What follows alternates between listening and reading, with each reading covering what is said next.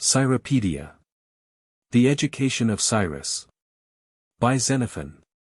Book 1. We have had occasion before now to reflect how often democracies have been overthrown by the desire for some other type of government. How often monarchies and oligarchies have been swept away by movements of the people, how often would-be despots have fallen in their turn, some at the outset by one stroke. While who have maintained their rule for ever so brief a season are looked upon with wonder as marvels of sagacity and success. The same lesson, we had little doubt, was to be learnt from the family. The household might be great or small, even the master of few could hardly count on the obedience of his little flock. And so, one idea leading to another, we came to shape our reflections thus: drovers may certainly be called the rulers of their cattle and horse breeders the rulers of their studs. All herdsmen, in short, may reasonably be considered the governors of the animals they guard. If, then, we were to believe the evidence of our senses, was it not obvious that flocks and herds were more ready to obey their keepers than men their rulers? Watch the cattle wending their way wherever their herdsmen guide them, see them grazing in the pastures where they are sent and abstaining from forbidden grounds. The fruit of their own bodies they yield to their master to use as he thinks best. Nor have we ever seen one flock among them all combining against their guardian, either to disobey him or to refuse him the absolute control of their produce. On the contrary, they are more apt to show hostility against other animals than against the owner who derives advantage from them. But with man the rule is converse. Men unite against none so readily as against those whom they see attempting to rule over them. As long, therefore, as we followed these reflections, we could not but conclude that man is by nature fitted to govern all creatures, except his fellow-man. But when we came to realize the character of Cyrus the Persian, we were led to a change of mind. Here is a man, we said, who won for himself obedience from thousands of his fellows. From cities and tribes innumerable, we must ask ourselves whether the government of men is after all an impossible or even a difficult task, provided one set about it in the right way. Cyrus, we know, found the readiest obedience in his subjects, though some of them dwelt at a distance which it would take days and months to traverse, and among them were men who had never set eyes on him. And for the matter of that could never hope to do so, and yet they were willing to obey him. Cyrus did indeed eclipse all other monarchs, before or since, and I include not only those who have inherited their power, but those who have won empire by their own exertions. How far he surpassed them all may be felt if we remember that no Scythian, although the Scythians are reckoned by their myriads, has ever succeeded in dominating a foreign nation. Indeed, the Scythian would be well content could he but keep his government unbroken over his own tribe and people. The same is true of the Thracians and the Illyrians, and indeed of all other nations within our ken. In Europe, at any rate, their condition is even now one of independence, and of such separation as would seem to be permanent. Now this was the state in which Cyrus found the tribes and peoples of Asia when, at the head of a small Persian force, he started on his career. The Medes and the Hyrcanians accepted his leadership willingly, but it was through conquest that he won Syria, Assyria, Arabia, Cappadocia, the two Phrygias, Lydia, Caria, Phoenicia, and Babylonia. Then he established his rule over the Bactrians, Indians, and Cilicians, over the Sakians, Paphlagonians, and Magadidians, over a host of other tribes the very names of which defy the memory of the chronicler. And last of all he brought the Hellenes in Asia beneath his sway, and by a descent on the seaboard Cyprus and Egypt also. It is obvious that among this congeries of nations few, if any, could have spoken the same language as himself, or understood one another. But none the less Cyrus was able so to penetrate that vast extent of country by the sheer terror of his personality that the inhabitants were prostrate before him, not one of them dared lift hand against him. And yet he was able, at the same time, to inspire them all with so deep a desire to please him and win his favor that all they asked was to be guided by his judgment and his alone. Thus he knit to himself a complex of nationalities so vast that it would have taxed a man's endurance merely to traverse his empire in any one direction, east or west or south or north, from the palace which was its center. For ourselves, considering his title to our admiration proved, we set ourselves to inquire what his parentage might have been in his natural parts. and how he was trained and brought up to attain so high a pitch of excellence in the government of men. And all we could learn from others about him or felt we might infer for ourselves we will here endeavor to set forth. The father of Cyrus, so runs the story, was Cambyses, a king of the Persians, and one of the Perseidae, who looked to Perseus as the founder of their race. His mother, it is agreed, was Mandane, the daughter of Astyages, king of the Medes. Of Cyrus himself, even now in the songs and stories of the East the record lives that nature made him most fair to look upon, and set in his heart the threefold love of man, of knowledge, and of honor. He would endure all labors, he would undergo all dangers, for the sake of glory. Blessed by nature with such gifts of soul and body, his memory lives to this day in the mindful heart of ages. It is true that he was brought up according to the laws and customs of the Persians, and of these laws it must be noted that while they aim, as laws elsewhere, at the common weal, their guiding principle is far other than that which most nations follow. Most states permit their citizens to bring up their own children at their own discretion, and allow the grown men to regulate their own lives at their own will, and then they lay down certain prohibitions, for example, not to pick and steal, not to break into another man's house, not to strike a man unjustly, not to commit adultery, not to disobey the magistrate, and so forth. And on the transgressor they impose a penalty. But the Persian laws try, as it were, to steal a march on time, to make their citizens from the beginning incapable of setting their hearts on any wickedness or shameful conduct whatsoever. And this is how they set about their object. In their cities they have an open place or square dedicated to freedom, Free Square they call it, where stand the palace and other public buildings. From this place all goods for sale are rigidly excluded, and all hawkers and hucksters with their yells and cries and vulgarities. They must go elsewhere, so that their clamor may not mingle with and mar the grace and orderliness of the educated classes. This square, where the public buildings stand, is divided into 4 quarters which are assigned as follows: one for the boys, another for the youths, a third for the grown men, and the last for those who are past the age of military service. The law requires all the citizens to present themselves at certain times and seasons in their appointed places. The lads and the grown men must be there at daybreak. The elders may, as a rule, choose their own time, except on certain fixed days, when they too are expected to present themselves like the rest. Moreover, the young men are bound to sleep at night round the public buildings, with their arms at their side. Only the married men among them are exempt, and need not be on duty at night unless notice has been given, though even in their case frequent absence is thought unseemly. Over each of these divisions are placed 12 governors, 12 being the number of the Persian tribes. The governors of the boys are chosen from the elders, and those are appointed who are thought best fitted to make the best of their lads. The governors of the youths are selected from the grown men, and on the same principle. And for the grown men themselves and their own governors, the choice falls on those who will, it is hoped, make them most prompt to carry out their appointed duties, and fulfill the commands imposed by the supreme authority.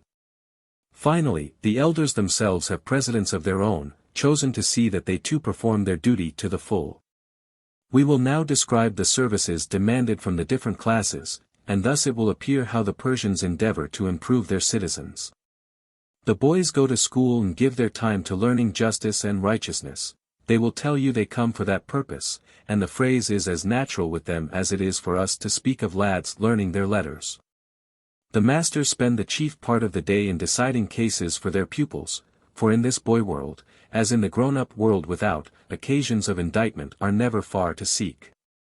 There will be charges, we know, of picking and stealing, of violence, of fraud, of calumny, and so forth. The case is heard and the offender, if shown to be guilty, is punished. Nor does he escape who is found to have accused one of his fellows unfairly. And there is one charge the judges do not hesitate to deal with, a charge which is the source of much hatred among grown men, but which they seldom press in the courts, the charge of ingratitude. The culprit convicted of refusing to repay a debt of kindness when it was fully in his power meets with severe chastisement. They reason that the ungrateful man is the most likely to forget his duty to the gods, to his parents, to his fatherland, and his friends. Shamelessness, they hold, treads close on the heels of ingratitude, and thus ingratitude is the ringleader and chief instigator to every kind of baseness. Further, the boys are instructed in temperance and self-restraint, and they find the utmost help towards the attainment of this virtue in the self-respecting behavior of their elders, shown them day by day. Then they are taught to obey their rulers, and here again nothing is of greater value than the studied obedience to authority manifested by their elders everywhere. Continence in meat and drink is another branch of instruction, and they have no better aid in this than, first, the example of their elders, who never withdraw to satisfy their carnal cravings until those in authority dismiss them, and next, the rule that the boys must take their food, not with their mother but with their master, and not till the governor gives the sign. They bring from home the staple of their meal, dry bread with nasturtium for a relish, and to slake their thirst they bring a drinking cup, to dip in the running stream. In addition, they are taught to shoot with the bow and to fling the javelin. The lads follow their studies till the age of 16 or 17, and then they take their places as young men. After that they spend their time as follows. For 10 years they are bound to sleep at night round the public buildings, as we said before, and this for 2 reasons, to guard the community and to practice self-restraint. Because that season of life, the Persians conceive, stands most in need of care. During the day they present themselves before the governors for service to the state, and, whenever necessary, they remain in a body round the public buildings. Moreover, when the king goes out to hunt, which he will do several times a month, he takes half the company with him, and each man must carry bow and arrows, a sheathed dagger, or sagaris, slung beside the quiver, a light shield, and 2 javelins. One to hurl and the other to use, if need be, at close quarters.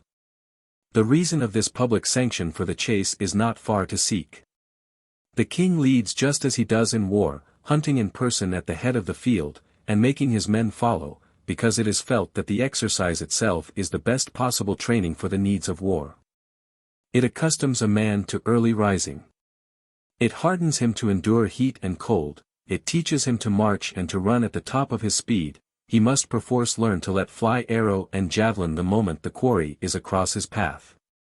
And, above all, the edge of his spirit must needs be sharpened by encountering any of the mightier beasts. He must deal his stroke when the creature closes, and stand on guard when it makes its rush. Indeed, it would be hard to find a case in war that has not its parallel in the chase. But to proceed, the young men set out with provisions that are ampler, naturally, than the boys' fare, but otherwise the same. During the chase itself they would not think of breaking their fast, but if a halt is called, to beat up the game, or for any hunter's reason, then they will make, as it were, a dinner of their breakfast, and, hunting again on the morrow till dinner time, they will count the 2 days as one, because they have only eaten 1 day's food. This they do in order that, if the like necessity should arise in war, they may be found equal to it. As relish to their bread these young men have whatever they may kill in the chase, or failing that, nasturtium like the boys. And if one should ask how they can enjoy the meal with nasturtium for their only condiment and water for their only drink, let him bethink himself how sweet barley bread and wheaten can taste to the hungry man and water to the thirsty. As for the young men who are left at home, they spend their time in shooting and hurling the javelin, and practicing all they learnt as boys, in one long trial of skill. Beside this, public games are open to them and prizes are offered. And the tribe which can claim the greatest number of lads distinguished for skill and courage and faithfulness is given the meed of praise from all the citizens, who honor, not only their present governor, but the teacher who trained them when they were boys. Moreover, these young men are also employed by the magistrates if garrison work needs to be done or if malefactors are to be tracked or robbers run down, or indeed on any errand which calls for strength of limb and fleetness of foot. Such is the life of the youth. But when the 10 years are accomplished they are classed as grown men. And from this time forth for 25 years they live as follows. First they present themselves, as in youth, before the magistrates for service to the state wherever there is need for strength and sound sense combined. If an expedition be on foot the men of this grade march out, not armed with the bow or the light shield any longer, but equipped with what are called the close combat arms, a breastplate up to the throat, a buckler on the left arm, just as the Persian warrior appears in pictures, and for the right hand a dagger or a sword. Lastly, it is from this grade that all the magistrates are appointed except the teachers for the boys. But when the 25 years are over and the men have reached the age of 50 years or more, then they take rank as elders, and the title is deserved. These elders no longer go on military service beyond the frontier. They stay at home and decide all cases, public and private both. Even capital charges are left to their decision, and it is they who choose all the magistrates. If a youth or a grown man breaks the law, he is brought into court by the governors of his tribe, who act as suitors in the case, aided by any other citizen who pleases. The cause is heard before the elders and they pronounce judgment. And the man who is condemned is disenfranchised for the rest of his days. And now, to complete the picture of the whole Persian policy, I will go back a little. With the help of what has been said before, the account may now be brief. The Persians are said to number something like 120,000 men, and of these no one is by law debarred from honor or office. On the contrary, every Persian is entitled to send his children to the public schools of righteousness and justice. As a fact, all who can afford to bring up their children without working do send them there, those who cannot must forego the privilege. A lad who has passed through a public school has a right to go and take his place among the youths, but those who have not gone through the first course may not join them. In the same way the youths who have fulfilled the duties of their class are entitled eventually to rank with the men, and to share in office and honor, but they must first spend their full time among the youths, if not, they go no further. Finally, those who as grown men have lived without reproach may take their station at last among the elders. Thus these elders form a college, every member of which has passed through the full circle of noble learning. And this is that Persian polity and that Persian training which, in their belief, can win them the flower of excellence. And even to this day signs are left bearing witness to that ancient temperance of theirs and the ancient discipline that preserved it. To this day it is still considered shameful for a Persian to spit in public, or wipe the nose, or show signs of wind, or be seen going apart for his natural needs. And they could not keep to this standard unless they were accustomed to a temperate diet, and were trained to exercise and toil, so that the humors of the body were drawn off in other ways. Hitherto we have spoken of the Persians as a whole, we will now go back to our starting point and recount the deeds of Cyrus from his childhood. Until he was 12 years old or more, Cyrus was brought up in the manner we have described, and showed himself to be above all his fellows in his aptitude for learning and in the noble and manly performance of every duty. But about this time, Astyages sent for his daughter and her son, desiring greatly to see him because he had heard how noble and fair he was. So it fell out that Mandane came to Astyages, bringing her son Cyrus with her.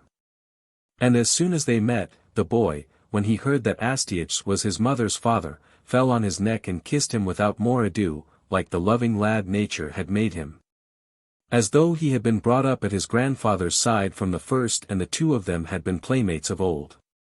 Then he looked closer and saw that the king's eyes were stenciled and his cheeks painted, and that he wore false curls after the fashion of the Medes in those days, for these adornments, and the purple robes, the tunics, the necklaces, and the bracelets, they are all Median first and last, not Persian. The Persian, as you find him at home even nowadays, still keeps to his plainer dress and his plainer style of living. The boy, seeing his grandfather's splendor, kept his eyes fixed on him, and cried, "Oh, mother, how beautiful my grandfather is."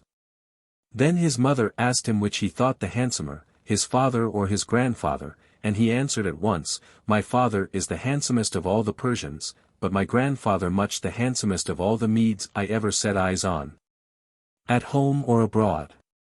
At that Astyages drew the child to his heart, and gave him a beautiful robe and bracelets and necklaces in sign of honor, and when he rode out, the boy must ride beside him on a horse with a golden bridle, just like King Astyages himself. And Cyrus, who had a soul as sensitive to beauty as to honor, was pleased with the splendid robe, and overjoyed at learning to ride, for a horse is a rare sight in Persia, a mountainous country, and one little suited to the breed. Now Cyrus and his mother sat at meat with the king, and Astyages, wishing the lad to enjoy the feast and not regret his home, plied him with dainties of every sort. At that, so says the story, Cyrus burst out, "Oh, grandfather, what trouble you must give yourself reaching for all these dishes and tasting all these wonderful foods." "Ah, but," said Astyages, "is not this a far better meal than you ever had in Persia?" Thereupon, as the tale runs, Cyrus answered, "Our way, grandfather, is much shorter than yours, and much simpler. We are hungry and wish to be fed, and bread and meat brings us where we want to be at once, but you Medes, for all your haste, take so many turns and wind about so much it is a wonder if you ever find your way to the goal that we have reached long ago." "Well, my lad," said his grandfather, "we are not at all averse to the length of the road. Taste the dishes for yourself and see how good they are." "One thing I do see," the boy said, "and that is that you do not quite like them yourself." And when Astyages asked him how he felt so sure of that, Cyrus answered, "Because when you touch an honest bit of bread you never wipe your hands, but if you take one of these fine kickshaws you turn to your napkin at once, as if you were angry to find your fingers soiled." "Well and good, my lad, well and good," said the king, "only feast away yourself and make good cheer, and we shall send you back to Persia a fine strong fellow." And with the word he had dishes of meat and game set before his grandson. The boy was taken aback by their profusion, and exclaimed, "Grandfather, do you give me all this for myself, to do what I like with it?" "Certainly I do," said the king. Whereupon, without more ado, the boy Cyrus took first one dish and then another and gave them to the attendants who stood about his grandfather, and with each gift he made a little speech, "That is for you, for so kindly teaching me to ride. And that is for you, in return for the javelin you gave me, I have got it still, and this is for you, because you wait on my grandfather so prettily, and this for you, sir, because you honor my mother." And so on until he had got rid of all the meat he had been given. "But you do not give a single piece to Sakas, my butler," quoth the grandfather, "and I honor him more than all the rest." Now this Sakas, as one may guess, was a handsome fellow, and he had the right to bring before the king all who desired audience, to keep them back if he thought the time unseasonable. But Cyrus, in answer to his grandfather's question, retorted eagerly, like a lad who did not know what fear meant, "And why should you honor him so much, grandfather?" Then Astyages laughed and said, "Can you not see how prettily he mixes the cup, and with what a grace he serves the wine? And indeed, these royal cupbearers are neat-handed at their task, mixing the bowl with infinite elegance, and pouring the wine into the beakers without spilling a drop. And when they hand the goblet they poise it deftly between thumb and finger for the banqueteer to take." "Now, grandfather," said the boy, "tell Sakas to give me the bowl, and let me pour out the wine as prettily as he if I can, and win your favor." So the king bade the butler hand him the bowl, and Cyrus took it and mixed the wine just as he had seen Sakas do, and then, showing the utmost gravity and the greatest deftness and grace, he brought the goblet to his grandfather and offered it with such an air that his mother and Astyages, too, laughed outright, and then Cyrus burst out laughing also, and flung his arms round his grandfather and kissed him, crying, "Sakas, your day is done. I shall oust you from your office, you may be sure. I shall make just as pretty a cupbearer as you, and not drink the wine myself." For it is the fact that the king's butler when he offers the wine is bound to dip a ladle in the cup first, and pour a little in the hollow of his hand and sip it, so that if he has mixed poison in the bowl it will do him no good himself. Accordingly, Astyages, to carry on the jest, asked the little lad why he had forgotten to taste the wine though he had imitated Sakas in everything else. And the boy answered, "Truly, I was afraid there might be poison in the bowl. For when you gave your birthday feast to your friends I could see quite plainly that Sakas had put in poison for you all." "And how did you discover that, my boy?" asked the king. "Because I saw how your wits reeled and how you staggered. And you all began doing what you will not let us children do, you talked at the top of your voices, and none of you understood a single word the other said, and then you began singing in a way to make us laugh. And though you would not listen to the singer you swore that it was right nobly sung, and then each of you boasted of his own strength, and yet as soon as you got up to dance, so far from keeping time to the measure, you could barely keep your legs. And you seemed quite to have forgotten, grandfather, that you were king, and your subjects that you were their sovereign. Then at last I understood that you must be celebrating that free speech we hear of. At any rate, you were never silent for an instant. Well, but, boy, said Astyages, does your father never lose his head when he drinks? Certainly not, said the boy. What happens then? Asked the king. He quenches his thirst, answered Cyrus, and that is all. No harm follows. You see, he has no Sacas to mix his wine for him. But, Cyrus, put in his mother, why are you so unkind to Sacas? Because I do so hate him, answered the boy. Time after time when I have wanted to go to my grandfather this old villain has stopped me. Do please, grandfather, let me manage him for 3 days. And how would you set about it? Astyages asked. Why, said the boy, I will plant myself in the doorway just as he does, and then when he wants to go into breakfast I will say, you cannot have breakfast yet, he is busy with some people. And when he comes for dinner I will say, no dinner yet, he is in his bath, and as he grows ravenous I will say, wait a little, he is with the ladies of the court, until I have plagued and tormented him as he torments me, keeping me away from you. Grandfather, when I want to come. Thus the boy delighted his elders in the evening, and by day if he saw that his grandfather or his uncle wanted anything, no one could forestall him in getting it, indeed nothing seemed to give him greater pleasure than to please them. Now when Mandane began to think of going back to her husband, Astyages begged her to leave the boy behind. She answered that though she wished to please her father in everything, it would be hard to leave the boy against his will. Then the old man turned to Cyrus, my boy, if you will stay with us, Sacas shall never stop you from coming to me, you shall be free to come whenever you choose, and the oftener you come the better it will please me. You shall have horses to ride, my own and as many others as you like, and when you leave us you shall take them with you. And at dinner you shall go your own way and follow your own path to your own goal of temperance just as you think right. And I will make you a present of all the game in my parks and paradises, and collect more for you, and as soon as you have learnt to ride you shall hunt and shoot and hurl the javelin exactly like a man. And you shall have boys to play with and anything else you wish for, you have only to ask me and it shall be yours. Then his mother questioned the boy and asked him whether he would rather stay with his grandfather in Media, or go back home with her, and he said at once that he would rather stay.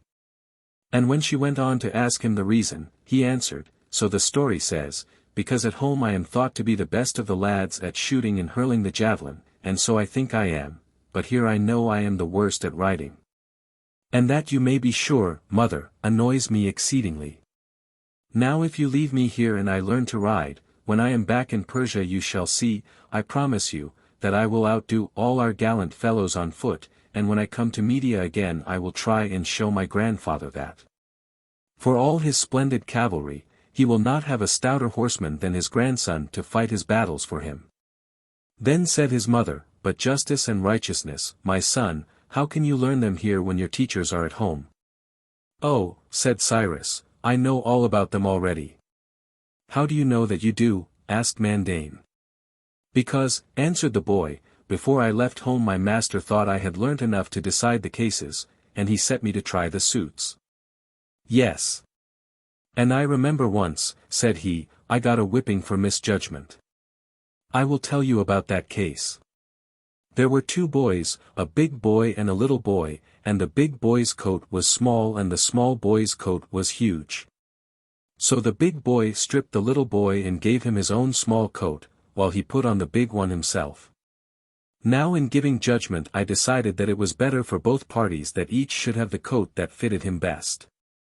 But I never got any further in my sentence, because the master thrashed me here, and said that the verdict would have been excellent if I had been appointed to say what fitted and what did not. But I had been called in to decide to whom the coat belonged, and the point to consider was, who had a right to it, was he who took a thing by violence to keep it, or he who had had it made and bought it for his own? And the master taught me that what is lawful is just and what is in the teeth of law is based on violence, and therefore, he said, the judge must always see that his verdict tallies with the law. So you see, mother, I have the whole of justice at my fingers' ends already. And if there should be anything more I need to know, why, I have my grandfather beside me, and he will always give me lessons. But, rejoined his mother, what everyone takes to be just and righteous at your grandfather's court is not thought to be so in Persia. For instance, your own grandfather has made himself master over all and sundry among the Medes, but with the Persians equality is held to be an essential part of justice, and first and foremost. Your father himself must perform his appointed services to the state and receive his appointed dues, and the measure of these is not his own caprice but the law.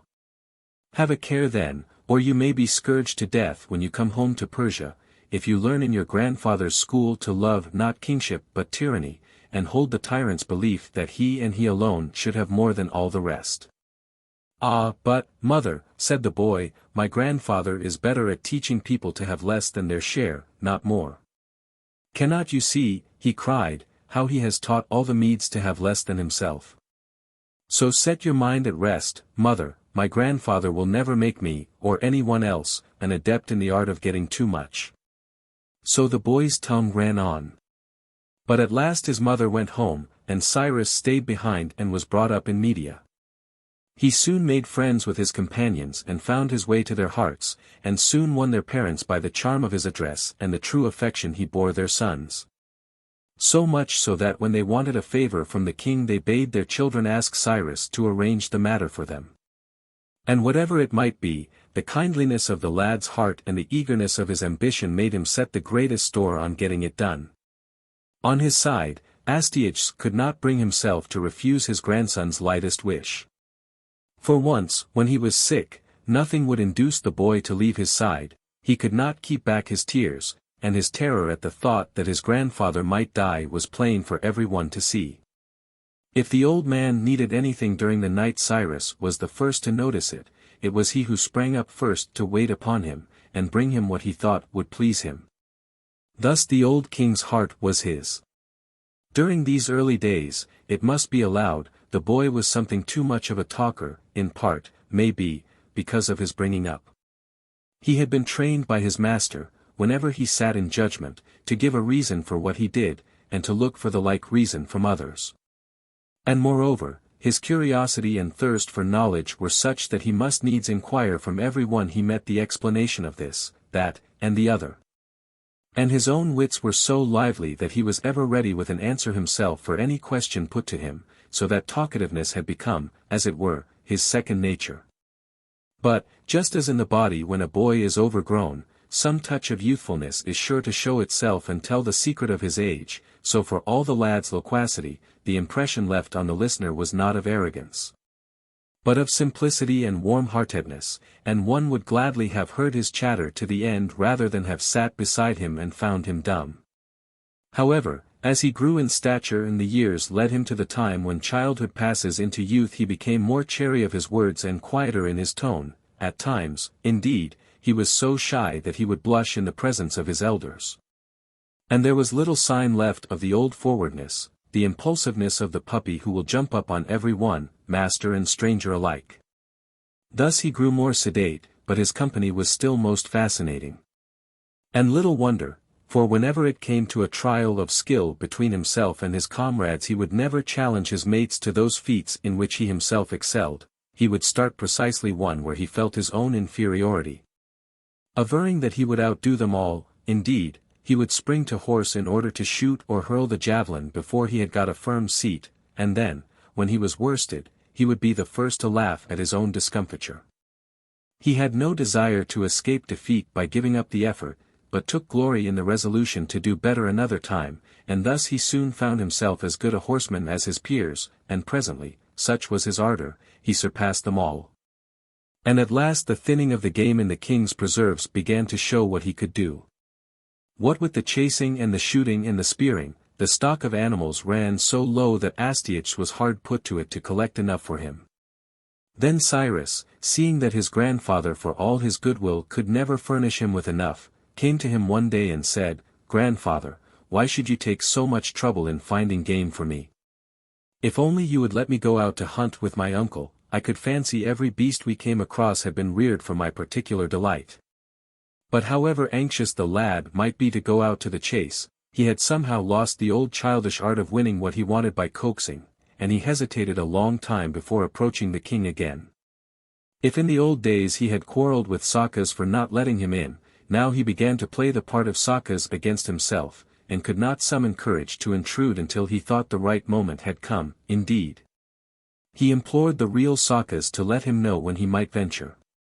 So that the old butler's heart was won, and he, like the rest of the world, was completely in love with the young prince. At last, when Astyages saw that the lad's heart was really set on hunting in the open country, he gave him leave to go out with his uncle, taking care at the same time to send an escort of mounted veterans at his heels, whose business it was to keep watch and ward over him in any dangerous place or against any savage beast. Cyrus plied his retinue with questions about the creatures they came across, which must he avoid and which might he hunt. They told him he must be on his guard against bears and wild boars and lions and leopards. Many a man had found himself at too close quarters with these dangerous creatures, and been torn to pieces, but antelopes, they said, and deer and mountain sheep and wild asses were harmless enough. And the huntsmen, they added, ought to be as careful about dangerous places as about the beasts themselves. Many a time horse and rider had gone headlong down a precipice to death. The lad seemed to take all their lessons to heart at the time, but then he saw a stag leap up, and forgot all the wise cautions he had heard, giving chase forthwith, noticing nothing except the beast ahead of him. His horse, in its furious plunge forward, slipped, and came down on its knees, all but throwing the rider over its head. As luck would have it, the boy managed to keep his seat, and the horse recovered its footing. When they reached the flat bottom, Cyrus let fly his javelin, and the stag fell dead, a beautiful big creature. The lad was still radiant with delight when up rode the guard and took him severely to task. Could he not see the danger he had run? They would certainly tell his grandfather, that they would. Cyrus, who had dismounted, stood quite still and listened ruefully, hanging his head while they rated him. But in the middle of it all he heard the view halloo again. He sprang to his horse as though frenzied. A wild boar was charging down on them, and he charged to meet it, and drawing his bow with the surest aim possible, struck the beast in the forehead, and laid him low. But now his uncle thought it was high time to scold his nephew himself. The lad's boldness was too much. Only, the more he scolded the more Cyrus begged he would let him take back the spoil as a present for his grandfather. To which appeal, says the story, his uncle made reply, "But if your grandfather finds out that you have gone in chase yourself, he will not only scold you for going but me for letting you go." "Well, let him whip me if he likes," said the boy, "when once I have given him my beasts, and you too, uncle," he went on, "punish me however you choose, only do not refuse me this." So Cyaxares was forced to yield. "Have it your own way then, you are little less than our king already." Thus it was that Cyrus was allowed to bring his trophies home, and in due course presented them to his grandfather. "See, grandfather, here are some animals I have shot for you." But he did not show his weapons in triumph, he only laid them down with the gore still on them where he hoped his grandfather would see them. It is easy to guess the answer Astyages gave: "I must needs accept with pleasure every gift you bring me, only I want none of them at the risk of your own life." And Cyrus said, "If you really do not want them yourself, grandfather, will you give them to me? And I will divide them among the lads." "With all my heart," said the old man, "take them, or anything else you like. Bestow them where you will, and welcome." So Cyrus carried off the spoil, and divided it with his comrades, saying all the while, "What foolery it was, when we used to hunt in the park. It was no better than hunting creatures tied by a string. First of all, it was such a little bit of a place, and then what scarecrows the poor beasts were, one halt, and another maimed. But those real animals on the mountains and the plains, what splendid beasts, so gigantic, so sleek and glossy. Why, the stags leapt up against the sky as though they had wings, and the wild boars came rushing to close quarters like warriors in battle. And thanks to their breadth and bulk one could not help hitting them.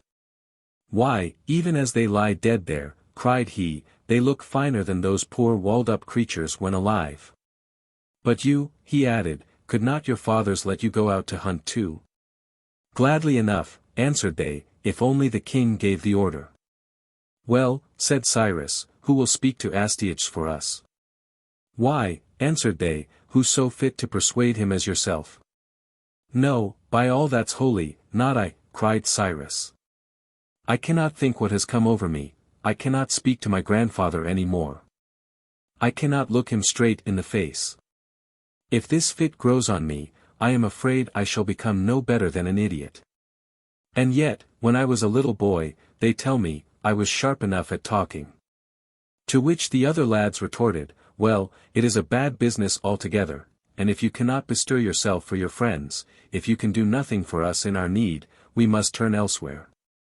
When Cyrus heard that he was stung to the quick, he went away in silence and urged himself to put on a bold face, and so went in to his grandfather, not, however, without planning first how he could best bring in the matter. Accordingly he began thus, Tell me, grandfather, said he, if one of your slaves were to run away, and you caught him, what would you do to him? What else should I do, the old man answered, but clap irons on him and set him to work in chains. But if he came back of his own accord, how would you treat him then? Why, I would give him a whipping, as a warning not to do it again, and then treat him as though nothing had happened. It is high time then, said the boy, that you began getting a birch ready for your grandson, for I am planning to take my comrades and run away on a hunting expedition. Very kind of you to tell me, beforehand, said Astyages. And now listen, I forbid you to set foot outside the palace grounds. A pretty thing, he added, if for the sake of a day's hunting I should let my daughter's lamb get lost. So Cyrus did as he was ordered and stayed at home, but he spent his days in silence and his brow was clouded.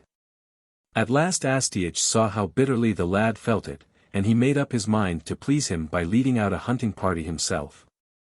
He held a great muster of horse and foot, and the other lads were not forgotten. He had the beasts driven down into the flat country where the horses could be taken easily, and then the hunt began in splendid style. After the royal fashion, for he was present in person himself, he gave orders that no one was to shoot until Cyrus had hunted to his heart's content. But Cyrus would not hear of any such hindrance to the others. Grandfather, he cried, if you wish me to enjoy myself, let my friends hunt with me and each of us try our best. Thereupon Astyages let them all go, while he stood still and watched the sight, and saw how they raced to attack the quarry and how their ambition burned within them as they followed up the chase and let fly their javelins. But above all he was overjoyed to see how his grandson could not keep silence for sheer delight, calling upon his fellows by name whenever he came up with the quarry, like a noble young hound, baying from pure excitement. It gladdened the old man's heart to hear how gleefully the boy would laugh at one of his comrades and how eagerly he would applaud another without the slightest touch of jealousy. At length it was time to turn, and home they went, laden with their mighty trophies. And ever afterwards, so well pleased was the king with the day's hunting, that whenever it was possible, out he must go with his grandson, all his train behind him, and he never failed to take the boys also, to please Cyrus. Thus did Cyrus spend his early life, sharing in and helping towards the happiness of all, and bringing no sorrow to any man. But when he was about 15 years of age, it chanced that the young prince of Assyria, who was about to marry a wife, planned a hunting party of his own, in honor of the bridal. And, having heard that on the frontiers of Assyria and Media there was much game to be got, untouched and unmolested because of the war, the prince chose these marches for his hunting ground. But for safety's sake he took with him a large escort of cavalry and targeteers, who were to drive the beasts down from their lairs into the cultivated levels below where it was easy to ride. He set out to the place where the Assyrian outposts were planted and a garrison on duty, and there he and his men prepared to take their supper, intending to begin the hunt with the morrow's dawn. And as evening had fallen, it happened that the night watch, a considerable body of horse and foot, arrived from the city to relieve the garrison on guard. Thus the prince found that he had something like a large army at his call, the 2 garrisons as well as the troop of horse and foot for the hunt. And then he asked himself whether it would not be the best of plans to drive off booty from the country of the Medes. In this way more luster would be given to the chase, and there would be great store of beasts for sacrifice. With this intent he rose betimes and led his army out. The foot soldiers he massed together on the frontier, while he himself, at the head of his cavalry, rode up to the border fortresses of the Medes. Here he halted with the strongest and largest part of his company, to prevent the garrisons from sallying out, and meanwhile he sent picked men forward by detachments with orders to raid the country in every direction, waylay everything they chanced upon, and drive the spoil back to him. While this was going on, news was brought to Astyages that the enemy was across the border, and he hastened to the rescue at once, himself at the head of his own bodyguard, and his son with such troopers as were ready to hand, leaving word for others to follow with all dispatch. But when they were in sight of the Assyrians, and saw their serried ranks, horse and foot, drawn up in order, compact and motionless, they came to a halt themselves. Now Cyrus, seeing that all the rest of the world was off to the rescue, boot and saddle, must needs ride out too, and so put on his armor for the first time, and could scarcely believe it was true. He had longed so often and so ardently to wear it all. And right beautiful it was, and right well it fitted the lad, the armor that his grandsire had made for him. So he put on the whole accoutrement, mounted his charger, and galloped to the front. And Astyages, though he wondered who had sent the boy, bade him stay beside him, now that he had come. Cyrus, as he looked at the horsemen facing them, turned to his grandfather with the question, "Can those men yonder be our enemies, grandfather, those who are standing so quietly beside their horses?" "Enemies they are too for all that," said the king. "And are those enemies too?" the boy asked, "those who are riding over there?" "Yes, to be sure." "Well, grandfather, a sorry set they look, and sorry jades they ride to ravage our lands. It would be well for some of us to charge them." "Not yet, my boy," answered his grandfather, "look at the mass of horsemen there. If we were to charge the others now, these friends of theirs would charge us, for our full strength is not yet on the field." "Yes, but," suggested the boy, "if you stay here yourself, ready to receive our supporters, those fellows will be afraid to stir either, and the cattle lifters will drop their booty quick enough, as soon as they find they are attacked." Astyages felt there was much in what the boy said, and thinking all the while what wonderful sense he showed and how wide awake he was, gave orders for his son to take a squadron of horse and charge the raiders. "If the main body move to attack," he added, "I will charge myself and give them enough to do here." Accordingly Cyaxares took a detachment of horse and galloped to the field. Cyrus, seeing the charge, darted forward himself, and swept to the van, leading it with Cyaxares close at his heels and the rest close behind them. As soon as the plunderers saw them, they left their booty and took to flight. The troopers, with Cyrus at their head, dashed in to cut them off, and some they overtook at once and hewed down then and there, others slipped past, and then they followed in hot pursuit and caught some of them too. And Cyrus was ever in the front, like a young hound, untrained as yet but bred from a gallant stock, charging a wild boar recklessly, forward he swept, without eyes or thought for anything but the quarry to be captured and the blow to be struck. But when the Assyrian army saw their friends in trouble they pushed forward, rank on rank, saying to themselves the pursuit would stop when their own movement was seen. But Cyrus never slackened his pace a whit. In a transport of joy he called on his uncle by name as he pressed forward, hanging hot-foot on the fugitives, while Cyaxares still clung to his heels, thinking maybe what his father Astyages would say if he hung back, and the others still followed close behind them. Even the faint-hearted changed into heroes for the nonce. Now Astyages, watching their furious onslaught, and seeing the enemy move steadily forward in close array to meet them, decided to advance without a moment's delay himself, for fear that his son and Cyrus might come to harm, crashing in disorder against the solid battalions of the foe. The Assyrians saw the movement of the king and came to a halt, spears leveled and bows bent, expecting that, when their assailants came within range, they would halt likewise as they had usually done before. For hitherto, whenever the armies met, they would only charge up to a certain distance, and there take flying shots, and so keep up the skirmish until evening fell. But now the Assyrians saw their own men borne down on them in rout, with Cyrus and his comrades at their heels in full career, while Astyages and his cavalry were already within bowshot. It was more than they could face, and they turned and fled. After them swept the Medes in full pursuit, and those they caught they mowed down, horse and man, and those that fell they slew. There was no pause until they came up with the Assyrian foot. Here at last they drew rein in fear of some hidden ambuscade, and Astyages led his army off. The exploit of his cavalry pleased him beyond measure, but he did not know what he could say to Cyrus. It was he to whom the engagement was due, and the victory, but the boy's daring was on the verge of madness. Even during the return home his behavior was strange. He could not forbear riding round alone to look into the faces of the slain, and those whose duty it was could hardly drag him away to lead him to Astyages. Indeed, the youth was glad enough to keep them as a screen between himself and the king. For he saw that the countenance of his grandfather grew stern at the sight of him.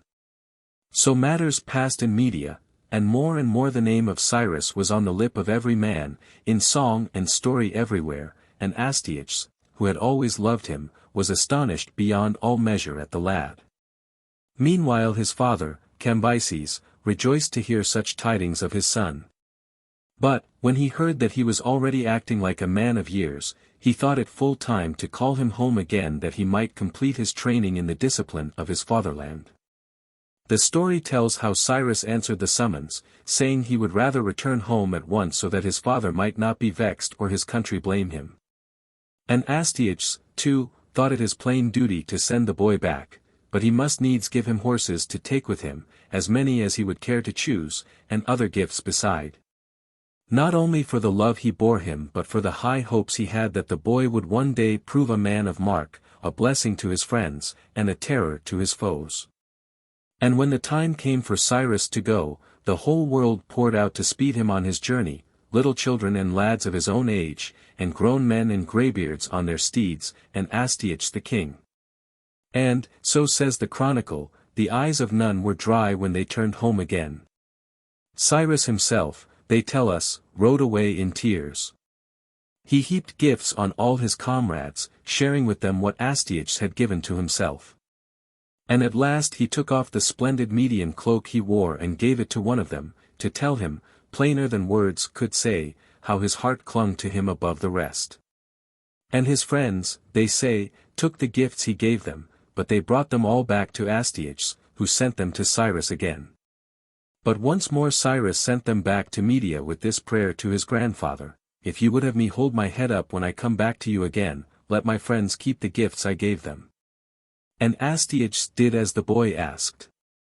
And here, if a tale of boyish love is not out of place, we might tell how, when Cyrus was just about to depart and the last goodbyes were being said, each of his kinsmen in the Persian fashion, and to this day the custom holds in Persia, kissed him on the lips as they bade him Godspeed. Now there was a certain Mede, as beautiful and brave a man as ever lived, who had been enamored of Cyrus for many a long day, and, when he saw the kiss, he stayed behind, and after the others had withdrawn he went up to Cyrus and said, Me. And me alone, of all your kindred, Cyrus, you refuse to recognize? And Cyrus answered, What, are you my kinsman too? Yes, assuredly, the other answered, and the lad rejoined, Ah, then, that is why you looked at me so earnestly, and I have seen you look at me like that, I think, more than once before. Yes, answered the Mede, I have often longed to approach you, but as often, heaven knows, my heart failed me. But why should that be, said Cyrus, seeing you are my kinsman? And with the word, he leant forward and kissed him on the lips. Then the Mede, emboldened by the kiss, took heart and said, So in Persia it is really the custom for relatives to kiss? Truly yes, answered Cyrus, when we see each other after a long absence, or when we part for a journey. Then the time has come, said the other, to give me a second kiss, for I must leave you now. With that Cyrus kissed him again and so they parted. But the travelers were not far on their way when suddenly the Mede came galloping after them, his charger covered with foam. Cyrus caught sight of him. You have forgotten something. There is something else you wanted to say. No, said the Mede, it is only such a long while since we met. Such a little while you mean, my kinsman, answered Cyrus. A little while, repeated the other. How can you say that? Cannot you understand that the time it takes to wink is a whole eternity if it severs me from the beauty of your face? Then Cyrus burst out laughing in spite of his own tears, and bade the unfortunate man take heart of grace and be gone. I shall soon be back with you again, and then you can stare at me to your heart's content, and never wink at all. Thus Cyrus left his grandfather's court and came home to Persia, and there, so it is said, he spent 1 year more as a boy among boys. At first the lads were disposed to laugh at him, thinking he must have learnt luxurious ways in Media, but when they saw that he could take the simple Persian food as happily as themselves, and how, whenever they made good cheer at a festival, far from asking for any more himself he was ready to give his own share of the dainties away, when they saw and felt in this and in other things his inborn nobleness and superiority to themselves, then the tide turned and once more they were at his feet. And when this part of his training was over, and the time was come for him to join the younger men, it was the same tale once more. Once more he outdid all his fellows, alike in the fulfillment of his duty, in the endurance of hardship, in the reverence he showed to age, and the obedience he paid to authority. Now in the fullness of time Astyages died in Media, and Cyaxares his son, the brother of Cyrus' mother, took the kingdom in his stead. By this time the king of Assyria had subdued all the tribes of Syria, subjugated the king of Arabia, brought the Hyrcanians under his rule, and was holding the Bactrians in siege. Therefore he came to think that, if he could but weaken the power of the Medes, it would be easy for him to extend his empire over all the nations round him, since the Medes were, without doubt, the strongest of them all. Accordingly he sent his messengers to every part of his dominions, to Croesus, king of Lydia, to the king of Cappadocia, to both the Phrygias, to the Paphlagonians and the Indians, to the Carians and the Cilicians. And he bade them spread slanders abroad against the Persians and the Medes, and say moreover that these were great and mighty kingdoms which had come together and made alliance by marriage with one another.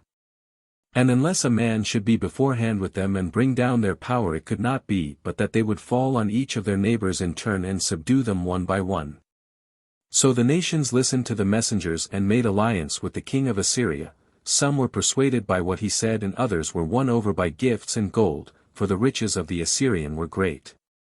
Now Cyaxares, the son of Astyages, was aware of these plots and preparations, and he made ready on his side, so far as in him lay, sending word to the Persian state and to Cambyses the king, who had his sister to wife. And he sent to Cyrus also, begging him to come with all speed at the head of any force that might be furnished, if so be the council of Persia would give him men at arms. For by this time Cyrus had accomplished his 10 years among the youths and was now enrolled with the grown men. He was right willing to go, and the council of elders appointed him to command the force for Media. They bade him choose 200 men among the peers, each of them to choose 4 others from their fellows. Thus was formed a body of 1,000 peers, and each of the 1,000 had orders to raise 30 men from the commons, 10 targeteers, 10 slingers, and 10 archers, and thus 3 regiments were levied, 10,000 archers, 10,000 slingers, and 10,000 targeteers, over and above the 1,000 peers. The whole force was to be put under the command of Cyrus. As soon as he was appointed, his first act had been to offer sacrifice, and when the omens were favorable he had chosen his 200 peers, and each of them had chosen their 4 comrades. Then he called the whole body together, and for the first time spoke to them as follows. My friends, I have chosen you for this work. But this is not the first time that I have formed my opinion of your worth.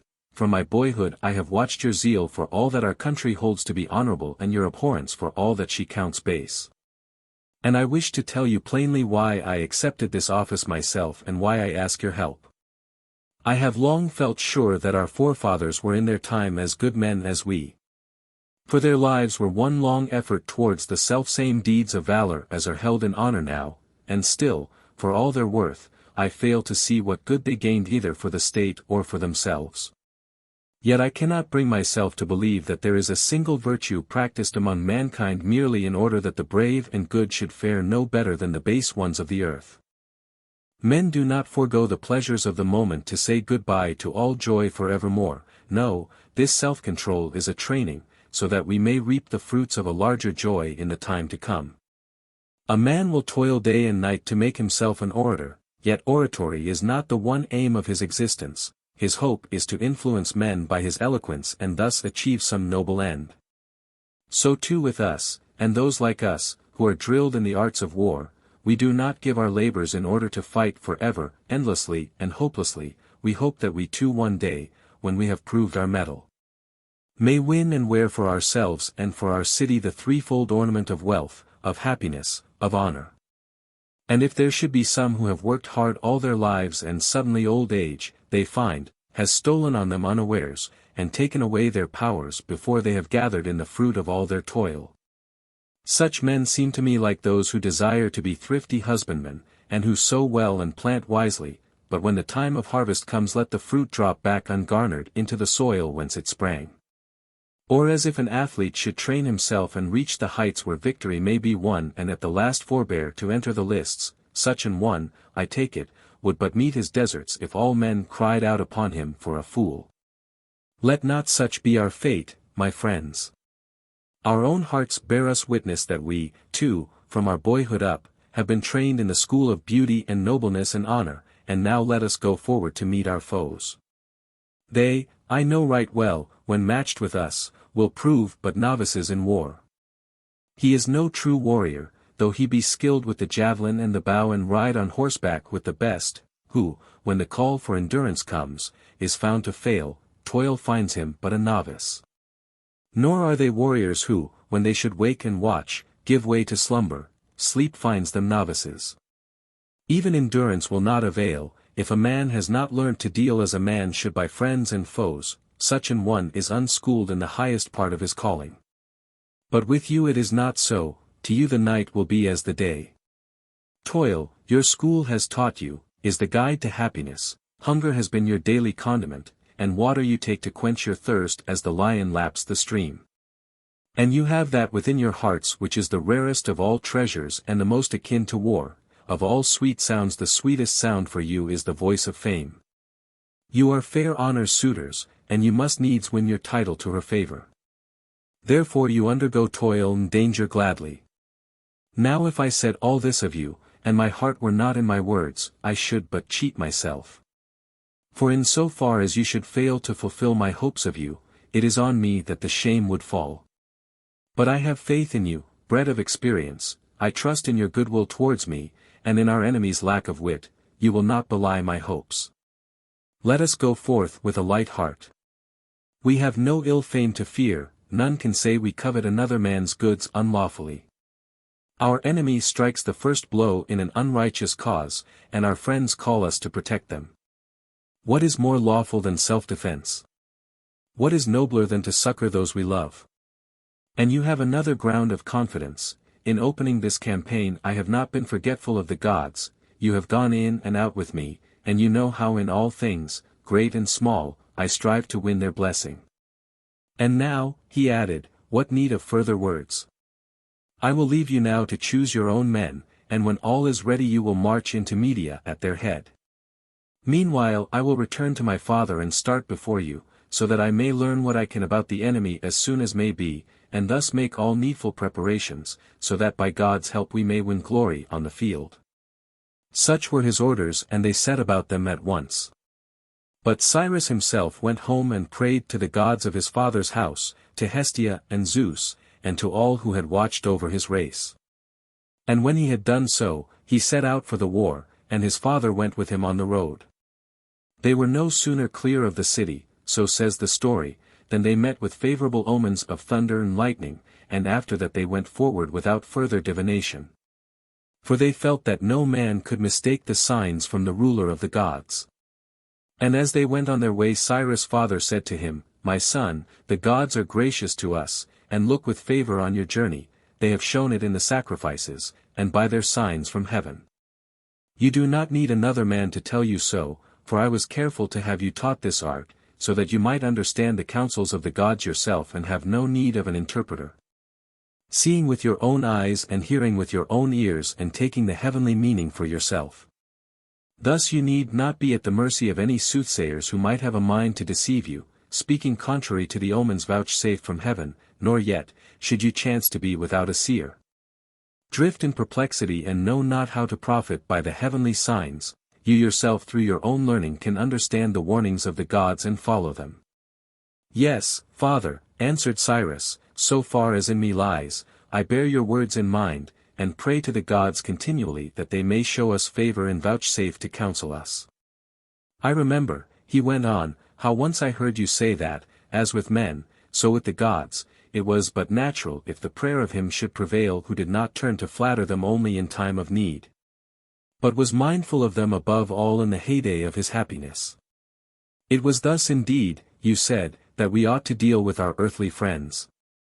True, my son, said his father, and because of all my teaching, you can now approach the gods in prayer with a lighter heart and a more confident hope that they will grant you what you ask. Because your conscience bears you witness that you have never forgotten them. Even so, said Cyrus, and in truth I feel towards them as though they were my friends. And do you remember, asked his father, certain other conclusions on which we were agreed? How we felt there were certain things that the gods had permitted us to attain through learning and study and training. The accomplishment of these is the reward of effort, not of idleness. In these it is only when we have done all that it is our duty to do that we are justified in asking for blessings from the gods. I remember very well, said Cyrus, that you used to talk to me in that way, and indeed I could not but agree with the arguments you gave.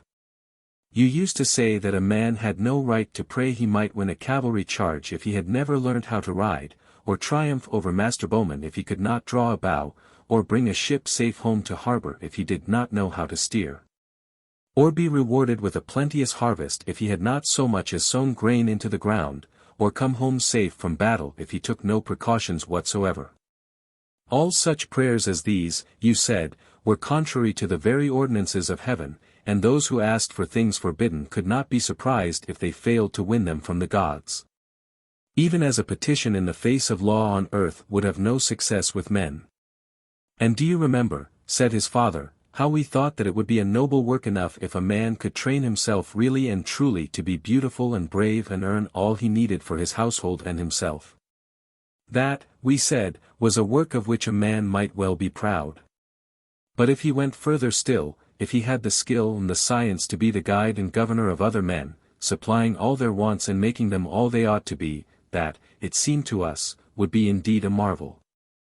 Yes, my father, answered Cyrus, I remember it very well. I agreed with you that to rule well and nobly was the greatest of all works, and I am of the same mind still, he went on, whenever I think of government in itself. But when I look on the world at large, when I see of what poor stuff those men are made who contrive to uphold their rule and what sort of antagonists we are likely to find in them, then I can only feel how disgraceful it would be to cringe before them and not to face them myself and try conclusions with them on the field. All of them, I perceive, he added, beginning with our own friends here, hold to it that the ruler should only differ from his subjects by the splendor of his banquets, the wealth of gold in his coffers, the length and depth of his slumbers, and his freedom from trouble and pain. But my views are different. I hold that the ruler should be marked out from other men, not by taking life easily, but by his forethought and his wisdom and his eagerness for work. True, my son, the father answered, but you know the struggle must in part be waged not against flesh and blood but against circumstances, and these may not be overcome so easily. You know, I take it, that if supplies were not forthcoming, farewell to this government of yours.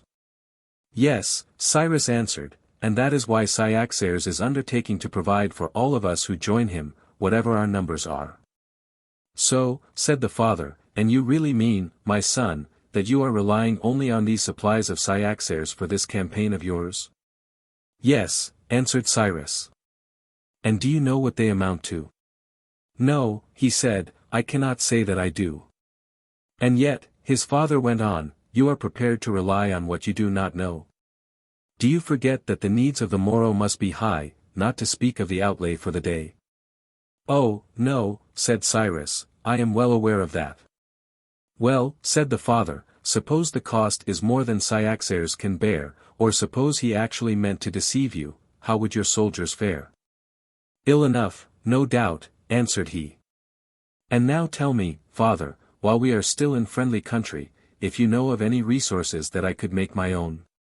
You want to know where you could find resources of your own, repeated his father. And who is to find that out, if not he who holds the keys of power? We have given you a force of infantry that you would not exchange, I feel sure, for one that was more than twice its size. And you will have the cavalry of Media to support you, the finest in the world. I conceive there are none of the nations round about who will not be ready to serve you, whether to win your favor or because they fear disaster.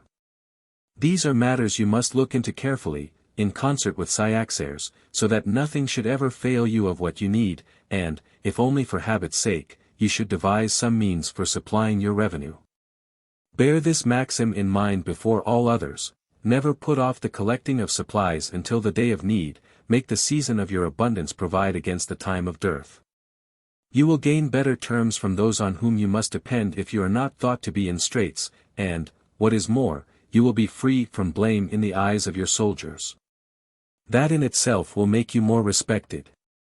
Wherever you desire to help or to hurt, your troops will follow you with greater readiness, so long as they have all they need, and your words, you may be sure, will carry the greater weight the fuller your display of power for weal or woe. Yes, father, Cyrus said, I feel all you say is true, and the more because as things now stand none of my soldiers will thank me for the pay that is promised them. They are well aware of the term Cyaxares has offered for their help, but whatever they get over and above the covenanted amount they will look upon as a free gift, and for that they will, in all likelihood, feel most gratitude to the giver. True, said the father, and really for a man to have a force with which he could serve his friends and take vengeance on his foes, and yet neglect the supplies for it, would be as disgraceful, would it not? As for a farmer to hold lands and laborers and yet allow fields to lie barren for lack of tillage. No such neglect, answered the son, shall ever be laid at my door. Through friendly lands or hostile, trust me, in this business of supplying my troops with all they need I will always play my part. Well, my son, the father resumed, and do you remember certain other points which we agreed must never be overlooked? Could I forget them? Answered Cyrus.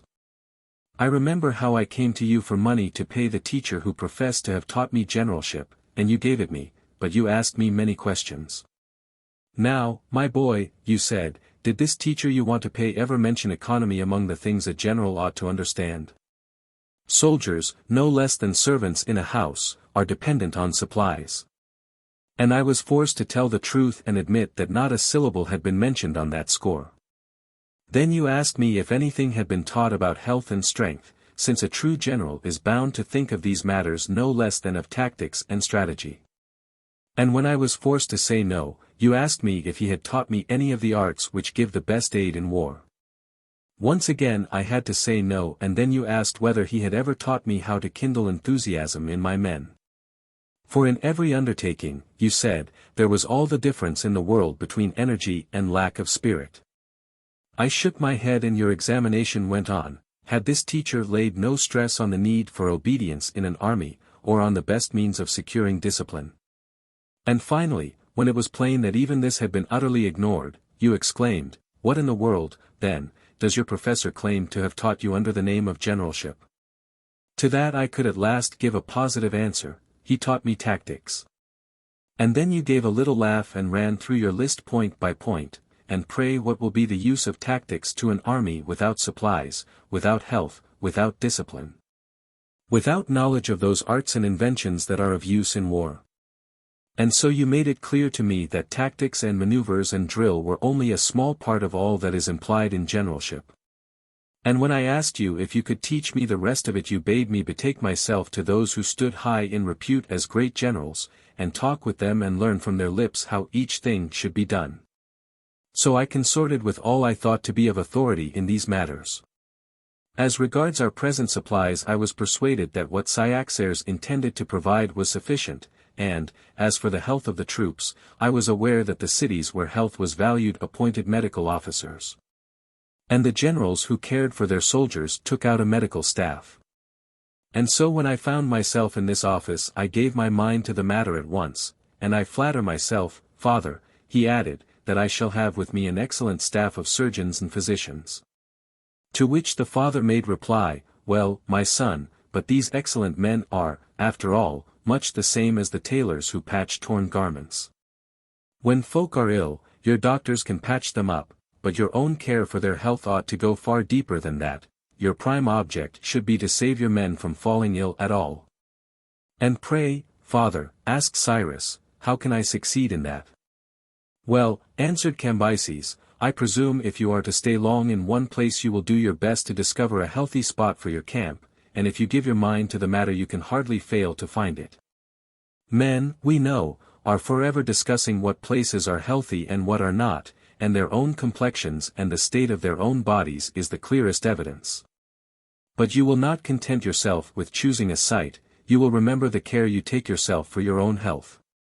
Well, said Cyrus, my first rule is to avoid overfeeding as most oppressive to the system, and my next to work off all that enters the body, that seems the best way to keep health and gain strength.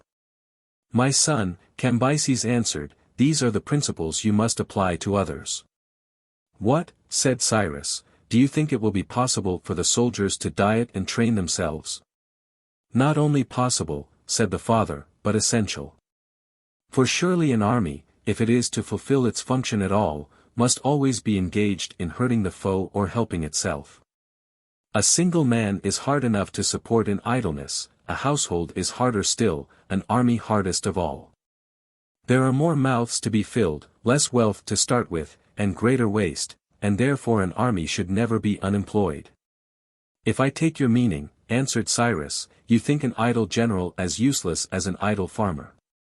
And here and now I answer for the working general, and promise on his behalf that with God's help he will show you that his troops have all they need and their bodies are all they ought to be. And I think, he added, I know a way by which an officer might do much towards training his men in the various branches of war. Let him propose competitions of every kind and offer prizes. The standard of skill will rise, and he will soon have a body of troops ready to his hand for any service he requires. Nothing could be better, answered the father. Do this, and you may be sure you will watch your regiments at their maneuvers with as much delight as if they were a chorus in the dance. And then, continued Cyrus, to rouse enthusiasm in the men, there can be nothing, I take it, like the power of kindling hope. True, answered his father, but that alone would be as though a huntsman were for ever rousing his pack with the view halloo. At first, of course, the hounds will answer eagerly enough, but after they have been cheated once or twice they will end by refusing the call even when the quarry is really in sight. And so it is with hope. Let a man rouse false expectations often enough, and in the end, even when hope is at the door, he may cry the good news in vain. Rather ought he to refrain from speaking positively himself when he cannot know precisely. His agents may step in and do it in his place, but he should reserve his own appeal for the supreme crises of supreme danger, and not dissipate his credit. By heaven, a most admirable suggestion, cried Cyrus, and one much more to my mind. As for enforcing obedience, I hope I have had some training in that already. You began my education yourself when I was a child by teaching me to obey you, and then you handed me over to masters who did as you had done, and afterwards, when we were lads, my fellows and myself. There was nothing on which the governors laid more stress. Our laws themselves, I think, enforce this double lesson, rule thou and be thou ruled. And when I come to study the secret of it all, I seem to see that the real incentive to obedience lies in the praise and honor that it wins against the discredit and the chastisement which fall on the disobedient. That, my son, said the father, is the road to the obedience of compulsion. But there is a shorter way to a nobler goal, the obedience of the will. When the interests of mankind are at stake, they will obey with joy the man whom they believe to be wiser than themselves. You may prove this on all sides. You may see how the sick man will beg the doctor to tell him what he ought to do, how a whole ship's company will listen to the pilot, how travelers will cling to the one who knows the way better, as they believe, than they do themselves. But if men think that obedience will lead them to disaster, then nothing, neither penalties, nor persuasion, nor gifts, will avail to rouse them. For no man accepts a bribe to his own destruction. You would have me understand, said Cyrus, that the best way to secure obedience is to be thought wiser than those we rule. Yes, said Cambyses, that is my belief. And what is the quickest way, asked Cyrus, to win that reputation? None quicker, my lad, than this: wherever you wish to seem wise, be wise. Examine as many cases as you like, and you will find that what I say is true. If you wish to be thought a good farmer, a good horseman, a good physician, a good flute player, or anything else whatever, without really being so, just imagine what a world of devices you would need to invent, merely to keep up the outward show. And suppose you did get a following to praise you and cry you up, suppose you did burden yourself with all kinds of paraphernalia for your profession, what would come of it all? You succeed at first in a very pretty piece of deception, and then by and by the test comes, and the impostor stands revealed. But, said Cyrus, how can a man really and truly attain to the wisdom that will serve his turn? Well, my son, it is plain that where learning is the road to wisdom, learn you must, as you learnt your battalion drill, but when it comes to matters which are not to be learnt by mortal men, nor foreseen by mortal minds, there you can only become wiser than others by communicating with the gods through the art of divination. But, always, wherever you know that a thing ought to be done, see that it is done, and done with care, for care, not carelessness, is the mark of the wise man. And now, said Cyrus, to win the affection of those we rule, and there is nothing, I take it, of greater importance, surely the path to follow lies open to all who desire the love of their friends. We must, show that we do them good. Yes, my child, but to do good really at all seasons to those we wish to help is not always possible. Only one way is ever open, and that is the way of sympathy. To rejoice with the happy in the day of good things, to share their sorrow when ill befalls them, to lend a hand in all their difficulties, to fear disaster for them, and guard against it by foresight, these, rather than actual benefits, are the true signs of comradeship. And so in war, if the campaign is in summer, the general must show himself greedy for his share of the sun and the heat, and in winter for the cold and the frost, and in all labors for toil and fatigue. This will help to make him beloved of his followers. You mean, father, said Cyrus, that a commander should always be stouter-hearted in everything than those whom he commands. Yes, my son, that is my meaning, said he. Only be well assured of this: the princely leader and the private soldier may be alike in body, but their sufferings are not the same. The pains of the leader are always lightened by the glory that is his and by the very consciousness that all his acts are done in the public eye. But now, father, suppose the time has come, and you are satisfied that your troops are well supplied, sound in wind and limb, well able to endure fatigue, skilled in the arts of war, covetous of honor, eager to show their mettle, anxious to follow, would you not think it well to try the chance of battle without delay? By all means, said the father, if you are likely to gain by the move, but if not, for my own part, the more I felt persuaded of my own superiority in the power of my troops, the more I should be inclined to stand on my guard. Just as we put our greatest treasures in the safest place we have. But how can a man make sure that he will gain? Ah, there you come, said the father, to a most weighty matter. This is no easy task, I can tell you.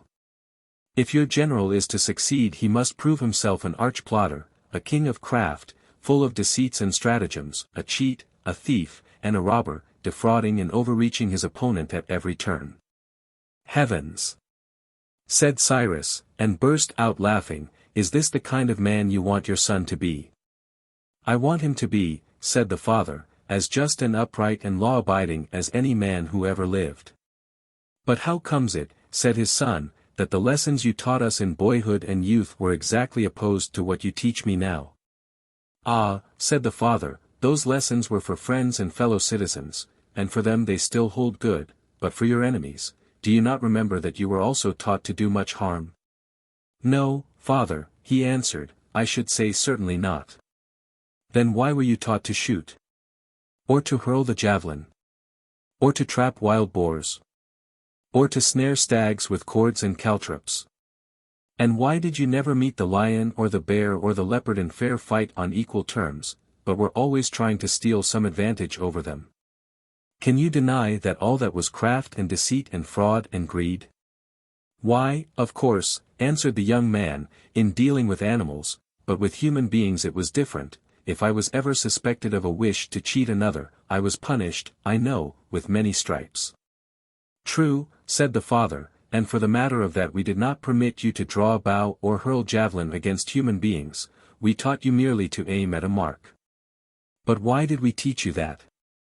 Not so that you might injure your friends, either then or now, but that in war you might have the skill to make the bodies of living men your targets. So also we taught you the arts of deceit and craft and greed and covetousness, not among men it is true, but among beasts. We did not mean you ever to turn these accomplishments against your friends, but in war we wished you to be something better than raw recruits. But, father, Cyrus answered, if to do men good and to do men harm were both of them things we ought to learn, surely it would have been better to teach them in actual practice. Then the father said, my son, we are told that in the days of our forefathers there was such a teacher once. This man did actually teach his boys righteousness in the way you suggest, to lie and not to lie, to cheat and not to cheat, to calumniate and not to calumniate, to be grasping and not grasping. He drew the distinction between our duty to friends and our duty to enemies, and he went further still, he taught men that it was just and right to deceive even a friend for his own good, or steal his property. And with this he must needs teach his pupils to practice on one another what he taught them, just as the people of Hellas, we are told, teach lads in the wrestling school to fence and to feint, and train them by their practice with one another. Now some of his scholars showed such excellent aptitudes for deception and overreaching, and perhaps no lack of taste for common money-making, that they did not even spare their friends, but used their arts on them. And so an unwritten law was framed by which we still abide, bidding us teach our children as we teach our servants, simply and solely not to lie, and not to cheat, and not to covert, and if they did otherwise to punish them. Hoping to make them humane and law-abiding citizens.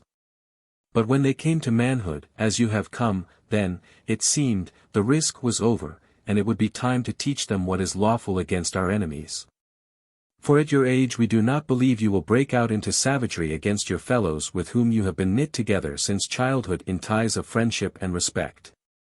In the same way we do not talk to the young about the mysteries of love, for if lightness were added to desire, their passion might sweep them beyond all bounds. Then in heaven's name, father, said Cyrus, remember that your son is but a backward scholar and a late learner in this lore of selfishness, and teach me all you can that may help me to overreach the foe. Well, said the father, you must plot and you must plan, whatever the size of his force and your own, to catch his men in disorder when yours are all arrayed, unarmed when yours are armed, asleep when yours are awake. Or you must wait till he is visible to you and you invisible to him, or till he is laboring over heavy ground and you are in your fortress and can give him welcome there. But how, asked Cyrus, can I catch him in all these blunders?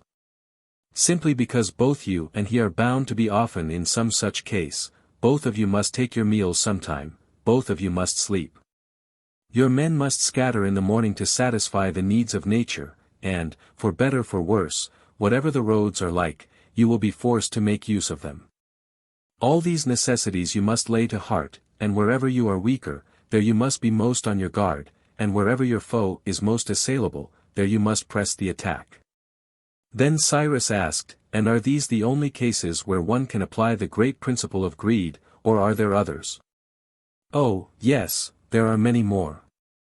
Indeed in these simple cases any general will be sure to keep good watch, knowing how necessary it is. But your true cheat and prince of swindlers is he who can lure the enemy on and throw him off his guard, suffer himself to be pursued and get the pursuers into disorder, lead the foe into difficult ground and then attack him there. Indeed, as an ardent student, you must not confine yourself to the lessons you have learnt, you must show yourself a creator and discoverer, you must invent stratagems against the foe. Just as a real musician is not content with the mere elements of his art, but sets himself to compose new themes. And if in music it is the novel melody, the flower-like freshness, that wins popularity, still more in military matters it is the newest contrivance that stands the highest. For the simple reason that such will give you the best chance of outwitting your opponent. And yet, my son, I must say that if you did no more than apply against human beings the devices you learnt to use against the smallest game, you would have made considerable progress in this art of overreaching. Do you not think so yourself? Why, to snare birds you would get up by night in the depth of winter and tramp off in the cold. Your nets were laid before the creatures were astir, and your tracks completely covered, and you actually had birds of your own, trained to serve you and decoy their kith and kin, while you yourself lay in some hiding place, seeing yet unseen. And you had learnt by long practice to jerk in the net before the birds could fly away. Or you might be out after hares, and for a hare you had 2 breeds of dogs, one to track her out by scent, because she feeds in the dusk and takes to her form by day, and another to cut off her escape and run her down, because she is so swift. And even if she escaped these, she did not escape you. You had all her runs by heart and knew all her hiding places, and there you would spread your nets, so that they were scarcely to be seen, and the very haste of her flight would fling her into the snare. And to make sure of her you had men placed on the spot to keep a lookout, and pounce on her at once. And there were you at her heels, shouting and scaring her out of her wits, so that she was caught from sheer terror, and there lay your men, as you had taught them, silent and motionless in their ambuscade.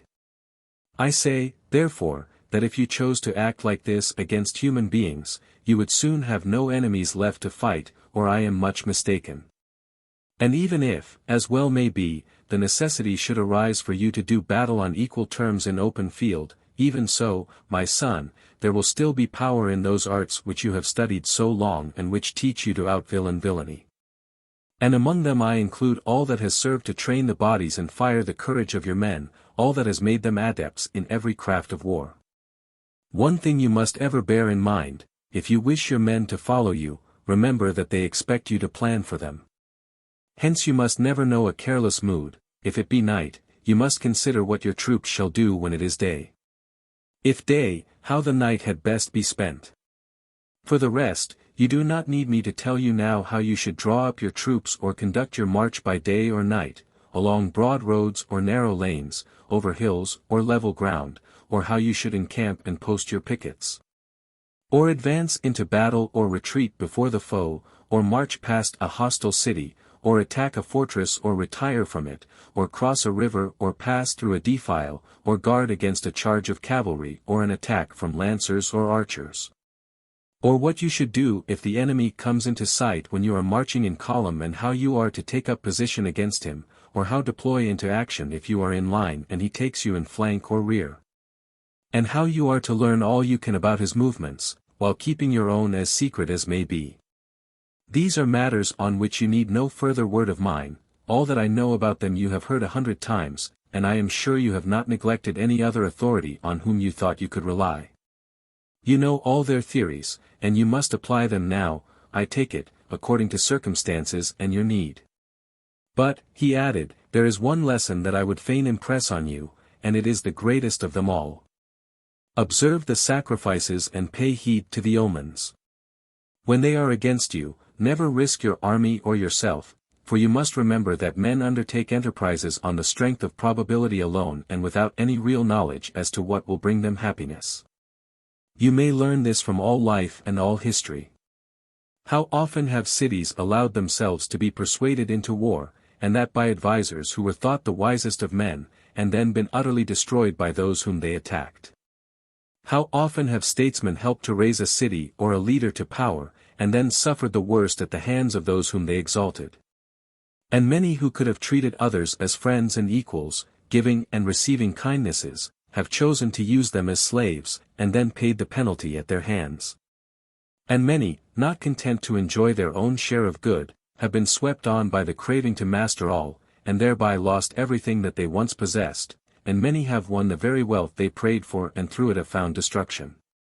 So little does human wisdom know how to choose the best, helpless as a man who could but draw lots to see what he should do. But the gods, my son, who live forever, they know all things, the things that have been and the things that are and the things that are to be, and all that shall come from these. And to us mortals who ask their counsel and whom they love they will show signs, to tell us what we should do and what we should leave undone. Nor must we think it strange if the gods will not vouchsafe their wisdom to all men equally. No compulsion is laid on them to care for men, unless it be their will. Notes. This work concludes the translation of Xenophon undertaken by Mr. Dakins. The works of Xenophon, with maps, introductions, and notes, volumes 1 to 3, Macmillan.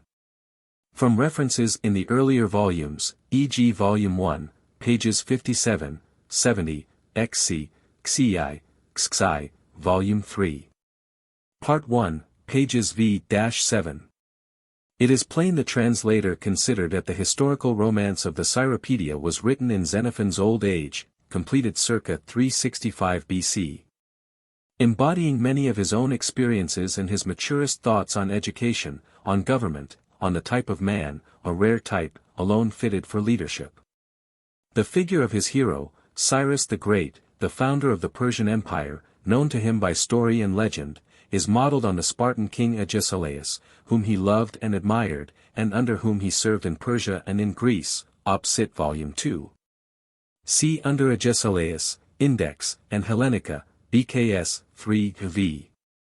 Agesilaus, an encomium, passim. Certain traits are also taken from the younger Cyrus, whom Xenophon followed in his famous march against his brother, the Persian king, up from the coast of Asia Minor into the heart of Babylonia, see the Anabasis, BKI, especially c. 9, Op. Cit. Volume 1, page 109. Clearly, moreover, many of the customs and institutions described in the work as Persian are really Dorian, and were still in vogue among Xenophon's Spartan friends, vd.g. Hellenica, Book 4, I, S28, Op. Cit. Volume 2. p. 44. C. 2.4, qy. Were these tribal customs of the Persians, as doubtless of the Dorians, or is it all a Dorian idealization? C. 2.13, good specimen of the annotative style with a parenthetic comment. The passage in brackets might be a gloss, but is it? C. 3.3, when did Xenophon himself first learn to ride? Surely this is a boyish reminiscence, full of sympathy with boy nature.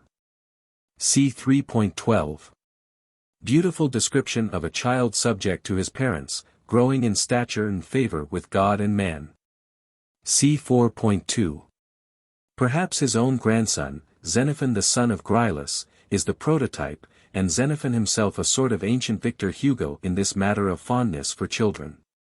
C. 4.3. Contrast Autolycus in the Symposium, who had, however, reached the more silent age, e.g. Swmp, c. 3, Fin. Tr. Works, Volume 3. Part 1, page 309. C. 4.4, the touch about the puppy an instance of Xenophon's, Catharotes, clear simplicity of style. C. 4.8, reads like a biographical incident in some hunt of Xenophon, boy or father.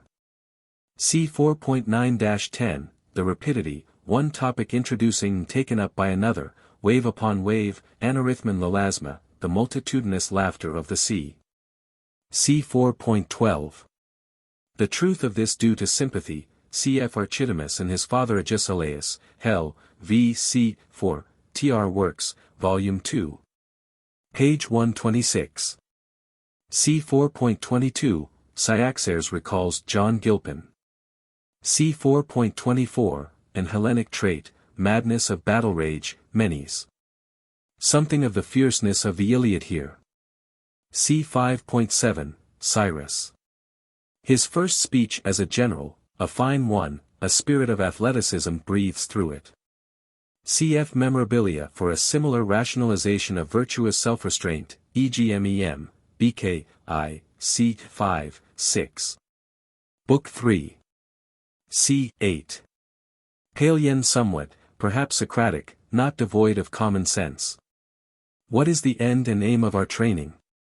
Not only for an earthly aim, but for a high spiritual reward, all this toil. C. 5.10, this is Dakins. C. 5.11. Up, guards, and at M. c6. This chapter might have been a separate work appended to the memorabilia on polemics or archics, science of war, and science of rule. c6.3-6, sounds like some Socratic counsel. The righteous man's conception of prayer and the part he must himself play.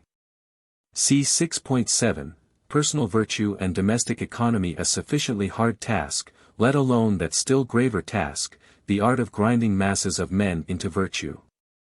c6.8, fin. The false theory of ruling in vogue in media, the plus of ease instead of the plus of foresight and danger-loving endurance. Cf. Walt Whitman. c6.30.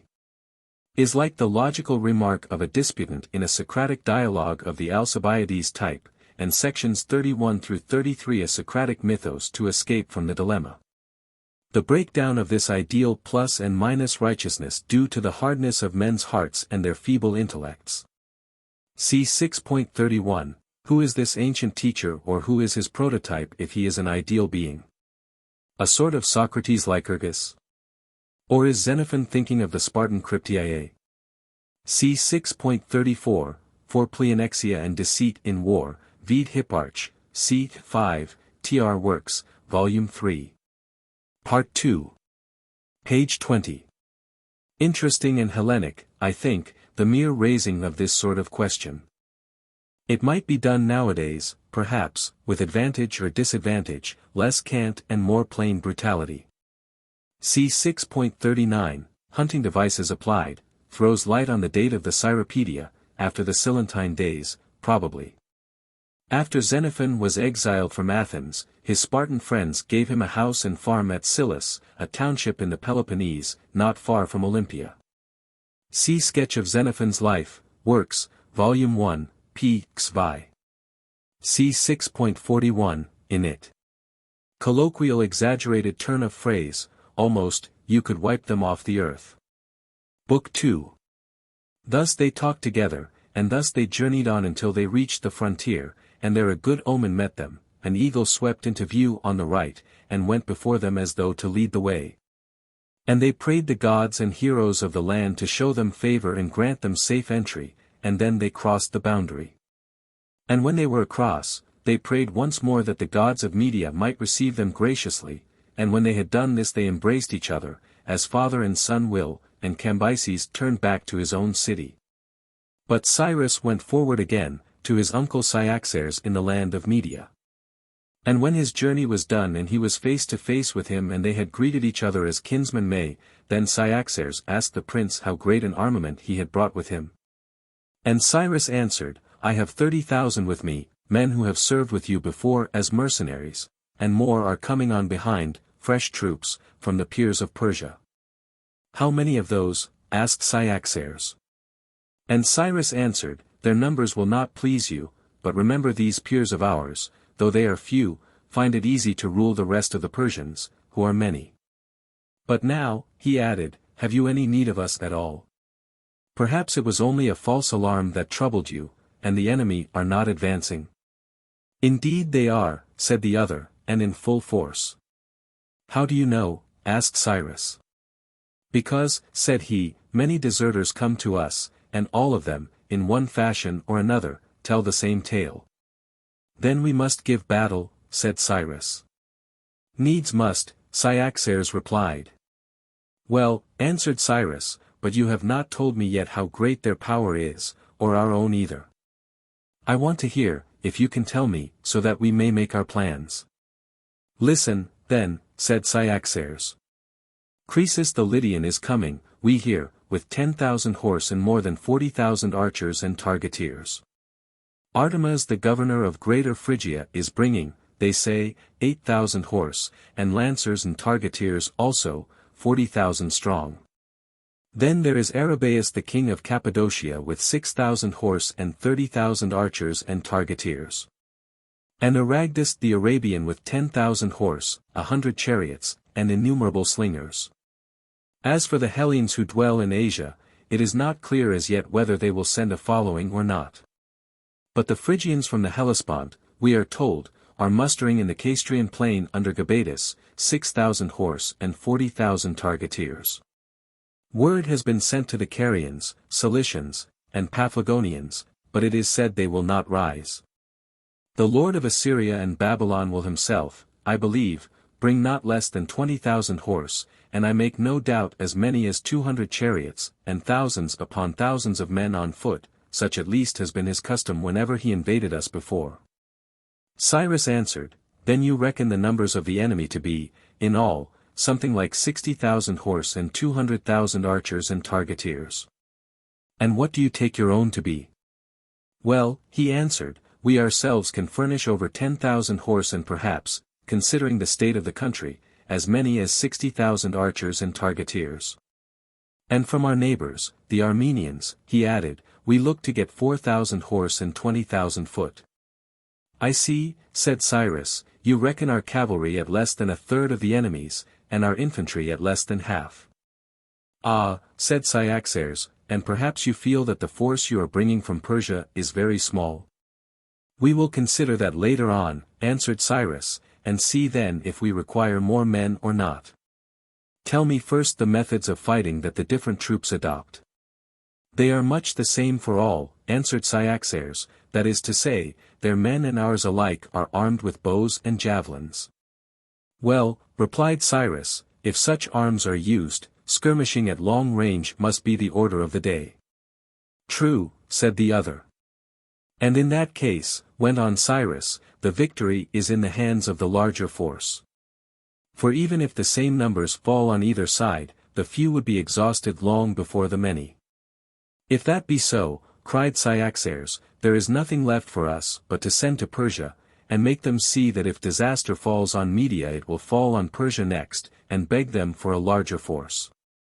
Ah, but, said Cyrus, you must remember that even if every single Persian were to come at once, we could not outnumber our enemies. But, said the other, can you see anything else to be done? For my part, answered Cyrus, if I could have my way, I would arm every Persian who is coming here in precisely the same fashion as our peers at home, that is to say, with a corslet for the breast, a shield for the left arm, and a sword or battle-axe for the right hand. If you will give us these you will make it quite safe for us to close with the enemy, and our foes will find that flight is far pleasanter than defense. But we Persians, he added, will deal with those who do stand firm, leaving the fugitives to you and to your cavalry, who must give them no time to rally and no time to escape. That was the counsel of Cyrus, and Cyaxares approved it. He thought no more of sending for a larger force, but set about preparing the equipment he had been asked for, and all was in readiness just about the time when the Peers arrived from Persia at the head of their own troops. Then, so says the story, Cyrus called the Peers together and spoke to them as follows, Men of Persia, my friends and comrades, when I looked at you first and saw the arms you bore and how you were all on fire to meet the enemy, hand to hand. And when I remembered that your squires are only equipped for fighting on the outskirts of the field, I confess my mind misgave me. Few and forlorn they will be, I said to myself, swallowed up in a host of enemies, no good can come of it.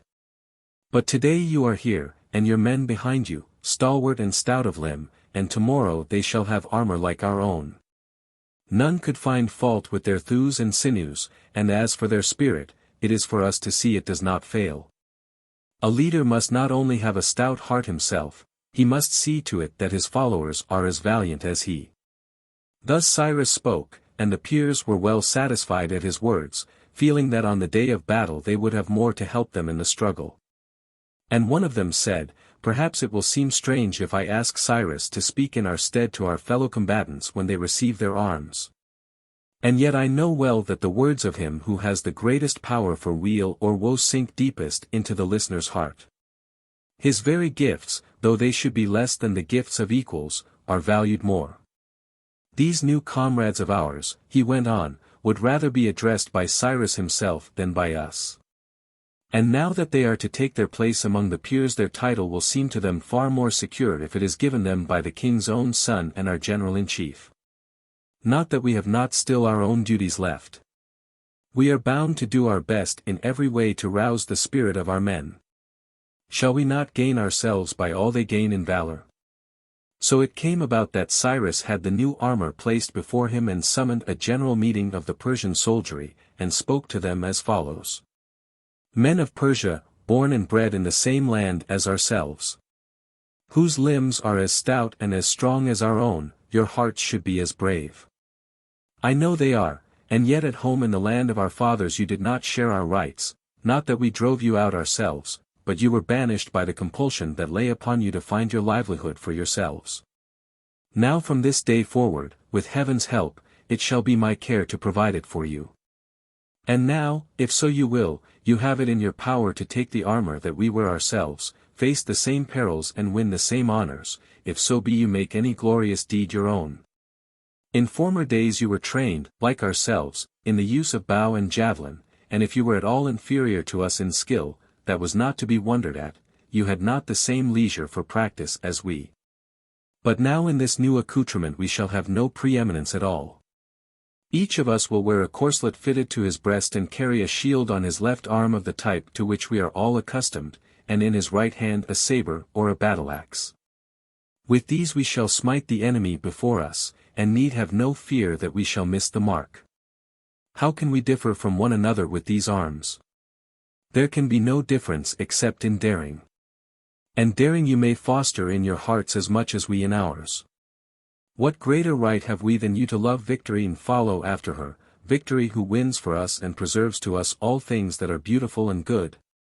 Why should you, any more than we, be found lacking in that power which takes the goods of weaklings and bestows them on the strong? He ended, now you have heard all. There lie your weapons. Let him who chooses take them up and write his name with the brigadier in the same roll as ours. And if a man prefers to remain a mercenary, let him do so, he carries the arms of a servant. Thus spoke Cyrus.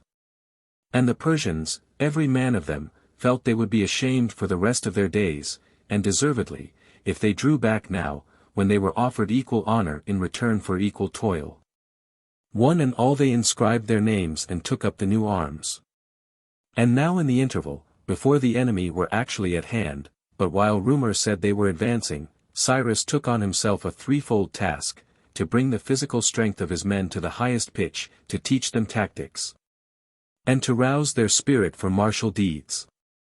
He asked Cyaxares for a body of assistants whose duty it should be to provide each of his soldiers with all they could possibly need, thus leaving the men themselves free for the art of war. He had learnt, he thought, that success, in whatever sphere, was only to be won by refusing to attempt a multitude of tasks and concentrating the mind on one. Thus in the military training itself he gave up the practice with bow and javelin, leaving his men to perfect themselves in the use of saber, shield, and corslet, accustoming them from the very first to the thought that they must close with the enemy, or confess themselves worthless as fellow combatants. A harsh conclusion for those who knew that they were only protected in order to fight on behalf of their protectors. And further, being convinced that wherever the feeling of emulation can be roused, there the eagerness to excel is greatest, he instituted competitions for everything in which he thought his soldiers should be trained. The private soldier was challenged to prove himself prompt to obey, anxious to work, eager for danger, and yet ever mindful of discipline, an expert in the science of war, an artist in the conduct of his arms, and a lover of honor in all things. The petty officer commanding a squad of 5 was not only to equal the leading private, he must also do what he could to bring his men to the same perfection. The captain of 10 must do the same for his 10, and the company's captain for the company, while the commander of the whole regiment, himself above reproach, must take the utmost care with the officers under him so that they in their turn should see that their subordinates were perfect in all their duties. For prizes, Cyrus announced that the brigadier in command of the finest regiment should be raised to the rank of general, the captain of the finest company should be made a brigadier, the captain of the finest squad of 10 captain of a company, and the captain of the best 5 a captain of 10, while the best soldiers from the ranks should become captains of 5 themselves. Every one of these officers had the privilege of being served by those beneath him, and various other honors also, suited to their several grades, while ampler hopes were offered for any nobler exploits. Finally prizes were announced to be won by a regiment or a company or a squad taken as a whole, by those who proved themselves most loyal to their leaders and most zealous in the practice of their duty. These prizes, of course, were such as to be suitable for men taken in the mass. Such were the orders of the Persian leader, and such the exercises of the Persian troops. For their quarters, he arranged that a separate shelter should be assigned to every brigadier, and that it should be large enough for the whole regiment he commanded, a regiment consisting of 100 men. Thus they were encamped by regiments, and in the mere fact of common quarters there was this advantage, Cyrus thought, for the coming struggle, that the men saw they were all treated alike, and therefore no one could pretend that he was slighted. And no one sink to the confession that he was a worse man than his neighbors when it came to facing the foe. Moreover, the life in common would help the men to know each other, and it is only by such knowledge, as a rule, that a common conscience is engendered. Those who live apart, unknowing and unknown, seem far more apt for mischief, like those who skulk in the dark. Cyrus thought the common life would lead to the happiest results in the discipline of the regiments. By this system all the officers, brigadiers, company captains, captains of the squads, could keep their men in as perfect order as if they were marching before them in single file. Such precision in the ranks would do most to guard against disorder and re-establish order if ever it were broken. Just as when timbers and stones have to be fitted together, it is easy enough to put them into place, wherever they chance to lie, provided only that they are marked so as to leave no doubt where each belongs.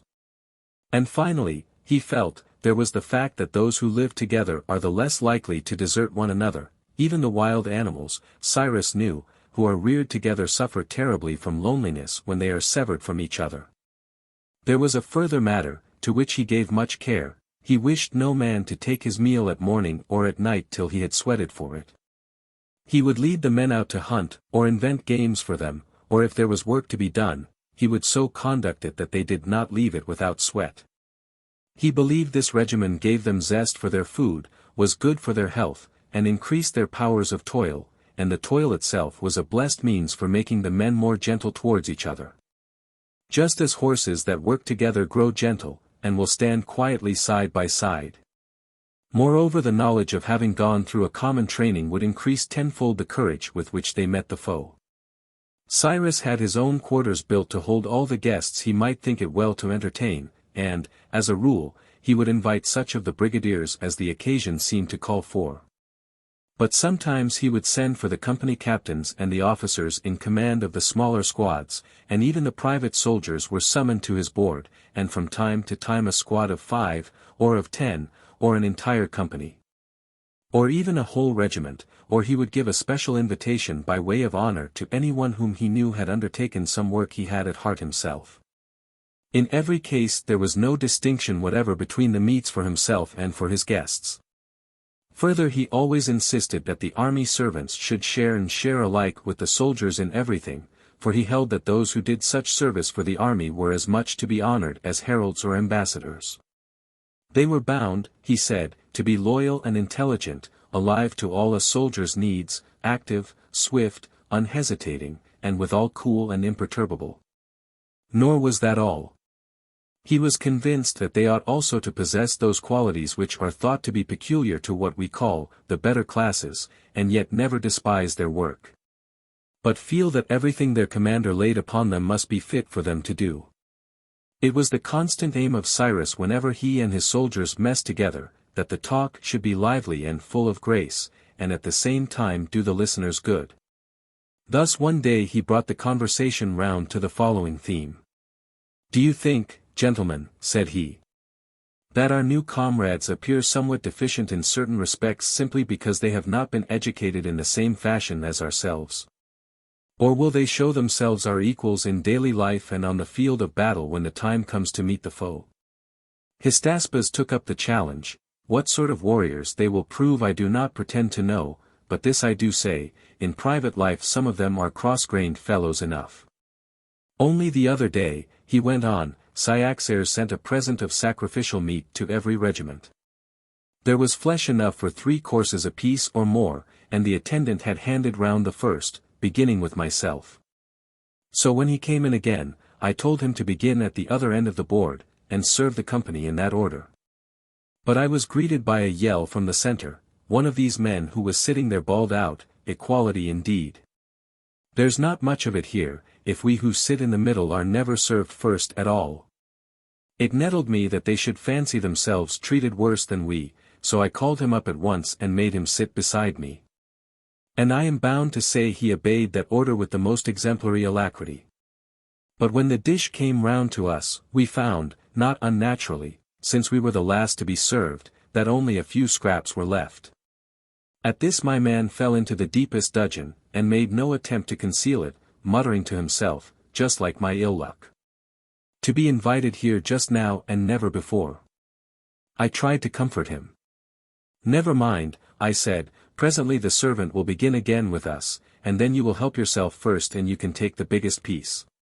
Just then the third course, and, as it proved, the last, came round, and so the poor fellow took his helping, but as he did so it struck him that the piece he had chosen first was too small, and he put it back, meaning to pick out another. But the carver, thinking he had changed his mind and did not want any more, passed on to the next man before he had time to secure his second slice. At this our friend took his loss so hard that he only made matters worse. His third course was clean gone, and now in his rage and his bad luck he somehow managed to overset the gravy, which was all that remained to him. The captain next to us, seeing how matters stood, rubbed his hands with glee and went into peals of laughter. "And," said Hystaspas, "I took refuge in a fit of coughing myself, for really I could not have controlled my laughter." "There, Cyrus," said he, "that is a specimen of our new comrades, as nearly as I can draw his portrait." The description, as may be guessed, was greeted with shouts of laughter, and then another brigadier took up the word. "Well, Cyrus," said he, "our friend here has certainly met with an absolute boor. My own experience is somewhat different. You remember the admonitions you gave us when you dismissed the regiments, and how you bade each of us instruct his own men in the lessons we had learnt from you. Well, I, like the rest of us, went off at once and set about instructing one of the companies under me. I posted the captain in front with a fine young fellow behind him, and after them the others in the order I thought best. I took my stand facing them all, and waited, with my eyes fixed on the captain, until I thought the right moment had come, and then I gave the order to advance. And what must my fine fellow do but get in front of the captain and march off ahead of the whole troop? I cried out, "You, sir, what are you doing? Advancing as you ordered."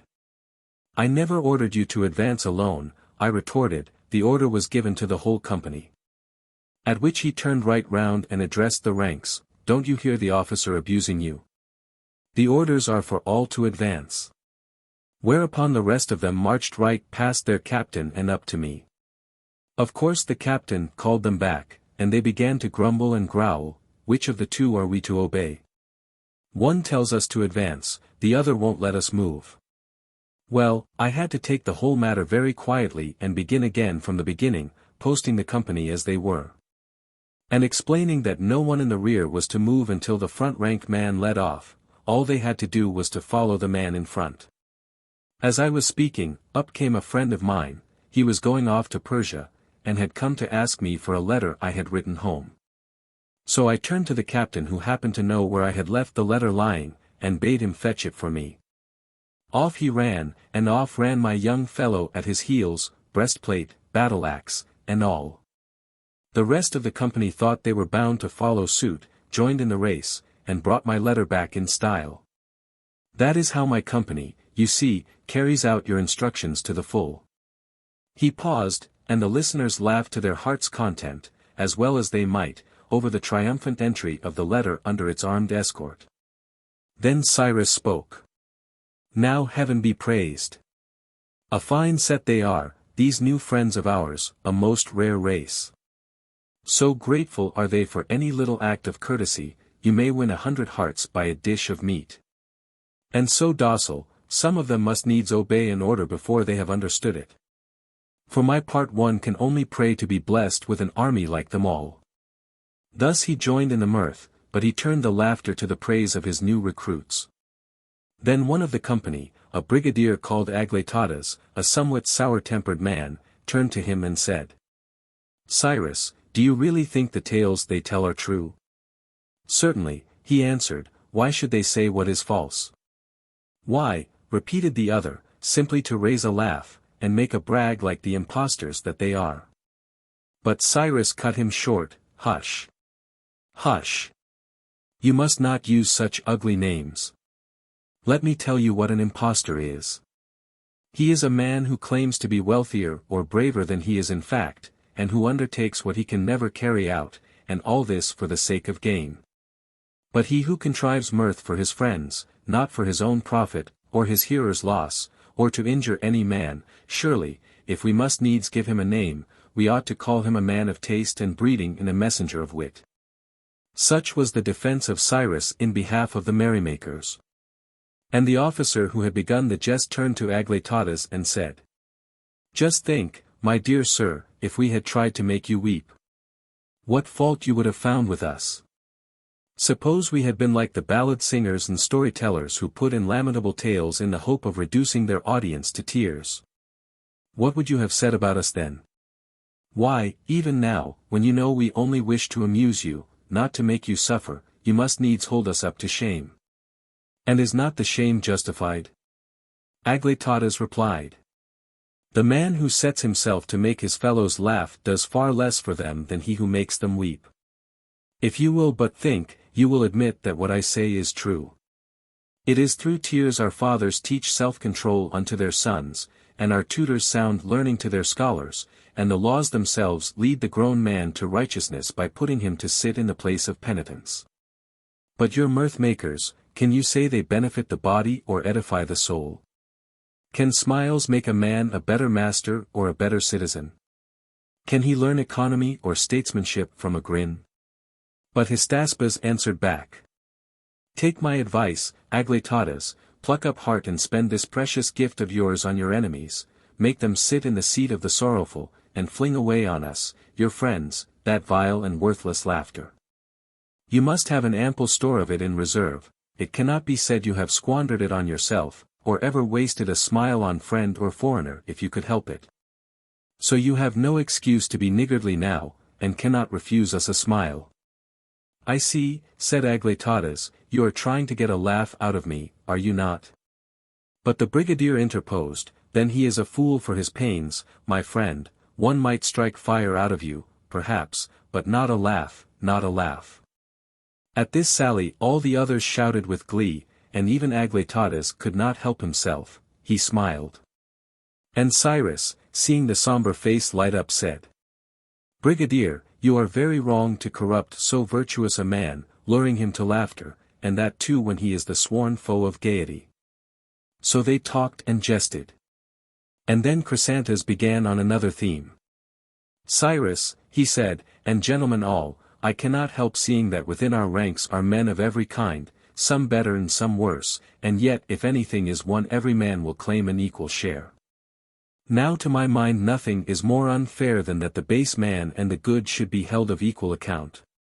Perhaps it would be best, gentlemen," said Cyrus in answer, "to bring the matter before the army in council and put it to them, whether, if God grant us success, we should let all share and share alike. Or distribute the rewards and honors in proportion to the deserts of each." "But why," asked Chrysantas, "why discuss the point? Why not simply issue a general order that you intend to do this? Was not that enough in the case of the competitions?" "Doubtless," Cyrus answered, "but this case is different. The troops, I take it, will feel that all they win by their services on the campaign should belong to them in common, but they hold that the actual command of the expedition was mine by right even before we left home, so that I was fully entitled, on their view, to appoint umpires and judges at my own will." "And do you really expect," asked Chrysantas, "that the mass of the army will pass a resolution giving up the right of all to an equal share in order that the best men should receive the most?" "Yes, I do," said Cyrus, "partly because we shall be there to argue for that course, but chiefly because it would seem too base to deny that he who works the hardest and does most for the common good deserves the highest recompense.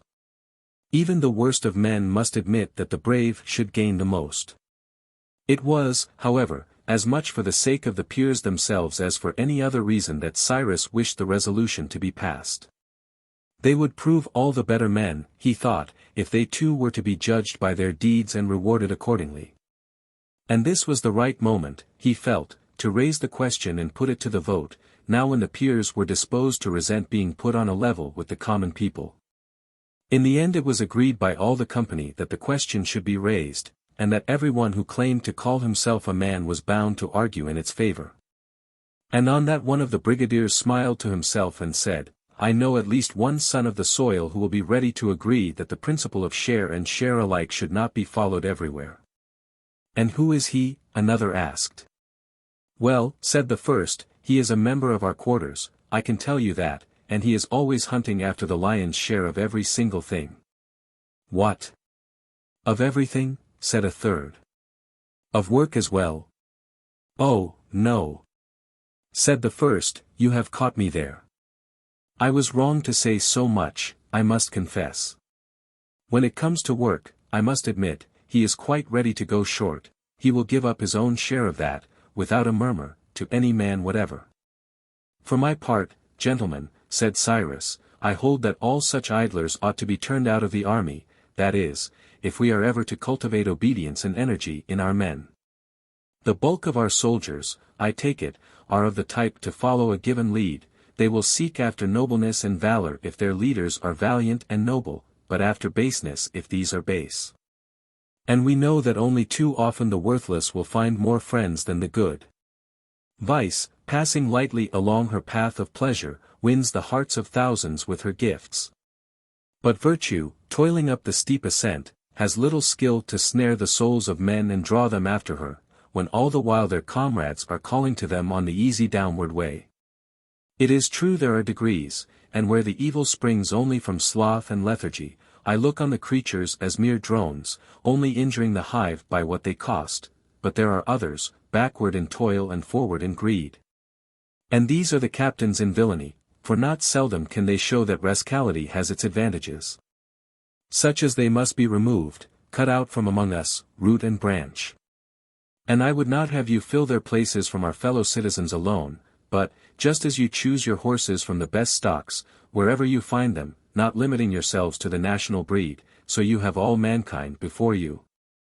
And you should choose those, and those only, who will increase your power and add to your honor. Let me clinch my argument by examples. No chariot can travel fast if the horses in the team are slow, or run straight if they will not be ruled. No house can stand firm if the household is evil, better empty walls than traitors who will bring it to the ground. And be sure, my friends, he added, the removal of the bad means a benefit beyond the sheer relief that they are taken away and will trouble us no more, those who are left and were ripe for contagion are purified. And those who were worthy will cleave to virtue all the closer when they see the dishonor that falls on wickedness. So Cyrus spoke, and his words won the praise of all his friends, and they set themselves to do as he advised. But after that Cyrus began to jest again. His eye fell on a certain captain who had chosen for his comrade at the feast a great hairy lad, a veritable monster of ugliness, and Cyrus called to the captain by name, How now, Sambulus? Have you adopted the Hellenic fashion too? And will you roam the world together, you and the lad who sits beside you, because there is none so fair as he? By heaven, answered Sambulus, you are not far wrong. It is bliss to me to feast my eyes upon him. At that all the guests turned and looked on the young man's face, but when they saw how ugly it was, they could not help laughing outright.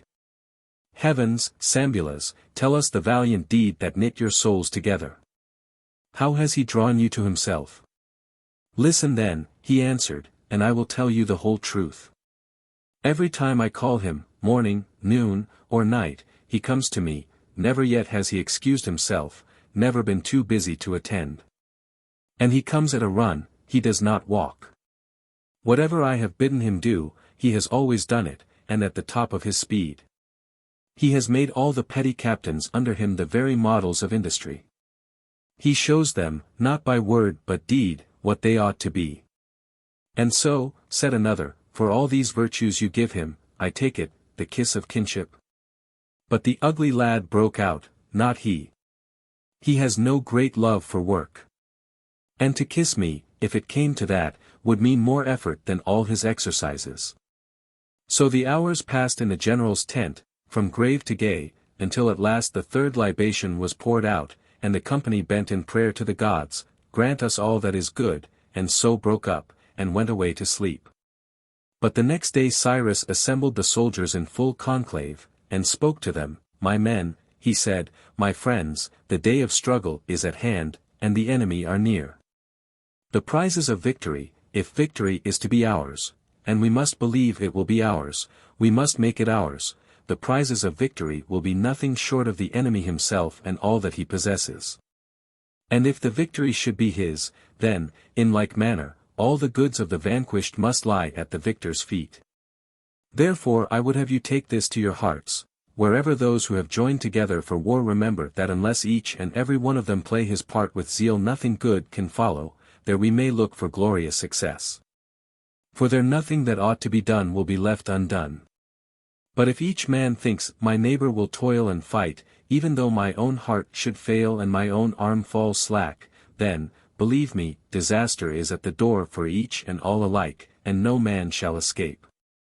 Such is the ordinance of God. Those who will not work out their own salvation he gives into the hands of other men to bear rule over them. And now I call on any man here," he added, "to stand up and say whether he believes that virtue will best be nourished among us if he who bears the greatest toil and takes the heaviest risk shall receive the highest honors. Or whether we should hold that cowardice makes no difference in the end, seeing that we all must share alike." Thereupon Chrysantas of the peers rose up. He was a man of understanding, but his bodily presence was weak. And now he spoke thus. "I do not imagine, Cyrus, that you put this question with any belief that cowards ought really to receive the same share as the brave. No, you wish to make trial of us and see whether any man would dare to claim an equal part in all that his fellows win by their nobleness, though he never struck a single valiant stroke himself. I myself," he continued, "am neither fleet of foot nor stout of limb, and for aught I can do with my body, I perceive that on the day of trial neither the first place nor the second can be mine, no, nor yet the 100th, nor even, it may be, the 1000th. But this I know right well, that if our mighty men put forth all their strength, I too shall receive such portion of our blessings as I may deserve. But if the cowards sit at ease and the good and brave are out of heart, then I fear that I shall get a portion, a larger than I care to think, of something that is no blessing but a curse." And so spoke Chrysantas, and then Pheraulas stood up. He was a man of the people, but well known to Cyrus in the old days at home and well beloved by him, no mean figure to look at, and in soul like a man of noble birth. Now he spoke as follows. "Cyrus, friends, and Persians, I hold to the belief that on this day we all start equal in that race where valor is the goal. I speak of what I see, we are trained on the same fare. We are held worthy of the same comradeship, we contend for the same rewards. All of us alike are told to obey our leaders, and he who obeys most frankly never fails to meet with honor at the hands of Cyrus. Valor is no longer the privilege of one class alone, it has become the fairest prize that can fall to the lot of any man. And today a battle is before us where no man need teach us how to fight, we have the trick of it by nature, as a bull knows how to use his horns, or a horse his hoofs, or a dog his teeth, or a wild boar his tusks. The animals know well enough," he added, "when and where to guard themselves, they need no master to tell them that. I myself, when I was a little lad, I knew by instinct how to shield myself from the blow I saw descending. If I had nothing else, I had my 2 fists, and used them with all my force against my foe. No one taught me how to do it. On the contrary, they beat me if they saw me clench my fists. And a knife, I remember, I never could resist, I clutched the thing whenever I caught sight of it, not a soul showed me how to hold it, only nature herself, I do aver. I did it, not because I was taught to do it, but in spite of being forbidden, like many another thing to which nature drove me, in spite of my father and mother both. Yes, and I was never tired of hacking and hewing with my knife whenever I got the chance. It did not seem merely natural, like walking or running, it was positive joy. Well, today we are to fight in this same simple fashion, energy, rather than skill, is called for, and glorious it will be to match ourselves against our friends, the peers of Persia.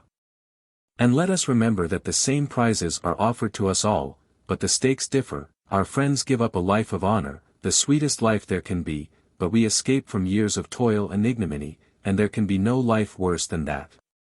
And what fires me most of all, my friends, and sends me into the lists most gladly, is the thought that Cyrus will be our judge, one who will give no partial verdict. I call the gods to witness when I say that he loves a valiant man as he loves his own soul. I have seen him give such an one more than he ever keeps for himself. And now, he added, I know that our friends here pride themselves upon their breeding and what it has done for them. They have been brought up to endure hunger and thirst, cold and nakedness, and yet they are aware that we too have been trained in the selfsame school and by a better master than they. We were taught by necessity, and there is no teacher so good, and none so strict. How did our friends here learn their endurance? By bearing arms, weapons of war, tools that the wit of the whole human race has made as light as well could be, but necessity drove us, my fellows and myself, to stagger under burdens so heavy that today, if I may speak for myself, these weapons of mine seem rather wings to lift me than weights to bear. I for one am ready, Cyrus, to enter the lists, and, however I prove, I will ask from you no more than I deserve. I would have you believe this. And you, he added, turning to his fellows, you, men of the people, I would have you plunge into the battle and match yourselves with these gentlemen warriors. The fine fellows must meet us now, for this is the people's day. That is what Pheraulas said, and many rose to follow him and support his views. And it was resolved that each man should be honored according to his deserts and that Cyrus should be the judge. So the matter ended, and all was well. Now Cyrus gave a banquet and a certain brigadier was the chief guest, and his regiment with him. Cyrus had marked the officer one day when he was drilling his men. He had drawn up the ranks in 2 divisions, opposite each other, ready for the charge. They were all wearing corslets and carrying light shields, but half were equipped with stout staves of fennel, and half were ordered to snatch up clods of earth and do what they could with these.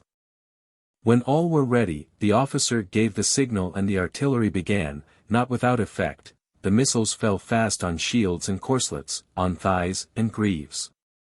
But when they came to close quarters the men of the staves had their turn, they struck at thighs and hands and legs, or, if the adversary stooped and twisted, they belabored back and shoulders, till they put the foe to utter rout, delivering their blows with shouts of laughter and the glee of boys. Then there was an exchange of weapons, and the other side had their revenge. They took the staves in their turn, and once more the staff triumphed over the clod. Cyrus was full of admiration, partly at the inventiveness of the commander, partly at the discipline of the men. It was good to see the active exercise, and the gaiety of heart, and good to know that the upshot of the battle favored those who fought in the Persian style. In every way he was pleased, and then and there he bade them all to dinner. But at the feast many of the guests wore bandages, some on their hands, others on their legs, and Cyrus saw it and asked what had befallen them. They told him they had been bruised by the clods. At close quarters, said he, or at long range? At long range, they answered, and all the club-bearers agreed that when it came to close quarters, they had the finest sport. But here those who had been carbonaded by that weapon broke in and protested loudly that it was anything but sport to be clubbed at short range, and in proof thereof they showed the weals on hand and neck and face. Thus they laughed at one another as soldiers will, and on the next day the whole plain was studded with combats of this type, and whenever the army had nothing more serious in hand, this sport was their delight. Another day Cyrus noticed a brigadier who was marching his regiment up from the river back to their quarters. They were advancing in single file on his left, and at the proper moment he ordered the second company to wheel round and draw up to the front alongside the first, and then the third, and then the fourth. And when the company captains were all abreast, he passed the word along, companies in 2s, and the captains of 10 came into line. And then at the right moment he gave the order, companies in 4s, and the captains of 5 wheeled round and came abreast, and when they reached the tent doors he called a halt, made them fall into single file once more, and marched the first company in first, and then the second at its heels, and the third and fourth behind them, and as he introduced them, he seated them at the table, keeping the order of their entry. What Cyrus commended was the quiet method of instruction and the care the officer showed, and it was for that he invited him and all his regiment to dinner in the royal tent. Now it chanced that another brigadier was among the guests, and he spoke up and said to Cyrus, "But will you never ask my men to dinner too? Day after day, morning and evening, whenever we come in for a meal we do just the same as they, and when the meal is over the hindmost man of the last company leads out his men with their fighting order reversed, and the next company follows, led by their hindmost man, and then the third, and then the fourth, so that all of them, if they have to retire before an enemy, will know how to fall back in good order. And as soon as we are drawn up on the parade ground we set off marching east, and I lead off with all my divisions behind me, in their regular order, waiting for my word. By and by we march west, and then the hindmost man of the last division leads the way, but they must still look to me for commands, though I am marching last, and thus they learn to obey with equal promptitude whether I am at the head or in the rear." "Do you mean to tell me," said Cyrus, "that this is a regular rule of yours?" "Truly yes," he answered, "as regular as our meals, heaven help us. Then I hereby invite you all to dinner, and for 3 good reasons. You practice your drill in both forms, you do this morning and evening both, and by your marching and countermarching you train your bodies and benefit your souls. And since you do it all twice over every day, it is only fair to give you dinner twice." "Not twice in one day, I beg you," said the officer, "unless you can furnish us with a second stomach apiece." And so the conversation ended for the time. But the next day Cyrus was as good as his word. He had all the regiment to dinner, and the day after he invited them again, and when the other regiments knew of it they fell to doing as they did. Now it chanced one day as Cyrus was holding a review, a messenger came from Cyaxares to tell him that an embassy from India had just arrived, and to bid him return with all dispatch. "And I bring with me," said the messenger, "a suit of splendid apparel sent from Cyaxares himself. My lord wishes you to appear in all possible splendor, for the Indians will be there to see you." At that Cyrus commanded the brigadier of the first regiment to draw up to the front with his men behind him on the left in single file, and to pass the order on to the second, and so throughout the army. Officers and men were quick to obey. So that in a trice the whole force on the field was drawn up, 100 deep and 300 abreast, with their officers at the head. When they were in position Cyrus bade them follow his lead and off they went at a good round pace. However the road leading to the royal quarters was too narrow to let them pass with so wide a front, and Cyrus sent word along the line that the first detachment, 1,000 strong, should follow as they were, and then the second.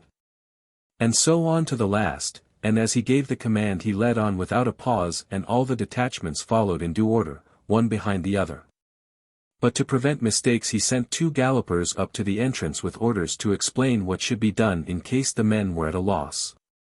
And when they reached the gates, Cyrus told the leading brigadier to draw up his regiment round the palace, 12 deep, the front rank facing the building, and this command he was to pass on to the second, and the second to the third.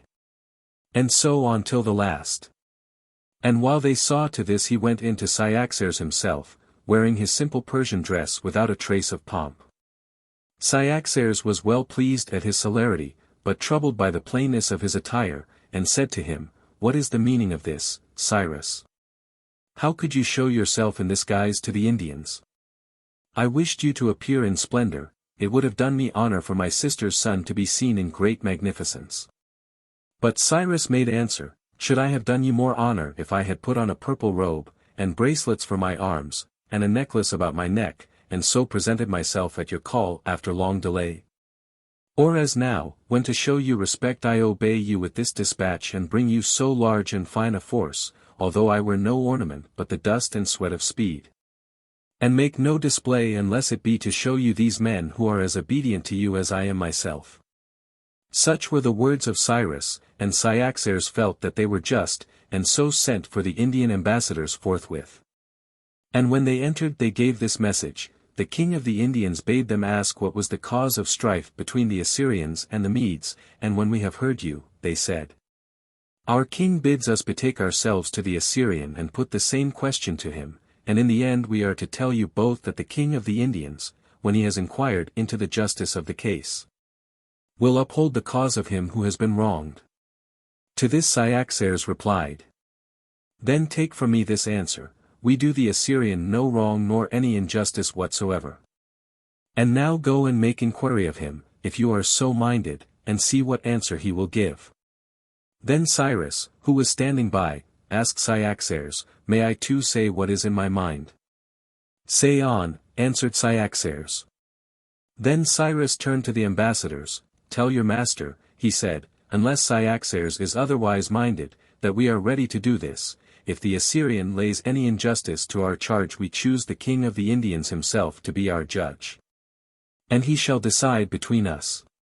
With that the embassy departed. And when they had gone out, Cyrus turned to his uncle and began, Cyaxares, when I came to you I had scant wealth of my own, and of the little I brought with me only a fragment is left. I have spent it all on my soldiers. You may wonder at this, he added, when it is you who have supported them, but, believe me, the money has not been wasted, it has all been spent on gifts and rewards to the soldiers who deserved it. And I am sure, he added, if we require good workers and good comrades in any task whatever, it is better and pleasanter to encourage them by kind speeches and kindly acts than to drive them by pains and penalties. And if it is for war that we need such trusty helpers, we can only win the men we want by every charm of word and grace of deed. For our true ally must be a friend and not a foe, one who can never envy the prosperity of his leader or betray him in the day of disaster. Such is my conviction, and such being so, I do not hide from myself the need of money. But to look to you for everything, when I know that you spend so much already, would be monstrous in my eyes. I only ask that we should take counsel together so as to prevent the failure of your funds. I am well aware that if you won great wealth, I should be able to help myself at need, especially if I used it for your own advantage. Now I think you told me the other day that the king of Armenia has begun to despise you, because he hears we have an enemy, and therefore he will neither send you troops nor pay the tribute which is due. Yes, answered Cyaxares, such are his tricks. And I cannot decide whether to march on him at once and try to subdue him by force, or let the matter be for the time, for fear of adding to the enemies we have. Then Cyrus asked, Are his dwellings strongly fortified, or could they be attacked? And Cyaxares answered, The actual fortifications are not very strong, I took good care of that. But he has the hill country to which he can retire, and there for the moment lie secure, knowing that he himself is safely out of reach, with everything that he can convoy thither. Unless we are prepared to carry on a siege, as my father actually did. Thereupon Cyrus said, Now if you are willing to send me with a moderate force of cavalry, I will not ask for many men, I believe, heaven helping me, I could compel him to send the troops and the tribute. And I even hope that in the future he may become a firmer friend than he is now. And Cyaxares said, I think myself they are more likely to listen to you than to me. I have been told that his sons were your companions in the chase when you were lads, and possibly old habits will return and they will come over to you. Once they were in our power, everything could be done as we desire. Then, said Cyrus, this plan of ours had better be kept secret, had it not? No doubt, answered Cyaxares. In that way they would be more likely to fall into our hands, and if we attack them they would be taken unprepared. Listen then, said Cyrus, and see what you think of this. I have often hunted the marches between your country and Armenia with all my men, and sometimes I have taken horsemen with me from our comrades here. I see, said Cyaxares, and if you chose to do the like again it would seem only natural, but if your force was obviously larger than usual, suspicion would arise at once. But it is possible, said Cyrus, to frame a pretext which would find credit with us and with them too, if any rumor reached them. We might give out that I intend to hold a splendid hunt and I might ask you openly for a troop of horse. Admirable, said Cyaxares. And I shall refuse to give you more than a certain number, my reason being that I wish to visit the outposts on the Syrian side. And as a matter of fact, he added, I do wish to see them and put them in as strong a state as possible. Then, as soon as you have started with your men, and marched, let us say, for a couple of days, I could send you a good round number of horse and foot from my own detachment. And when you have them at your back, you could advance at once, and I will follow with the rest of my men as near you as I may, close enough to appear in time of need. Accordingly, Cyaxares proceeded to muster horse and foot for his own march, and sent provision wagons forward to meet him on the road. Meanwhile Cyrus offered sacrifice for the success of his expedition and found an opportunity to ask Cyaxares for a troop of his junior cavalry. But Cyaxares would only spare a few, though many wished to go. Soon afterwards he started for the outposts himself with all his horse and foot, and then Cyrus found the omens favorable for his enterprise, and led his soldiers out as though he meant to hunt. He was scarcely on his way when a hare started up at their feet, and an eagle, flying on the right, saw the creature as it fled, swooped down and struck it, bore it aloft in its talons to a cliff hard by, and did its will upon it there. The omen pleased Cyrus well, and he bowed and worshipped to Zeus the king, and said to his company, "This shall be a right noble hunt, my friends, if God so will." When he came to the borders he began the hunt in his usual way, the mass of horse and foot going on ahead in rows like reapers, beating out the game, with picked men posted at intervals to receive the animals and give them chase. And thus they took great numbers of boars and stags and antelopes and wild asses. Even to this day wild asses are plentiful in those parts. But when the chase was over, Cyrus had touched the frontier of the Armenian land, and there he made the evening meal. The next day he hunted till he reached the mountains which were his goal. And there he halted again and made the evening meal. At this point he knew that the army from Cyaxares was advancing, and he sent secretly to them and bade them keep about 8 miles off, and take their evening meal where they were, since that would make for secrecy. And when their meal was over he told them to send their officers to him, and after supper he called his own brigadiers together and addressed them thus. "My friends, in old days the Armenian was a faithful ally and subject of Cyaxares. But now when he sees an enemy against us, he assumes contempt, he neither sends the troops nor pays the tribute. He is the game we have come to catch, if catch we can. And this, I think, is the way.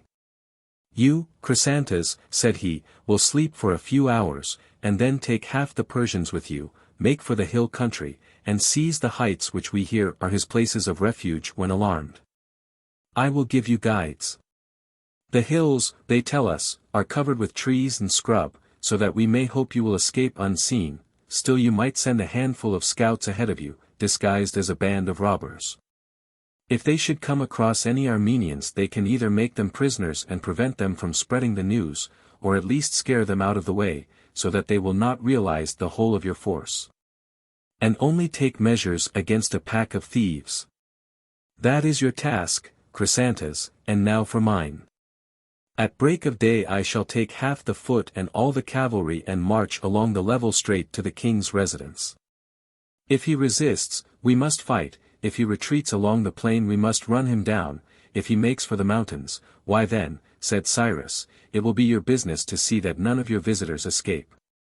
Think of it as a hunt, we down below are the beaters rounding up the game, and you are the men at the nets, only bear in mind that the earths must all be stopped before the game is up, and the men at the traps must be hidden. Or they will turn back the flying quarry. One last word, Chrysantas, you must not behave now as I have known you do in your passion for the chase, you must not sit up the whole night long without a wink of sleep. You must let all your men have the modicum of rest that they cannot do without. Nor must you, just because you scour the hills in the hunt without a guide, following the lead of the quarry and that alone. Checking and changing course wherever it leads you, you must not now plunge into the wildest paths, you must tell your guides to take you by the easiest road unless it is much the longest. In war, they say, the easiest way is the quickest. And once more, because you can race up a mountain yourself you are not to lead on your men at the double, suit your pace to the strength of all. Indeed, it were no bad thing if some of your best and bravest were to fall behind here and there and cheer the laggards on, and it would quicken the pace of all, when the column has gone ahead. To see them racing back to their places past the marching files. Chrysantas listened, and his heart beat high at the trust reposed in him. He took the guides, and gave the necessary orders for those who were to march with him, and then he lay down to rest. And when all his men had had the sleep he thought sufficient, he set out for the hills. Day dawned, and Cyrus sent a messenger to the Armenian with these words, "Cyrus bids you see to it that you bring your tribute and troops without delay. And if he asks you where Cyrus is, tell the truth and say I am on the frontier. And if he asks whether I am advancing myself, tell the truth again and say that you do not know. And if he inquires how many we are, bid him send someone with you to find out." Having so charged the messenger, he sent him on forthwith, holding this to be more courteous than to attack without warning. Then he drew up his troops himself in the order best suited for marching, and, if necessary, for fighting, and so set forth. The soldiers had orders that not a soul was to be wronged, and if they met any Armenians they were to bid them to have no fear, but open a market wherever they wished, and sell meat or drink as they chose. Notes. See 1.5, is this historical, i.e. quasi-historical? Are any of the names real or all invented to give verisimilitude? See 1.13, any touch of the sycophancy of the future in it? As in modern Germany, a touch of that involved in the system of royalty. See 1.15. The raw material is good, but not worked up. Important for the conception of Hellenic democracy, cf. section 17. Daring, courage, virtue, there is no monopoly of these things. See 1.21, cf. below 8. See 2.5, worthy of Adam Smith. Xenophon has bump of economy strongly developed, he resembles J.P. in that respect. The economic methodism, the mosaic interbedding, the architectonic structure of it all, a part and parcel of Xenophon's genius. Was Alexander's army a highly organized, spiritually and materially built-up, vitalist machine of this sort? What light does Arrian, that younger Xenophon, throw upon it? J.P. equals John Percival, Bishop of Hereford, the writer of the introduction to this volume, at the time the notes were written headmaster of Clifton College. FMS. See 1.25. Camaraderie encouraged and developed through a sense of equality and fraternity, the life au grand jour in common, producing a common consciousness, cf. Kant and J.P. Epaminondas and the Sacred Band at Thebes. C2. Contrast of subject enlivening the style, light concrete as a foil to the last drier abstract detail. Humorous also, with a dramatizing development of the characters, Shakespeare-wise, Hystaspas, and the rest. Aglaetadas, a type of educator we know well, cf. Ecclesiastes, Cocker not a child, grim, dry person with no sense of humor. Xenophon's own humor shines out. See 2.12, the term given to the two stories, eis tagathon. T.E.B. could do it, or Socrates, without dullness or seeming to preach. There is a crispness in the voice which is antipedantic. T.E.B. equals T.E. Brown, the Manx poet, at that time a colleague of Mr. Dakin's at Clifton. FMS. See 2.19. Cyrus recognizes the ideal principle of cooperation and collective ownership. Xenophon, economist, ahead of the moderns. See 2.26, Xenophon's breadth of view, virtue is not confined to citizens, but we have the pick of the whole world. Cosmopolitan Hellenism. See 3.4, Xenophon's theory of rule, cf. Ruskin a right, inalienable, God bestowed, of the virtuous, subjection and inevitable consequence on lack of self-discipline. See 3.5, in it. Is this a carelessness, or what? Chrysantas has been introduced before, but here he is described as if stepping on the stage for the first time. The sentence itself suggests the mold for the New Testament narrative. See 3.7, Pharolas, and of him we shall hear much. A sharp contrast to Chrysantas, the peer, with his pointed plebeian similes. His speech important again for Xenophon's sympathetic knowledge of children and also of the hardworking poor. See 3.10, how true to nature this. Cannot one see the little boy doubling his little fists, a knife in his pocket, possibly a ball of string? See 3.11, is there a touch of flunkyism in this? Not so, it is the clear-sighted scientific Greek, that is all. See 3.14, very Scotch all this. See 3.21-22, locus classicus for regimental marching tactics. QI, are any of these tactical improvements by Xenophon himself? See 3.21. The regiment of 100 men was divided into 4 companies of 25, to each of these 1 company captain and 24 men, viz. 20 privates, 2 captains of 10, and 2 captains of 5, the 2 captains of 10 having also a special charge over the 2 remaining squads of 5.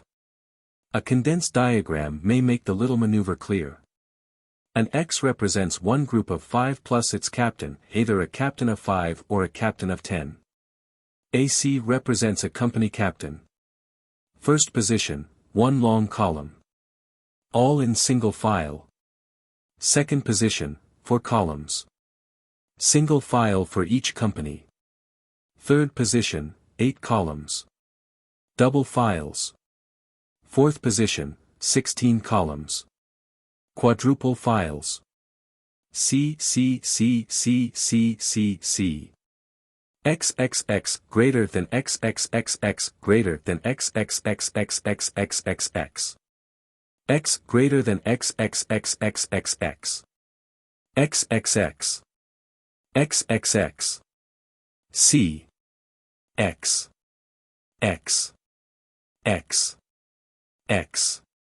C 4.15, Cyaxares means to kidnap them, doesn't he? That is not quite Cyrus' method. If so, it contrasts Cyaxares and Cyrus again. C 4.17, Cyaxares the old fox improves upon the plan. C 4.30, in it.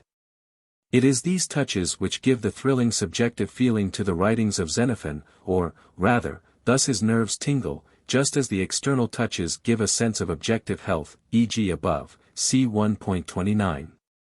C 4.32. All this is entirely modern, never yet excelled, I imagine. Book 3. Thus Cyrus made his preparations. But the Armenian, when he heard what the messenger had to say, was terror-stricken. He knew the wrong he had done in neglecting the tribute and withholding the troops, and, above all, he was afraid it would be discovered that he was beginning to put his palace in a fit state for defense.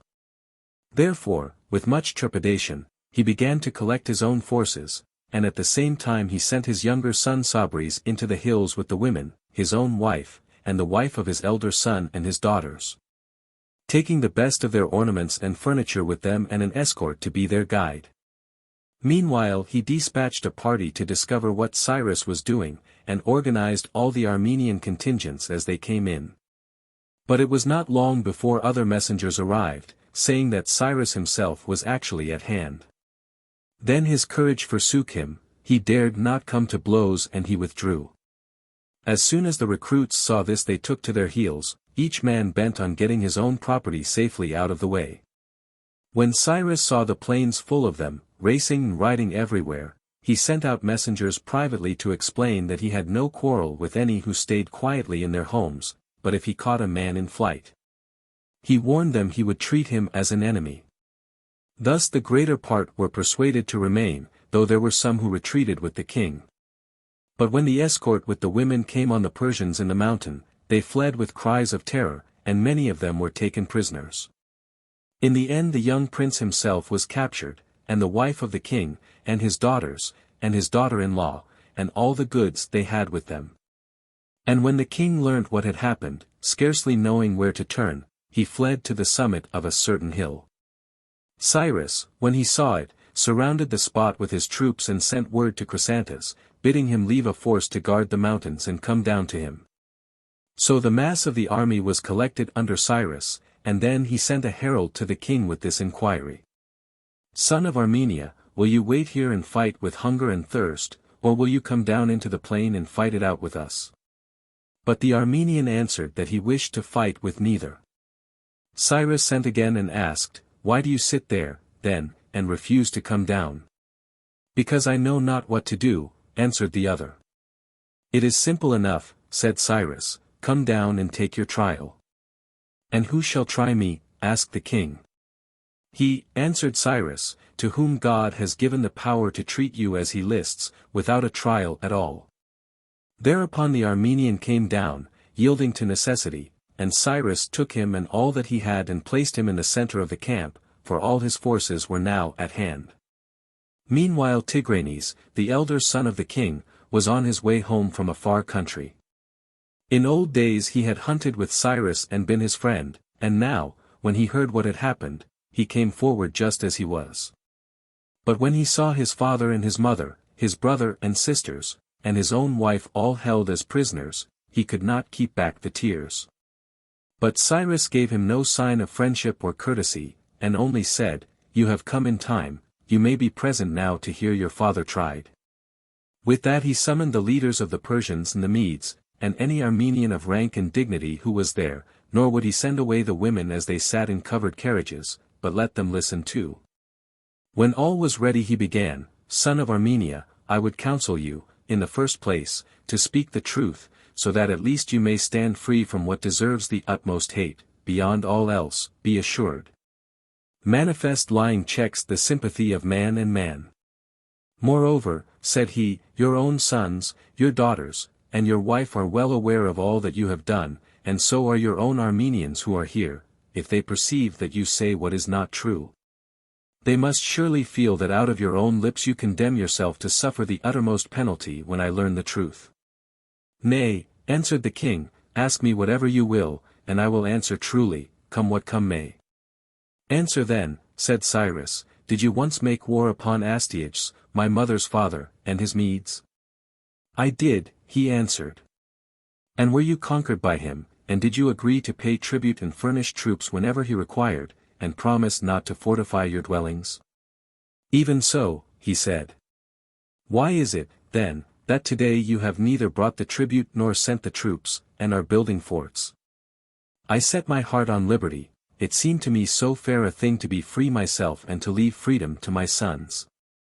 And fair and good it is, said Cyrus, to fight for freedom and choose death rather than slavery, but if a man is worsted in war or enslaved by any other means and then attempts to rid himself of his lord, tell me yourself.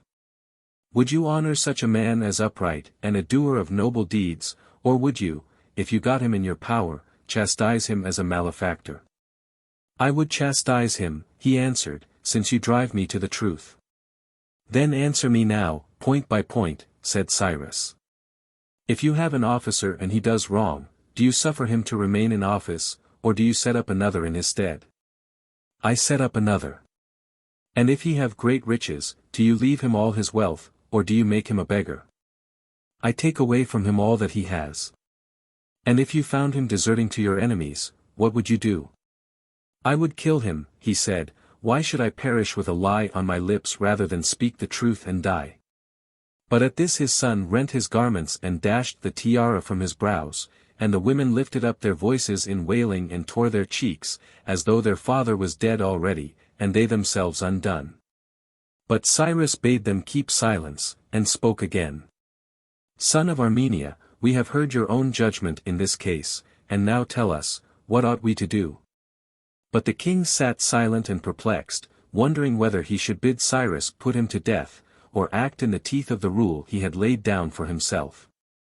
Then his son Tigranes turned to Cyrus and said, Tell me, Cyrus, since my father sits in doubt, may I give counsel in his place and say what I think best for you?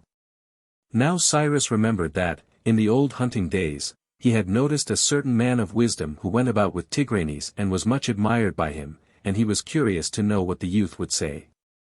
So he readily agreed and bade him speak his mind. In my view, then, said Tigranes, if you approve of all that my father has said and done, certainly you ought to do as he did, but if you think he has done wrong, then you must not copy him. But surely, said Cyrus, the best way to avoid copying the wrongdoer is to practice what is right. True enough, answered the prince. Then on your own reasoning, I am bound to punish your father, if it is right to punish wrong. But would you wish your vengeance to do you harm instead of good? Nay, said Cyrus, for then my vengeance would fall upon myself. Even so, said Tigranes, and you will do yourself the greatest harm if you put your own subjects to death just when they are most valuable to you. Can they have any value, asked Cyrus, when they are detected doing wrong? Yes, answered Tigranes, if that is when they turn to good and learn sobriety. For it is my belief, Cyrus, that without this virtue all others are in vain. What good will you get from a strong man or a brave if he lacks sobriety, be he never so good a horseman, never so rich, never so powerful in the state? But with sobriety every friend is a friend in need and every servant a blessing. I take your meaning, answered Cyrus. Your father, you would have me think, has been changed in this one day from a fool into a wise and sober-minded man. Exactly, said the prince. Then you would call sober-mindedness a condition of our nature, such as pain, not a matter of reason that can be learnt. For certainly, if he who is to be sober-minded must learn wisdom first, he could not be converted from folly in a day. Nay, but, Cyrus, said the prince, surely you yourself have known one man at least who out of sheer folly has set himself to fight a stronger man than he, and on the day of defeat his senselessness has been cured. And surely you have known a city ere now that has marshalled her battalions against a rival state, but with defeat she changes suddenly and is willing to obey and not resist. But what defeat, said Cyrus, can you find in your father's case to make you so sure that he has come to a sober mind? A defeat, answered the young man, of which he is well aware in the secret chambers of his soul. He set his heart on liberty, and he has found himself a slave as never before. He had designs that needed stealth and speed and force, and not one of them has he been able to carry through. With you he knows that design and fulfillment went hand in hand. When you wished to outwit him you did, as though he had been blind and deaf and dazed.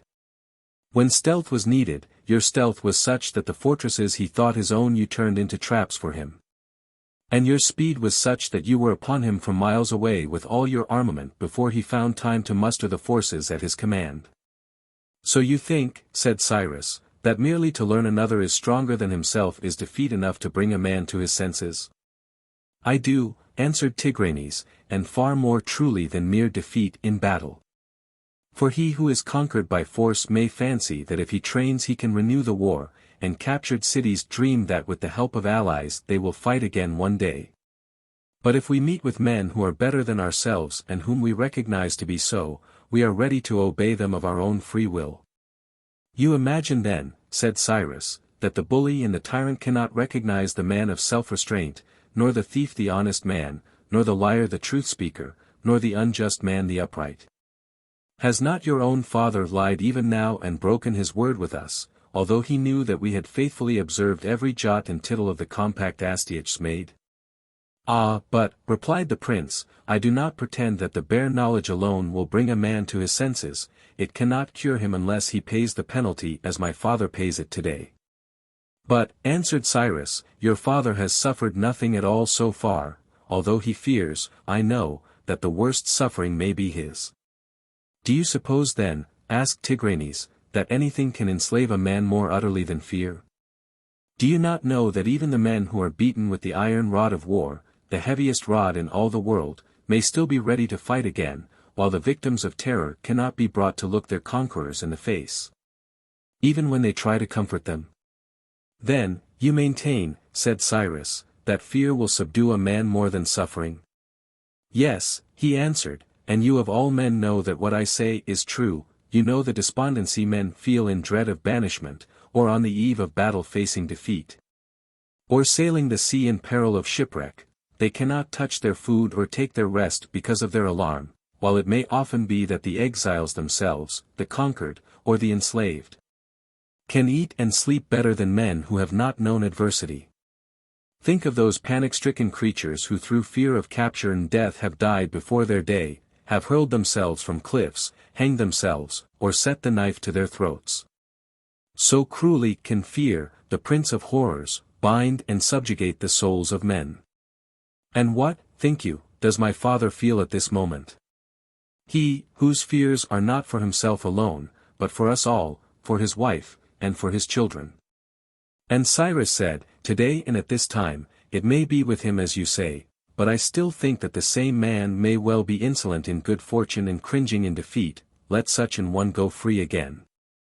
And he will return to his arrogance and trouble us once more. I do not deny it, Cyrus, said the prince.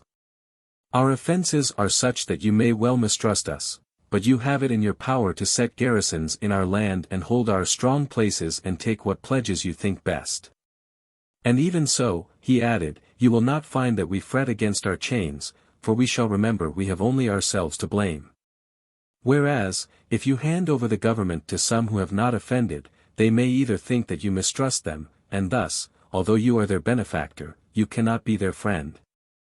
Or else in your anxiety not to rouse their enmity you may leave no check on their insolence, and in the end you will need to sober them even more than us. Nay, but by all the gods, cried Cyrus, little joy should I ever take in those who serve me from necessity alone. Only if I recognize some touch of friendship or goodwill in the help it is their duty to render, I could find it easier to forgive them all their faults than to accept the full discharge of service paid upon compulsion by those who hate me. Then Tigranes answered, you speak of friendship, but can you ever find elsewhere so great a friendship as you may find with us? Surely I can, he answered, and with those who have never been my enemies, if I choose to be their benefactor as you would have me yours. But today, and now, can you find another man in the world whom you could benefit as you can benefit my father? Say you let a man live who has never done you wrong, will he be grateful for the boon? Say he need not lose his children and his wife, will he love you for that more than one who knows he well deserved the loss? Say he may not sit upon the throne of Armenia, will he suffer from that as we shall suffer? And is it not clear that the one who feels the pain of forfeiture the most will be the one most grateful for the granting of the gift? And if you have it at all at heart to leave matters settled here, think for yourself, and see where tranquility will lie when your back is turned. Will it be with the new dynasty, or with the old familiar house? And if you want as large a force as possible at your command, where will you find a man better fitted to test the muster roll than the general who has used it time and again? If you need money, who will provide the ways and means better than he who knows and can command all the resources of the country? I warn you as a friend, he added, that if you throw us aside you will do yourself more harm than ever my father could have done. Such were the pleadings of the prince, and Cyrus, as he listened, was overjoyed, for he felt he would accomplish to the full all he had promised Cyaxares. His own words came back to him, I hope to make the Armenian a better friend than before. Thereupon he turned to the king and said, Son of Armenia, if I were indeed to hearken unto you and yours in this, tell me, how large an army would you send me and how much money for the war? And the king replied, the simplest answer I can make and the most straightforward is to tell you what my power is, and then you may take the men you choose, and leave the rest to garrison the country. And so with the money, it is only fair that you should know the whole of our wealth, and with that knowledge to guide you, you will take what you like and leave what you like. And Cyrus said, Tell me then, and tell me true, how great is your power and your wealth? Whereupon the Armenian replied, Our cavalry is 8,000 strong and our infantry 40,000. And our wealth, said he, if I include the treasures which my father left, amounts in silver to more than 3,000 talents. And Cyrus, without more ado, said at once, Of your whole armament you shall give me half, not more, since your neighbors the Chaldeans are at war with you, but for the tribute, instead of the 50 talents which you paid before. You shall hand over twice as much to Cyaxares because you made default.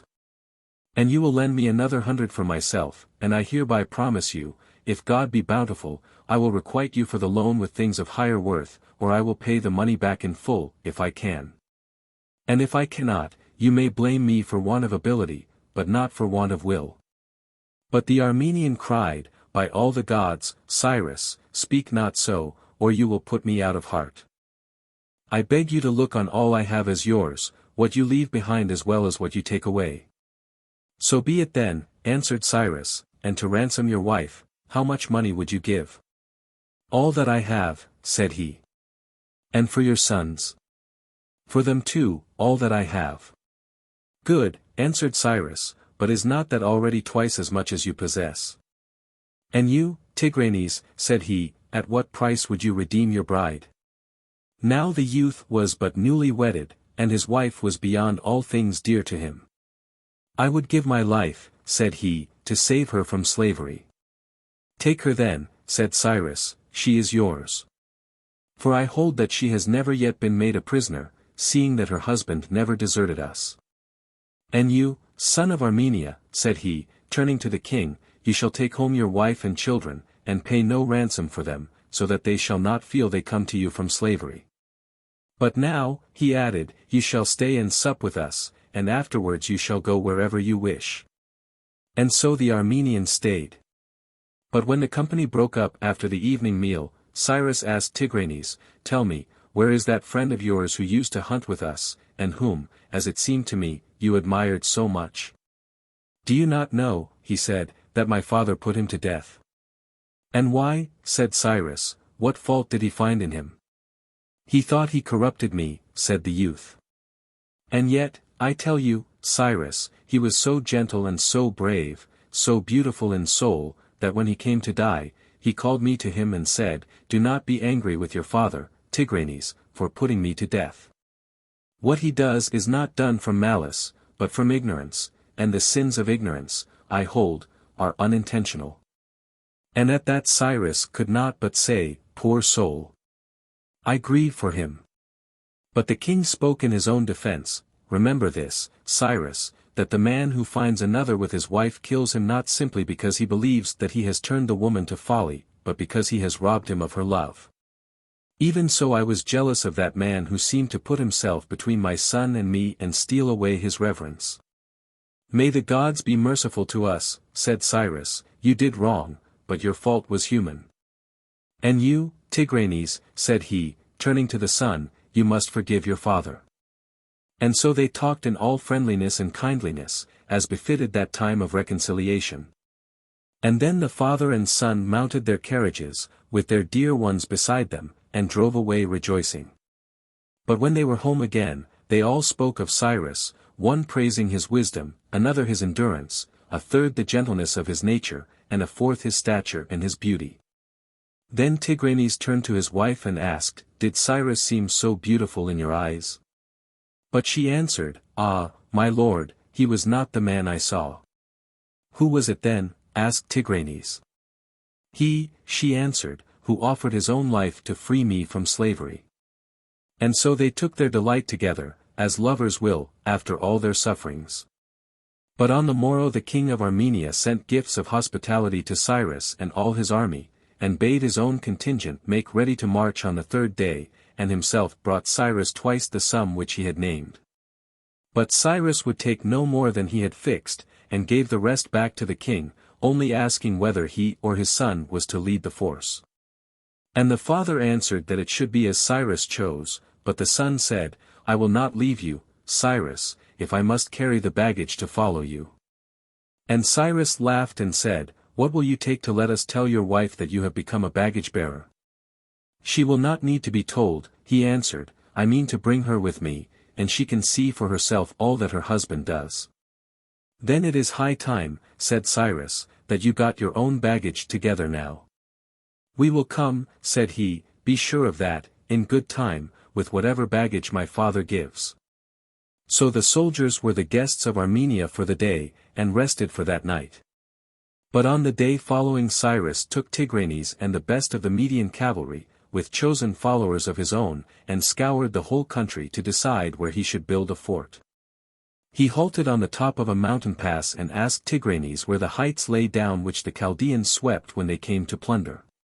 Tigranes showed him. Then Cyrus asked him if the mountains were quite uninhabited. "No, indeed," said the prince, "there are always men on the lookout, who signal to the others if they catch sight of anything." "And what do they do?" he asked, "when they see the signal?" "They rush to the rescue," he said, "as quickly as they can." Cyrus listened and looked, and he could see that large tracts lay desolate and untilled because of the war. That day they came back to camp and took their supper and slept. But the next morning Tigranes presented himself with all his baggage in order and ready for the march, 4,000 cavalry at his back, 10,000 bowmen, and as many targeteers. While they were marching up, Cyrus offered sacrifice, and finding that the victims were favorable, he called the leaders of the Persians together and the chief captains of the Medes and spoke to them thus. My friends, there lie the Chaldean hills. If we could seize them and set a garrison to hold the pass, we should compel them both, Chaldeans and Armenians alike, to behave themselves discreetly. The victims are favorable. And to help a man in such a work as this there is no ally half so good as speed. If we scale the heights before the enemy have time to gather, we may take the position out of hand without a blow, and at most we shall only find a handful of weak and scattered forces to oppose us. Steady speed is all I ask for, and surely I could ask for nothing easier or less dangerous. To arms then. The Medes will march on our left, half the Armenians on our right, and the rest in the van to lead the way, the cavalry in our rear, to cheer us on and push us forward and let none of us give way. With that Cyrus led the advance, the army in column behind him. As soon as the Chaldeans saw them sweeping up from the plain, they signaled to their fellows till the heights re-echoed with answering shouts, and the tribesmen gathered on every side. Then Cyrus sent word along his lines, soldiers of Persia, they are signaling to us to make haste. If only we reach the top before them, all they can do will be in vain. Now the Chaldeans were said to be the most warlike of all the tribes in that country, and each of them was armed with a shield and a brace of javelins. They fight for pay wherever they are needed, partly because they are warriors born, but partly through poverty, for their country is mountainous, and the fertile part of it small. As Cyrus and his force drew near the head of the pass, Tigranes, who was marching at his side, said, Do you know, Cyrus, that before long we shall be in the thick of the fight ourselves? Our Armenians will never stand the charge. Cyrus answered that he was well aware of that, and immediately sent word that the Persians should be ready to give chase at once, as soon as we see the Armenians decoying the enemy by feigning flight and drawing them within our reach.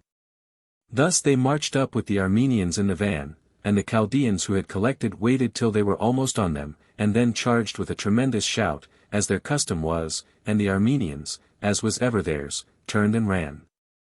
But in the midst of the pursuit the Chaldeans met new opponents streaming up the pass, armed with short swords, and some of them were cut to pieces at once before they could withdraw, while others were taken prisoners and the rest fled. And in a few moments the heights were won. From the top of the pass Cyrus and his staff looked down and saw below them the Chaldean villages with fugitives pouring from the nearest houses. Soon the rest of the army came up, and Cyrus ordered them all to take the morning meal. When it was over, and he had ascertained that the lookout was really in a strong position, and well supplied with water, he set about fortifying a post without more ado.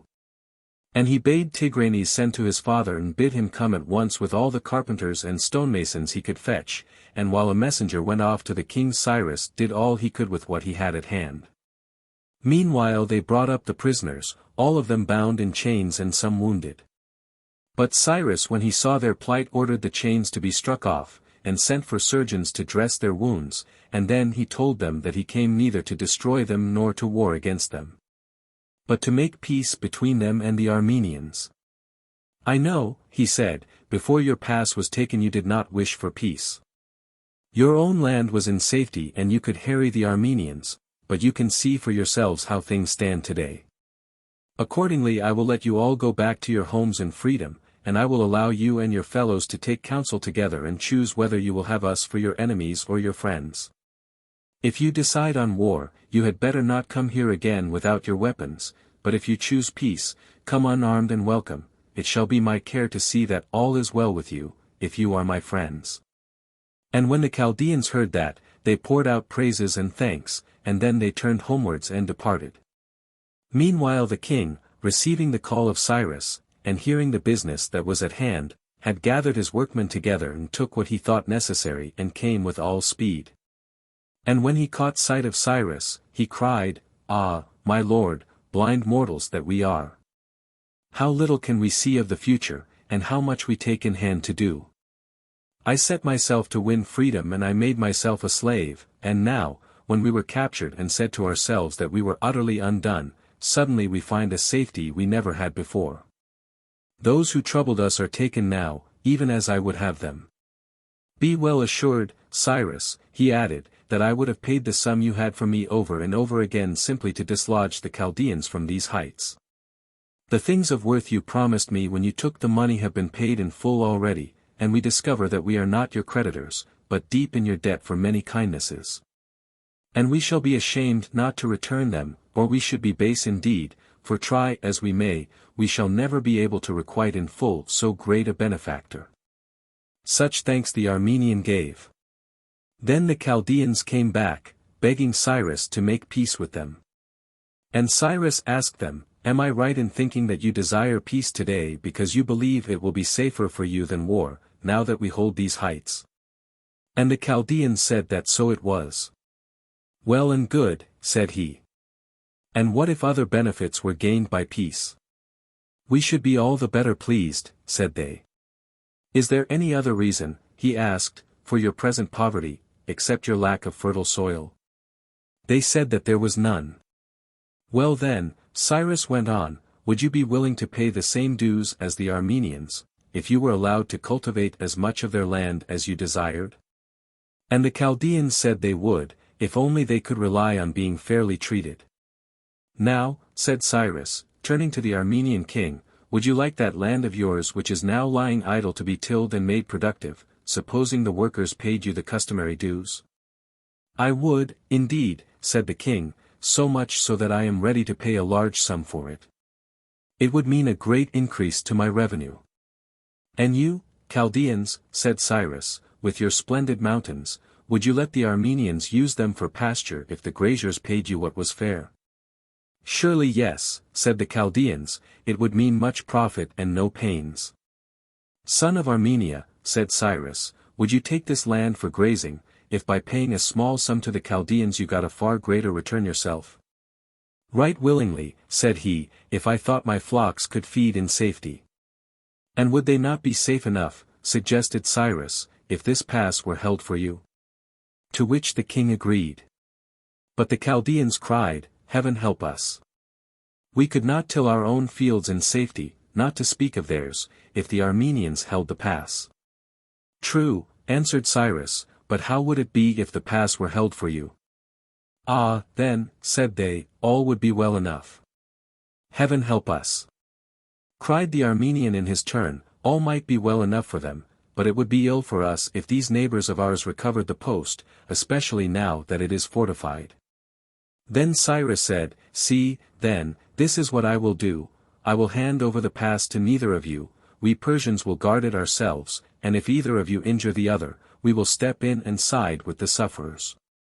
Then both parties applauded the decision, and said that only thus could they establish a lasting peace, and on these terms they exchanged pledges, and a covenant was made that both nations alike were to be free and independent. But with common rights of marriage, and tillage, and pasturage, and help in time of war if either were attacked. Thus the matter was concluded, and to this day the treaty holds between the Chaldeans and Armenia. Peace was no sooner made than both parties began building what they now considered their common fortress, working side by side and bringing up all that was needed. And when evening fell, Cyrus summoned them all as fellow guests to his board, saying that they were friends already.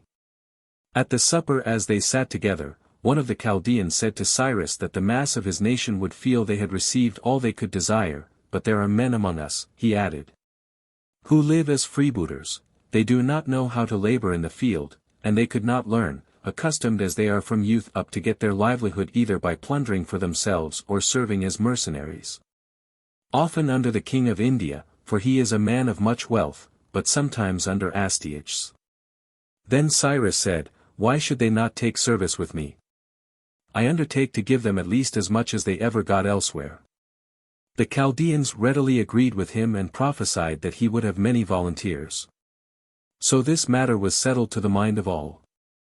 But Cyrus, on hearing that the Chaldeans were in the habit of going to India, remembered how Indian ambassadors had come to the Medes to spy out their affairs. And how they had gone on to their enemies, doubtless to do the same there, and he felt a wish that they should hear something of what he had achieved himself. So he said to the company, Son of Armenia, and men of the Chaldeans, I have something to ask you. Tell me, if I were to send ambassadors to India, would you send some of your own folk with them to show them the way, and support them in gaining for us all that I desire? I still need more money if I am to pay all the wages, as I wish, in full, and give rewards and make presents to such of my soldiers as deserve them. It is for such things I need all the money I can get, for I believe them to be essential. It would be pleasanter for me not to draw on you, because I look on you already as my friends, but I should be glad to take from the Indian as much as he will give me. My messenger, the one for whom I ask guides and coadjutors, will go to the king and say, Son of India, my master has sent me to you, bidding me say that he has need of more money. He is expecting another army from Persia, and indeed I do expect one, Cyrus added. Then my messenger will proceed, if you can send my master all that you have at hand he will do his best, if God grant him success, that you should feel your kindness has not been ill-advised. That is what my emissary will say, and you must give such instructions to yours as you think fit yourselves. If I get money from the king, I shall have abundance at my disposal, if I fail, at least we shall owe him no gratitude, and as far as he is concerned we may look to our own interests alone. So Cyrus spoke, convinced that the ambassadors from Armenia and Chaldea would speak of him as he desired all men might do. And then, as the hour was come, they broke up the meeting and took their rest. But on the next day Cyrus dispatched his messenger with the instructions, and the Armenians and Chaldeans sent their own ambassadors, choosing the men they thought would help Cyrus most and speak of his exploits in the most fitting terms. Cyrus put a strong garrison in the fort and stored it with supplies, and left an officer in command, a Mede, whose appointment, he thought, would gratify Cyaxares, and then he turned homewards, taking with him not only the troops he had brought, but the force the Armenians had furnished, and a picked body of Chaldeans who considered themselves stronger than all the rest together. And as he come down from the hills into the cultivated land, not one of the Armenians, man or woman, stayed indoors, with one accord they all went out to meet him, rejoicing that peace was made, and bringing him offerings from their best, driving before them the animals they valued most. The king himself was not ill-pleased at this, for he thought that Cyrus would take delight in the honor the people showed him. Last of all came the queen herself, with her daughters and her younger son, bearing many gifts, and among them the golden treasure that Cyrus had refused before. But when he saw it he said, Nay, you must not make me a mercenary and a benefactor for pay, take this treasure back and hie you home, but do not give it to your lord that he may bury it again. Spend it on your son, and send him forth gloriously equipped for war, and with the residue by yourself and for your husband and your children such precious things as shall endure, and bring joy and beauty into all your days. As for burying, let us only bury our bodies on the day when each must die. With that he rode away, the king and all his people escorting him, like a guard of honor, calling him their savior, their benefactor, and their hero, and heaping praises on him until he had left the land. And the king sent with him a larger army than ever he had sent before, seeing that now he had peace at home. Thus Cyrus took his departure, having gained not only the actual money he took away with him, but a far ampler store of wealth, won by his own graciousness, on which he could draw in time of need. For the first night he encamped on the borders of Armenia, but the next day he sent an army and the money to Cyaxares, who was close at hand, as he had promised to be, while he himself took his pleasure in hunting wherever he could find the game, in company with Tigranes and the flower of the Persian force. And when he came back to Media he gave gifts of money to his chief officers, sufficient for each to reward their own subordinates, for he held to it that, if every one made his own division worthy of praise, all would be well with the army as a whole. He himself secured anything that he thought of value for the campaign, and divided it among the most meritorious, convinced that every gain to the army was an adornment to himself. At every distribution he would take occasion to address the officers and all whom he chose to honor in some such words as these, My friends, the God of mirth must be with us today, we have found a source of plenty. And we have the wherewithal to honor whom we wish and as they may deserve. Let us call to mind, all of us, the only way in which these blessings can be won. We shall find it is by toil, and watchfulness, and speed, and the resolve never to yield to our foes. After this pattern must we prove ourselves to be men, knowing that all high delights and all great joys are only gained by obedience and hardihood, and through pains endured and dangers confronted in their proper season. But presently, when Cyrus saw that his men were strong enough for all the work of war, and bold enough to meet their enemies with scorn, expert and skillful in the use of the weapons each man bore, and all of them perfect in obedience and discipline, the desire grew in his heart to be up and doing and achieve something against the foe. He knew well how often a general has found delay ruin his fairest armament. He noticed, moreover, that in the eagerness of rivalry and the strain of competition many of the soldiers grew jealous of each other. And for this, if for no other reason, he desired to lead them into the enemy's country without delay, feeling that common dangers awaken comradeship among those who are fighting in a common cause, and then all such bickering cease. And no man is galled by the splendor of his comrade's arms, or the passion of his desire for glory. Envy is swallowed up in praise, and each competitor greets his rivals with delight as fellow workers for the common good. Therefore Cyrus ordered his whole force to assemble under arms, and drew them up into battle array, using all his skill to make the display a wonder of beauty and perfection. Then he summoned his chief officers, his generals, his brigadiers, and his company captains. These men were not bound to be always in the ranks. And some were always free to wait on the commander-in-chief or carry orders along the lines without leaving the troops unofficered, for the captains of 12 and the captains of 6 stepped into the gaps, and absolute order was preserved. So Cyrus assembled his staff and led them along the lines, pointing out the merits of the combined forces and the special strength of each, and thus he kindled in their hearts the passion for achievement. And then he bade them return to their regiments and repeat the lessons he had taught them, trying to implant in their own men the same desire for action, so that one and all might sally out in the best of heart. And the next morning they were to present themselves at Cyaxares' gates. So the officers went away and did as he commanded, and the next morning at daybreak they assembled at the trysting place. And Cyrus met them and came before Cyaxares and said to him, I know well that what I am about to say must often have been in your own mind, but you have shrunk from suggesting it yourself lest it seem that you were weary of supporting us. Therefore since you must keep silence, let me speak for both of us. We are all agreed that since our preparations are complete we should not wait until the enemy invades our territory before we give him battle, nor loiter here in a friendly land, but attack him on his own ground with what speed we may. For while we linger here, we injure your property in spite of ourselves, but once on the enemy's soil, we can damage his, and that with the best will in the world. As things are, you must maintain us, and the cost is great. But once launched on foreign service, we can maintain ourselves, and at our foes' expense. Possibly, if it were more dangerous to go forward than to stay here, the more cautious might seem the wiser plan. But whether we stay or whether we go, the enemy's numbers will be the same, and so will ours, whether we receive them here or join battle with them there. Moreover, the spirit of our soldiers will be all the higher and all the bolder if they feel that they are marching against the foe and not cowering before him. And his alarm will be all the greater when he hears that we are not crouching at home in terror but coming out to meet him as soon as we have heard of his advance, eager to close at once, not holding back until our territory suffers, but prompt to seize the moment and ravage his own land first. Indeed, he added, if we do no more than quicken our own courage and his fears, I would reckon it a substantial gain, and count it so much the less danger for us and so much the more for him. My father never tires of telling me what I have heard you say yourself, and what all the world admits, that battles are decided more by the character of the troops than by their bodily strength. He ended, and Cyaxares answered, Cyrus, both you and all my Persian friends may feel sure that I find it no trouble to maintain you. Do not imagine such a thing, but I agree with you that the time is ripe for an advance on the enemy's land.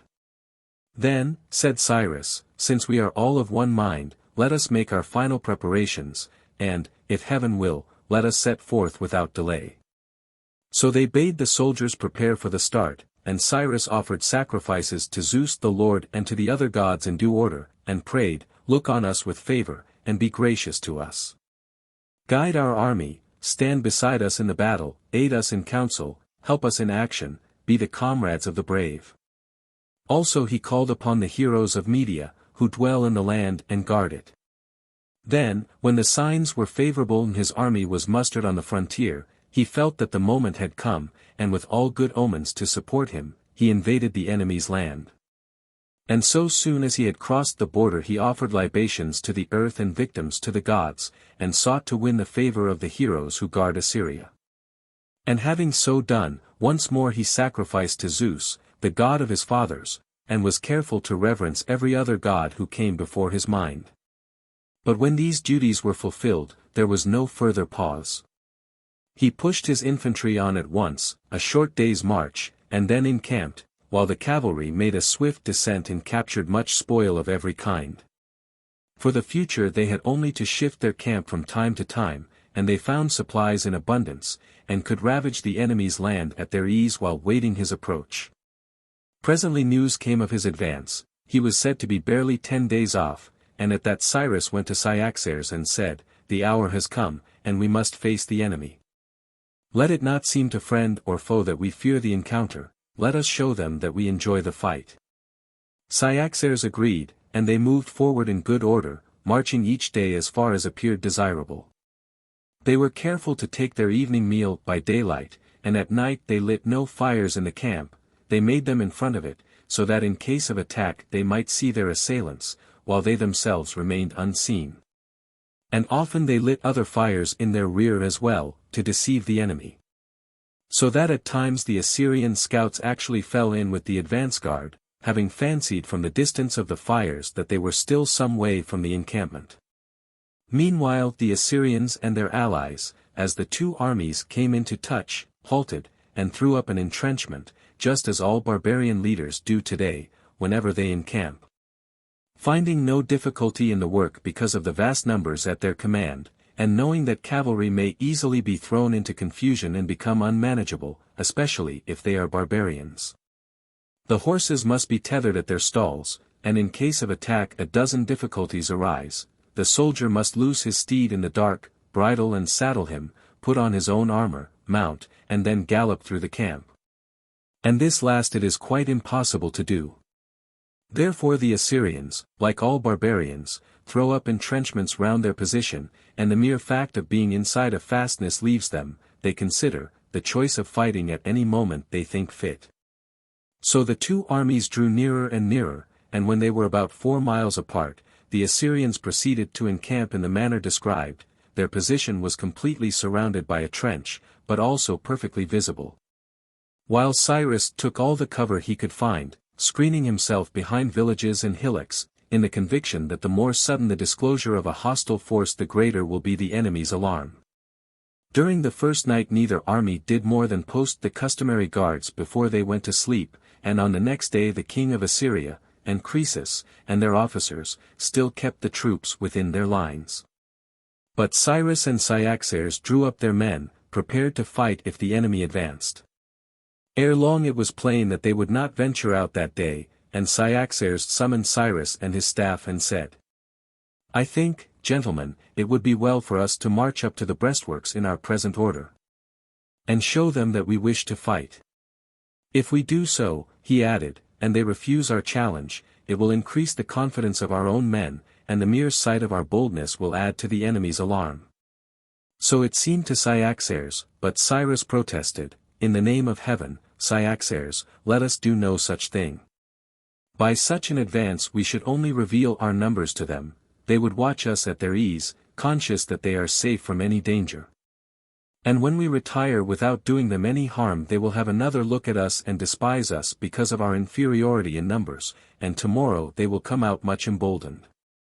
At present," he added, "they know that we are here, but they have not seen us, and you may be sure they do not despise us. They are asking what all this means, and they never cease discussing the problem, of that I am convinced. They ought not to see us until they sally out, and in that moment we ought to come to grips with them, thankful to have caught them as we have so long desired." So Cyrus spoke, and Cyaxares and the others were convinced, and waited. In the evening they took their meal, and posted their pickets and lit watchfires in front of their outposts, and so turned to sleep. But early the next morning Cyrus put a garland on his head and went out to offer sacrifice, and sent word to all the peers of Persia to join him, wearing garlands like himself. And when the rite was over, he called them together and said, "Gentlemen, the soothsayers tell us, and I agree, that the gods announce by the signs in the victims that the battle is at hand, and they assure us of victory, they promise us salvation. I should be ashamed to admonish you at such a season, or tell you how to bear yourselves. I do not forget that we have all been brought up in the same school, you have learnt the same lessons as I, and practiced them day by day. And you might well instruct others. But you may not have noticed one point, and for this I would ask a hearing. Our new comrades, the men we desire to make our peers, it may be well to remind them of the terms on which Cyaxares has kept us and of our daily discipline, the goal for which we ask their help. And the race in which they promise to be our friendly rivals. Remind them also that this day will test the worth of every man. With learners late in life, we cannot wonder if now and then a prompter should be needed. It is much to be thankful for if they show themselves good men and true with the help of a reminder. Moreover, while you help them you will be putting your own powers to the test. He who can give another strength at such a crisis may well have confidence in his own, whereas one who keeps his ideal to himself and is content with that, ought to remember that he is only half a man. There is another reason, he added, why I do not speak to them myself, but ask you to do so. I want them to try to please you. You are nearer to them than I, each of you to the men of his own division, and be well assured that if you show yourself stout-hearted you will be teaching them courage, and others too, by deeds as well as words. With that Cyrus dismissed them, and bade them break their fast and make libation, and then take their places in the ranks, still wearing their garlands on their heads. As they went away he summoned the leaders of the rear guard and gave them his instructions. Men of Persia, you have been made peers and chosen for special duties, because we think you equal to the best in other matters. And wiser than most in virtue of your age. The post that you hold is every whit as honorable as theirs who form the front. From your position in the rear you can single out the gallant fighters, and your praise will make them outdo themselves in valor. While if any man should be tempted to give way, your eyes will be upon him and you will not suffer it. Victory will mean even more to you than to the others, because of your age and the weight of your equipment. If the men in front call on you to follow, answer readily, and let them see that you can hold your own with them, shout back to them, and bid them lead on quicker still. And now, said he, go back and take your breakfast, and then join your ranks with the rest, wearing your garlands on your heads. Thus Cyrus and his men made their preparations, and meanwhile the Assyrians on their side took their breakfast, and then sallied forth boldly and drew up in gallant order. It was the king himself who marshalled them, driving past in his chariot and encouraging his troops. Men of Assyria, he said, today you must show your valor. Today you fight for your lives and your land, the land where you were born and the homes where you were bred, and for your wives and your children, and all the blessings that are yours. If you win, you will possess them all in safety as before, but if you lose, you must surrender them into the hands of your enemies. Abide, therefore, and do battle as though you were enamored of victory. It would be folly for her lovers to turn their backs to the foe, sightless, handless, helpless, and a fool is he who flies because he longs to live, for he must know that safety comes to those who conquer, but death to those who flee. And fools are they whose hearts are set on riches, but whose spirits are ready to admit defeat. It is the victor who preserves his own possessions and wins the property of those whom he overcomes. The conquered lose themselves and all they call their own. Thus spoke the king of Assyria. But meanwhile Cyaxares sent to Cyrus saying that the moment for attack had come. Although, he added, there are as yet but few of them outside the trenches, by the time we have advanced there will be quite enough. Let us not wait until they outnumber us, but charge at once while we are satisfied we can master them easily. But Cyrus answered him, unless those we conquer are more than half their number, they are sure to say that we attacked when they were few, because we were afraid of their full force, and in their hearts they will not feel that they are beaten. And we shall have to fight another battle, when perhaps they will make a better plan than they have made today, delivering themselves into our hands one by one, to fight with as we choose. So the messengers took back his reply, but meanwhile Chrysantas and certain other peers came to Cyrus bringing Assyrian deserters with them, and Cyrus, as a general would, questioned the fugitives about the enemy's doings. And they told him that the Assyrians were marching out in force and that the king himself had crossed the trenches and was marshalling his troops, addressing them in stirring words, as all the listeners said. Then Chrysantas turned to Cyrus. "What if you also were to summon our men, while there is yet time, and inspire them with your words?" But Cyrus answered, "Do not be disturbed by the thought of the Assyrians' exhortations. There are no words so fine that they can turn cowards into brave men on the day of hearing, nor make good archers out of bad, nor doughty spearmen, nor skillful riders, no. Nor even teach men to use their arms and legs if they have not learnt before." "But," replied Chrysantas, "could you not make the brave men braver still, and the good better?" "What?" cried Cyrus, "can one solitary speech fill the hearer's soul on the selfsame day with honor and uprightness, guard him from all that is base, spur him to undergo, as he ought, for the sake of glory every toil and every danger? Implant in him the faith that it is better to die sword in hand than to escape by flight?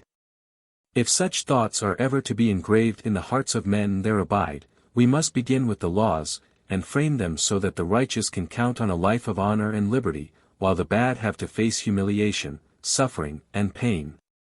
And a life that is no life at all. And then we ought to have tutors and governors to instruct and teach and train our citizens until the belief is engendered in their souls that the righteous and the honorable are the happiest of all men born, and the bad and the infamous the most miserable. This is what our men must feel if they are to show that their schooling can triumph over their terror of the foe.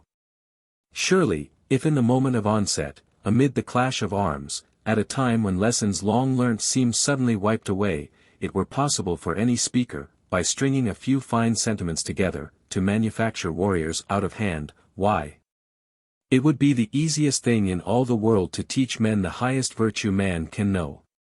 For my own part," he added, "I would not trust our new comrades yonder, whom we have trained ourselves, to stand firm this day unless they saw you at their side, to be examples unto them and to remind them if they forget. As for men who are utterly undisciplined, I should be astonished if any speech, however splendid, did one whit more to encourage valor in their hearts than a song well sung could do to make a musician of a man who had no music in his soul." But while they were speaking, Cyaxares sent again, saying that Cyrus did ill to loiter instead of advancing against the enemy with all speed. And Cyrus sent back word there and then by the messengers.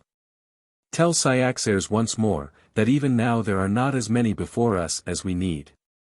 And tell him this so that all may hear. But add that, if it so please him, I will advance at once." So saying and with one prayer to the gods, he led his troops into battle. Once the advance began he quickened the pace, and his men followed in perfect order, steadily, swiftly, joyously, brimful of emulation, hardened by toil, trained by their long discipline, every man in the front a leader, and all of them alert. They had laid to heart the lesson of many a day that it was always safest and easiest to meet enemies at close quarters, especially archers, javelin men, and cavalry. While they were still out of range, Cyrus sent the watchword along the lines, "Zeus our help and Zeus our leader."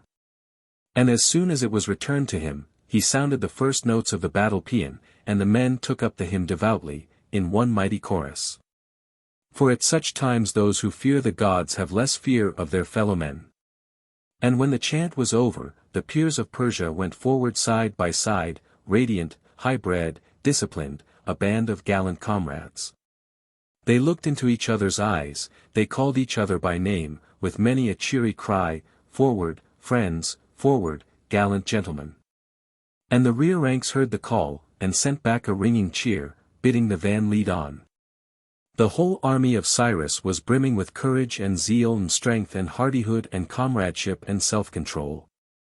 More terrible, I imagine, to an opponent than aught else could be. On the Assyrian side, those in the van who fought from the chariots, as soon as the mass of the Persian force drew near, leapt back and drove to their own main body.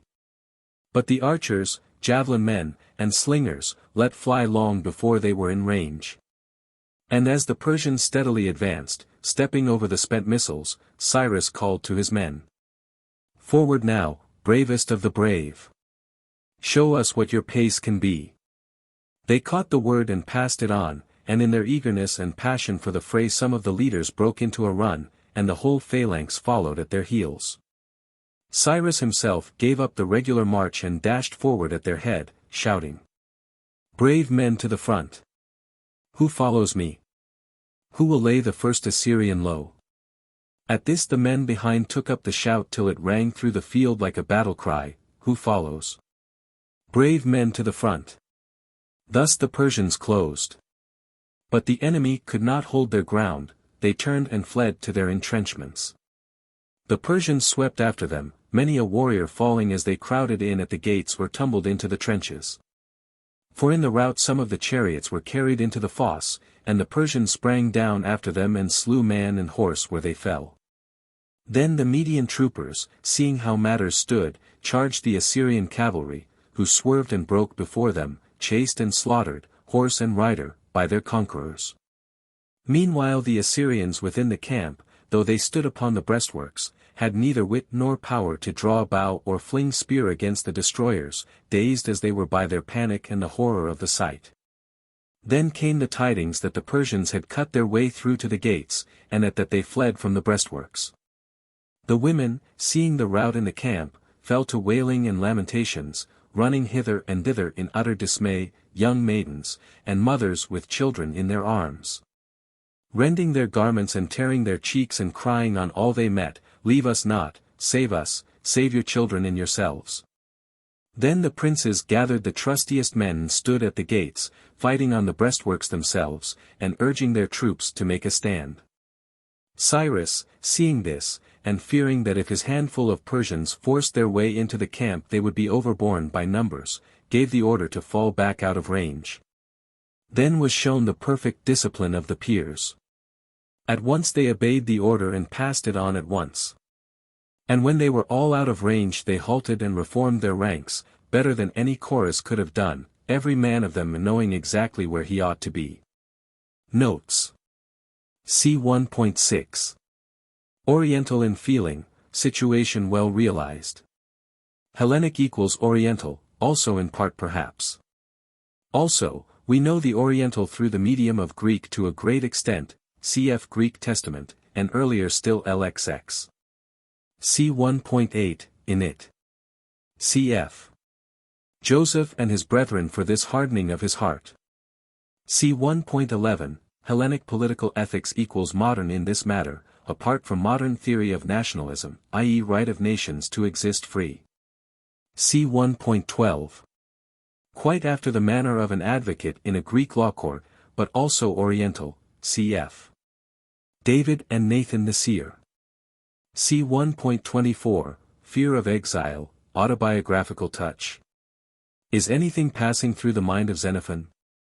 I dare say there is. Xenophon was banished from his native city of Athens because of his friendship with Sparta and with Cyrus the Younger. See Works, Volume 1, page 99. See 1.33, Fin. 3,000 talents. Something under £750,000. See 1.35. Cyrus drives home the conscience of indebtedness à la Portia vs. Shylock. N.B., humorous also and an Oriental tinge. See 1.38, one can't help thinking of Socrates and the people of Athens here. If so, this is a quasi-apology for the Athenian Bones Perez de Famille who condemned Socrates. Beautiful story of the sophist teacher's last injunction to Tigranes. See 1.40-41, What smiles after tears? Like a sunny day succeeding clouds and blackness. A pretty story this, of the wife of Tigranes. Xenophon's women, this one, Panthea, Croesus' wife, the wife of Ischomachus, economist, the daughter of Gobrias. See 2.12, archaeologically interesting. N.B., humanity towards wounded, Hellenic.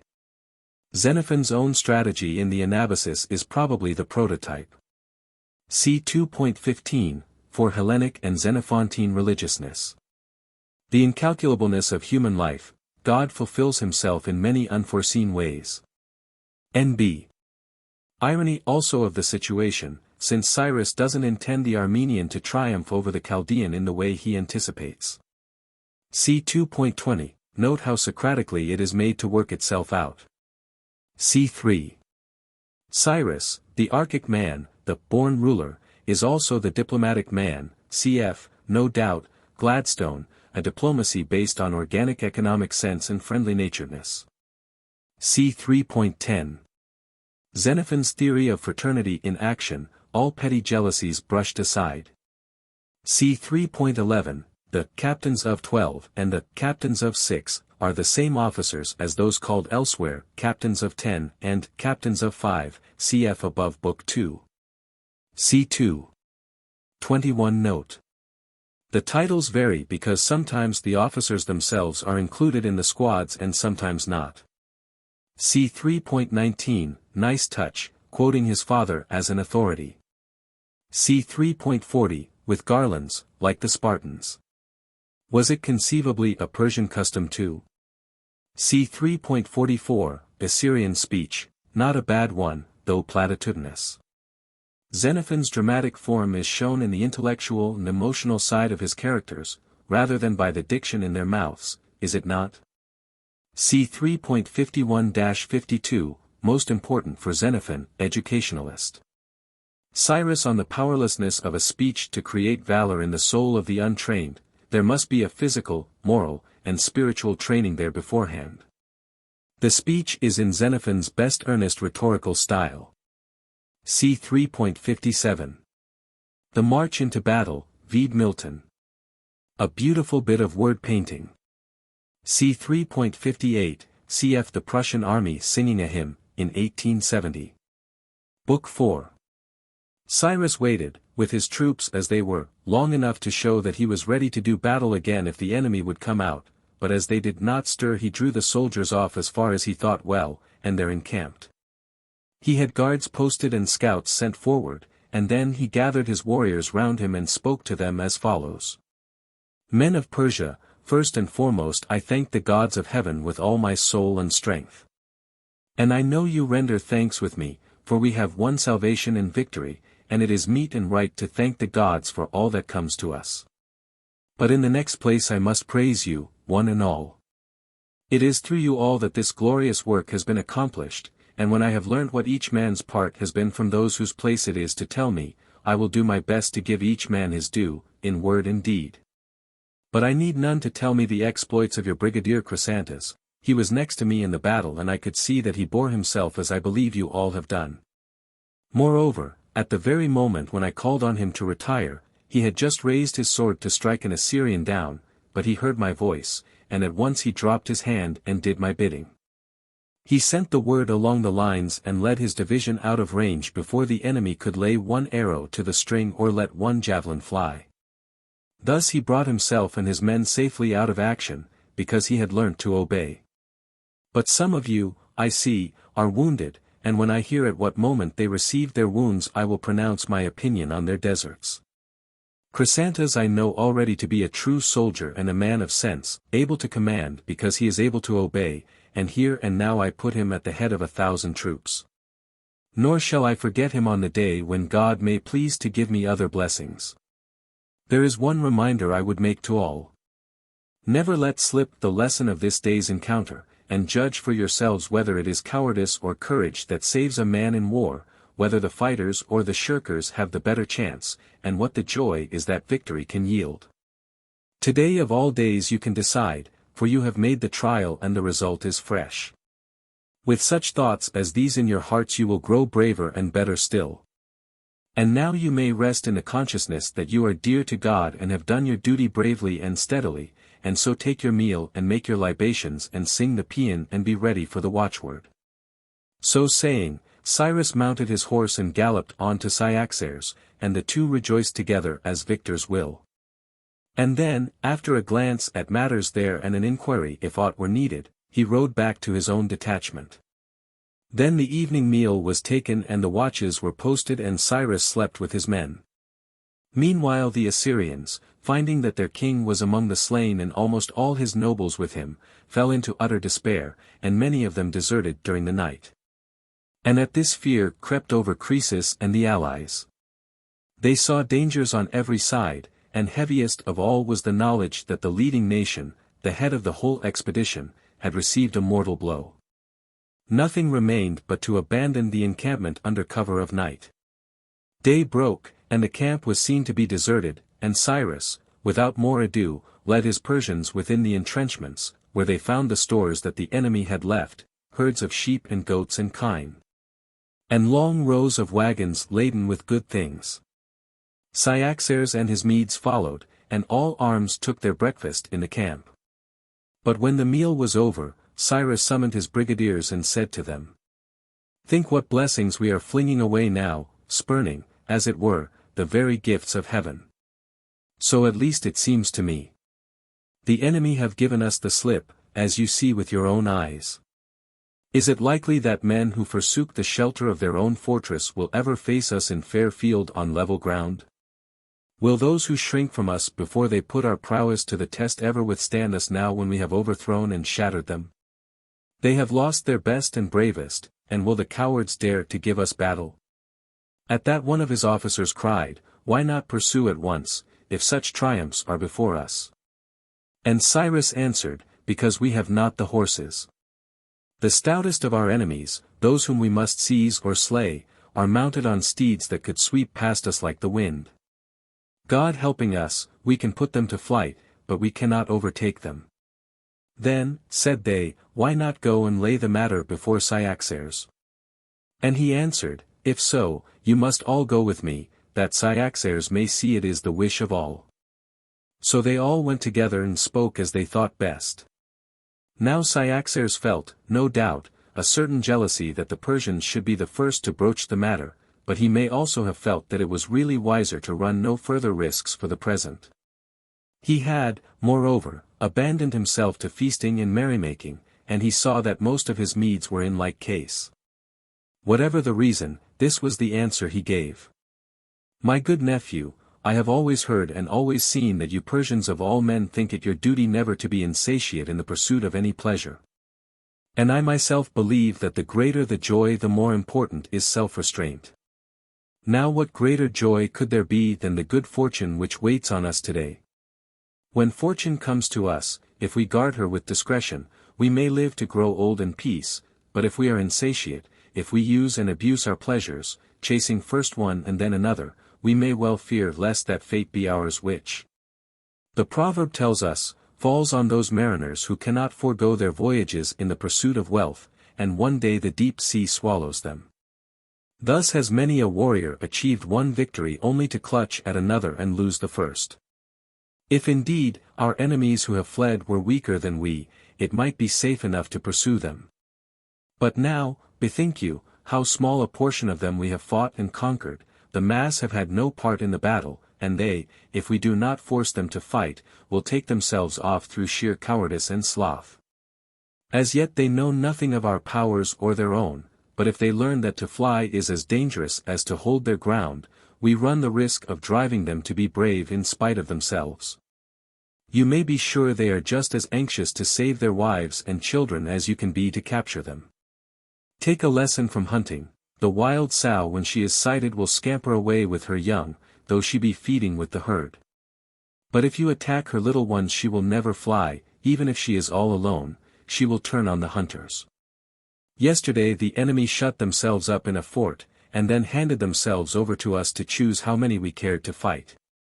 But if we meet them in open country, and they learn how to divide their forces and take us in front and flank and rear, I wonder how many pairs of eyes and hands each man of us would need. Finally, he added, I have no great wish myself to disturb my Medes in their enjoyment, and drive them out to further dangers. Then Cyrus took him up, Nay, I would not have you put pressure on any man. Only let those who are willing follow me, and perhaps we shall come back with something for all of you to enjoy. The mass of the enemy we should not think of pursuing, indeed, how could we overtake them? But if we cut off any stragglers, we could clap hands on them and bring them back to you. Remember, he added, when you sent for us, we came a long way to do you service. Is it not fair that you should do us a kindness in return, and let us have something to take back with us for ourselves, and not stand here agape at all your treasures? At that Cyaxares answered, Ah, if any will follow you of their own free will, I can but be most grateful. Send someone with me then, said Cyrus, from these trusty men of yours, to carry your commands. Take whomever you like, he answered, and begone. Now, as it chanced, among the officers present was the Mede who had claimed kinship with Cyrus long ago and won a kiss thereby. Cyrus pointed to him and said, That man will do for me. He shall go with you then, Cyaxares replied. And turning to the officer, Tell your fellows, he said, that he who lists may follow Cyrus. Thus Cyrus chose his man and went forth. And when they were outside he said, Today you can show me if you spoke truth long ago when you told me that the sight of me was your joy. If you say that, said the Mede, I will never leave you. And will you not do your best, added Cyrus, to bring me others too? By the gods in heaven, cried the Mede, that I will, until you say in your turn that to see me is your joy. Thereupon, with the authority of Cyaxares to support him, the officer went to the Medes and delivered with message with all diligence, adding that he for one would never forsake Cyrus, the bravest, noblest, and best of men. And a hero whose lineage was divine. While Cyrus was busied with these matters, by some strange chance 2 ambassadors arrived from the Hyrcanians. These people are neighbors of the Assyrians, and being few in number, they were held in subjection. But they seemed then, as they seem now, to live on horseback. Hence the Assyrians used them as the Lacedaemonians employ the Skirites, for every toil and every danger, without sparing them. In fact, at that very moment they had ordered them to furnish a rear guard of 1,000 men and more, so as to bear the brunt of any rear attack. The Hyrcanians, as they were to be the hindmost, had put their wagons and families in the rear, for, like most of the tribes in Asia, they take their entire households with them on the march. But when they thought of the sorry treatment they got from the Assyrians and when they saw the king fallen, the army worsted and a prey to panic, the allies disheartened and ready to desert, they judged it a fine moment to revolt themselves. If only the Medes and Persians would make common cause with them. So they sent an embassy to Cyrus, for after the late battle there was no name like his. They told him what good cause they had to hate the Assyrians, and how if he was willing to attack them now, they themselves would be his allies and show him the way. At the same time they gave a full account of the enemy's doings, being eager to get Cyrus on the road. Do you think, said Cyrus, we should overtake the Assyrians before they reach their fortresses? We look on it as a great misfortune, he added, that they ever slipped through our fingers and escaped. This he said, wishing to give his hearers as high an opinion as possible of himself and his friends. You should certainly catch them, they answered, and that tomorrow, ere the day is old, if you gird up your loins. They move heavily because of their numbers and their train of wagons, and today, since they did not sleep last night. They have only gone a little way ahead, and are now encamped for the evening. Can you give us any guarantee, said Cyrus, that what you say is true? We will give you hostages, they said, we will ride off at once and bring them back this very night. Only do you on your side call the gods to witness and give us the pledge of your own right hand, that we may give our people the assurance we have received from you ourselves. Thereupon Cyrus gave them his pledge that if they would make good what they promised he would treat them as his true friends and faithful followers, of no less account than the Persians and the Medes.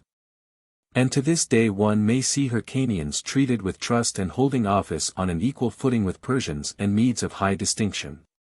Now Cyrus and his men took their supper and then while it was still daylight he led his army out, having made the 2 Hyrcanians wait so that they might go with them. The Persians, of course, were with him to a man, and Tigranes was there, with his own contingent, and the Median volunteers, who had joined for various reasons. Some had been friends of Cyrus in boyhood, others had hunted with him and learnt to admire his character, others were grateful, feeling he had lifted a load of fear from them, others were flushed with hope. Nothing doubting that great things were reserved for the man who had proved so brave and so fortunate already. Others remembered the time when he was brought up in Media, and were glad to return the kindnesses that he had shown them. Many could recall the favors the boy had won for them from his grandfather through his sheer goodness of heart. And many, now that they had seen the Hyrcanians and heard say they were leading them to untold treasures, went out from simple love of gain. So they sallied forth, the entire body of the Persians and all the Medes, except those who were quartered with Cyaxares. These stayed behind, and their men with them. But all the rest went out with radiant faces and eager hearts, not following him from constraint, but offering willing service in their gratitude. So, as soon as they were well afield, Cyrus went to the Medes and thanked them, praying that the gods in their mercy might guide them all, and that he himself might have power given him to reward their zeal. He ended by saying that the infantry would lead the van, while they would follow with the cavalry, and whenever the column halted on the march they were to send him gallopers to receive his orders. Then he bade the Hyrcanians lead the way, but they exclaimed, "What? Are you not going to wait until we bring the hostages? Then you could begin the march with pledges from us in return for yours." But he answered, as the story says, "If I am not mistaken, we hold the pledges now, in our own hearts and our own right hands. We believe that if you are true to us we can do you service, and if you play us false, you will not have us at your mercy. God willing, we shall hold you at ours. Nevertheless," he added, "since you tell us your own folk follow in the Assyrian rear, point them out to us as soon as you set eyes upon them, that we may spare their lives." When the Hyrcanians heard this they led the way as he ordered, marveling at his strength of soul. Their own fear of the Assyrians, the Lydians, and their allies, had altogether gone. Their dread now was lest Cyrus should regard themselves as mere dust in the balance, and count it of no importance whether they stayed with him or not. As night closed in on their march, the legend runs that a strange light shone out, far off in the sky, upon Cyrus and his host, filling them with awe of the heavenly powers and courage to meet the foe. Marching as they did, their loins girt and their pace swift, they covered a long stretch of road in little time, and with the half-light of the morning they were close to the Hyrcanian rearguard. As soon as the guides saw it, they told Cyrus that these were their own men. They knew this, they added, from the number of their fires, and the fact that they were in the rear. Therefore Cyrus sent one of the guides to them, bidding them come out at once, if they were friendly, with their right hands raised. And he sent one of his own men also to say, "According as you make your approach, so shall we Persians comport ourselves." Thus one of the two messengers stayed with Cyrus while the other rode up to his fellows. Cyrus halted his army to watch what the tribe would do, and Tigranes and the Median officers rode along the ranks to ask for orders. Cyrus explained that the troops nearest to them were the Hyrcanians, and that one of the ambassadors had gone, and a Persian with him, to bid them come out at once, if they were friendly, with their right hands raised. "If they do so," he added, "you must welcome them as they come, each of you at your post, and take them by the hand and encourage them, but if they draw a sword or try to escape, you must make an example of them, not a man of them must be left." Such were his orders. However, as soon as the Hyrcanians heard the message, they were overjoyed. Springing to their steeds they galloped up to Cyrus, holding out their right hands as he had bidden. Then the Medes and Persians gave them the right hand of fellowship in return, and bade them be of courage. And Cyrus spoke. "Sons of the Hyrcanians, we have shown our trust in you already, and you must trust us in return. And now tell me, how far from here do the Assyrian headquarters lie, and their main body?" "About 4 miles hence," they answered. "Forward then, my men," said Cyrus, "Persians, Medes, and Hyrcanians. I have learnt already, you see, to call you friends and comrades. All of you must remember that the moment has come when, if hand falters or heart fails, we meet with utter disaster. Our enemies know why we are here. But if we summon our strength and charge home, you shall see them caught like a pack of runaway slaves, some on their knees, others in full flight, and the rest unable to do even so much for themselves. They are beaten already, and they will see their conquerors fall on them before they dream of an approach, before their ranks are formed or their preparations made, and the sight will paralyze them. If we wish to sleep and eat and live in peace and happiness from this time forth, let us not give them leisure to take counsel or arrange defense, or so much as see that we are men, and not a storm of shields and battle-axes and flashing swords, sweeping on them in one rain of blows. You Hyrcanians must go in front of us as a screen, that we may lie behind you as long as may be. And as soon as I close with them, you must give me, each of you, a squadron of horse, to use in case of need while I am waiting at the camp. I would advise the older men among you and the officers, to ride in close order, so that your ranks should not be broken. If you come across a compact body of the foe, let the younger men give chase, and do the killing. Our safest plan today is to leave as few of the enemy alive as possible. And if we conquer, he added, we must beware of what has overset the fortune of many a conqueror ere now, I mean the lust for plunder. The man who plunders is no longer a man, he is a machine for porterage, and all who list may treat him as a slave. One thing we must bear in mind, nothing can bring such gain as victory. At one clutch the victor seizes all, men and women, and wealth, and territory. Therefore make it your one object to secure the victory. If he is conquered, the greatest plunderer is caught. One more word, remember, even in the heat of pursuit to rejoin me while it is still daylight, for when darkness has fallen we will not admit a soul within the lines. With these words he sent them off to their appointed stations, bidding them repeat his instructions on the way to their own lieutenants, who were posted in front to receive the orders. And make each of them pass down the word to his own file of 10. Thereupon the advance began, the Hyrcanians leading off, Cyrus holding the center himself, marching with his Persians, and the cavalry in the usual way, drawn up on either flank. As the day broke the enemy saw them for the first time, some simply stared at what was happening, others began to realize the truth, calling and shouting to each other, unfastening their horses, getting their goods together, tearing what they needed off the beasts of burden, and others arming themselves, harnessing their steeds, leaping to horse, others helping the women into their carriages, or seizing their valuables, some caught in the act of burying them, others, and by far the greatest number, in sheer headlong flight. Many and divers were their shifts, as one may well conceive, save only that not one man stood at bay, they perished without a blow. Now Croesus, king of Lydia, seeing that it was summer time, had sent his women on during the night, so that they might travel more pleasantly in the cool, and he himself had followed with his cavalry to escort them. The lord of Hellespontine Phrygia, it is said, had done the same. And these two, when they heard what was happening from the fugitives who overtook them, fled for their lives with the rest. But it was otherwise with the kings of Cappadocia and Arabia, they had not gone far, and they stood their ground, but they had not even time to put on their corslets, and were cut down by the Hyrcanians. Indeed, the mass of those who fell were Assyrians and Arabians, for, being in their own country, they had taken no precautions on the march.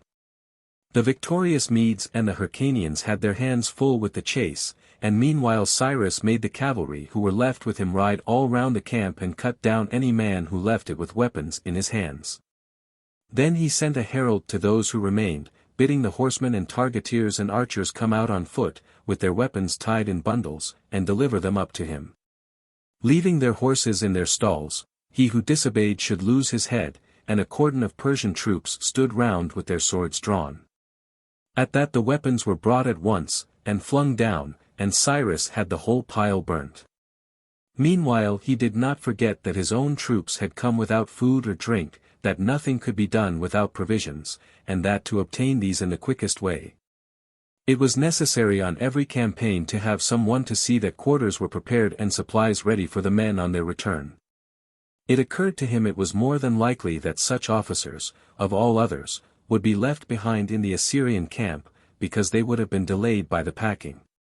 Accordingly, he sent out a proclamation that all the stewards should present themselves before him, and if there was no such officer left, the oldest man in every tent must take his place, anyone failing to obey would suffer the severest penalties.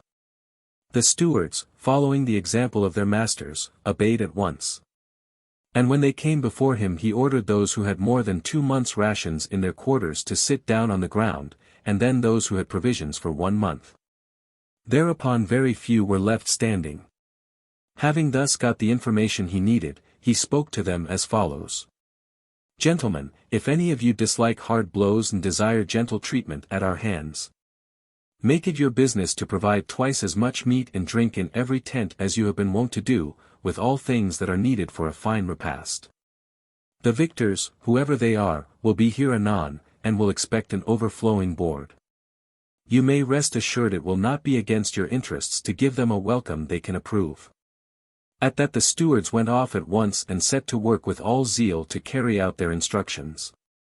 Then Cyrus summoned his own officers and said to them, My friends, it is clear that we have it in our power, now that our allies' backs are turned, to help ourselves to breakfast. And take our choice of the most delicate dishes and the rarest wines. But I scarcely think this would do us so much good as to show that we study the interest of our friends. The best of cheer will not give us half the strength we could draw from the zeal of loyal allies whose gratitude we had won. If we forget those who are toiling for us now, pursuing our foes, slaying them, and fighting wherever they resist, if they see that we sit down to enjoy ourselves and devour our meal before we know how it goes with them, I fear we shall cut a sorry figure in their eyes, and our strength will turn to weakness through lack of friends. The true banquet for us is to study the wants of those who have run the risk and done the work, to see that they have all they need when they come home, a banquet that will give us richer delight than any gorging of the belly. And remember, that even if the thought of them were not enough to shame us from it, in no case is this a moment for gluttony and drunkenness. The thing we set our minds to do is not yet done, everything is full of danger still, and calls for carefulness. We have enemies in this camp 10 times more numerous than ourselves, and they are all at large. We need both to guard against them and to guard them, so that we may have servants to furnish us with supplies. Our cavalry are not yet back, and we must ask ourselves where they are and whether they mean to stay with us when they return. Therefore, gentlemen, I would say, for the present let us above all be careful to avoid the food and drink that leads to slumber and stupefaction. And there is another matter. This camp contains vast treasures, and I am well aware we have it in our power to pick and choose as much as we like for ourselves out of what belongs by right to all who helped in its capture. But it does not seem to me that grasping will be so lucrative as proving ourselves just toward our allies, and so binding them closer. I go further, I say that we should leave the distribution of the spoil to the Medes, the Hyrcanians, and Tigranes, and count it gain if they allot us the smaller share, for then they will be all the more willing to stay with us. Selfishness now could only secure us riches for the moment, while to let these vanities go in order to obtain the very fount of wealth, that, I take it, will ensure for us and all whom we call ours a far more enduring gain. Was it not, he continued, for this very reason that we trained ourselves at home to master the belly and its appetites, so that, if ever the need arose, we might turn our education to account? And where, I ask, shall we find a nobler opportunity than this, to show what we have learnt? Such were his words, and Hystaspas the Persian rose to support him, saying, Truly, Cyrus, it would be a monstrous thing if we could go fasting when we hunt, and keep from food so often and so long merely to lay some poor beast low. Worth next to nothing, maybe, and yet, when a world of wealth is our quarry, let ourselves be balked by one of those temptations which flee before the noble and rule the bad. Such conduct, methinks, would be little worthy of our race. So Hystaspas spoke, and the rest approved him, one and all. Then Cyrus said, Come now, since we are all of one mind, each of you give me 5 of the trustiest fellows in his company, and let them go the rounds, and see how the supplies are furnished. Let them praise the active servants, and where they see neglect, chastise them more severely than their own masters could. Thus they dealt with these matters.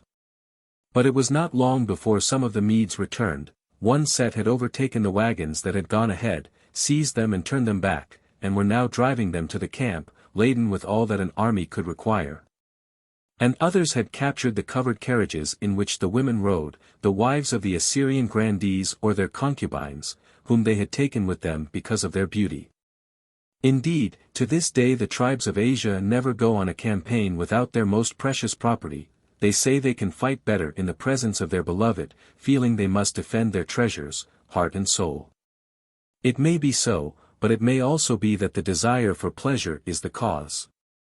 And when Cyrus saw the feats of arms that the Medes and the Hyrcanians had performed, he came near reproaching himself and those that were with him. The others, he felt, had risen with the time, had shown their strength and won their prizes, while he and his had stayed behind like sluggards.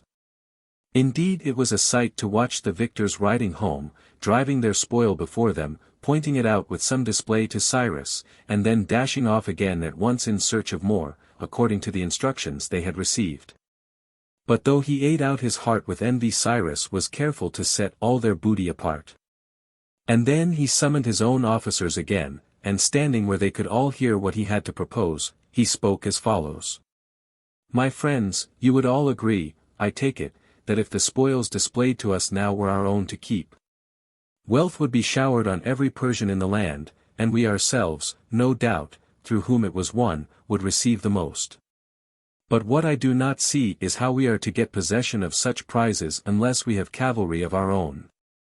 Consider the facts, he continued, we Persians have weapons with which, we hope, we can rout the enemy at close quarters, but when we do rout them, what sort of horsemen or archers or light-armed troops could ever be caught and killed?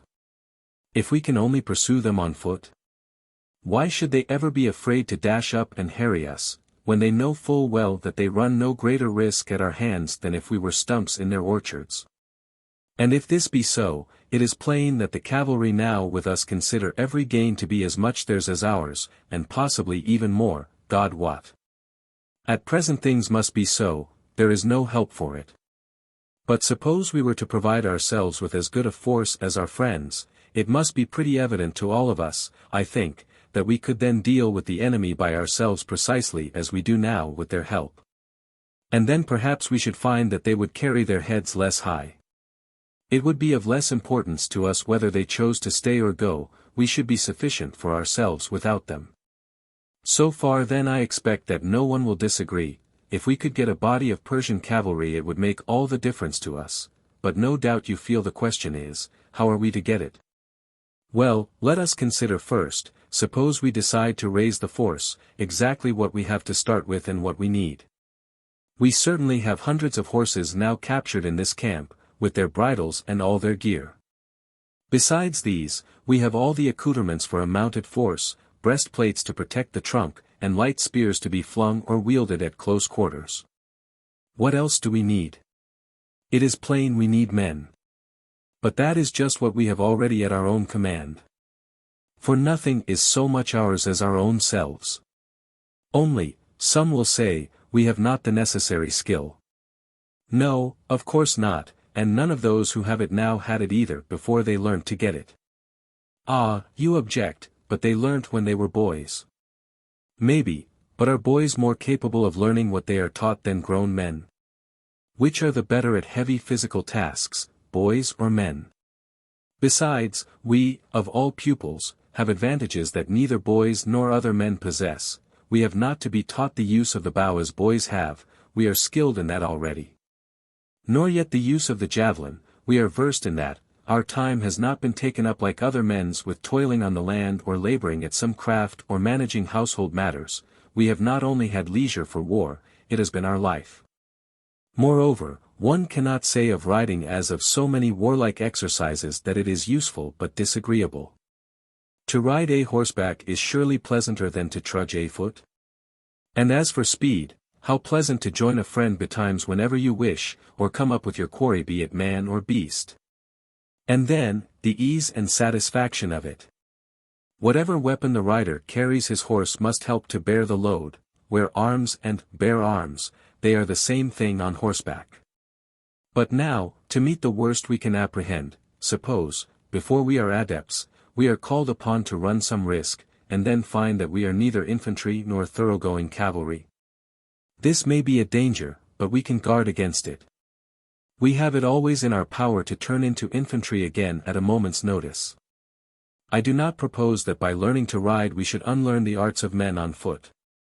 Thus spoke Cyrus, and Chrysantas rose to support him, saying, For my part one cannot say I so much desire to be a horseman as flatter myself that once I can ride I shall be a sort of flying man. At present when I race I am quite content if, with a fair start, I can beat one of my rivals by the head, or when I sight my game I am happy if, by laying legs to the ground, I can get close enough to let fly javelin or arrow before he is clean out of range. But when once I am a horseman I shall be able to overhaul my man as far as I can see him, or come up with the beasts I chase and knock them over myself or else spear them as though they stood stock still. For when hunter and hunted are both of them racing, if they are only side by side, it is as good as though neither of them moved.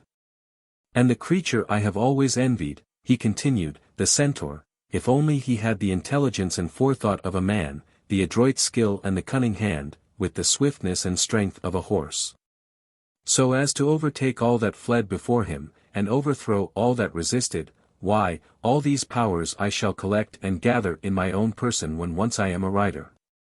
Forethought I intend to keep with my human wits, my hands can wield my weapons, and my horse's legs will follow up the foe, and my horse's rush overthrow him. Only I shall not be tied and fettered to my steed, flesh of his flesh, and blood of his blood, like the old centaur. And that I count a great improvement on the breed, far better than being united to the animal, body and soul. The old centaur, I imagine, must have been forever in difficulties. As a horse, he could not use the wonderful inventions of man, and as a man, he could not enjoy the proper pleasures of a horse. But I, if I learn to ride, once set me astride my horse, and I will do all that the centaur can, and yet, when I dismount, I can dress myself as a human being, and dine, and sleep in my bed, like the rest of my kind. In short, I shall be a jointed centaur that can be taken to pieces and put together again. And I shall gain another point or so over the original beast. He, we know, had only 2 eyes to see with and 2 ears to hear with, but I shall watch with 4 eyes and with 4 ears I shall listen. You know, they tell us a horse can often see quicker than any man, and hear a sound before his master, and give him warning in some way. Have the goodness, therefore, he added, to write my name down among those who want to ride. And ours too, they all cried, ours too, in heaven's name. Then Cyrus spoke, gentlemen, since we are all so well agreed, suppose we make it a rule that everyone who receives a horse from me shall be considered to disgrace himself if he is seen trudging afoot, be his journey long or short. Thus Cyrus put the question, and one and all assented, and hence it is that even to this day the custom is retained, and no Persian of the gentle class would willingly be seen anywhere on foot. In this debate their time was spent, and when it was past midday the Median cavalry and the Hyrcanians came galloping home, bringing in men and horses from the enemy, for they had spared all who surrendered their arms. As they rode up the first inquiry of Cyrus was whether all of them were safe, and when they answered yes, he asked what they had achieved. And they told their exploits in detail, and how bravely they had borne themselves, magnifying it all. Cyrus heard their story through with a pleasant smile, and praised them for their work. I can see for myself, he said, that you have done gallant deeds. You seem to have grown taller and fairer and more terrible to look on than when we saw you last. Then he made them tell him how far they had gone, and whether they had found the country inhabited. They said they had ridden a long way, and that the whole country was inhabited, and full of sheep and goats and cattle and horses, and rich in corn and every good thing. Then there are 2 matters, he said, to which we must attend. First we must become masters of those who own all this, and next we must ensure that they do not run away. A well-populated country is a rich possession, but a deserted land will soon become a desert. You have put the defenders to the sword, I know, and rightly, for that is the only safe road to victory, but you have brought in as prisoners those who laid down their arms. Now if we let these men go, I maintain we should do the very best thing for ourselves. We gain 2 points. First, we need neither be on our guard against them nor mount guard over them nor find them victuals, and we do not propose to starve them, I presume, and in the next place, their release means more prisoners tomorrow. For if we dominate the country all the inhabitants are ours, and if they see that these men are still alive and at large they will be more disposed to stay where they are, and prefer obedience to battle. That is my own view, but if anyone sees a better course, let him point it out. However, all his hearers approved the plan proposed. Thus it came to pass that Cyrus summoned the prisoners and said to them, Gentlemen, you owe it to your own obedience this day that your lives are safe, and for the future if you continue in this conduct, no evil whatsoever shall befall you. True, you will not have the same ruler as before, but you will dwell in the same houses, you will cultivate the same land, you will live with your wives and govern your children as you do now. Moreover, you will not have us to fight with, nor anyone else. On the contrary, if any wrong is done you, it is we who will fight on your behalf. And to prevent anyone from ordering you to take the field, you will bring your arms to us and hand them over. Those who do this can count on peace and the faithful fulfillment of our promises, those who will not, must expect war, and that at once. Further, if any man of you comes to us and shows a friendly spirit, giving us information and helping us in any way, we will treat him not as a servant, but as a friend and benefactor. This, he added, we wish you to understand yourselves and make known among your fellows. And if it should appear that you yourselves are willing to comply but others hinder you, lead us against them, and you shall be their masters, not they yours. Such were his words, and they made obeisance and promised to do as he bade. And when they were gone, Cyrus turned to the Medes and the men of Armenia, and said, It is high time, gentlemen, that we should dine, one and all of us, food and drink are prepared for you, the best we had skill to find. Send us, if you will, the half of the bread that has been baked, there is ample, I know, for both of us, but do not send any relish with it, nor any drink, we have quite enough at hand. And do you, he added, turning to the Hyrcanians, conduct our friends to their quarters, the officers to the largest tents, you know where they are, and the rest where you think best. For yourselves, you may dine where you like.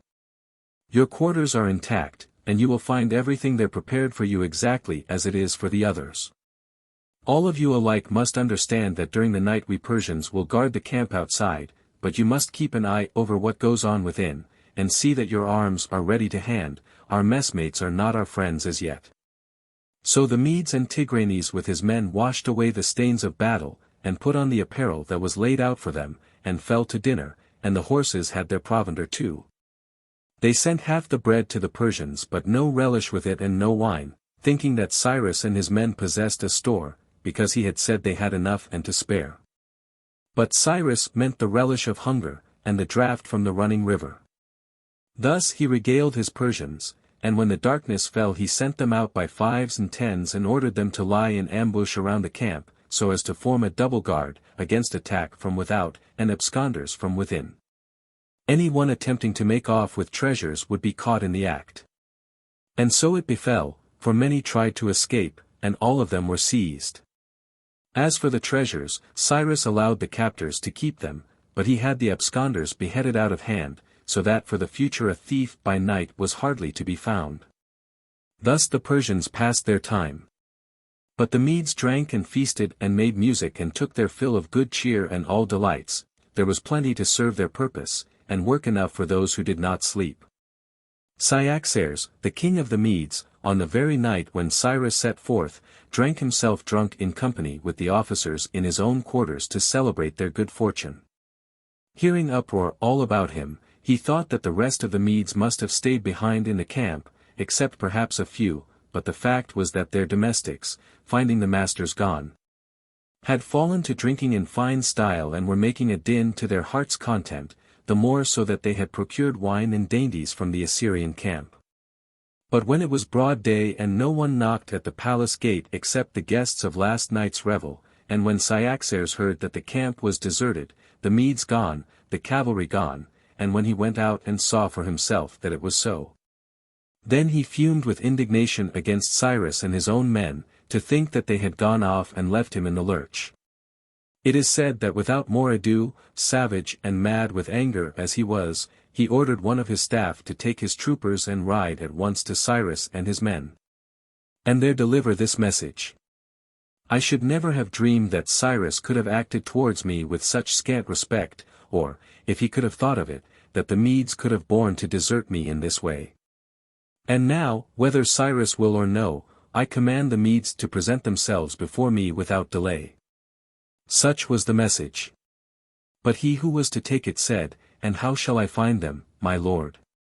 "Why," said Cyaxares, as Cyrus and his men found those they went to seek. "I only asked," continued the messenger, "because I was told that some Hyrcanians who had revolted from the enemy came here, and went off with him to act as guides." When Cyaxares heard that, he was the more enraged to think that Cyrus had never told him, and the more urgent to have his Medes removed from him at once, and he summoned them home under fiercer threats than ever, threatening the officer as well if he failed to deliver the message in full force. So the emissary set off with his troopers, about 100 strong, fervently regretting that he had not gone with Cyrus himself. On the way they took a turning which led them wrong, and they did not reach the Persians until they had chanced upon some of the Assyrians in retreat and forced them to be their guides, and so at last arrived, sighting the watchfires about midnight. But though they had got to the camp, the pickets, acting on the orders of Cyrus, would not let them in till dawn. With the first faint gleam of morning Cyrus summoned the Persian priests, who are called Magians, and bade them choose the offerings due to the gods for the blessings they had vouchsafed. And while they were about this, Cyrus called the peers together and said to them, "Gentlemen, God has put before us many blessings, but at present we Persians are but a scant company to keep them. If we fail to guard what we have toiled for, it will soon fall back into other hands, and if we leave some of our number to watch our gains, it will soon be seen that we have no strength in us.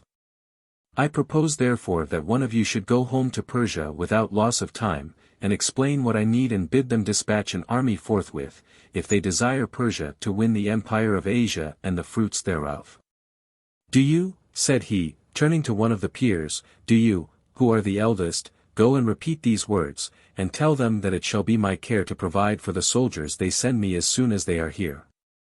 And as to what we have won, you have seen it yourself, keep nothing back, and ask my father how much I ought to send home for an offering to the gods, if I wish to act in honor and according to the law. And ask the magistrates how much is due to the commonwealth.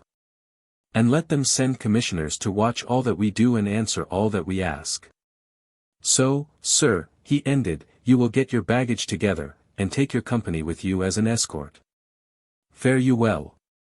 With that message he turned to the Medes, and at the same moment the messenger from Cyaxares presented himself, and in the midst of the whole assembly announced the anger of the king against Cyrus, and his threats against the Medes. And so bade the latter return home at once, even if Cyrus wished them to stay. The Medes listened, but were silent, for they were sore bested, they could hardly disobey the summons, and yet they were afraid to go back after his threats, being all too well acquainted with the savage temper of their lord. But Cyrus spoke. "Herald," said he, "and sons of the Medes, I am not surprised that Cyaxares, who saw the host of the enemy so lately, and knows so little of what we have done now, should tremble for us and for himself.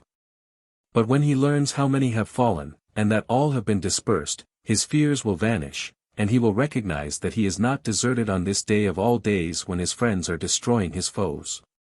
Can we deserve blame for doing him a service? And that not even without his own consent? I am acting as I am, only after having gained his leave to take you out. It is not as though you had come to me in your own eagerness, and begged me to let you go, and so were here now, he himself ordered you out, those of you who did not find it a burthen. Therefore, I feel sure, his anger will melt in the sunshine of success, and, when his fears are gone, it will vanish too. For the moment then," he added, turning to the messenger, "you must recruit yourself, you have had a heavy task. And for ourselves," said he, turning to the Persians, "since we are waiting for an enemy who will either offer us battle or render us submission, we must draw up in our finest style. The spectacle, perhaps, will bring us more than we could dare to hope. And do you," he said, taking the Hyrcanian chieftain aside, "after you have told your officers to arm their men, come back and wait with me a moment." So the Hyrcanian went and returned. Then Cyrus said to him, "Son of Hyrcania, it gives me pleasure to see that you show not only friendliness, but sagacity. It is clear that our interests are the same. The Assyrians are my foes as well as yours, only they hate you now even more bitterly than they hate me. We must consult together and see that not one of our present allies turns his back on us, and we must do what we can to acquire more. You heard the Medes summon the cavalry to return, and if they go, we shall be left with nothing but infantry. This is what we must do, you and I, we must make this messenger, who is sent to recall them, desirous to stay here himself. You must find him quarters where he will have a merry time and everything heart can wish, and I will offer him work which he will like far better than going back. And do you talk to him yourself, and dilate on all the wonders we expect for our friends if things go well. And when you have done this, come back again and tell me. So the chieftain took the Mede away to his own quarters, and meanwhile the messenger from Persia presented himself equipped for the journey, and Cyrus bade him tell the Persians all that had happened, as it has been set out in this story. And then he gave him a letter to Cyaxares. I would like to read you the very words, he added, so that what you say yourself may agree with it, in case you have questions asked you. The letter ran as follows: Cyrus to Cyaxares, greeting. We do not admit that we have deserted you. For no one is deserted when he is being made the master of his enemies. Nor do we consider that we put you in jeopardy by our departure. On the contrary, the greater the distance between us the greater the security we claim to have won for you. It is not the friend at a man's elbow who serves him and puts him out of danger, but he who drives his enemies farthest and furthest away. And I pray you to remember what I have done for you, and you for me, before you blame me. I brought you allies, not limiting myself to those you asked for, but pressing in every man that I could find. You allowed me while we were on friendly soil only to take those whom I could persuade to follow me, and now that I am in hostile territory you insist that they must all return, you do not leave it to their own choice. Yesterday I felt that I owed both you and them a debt of gratitude, but today you drive me to forget your share, you make me wish to repay those, and those only, who followed me. Not that I could bring myself to return you like for like. Even now I am sending to Persia for more troops, and instructing all the men who come that, if you need them before we return, they must hold themselves at your service absolutely, to act not as they wish, but as you may care to use them. In conclusion, I would advise you, though I am younger than yourself, not to take back with one hand what you give with the other, or else you will win hatred instead of gratitude, nor to use threats if you wish men to come to you speedily. Nor to speak of being deserted when you threaten an army, unless you would teach them to despise you. For ourselves, we will do our best to rejoin you as soon as we have concluded certain matters which we believe will prove a common blessing to yourself and us. Farewell. Deliver this, said Cyrus, to Cyaxares, and whatever questions he puts to you, answer in accordance with it. My injunctions to you about the Persians agree exactly with what is written here. With that he gave him the letter and sent him off, bidding him remember that speed was of importance. Then he turned to review his troops, who were already fully armed, Medes, Hyrcanians, the men Tigranes had brought, and the whole body of the Persians. And already some of the neighboring folk were coming up, to bring in their horses or hand over their arms. The javelins were then piled in a heap as before and burnt at his command, after his troops had taken what they needed for themselves, but he bade the owners stay with their horses until they received fresh orders. This done, Cyrus called together the officers of the Hyrcanians and of the cavalry, and spoke as follows. My friends and allies, you must not be surprised that I summon you so often. Our circumstances are so novel that much still needs adjustment, and we must expect difficulty until everything has found its place. At present we have a mass of spoil, and prisoners set to guard it. But we do not ourselves know what belongs to each of us, nor could the guard say who the owners are, and thus it is impossible for them to be exact in their duties, since scarcely any of them know what these duties may be. To amend this, you must divide the spoil. There will be no difficulty where a man has won a tent that is fully supplied with meat and drink, and servants to boot, bedding, apparel, and everything to make it a comfortable home. He has only to understand that this is now his private property, and he must look after it himself. But where the quarters are not furnished so well, there you must make it your business to supply what is lacking. There will be more than enough for this, of that I am sure. The enemy had a stock of everything quite out of proportion to our scanty numbers. Moreover, certain treasurers have come to me, men who were in the service of the king of Assyria and other potentates, and according to what they tell me, they have a supply of gold coin, the produce of certain tributes they can name. You will send out a proclamation that this deposit must be delivered up to you in your quarters, you must terrify those who fail to execute the order, and then you must distribute the money. The mounted men should have 2 shares apiece for the foot soldiers 1, and you should keep the surplus, so that in case of need you may have wherewith to make your purchases. With regard to the camp market, proclamation must be made at once, forbidding any injustice. The hucksters must be allowed to sell the goods they have brought, and when these are disposed of they may bring more, so that the camp may be duly supplied. So the proclamations were issued forthwith. But the Medes and the Hyrcanians asked Cyrus, "How are we to distribute the spoil alone, without your men and yourself?" But Cyrus met question by question, "Do you really think, gentlemen, that we must all preside over every detail, each and all of us together? Can I never act for you, and you for me? I could scarcely conceive a surer way of creating trouble, or of reducing results. See," said he, "I will take a case in point. We Persians guarded this booty for you, and you believe that we guarded it well, now it is for you to distribute it, and we will trust you to be fair. And there is another benefit that I should be glad to obtain for us all. You see what a number of horses we have got already, and more are being brought in. If they are left riderless we shall get no profit out of them, we shall only have the burden of looking after them. But if we set riders on them, we shall be quit of the trouble and add to our strength. Now if you have other men in view, men whom you would choose before us to share the brunt of danger with you, by all means give these horses to them. But if you would rather have us fight at your side than any others, bestow them upon us. Today when you dashed ahead to meet danger all alone, great was our fear lest you might come to harm, and bitter our shame to think that where you were we were not. But if once we have horses, we can follow at your heels. And if it is clear that we do more good so mounted, shoulder to shoulder with yourselves, we shall not fail in zeal. Or if it appears better to support you on foot, why, to dismount is but the work of a moment, and you will have your infantry marching by your side at once, and we will find men to hold our horses for us."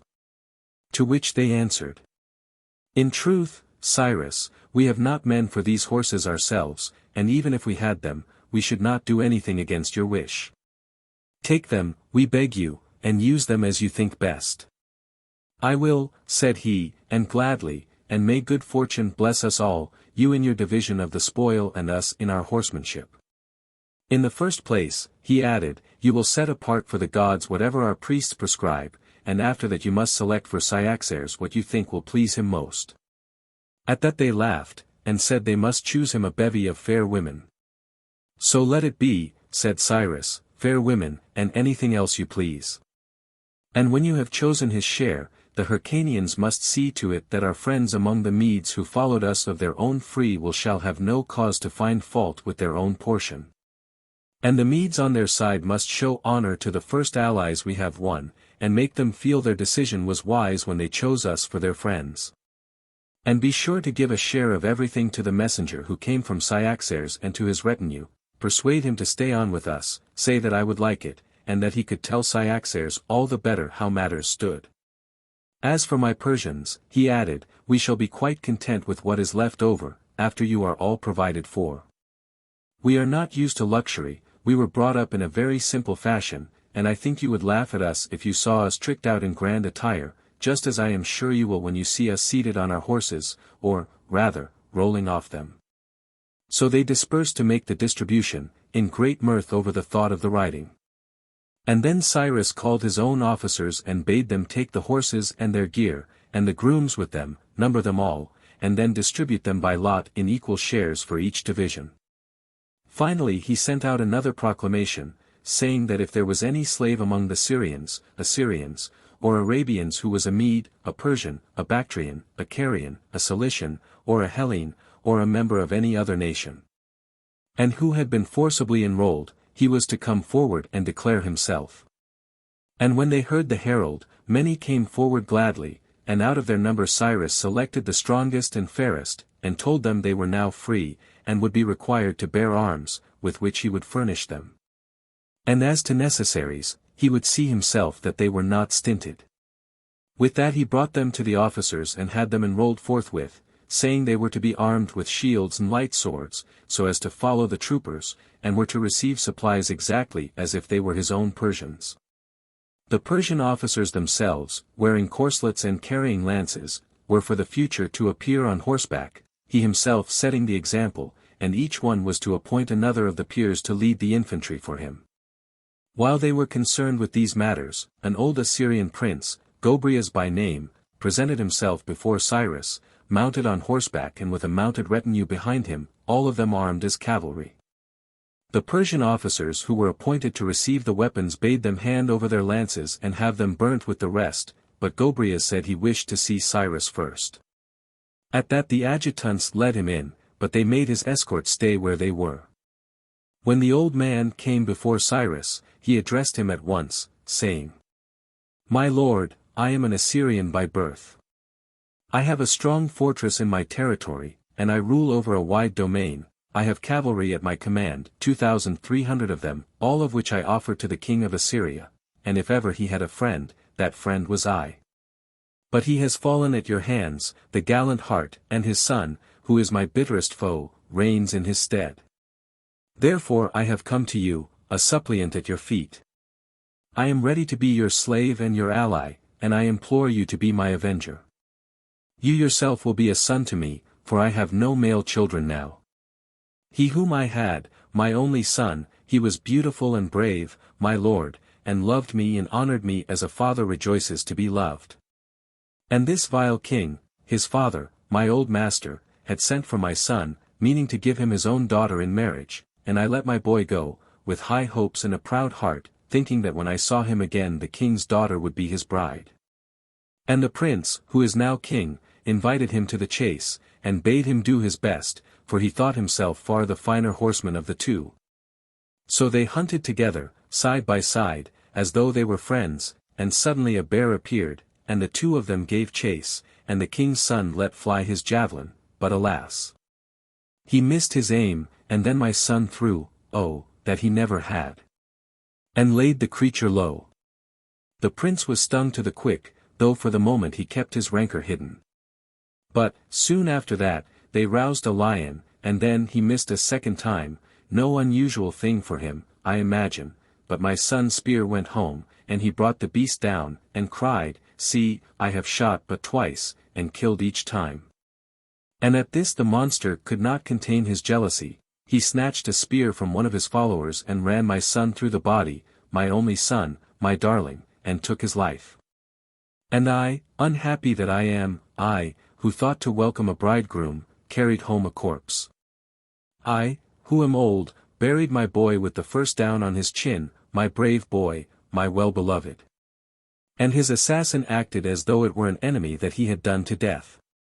He never showed one sign of remorse, he never paid one tribute of honor to the dead, in atonement for his cruel deed.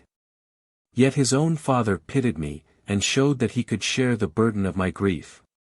Had he lived, my old master, I would never have come to you to do him harm, many a kindness have I received from him, and many a service have I done him. But now that his kingdom has descended to my boy's murderer, I could never be loyal to that man, and he, I know, could never regard me as a friend. He knows too well how I feel towards him, and how, after my former splendor, I pass my days in mourning, growing old in loneliness and grief. If you can receive me, if you can give me some hope of vengeance for my dear son, I think I should grow young again, I should not feel ashamed to live, and when I came to die I should not die in utter wretchedness." So he spoke, and Cyrus answered, "Gobryas, if your heart be set towards us as you say, I receive you as my suppliant, and I promise, God helping me, to avenge your son. But tell me," he added, "if we do this for you, and if we suffer you to keep your stronghold, your land, your arms, and the power which you had, how will you serve us in return?" And the old man answered, "My stronghold shall be yours, to live in as often as you come to me, the tribute which I used to pay to Assyria shall be paid to you. And whenever you march out to war, I will march at your side with the men from my own land. Moreover, I have a daughter, a well-beloved maiden, ripe for marriage, Once I thought of bringing her up to be the bride of the man who is now king. But she besought me herself, with tears, not to give her to her brother's murderer, and I have no mind to oppose her. And now I will put her in your hands, to deal with as I shall deal with you. So it came to pass that Cyrus said, On the faith that you have spoken truly and with true intent, I take your hand and I give you mine, let the gods be witness. And when this was done, Cyrus bade the old man depart in peace, without surrendering his arms, and then he asked him how far away he lived, since, said he, I am minded to visit you. And Gobryas answered, If you set off early tomorrow, the next day you may lodge with us. With that he took his own departure, leaving a guide for Cyrus. Then the Medes presented themselves. They had set apart for the gods what the Persian priests thought right, and had left it in their hands, and they had chosen for Cyrus the finest of all the tents, and a lady from Susa, of whom the story says that in all Asia there was never a woman so fair as she, and 2 singing girls with her, the most skillful among the musicians. The second choice was for Cyaxares, and for themselves they had taken their fill of all they could need on the campaign, since there was abundance of everything. The Hyrcanians had all they wanted too, and they made the messenger from Cyaxares share alike with them. The tents which were left over they delivered to Cyrus for his Persians.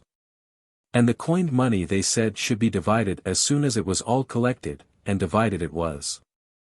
Notes. See 1.10. 2 theories of hedonism. Cyaxares economize the greatest joy when you have got it, and by contrast Cyrus roaming from joy to joy. See 1.22, Xenophon the artist, the kinsman of Cyrus again, and the light byplay to enliven the severe history. The economic organizing genius of Cyrus is also brought out. See 2.25, No Looting, an order of the Duke of Wellington, Napier, Wolseley. See 2.32, cf. Modern Times, Humane Orders, but strict. See 2.34, The Question of Commissariat. Would a modern force storm a camp without taking rations? I dare say they would. See 2.37, notice the tone he adopts to these slaves, no bullying, but appealing to appetite and lower motives. This is doubtless Xenophantine and Hellenic. See 2.38. Important as illustrating the stern Spartan self-denial of the man and his followers. There is a hedonistic test, but the higher hedonism prevails against the lower, ignoble and impolitic to sit here feasting while they are fighting, and we don't even know how it fares with them, our allies. The style rises and is at times Pauline. St. Paul, of course, is moving on a higher spiritual plane, but still. See 2.45, Finn. The Education of Cyrus, Cyropedia, Cyropaedia, have the name justified. See 2.46.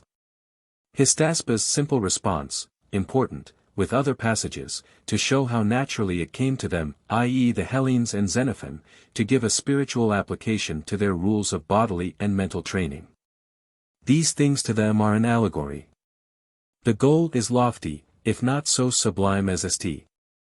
Paul's or Kant's, the Christians or positivists, there has been an alteration for the better in the spiritual plane, and Socrates helped to bring it about, I believe, but ceteris paribus, the words of St. Paul are the words of Hystaspas and Xenophon. They for a corruptible crown, and we for an incorruptible, and one might find a still happier parable. See 2.46, Fine sentiment, this noblesse oblige, cf. The archangelic dignity in Milton, Paradise Lost, I think. See 2.47, The aristocratic theory, cf. Modern English, nigger, theory, Anglo-Indian, etc. See 3.3, Xenophon's dramatic skill. We are made to feel the touch of something galling in the manner of these Median and Hyrcanian troopers.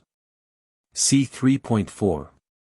A cute beginning rhetorically, because in the most graceful way possible, and without egotism versus Medes and Hyrcanians, it postulates the Persian superiority, moral, as against the accidental inferiority of the moment caused by want of cavalry and the dependence on others which that involves. I suppose it's no reflection on Cyrus' military acumen not to foreseen this need. It would have been premature then, now it organically grows, and there's no great crisis to pass through. See 3.11, I should have thought this was a dangerous argument. Obviously boys do learn better than men certain things. See 3.12, short sharp snap of argumentative style. See 3.19. The antithetic balance and word jingle, with an exquisite, puristic, precise, and delicate lisp, as of one tasting the flavor of his words throughout. See 3.23. I think one sees how Xenophon built up his ideal structure on a basis of actual living facts. The actual diverts the creator of Cyrus from the ideal at times, as here. It is a slight declension in the character of Cyrus to lay down this law, equestrian once, equestrian always. Xenophon has to account for the actual Persian horror of pedestrianism. Cyrus himself can dismount, and so can the Persian nobles with Cyrus the Younger, but still the rule is, never be seen walking. And without the concluding paragraph the dramatic narrative that precedes would seem a little bit unfinished and pointless, with the explanation it floats, and we forgive, the archaic man, his partiality to equestrianism. As later on we have to forgive him his median get-up and artificiality generally, which again is contrary to the Xenophantine and the ideal Spartan spirit. C4. Xenophon has this theory of mankind, some are fit to rule, the rest to be ruled. It is parallel to the Hellenic slavery theory. Some moderns, e.g. Carlyle, Ruskin perhaps, inherit it, and in lieu of Hellenic slavery we have a good many caste distinction crotchets still left. See 4.13, Finn. The first Salam, ominous of the advent of imperialism. The sun's rim visible, and a ray shot up to the zenith. C5. Here the question forces itself in the midst of all this, ironic, waiting on the part of the Persians in Spartan durance for a future apotheosis of splendor and luxuriance, what is the moral? Hunger now and thirst, for ye shall be filled, is that it? Well, anyhow it's parallel to the modern popular Christianity, reward in heaven theory, only on a less high level, but exactly the same logicality. See 5.6. A point, this reward to the catcher, and this rigid couvre-feu habit, cf. modern military law. See 5.8, a dramatic contrast, the Median Cyaxares who follows pleasure, and the Persian Cyrus who follows valor, vide Heracles' choice, Memorabilia 2. I. 21. This allegorizing tendency is ingrained in Xenophon, it is his view of life, one of the best things he got from Socrates, no doubt. Later, Section 12, the ironic, suicidal self-assertion of Cyaxares is contrasted with the health-giving victorious self-repression of Cyrus. See 5.9-10. Xenophon can depict character splendidly, this is the crapulous, orge, of the somewhat hybristic nature, seeing how the land lies, sixis laminibus, the day after the premature revel. Theophrastus couldn't better have depicted the irascible man. These earliest portraits of character are, according to Xenophon's genius, all sketched in the concrete, as it were. The character is not philosophized and then illustrated by concrete instances after the manner of Theophrastus, but we see the man moving before us and are made aware of his nature at once. See 5.17. Kalos ka nomimos, in all honor, and according to the law, almost a Xenophantine motto, and important in reference to the questionable conduct on his part in exile, questionable, from a modern rather than an antique standard. The chief reference is to Xenophon's presence on the Spartan side at the Battle of Chaeronea against his native city of Athens. See Sketch, Works, Volume 1, pages XI. ff. See 5.20. The archaic man does not recognize the littleness of soul of the inferior nature, he winks at it, and so disarms at once and triumphs over savagery, and this not through cunning and pride, but a kind of godlike imperturbable sympathy. As of a fearless man with a savage hound. Still there is a good dash of diplomacy. See 5.21, Finn. Pretty sentence. Xenophon's words, some of these are prettily sounding words, some are rare and choice and exquisite, some are charged with feeling, you can't touch them with your fingertips without feeling an affective thrill. That is in part the goedia, the witchery, of his style. See 5.30-31, a brilliant stroke of diplomacy worthy of the Archaic man. This archinoia of the Hellene is the necessary sharp shrewdness of a brain, which, however effectively developed, is at bottom highly organized intellectually. H.S. has it, all cute people and nations have it, the Americans, e.g. Every proposition must, however else it presents itself, be apprehended in its logical bearings, the result may be logically damaging to the supporter of it, but does not necessarily banish an effective sympathetic attitude on the part of the common-sense antagonist, who is not bound, in other words, to be a sharp practitioner because he sees clearly. Affection is the inspirer, intellect the up-and-doing agent of the soul. The Hellenes and all cute people put the agent to the fore in action, but if besides being cute they are effective, the operations of the agent will be confined within prescribed limits. H.S. equals Henry Sidgwick, the philosopher, author of Methods of Ethics, etc., a lifelong friend of Mr. Dakin's. See 5.32, this is almost pummeling, but it's fair, it's rather, see, I have you now in chancery, I could pummel if I would. See 5.37. These constant masters' meetings. See 5.38 ff. The mind of Xenophon, guiding principles, rule of health, rule of forethought. Religious trust in the divine, and for things beyond man's control, orderly masterly working out of problems within his power. Economic, diplomatic, anchinoetic, archaic manhood. Moral theory, higher hedonism. See 5.45, the archaic man trusts human nature, this appeal to their good faith is irresistible. The archaic is also the diplomatic method. See 5.54, NB. Rhetorical artifice of winding up a speech with a joke. This is the popular orator. Xenophon the prototype himself perhaps. See 6.3, is this by chance a situation in Elizabethan or other drama? It's tragic enough for anything. See 6.4. Admirable colloquial style, well done, me. See 6.6, Finn. Beautifully sounding sentence, in the Greek. Like harp or viol with its dying mournful note. See 6.8, a new tributary for the archaic man, and a foothold in the enemy's country. See 6.9, Finn. As to this daughter, vid infra. Who do you think will win her? We like her much already. See 6.11, the first flutings of this tale. The Lady of Susa, quasi-historic, or wholly imaginative, or mixed. Book V. Such were the deeds they did and such the words they spoke. Then Cyrus bade them set a guard over the share chosen for Cyaxares, selecting those whom he knew were most attached to their lord, and what you have given me, he added, I accept with pleasure. But I hold it at the service of those among you who would enjoy it the most. At that one of the Medes who was passionately fond of music said, in truth, Cyrus, yesterday evening I listened to the singing girls who are yours today, and if you could give me one of them, I would far rather be serving on this campaign than sitting at home. And Cyrus said, most gladly I will give her, she is yours. And I believe I am more grateful to you for asking than you can be to me for giving, I am so thirsty to gratify you all. So this suitor carried off his prize. And then Cyrus called to his side Arispos the Mede, who had been his comrade in boyhood.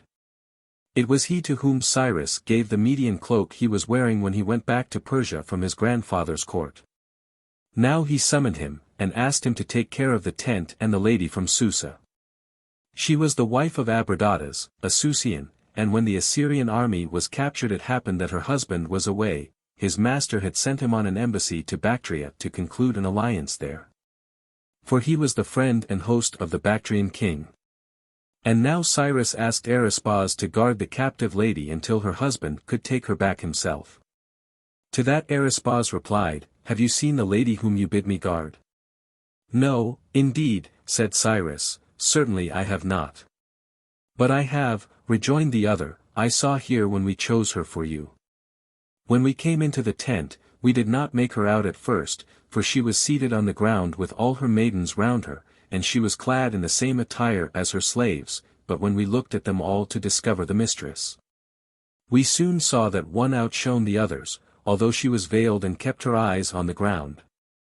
And when we bade her rise, all her women rose with her, and then we saw that she was marked out from them all by her height, and her noble bearing, and her grace, and the beauty that shone through her mean apparel. And, under her veil, we could see the big teardrops trickling down her garments to her feet. At that sight the eldest of us said, "Take comfort, lady, we know that your husband was beautiful and brave, but we have chosen you a man today who is no whit inferior to him in face or form or mind or power. Cyrus, we believe, is more to be admired than any soul on earth, and you shall be his from this day forward." But when the lady heard that, she rent the veil that covered her head and gave a pitiful cry, while her maidens lifted up their voice and wept with their mistress. And thus we could see her face, and her neck, and her arms, and I tell you, Cyrus, he added, I myself, and all who looked on her, felt that there never was, and never had been, in broad Asia a mortal woman half so fair as she. Nay, but you must see her for yourself. Say, rather, I must not, answered Cyrus, if she be such as you describe. And why not? Asked the young man. Because, said he, if the mere report of her beauty could persuade me to go and gaze on her today, when I have not a moment to spare, I fear she would win me back again, and perhaps I should neglect all I have to do, and sit and gaze at her forever. At that the young man laughed outright and said, So you think, Cyrus, that the beauty of any human creature can compel a man to do wrong against his will? Surely if that were the nature of beauty, all men would feel its force alike. See how fire burns all men equally, it is the nature of it so to do, but these flowers of beauty, one man loves them, and another loves them not, nor does every man love the same. For love is voluntary, and each man loves what he chooses to love. The brother is not enamored of his own sister, nor the father of his own daughter, some other man must be the lover. Reverence and law are strong enough to break the heart of passion. But if a law were passed saying, Eat not, and thou shalt not starve, drink not, and thou shalt not thirst, let not cold bite thee in winter nor heat inflame thee in summer, I say there is no law that could compel us to obey. For it is our nature to be swayed by these forces. But love is voluntary, each man loves to himself alone, and according as he chooses, just as he chooses his cloak or his sandals. Then, said Cyrus, if love be voluntary, why cannot a man cease to love when he wishes? I have seen men in love, said he, who have wept for very agony, who were the very slaves of those they loved, though before the fever took them they thought slavery the worst of evils. I have seen them make gifts of what they ill could spare, I have seen them praying, yes, praying, to be rid of their passion, as though it were any other malady, and yet unable to shake it off. They were bound hand and foot by a chain of something stronger than iron. There they stood at the beck and call of their idols, and that without rhyme or reason, and yet, poor slaves, they make no attempt to run away, in spite of all they suffer. On the contrary, they mount guard over their tyrants, for fear these should escape. But the young man spoke in answer, True, he said, there are such men, but they are worthless scamps, and that is why. Though they are always praying to die and be put out of their misery, and though 10,000 avenues lie open by which to escape from life, they never take one of them.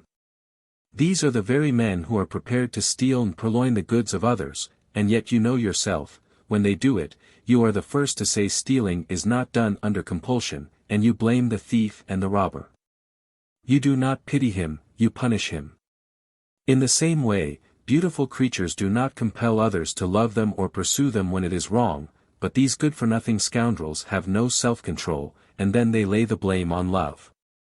But the nobler type of man, the true gentleman, beautiful and brave, though he desire gold and splendid horses and lovely women, can still abstain from each and all alike, and lay no finger on them against the law of honor. Take my own case, he added, I have seen this lady myself, and passing fair I found her, and yet here I stand before you, and am still your trooper and can still perform my duty." "I do not deny it," said Cyrus, "probably you came away in time. Love takes a little while to seize and carry off his victim.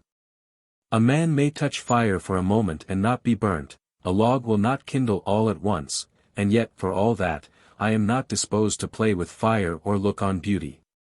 You yourself, my friend, if you will follow my advice, will not let your own eyes linger there too long. Burning fuel will only burn those who touch it, but beauty can fire the beholder from afar, until he is all aflame with love." "Oh, fear me not, Cyrus," answered he, "if I looked till the end of time I could not be made to do what ill befits a man." "A fair answer," said Cyrus.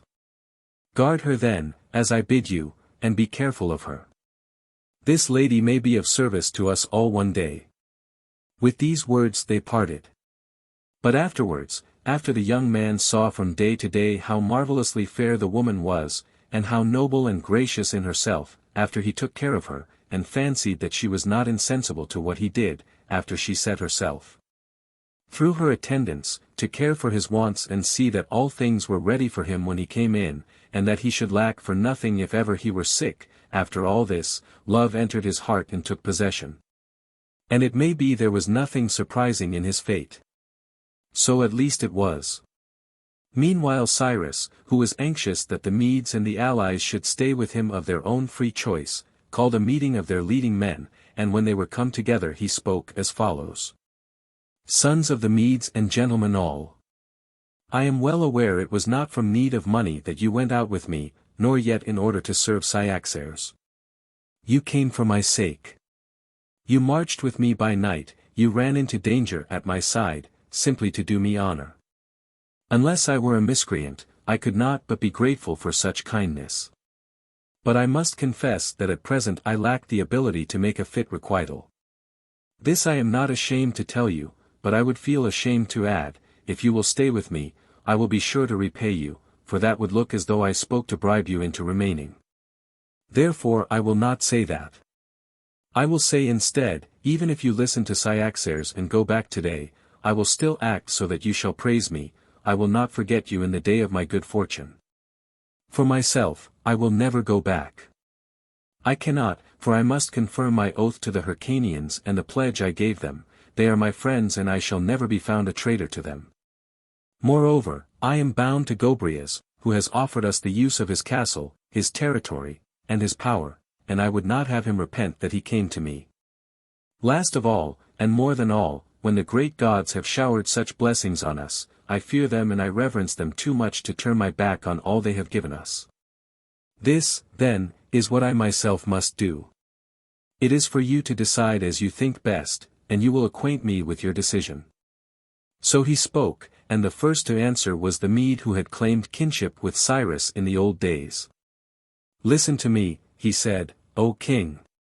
For king I take you to be by right of nature, even as the king of the hive among the bees, whom all the bees obey and take for their leader of their own free will. Where he stays they stay also, not one of them departs, and where he goes, not one of them fails to follow, so deep a desire is in them to be ruled by him. Even thus, I believe, do our men feel towards you. Do you remember the day you left us to go home to Persia? Was there one of us, young or old, who did not follow you until Astyages turned us back? And later, when you returned to bring us aid, did we not see for ourselves how your friends poured after you? And again, when you had set your heart on this expedition, we know that the Medes flocked to your standard with one consent. Today we have learned to feel that even in an enemy's country we may be of good heart if you are with us, but, without you, we should be afraid even to return to our homes. The rest may speak for themselves, and tell you how they will act, but for myself, Cyrus, and for those under me, I say we will stand by you, we shall not grow weary of gazing at you, and we will continue to endure your benefits." Thereupon Tigranes spoke. "Do not wonder, Cyrus, if I am silent now. The soul within me is ready, not to offer counsel, but to do your bidding." And the Hyrcanian chieftain said, "For my part, if you Medes turn back today I shall say it was the work of some evil genius, who could not brook the fulfillment of your happiness. For no human heart could think of retiring when the foe is in flight, refusing to receive his sword when he surrenders it, rejecting him when he offers himself and all that he calls his own. Above all, when we have a prince of men for our leader, one who, I swear it by the holy gods, takes delight to do us service, not to enrich himself. Thereupon the Medes cried with one consent. It was you, Cyrus, who led us out, and it is you who must lead us home again, when the right moment comes. And when Cyrus heard that, he prayed aloud. O most mighty Zeus, I supplicate thee, suffer me to outdo these friends of mine in courtesy and kindly dealing. Upon that he gave his orders. The rest of the army were to place their outposts and see to their own concerns, while the Persians took the tents allotted to them, and divided them among their cavalry and infantry, to suit the needs of either arm. Then they arranged for the stewards to wait on them in future, bring them all they needed, and keep their horses groomed, so that they themselves might be free for the work of war. Thus they spent that day. But on the morrow they set out for their march to Gobryas.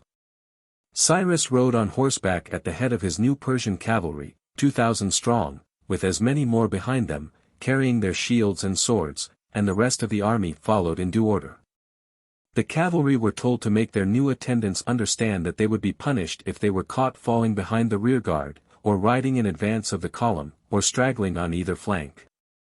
Towards evening of the second day the army found themselves before the castle of Gobryas, and they saw that the place was exceedingly strong and that all preparations had been made for the stoutest possible defense. They noticed also that great herds of cattle and endless flocks of sheep and goats had been driven up under the shelter of the castle walls. Then Gobryas sent word to Cyrus, bidding him ride round and see where the place was easiest of approach, and meanwhile send his trustiest Persians to enter the fortress and bring him word what they found within. Cyrus, who really wished to see if the citadel admitted of attack in case Gobryas proved false, rode all round the walls, and found they were too strong at every point. Presently the messengers who had gone in brought back word that there were supplies enough to last a whole generation and still not fail the garrison. While Cyrus was wondering what this could mean, Gobryas himself came out, and all his men behind him, carrying wine and corn and barley, and driving oxen and goats and swine, enough to feast the entire host. And his stewards fell to distributing the stores at once, and serving up a banquet. Then Gobryas invited Cyrus to enter the castle now that all the garrison had left it, using every precaution he might think wise. And Cyrus took him at his word, and sent in scouts and a strong detachment before he entered the palace himself. Once within, he had the gates thrown open and sent for all his own friends and officers. And when they joined him, Gobryas had beakers of gold brought out, and pitchers, and goblets, and costly ornaments, and golden coins without end, and all manner of beautiful things, and last of all he sent for his own daughter, tall and fair, a marvel of beauty and stateliness, still wearing mourning for her brother. And her father said to Cyrus, All these riches I bestow on you for a gift, and I put my daughter in your hands, to deal with as you think best. We are your suppliants, I but 3 days gone for my son, and she this day for her brother. We beseech you to avenge him. And Cyrus made answer. I gave you my promise before that if you kept faith with me I would avenge you, so far as in me lay, and today I see the debt is due, and the promise I made to you I repeat to your daughter. God helping me, I will perform it. As for these costly gifts, he added, I accept them, and I give them for a dowry to your daughter, and to him who may win her hand in marriage. One gift only I will take with me when I go, but that is a thing so precious that if I changed it for all the wealth of Babylon or the whole world itself I could not go on my way with half so blithe a heart. And Gobryas wondered what this rare thing could be, half suspecting it might be his daughter. What is it, my lord? Said he. And Cyrus answered, I will tell you. A man may hate injustice and impiety and lies, but if no one offers him vast wealth or unbridled power or impregnable fortresses or lovely children, he dies before he can show what manner of man he is. But you have placed everything in my hands today, this mighty fortress, treasures of every kind, your own power, and a daughter most worthy to be won. And thus you have shown all men that I could not sin against my friend and my host, nor act unrighteously for the sake of wealth, nor break my plighted word of my own free will. This is your gift, and, so long as I am a just man and known to be such, receiving the praise of my fellow men, I will never forget it. I will strive to repay you with every honor I can give. Doubt not, he added, but that you will find a husband worthy of your daughter. I have many a good man and true among my friends, and one of them will win her hand. But I could not say whether he will have less wealth, or more, than what you offer me. Only of one thing you may be certain, there are those among them who will not admire you one whit the more because of the splendor of your gifts. They will only envy me and supplicate the gods that one day it will be given to them to show that they too are loyal to their friends, that they too will never yield to their foes while life is in them, unless some god strike them down. That they too would never sacrifice virtue and fair renown for all the wealth you proffer and all the treasure of Syria and Assyria to boot. Such is the nature, believe me, of some who are seated here. And Gobryas smiled. By heaven, I wish you would point them out to me, and I would beg you to give me one of them to be my son-in-law. And Cyrus said, You will not need to learn their names from me, follow us, and you will be able to point them out yourself. With these words he rose, clasped the hand of Gobryas, and went out, all his men behind him. And though Gobryas pressed him to stay and sup in the citadel, he would not, but took his supper in the camp and constrained Gobryas to take his meal with them. And there, lying on a couch of leaves, he put this question to him, Tell me, Gobryas, who has the largest store of coverlets, yourself, or each of us?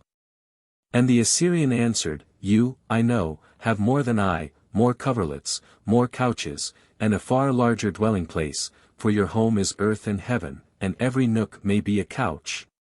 And for your coverlets you need not count the fleeces of your flocks, but the brushwood, and the herbage of hill and plain.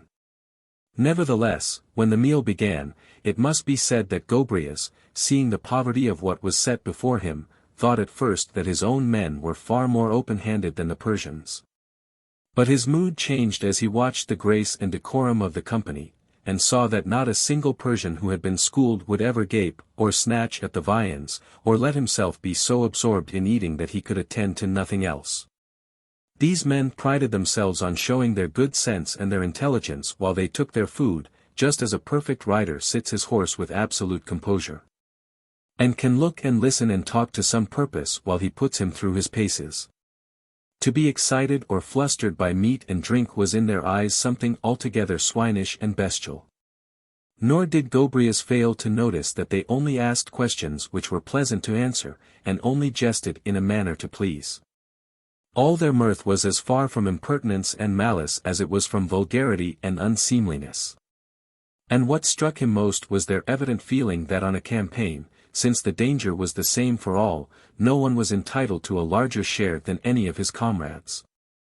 On the contrary, it was thought the perfection of the feast to perfect the condition of those who were to share the fighting. And thus when he rose to return home, the story runs that he said, I begin to understand, Cyrus, how it is that while we have more goblets and more gold, more apparel and more wealth than you, yet we ourselves are not worth as much. We are always trying to increase what we possess, but you seem to set your hearts on perfecting your own souls. But Cyrus only answered, My friend, be here without fail tomorrow, and bring all your cavalry in full armor, so that we may see your power, and then lead us through your country and show us who are hostile and who are friendly. Thus they parted for the time and each saw to his own concerns. But when the day dawned Gobryas appeared with his cavalry and led the way. And Cyrus, as a born general would, not only supervised the march, but watched for any chance to weaken the enemy and add to his own strength. With this in view, he summoned the Hyrcanian chief and Gobryas himself. For they were the two he thought most likely to give him the information that he needed. My friends, said he, I think I shall not err if I trust to your fidelity and consult you about the campaign. You, even more than I, are bound to see that the Assyrians do not overpower us. For myself, if I fail, there may well be some loophole of escape. But for you, if the king conquers, I see nothing but enmity on every side. For, although he is my enemy, he bears me no malice, he only feels that it is against his interest for me to be powerful and therefore he attacks me. But you he hates with a bitter hatred, believing he is wronged by you." To this his companions answered that he must finish what he had to say. They were well aware of the facts, and had the deepest interest in the turn events might take. Thereupon Cyrus put his questions: "Does the king suppose that you alone are his enemies, or do you know of others who hate him too?" "Certainly we do," replied the Hyrcanian, "the Cadousians are his bitterest foes, and they are both numerous and warlike. Then there are the Sakians, our neighbors, who have suffered severely at his hands, for he tried to subdue them as he subdued us." "Then you think," said Cyrus, "that they would be glad to attack him in our company?" "Much more than glad," answered they, "if they could manage to join us." "And what stands in their way?" asked he. "The Assyrians themselves," said they, "the very people among whom you are marching now." At that Cyrus turned to Gobryas. "And what of this lad who is now on the throne? Did you not charge him with unbridled insolence?" "Even so," replied Gobryas, "and I think he gave me cause." "Tell me," said Cyrus, "were you the only man he treated thus, or did others suffer too?" "Many others," said Gobryas, "but some of them were weak, and why should I weary you with the insults they endured? I will tell you of a young man whose father was a much greater personage than I, and who was himself, like my own son, a friend and comrade of the prince. One day at a drinking bout this monster had the youth seized and mutilated, and why? Some say simply because a paramour of his own had praised the boy's beauty and said his bride was a woman to be envied. The king himself now asserts it was because he had tried to seduce his paramour. That young man, eunuch as he is now at the head of his province, for his father is dead." "Well," rejoined Cyrus, "I take it, you believe he would welcome us, if he thought we came to help him?" "I am more than sure of that," said Gobryas, "but it is not so easy to set eyes on him." "And why?" asked Cyrus. "Because if we are to join him at all, we must march right past Babylon itself." "And where is the difficulty in that?" said Cyrus. "Heaven help us," cried Gobryas. "The city has only to open her gates, and she can send out an army 10,000 times as large as yours.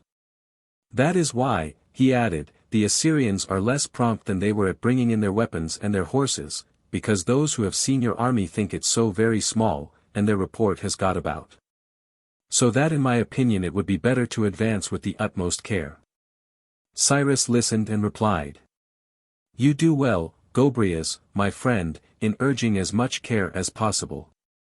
But I cannot myself see a safer route for us than the direct advance on Babylon, if Babylon is the center of the enemy's strength. They are numerous, you say, and if they are in good heart, we shall soon know it. Now, if they cannot find us and imagine that we have disappeared from fear of them, you may take it as certain that they will be quit of the terror we have inspired. Courage will spring up in its place, and grow the greater the longer we lie hid. But if we march straight on then, we shall find them still mourning for the dead whom we have slain, still nursing the wounds we have inflicted, still trembling at the daring of our troops, still mindful of their own discomfiture and flight. Gobryas," he added, "be assured of this, men in the mass, when aflame with courage, are irresistible, and when their hearts fail them, the more numerous they are the worse the panic that seizes them. It comes upon them magnified by 1,000 lies, blanched by 1,000 pallors, it gathers head from 1,000 terror-stricken looks, until it grows so great that no orator can allay it by his words, no general arouse the old courage by a charge, or revive the old confidence by retreat. The more their leader cheers them on, the worse do the soldiers take their case to be. Now by all means let us see exactly how things stand with us. If from henceforward victory must fall to those who can reckon the largest numbers, your fears for us are justified, and we are indeed in fearful danger. But if the old rule still holds, and battles are decided by the qualities of those who fight, then, I say, take heart and you will never fail. You will find far more stomach for the fight among our ranks than theirs. And to hearten you the more, take note of this, our enemies are far fewer now than when we worsted them, far weaker than when they fled from us, while we are stronger because we are conquerors, and greater because fortune has been ours. Yes, and actually more numerous because you and yours have joined us, for I would not have you hold your men too low, now that they are side by side with us. In the company of conquerors, Gobryas, the hearts of the followers beat high. Nor should you forget, he added, that the enemy is well able to see us as it is, and the sight of us will certainly not be more alarming if we wait for him where we are than if we advance against him. That is my opinion, and now you must lead us straight for Babylon. And so the march continued, and on the fourth day they found themselves at the limit of the territory over which Gobryas ruled. Since they were now in the enemy's country, Cyrus changed the disposition of his men, taking the infantry immediately under his own command, with sufficient cavalry to support them, and sending the rest of the mounted troops to scour the land. Their orders were to cut down every one with arms in his hands, and drive in the rest, with all the cattle they could find. The Persians were ordered to take part in this raid, and though many came home with nothing for their trouble but a toss from their horses, others brought back a goodly store of booty. When the spoil was all brought in, Cyrus summoned the officers of the Medes and the Hyrcanians, as well as his own peers, and spoke as follows. My friends, Gobryas has entertained us nobly, he has showered good things upon us. What say you then? After we have set aside the customary portion for the gods and a fair share for the army, shall we not give all the rest of the spoil to him? Would it not be a noble thing, a sign and symbol at the outset that we desire to outdo in well-doing those who do good to us? At that all his hearers with one consent applauded, and a certain officer rose and said, By all means, Cyrus, let us do so. I myself cannot but feel that Gobryas must have thought us almost beggars because we were not laden with coins of gold and did not drink from golden goblets. But if we do this, he will understand that men may be free and liberal without the help of gold. Come then, said Cyrus, let us pay the priests our debt to heaven, select what the army requires, and then summon Gobryas and give the rest to him. So they took what they needed and gave all the rest to Gobryas. Forthwith Cyrus pressed on towards Babylon, his troops in battle order. But as the Assyrians did not come out to meet them, he bade Gobryas ride forward and deliver this message. If the king will come out to fight for his land, I, Gobryas, will fight for him, but, if he will not defend his own country, we must yield to the conquerors. So Gobryas rode forward, just far enough to deliver the message in safety. And the king sent a messenger to answer him. Thy master says to thee, It repents me, Gobryas, not that I slew thy son, but that I stayed my hand from slaying thee. And now if ye will do battle, come again on the 30th day from hence. We have no leisure now, our preparations are still on foot. And Gobryas made answer. It repents thee, may that repentance never cease. I have begun to make thee suffer, since the day repentance took hold on thee. Then Gobryas brought back the words of the king to Cyrus, and Cyrus led his army off, and then he summoned Gobryas and said to him, Surely you told me that you thought the man who was made an eunuch by the king would be upon our side. And I am sure he will, answered Gobryas, for we have spoken freely to each other many a time, he and I. Then, said Cyrus, you must go to him when you think the right moment has come, and you must so act at first that only he and you may know what he intends, and when you are closeted with him, if you find he really wishes to be a friend, you must contrive that his friendship remain a secret, for in war a man can scarcely do his friends more good than by a semblance of hostility, or his enemies more harm than under the guise of friendship. I, answered Gobryas, and I know that Gadatas would pay a great price to punish the king of Assyria. But it is for us to consider what he can best do. Tell me now, rejoined Cyrus, you spoke of an outpost, built against the Hyrcanians and the Sakians, which was to protect Assyria in time of war. Could the eunuch be admitted there by the commandant if he came with a force at his back? Certainly he could, said Gobryas, if he were as free from suspicion as he is today. And free he would be, Cyrus went on, if I were to attack his strongholds as though in earnest, and he were to repel me in force. I might capture some of his men, and he some of my soldiers, or some messengers sent by me to those you say are the enemies of Assyria. And these prisoners would let it be known that they were on their way to fetch an army with scaling ladders to attack this fortress, and the eunuch, hearing their story, would pretend that he came to warn the commandant in time. Undoubtedly, said Gobryas, if things went thus, the commandant would admit him, he would even beg him to stay there until you withdrew. And then, Cyrus continued, once inside the walls, he could put the place into our hands. We may suppose so, said Gobryas. He would be there to settle matters within, and you would be redoubling the pressure from without. Then be off at once, said Cyrus, and do your best to teach him his part, and when you have arranged affairs, come back to me, and as for pledges of good faith, you could offer him none better than those you received from us yourself. Then Gobryas made haste and was gone, and the eunuch welcomed him gladly. He agreed to everything and helped to arrange all that was needed. Presently Gobryas brought back word that he thought the eunuch had everything in readiness, and so, without more ado, Cyrus made his feigned attack on the following day, and was beaten off. But on the other hand there was a fortress, indicated by Gadatas himself, that Cyrus took. The messengers Cyrus had sent out, telling them exactly where to go, fell into the hands of Gadatas. Some were allowed to escape, their business was to fetch the troops and carry the scaling ladders, but the rest were narrowly examined in the presence of many witnesses. And when Gadatas heard the object of their journey he got his equipment together and set out in the night at full speed to take the news. In the end he made his way into the fortress, trusted and welcomed as a deliverer, and for a time he helped the commandant to the best of his ability. But as soon as Cyrus appeared he seized the place, aided by the Persian prisoners he had taken. This done, and having set things in order within the fortress, Gadatas went out to Cyrus, bowed before him according to the custom of his land, and said, Cyrus, may joy be yours.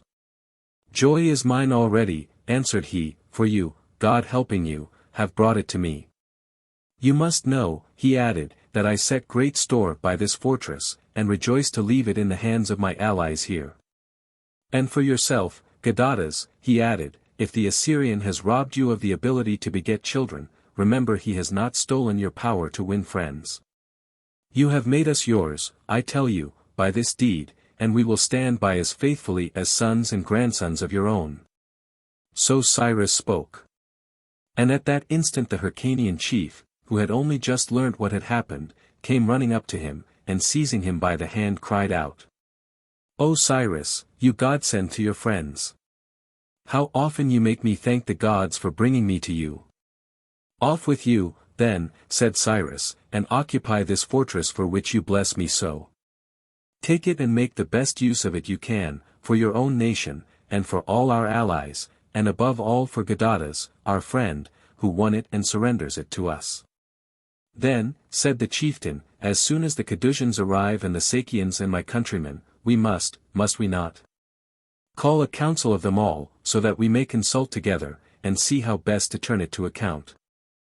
Cyrus thought the proposal good, and when they met together it was decided to garrison the post with a common force, chosen from all who were concerned that it should remain friendly and be an outer bulwark to overawe the Assyrians. This heightened the enthusiasm of them all, Cadusians, Sakians, and Hyrcanians, and their levies rose high, until the Cadusians sent in 20,000 light infantry and 4,000 cavalry, and the Sakians 11,000 bowmen, 10,000 on foot and 1,000 mounted. While the Hyrcanians were free to dispatch all their reserves of infantry and make up their horsemen to a couple of thousand strong. Whereas previously the larger portion of their cavalry had been left at home to support the Cadusians and Sakians against Assyria. And while Cyrus was kept in the fortress, organizing and arranging everything, many of the Assyrians from the country round brought in their horses and handed over their arms, being by this time in great dread of their neighbors. Soon after this Gadatas came to Cyrus and told him that messengers had come to say that the king of Assyria, learning what had happened to the fortress, was beside himself with anger, and was preparing to attack his territory. If you, Cyrus, said he, will let me go now, I will try to save my fortresses, the rest is of less account. Cyrus said, If you go now, when will you reach home? And Gadatas answered, On the third day from this I can sup in my own house. Do you think, asked Cyrus, that you will find the Assyrian already there? I am sure of it, he answered, for he will make haste while he thinks you are still far off. And I, said Cyrus, when could I be there with my army? But to this Gadatas made answer, the army you have now, my lord, is very large, and you could not reach my home in less than 6 days or 7. Well, Cyrus replied, be off yourself, make all speed, and I will follow as best I can. So Gadatas was gone, and Cyrus called together all the officers of the allies, and a great and goodly company they seemed, noble gentlemen, beautiful and brave. And Cyrus stood up among them all and said, my allies and my friends, Gadatas has done deeds that we all feel worthy of high reward, and that too before ever he had received any benefit from us. The Assyrians, we hear, have now invaded his territory, to take vengeance for the monstrous injury they consider he has done them, and moreover, they doubtless argue that if those who revolt to us escape scot-free, while those who stand by them are cut to pieces, ere long they will not have a single supporter on their side. Today, gentlemen, we may do a gallant deed, if we rescue Gadatas, our friend and benefactor, and truly it is only just and right thus to repay gift for gift, and boon for boon. Moreover, as it seems to me, what we accomplish will be much to our own interest. If all men see that we are ready to give blow for blow and sting for sting, while we outdo our benefactors in generous deeds, it is only natural that multitudes will long to be our friends, and no man care to be our foe. Whereas, if it be thought that we left Gadatas in the lurch, how in heaven's name shall we persuade another to show us any kindness? How shall we dare to think well of ourselves again? How shall one of us look Gadatas in the face, when all of us, so many and so strong, showed ourselves less generous than he, one single man and in so sore a plight? Thus Cyrus spoke, and all of them assented right willingly, and said it must be done. Come then, concluded Cyrus, since you are all of one mind with me, let each of us choose an escort for our wagons and beasts of burden. Let us leave them behind us, and put Gobryas at their head. He is acquainted with the roads, and for the rest he is a man of skill. But we ourselves will push on with our stoutest men and our strongest horses, taking provision for 3 days and no more. The lighter and cheaper our gear the more gaily shall we break our fast and take our supper and sleep on the road. And now, said he, let us arrange the order of the march. You, Chrysantas, must lead the van with your cuirassiers, since the road is broad and smooth, and you must put your brigadiers in the first line, each regiment marching in file. For if we keep close order we shall travel all the quicker and be all the safer. I put the cuirassiers in the front, he added, because they are our heaviest troops, and if the heaviest are leading, the lighter cannot find it hard to follow, whereas where the swiftest lead and the march is at night. It is no wonder if the column fall to pieces, the vanguard is always running away. And behind the cuirassiers, he went on, Artabazus is to follow with the Persian targeteers and the bowmen, and behind them Andamias the Mede with the Median infantry, and then Embas and the Armenian infantry. And then Artuchas with the Hyrcanians, and then Thambratas with the Sakian foot, and finally Datamos with the Cadusians. All these officers will put their brigadiers in the first line, their targeteers on the right, and their bowmen on the left of their own squares. This is the order in which they will be of most use. All the baggage-bearers are to follow in the rear, and their officers must see that they get everything together before they sleep, and present themselves betimes in the morning, with all their gear, and always keep good order on the march. In support of the baggage train, he added, there will be, first, Madatas the Persian with the Persian cavalry, and he too must put his brigadiers in the front, each regiment following in single file, as with the infantry. Behind them Rambakas the Mede and his cavalry, in the same order, and then you, Tigranes, and yours, and after you the other cavalry leaders with the men they brought. The Sakians will follow you, and last of all will come the Cadusians, who were the last to join us, and you, Alcunas, who are to command them. For the present you will take complete control of the rear, and allow no one to fall behind your men. All of you alike, officers, and all who respect yourselves, must be most careful to march in silence. At night the ears, and not the eyes, are the channels of information and the guides for action, and at night any confusion is a far more serious matter than by day, and far more difficult to put right. For this reason silence must be studied and order absolutely maintained. Whenever you mean to rise before daybreak, you must make the night watches as short and as numerous as possible, so that no one may suffer on the march because of his long vigil before it. And when the hour for the start arrives, the horn must be blown. Gentlemen, I expect you all to present yourselves on the road to Babylon with everything you require, and as each detachment starts, let them pass down the word for those in the rear to follow. So the officers went to their quarters, and as they went they talked of Cyrus, and what a marvelous memory he had, always naming each officer as he assigned him his post. The fact was, Cyrus took special pains over this. It struck him as odd that a mere mechanic could know the names of all his tools, and a physician the names of all his instruments. But a general be such a simpleton that he could not name his own officers, the very tools he had to depend on each time he wanted to seize a point or fortify a post or infuse courage or inspire terror.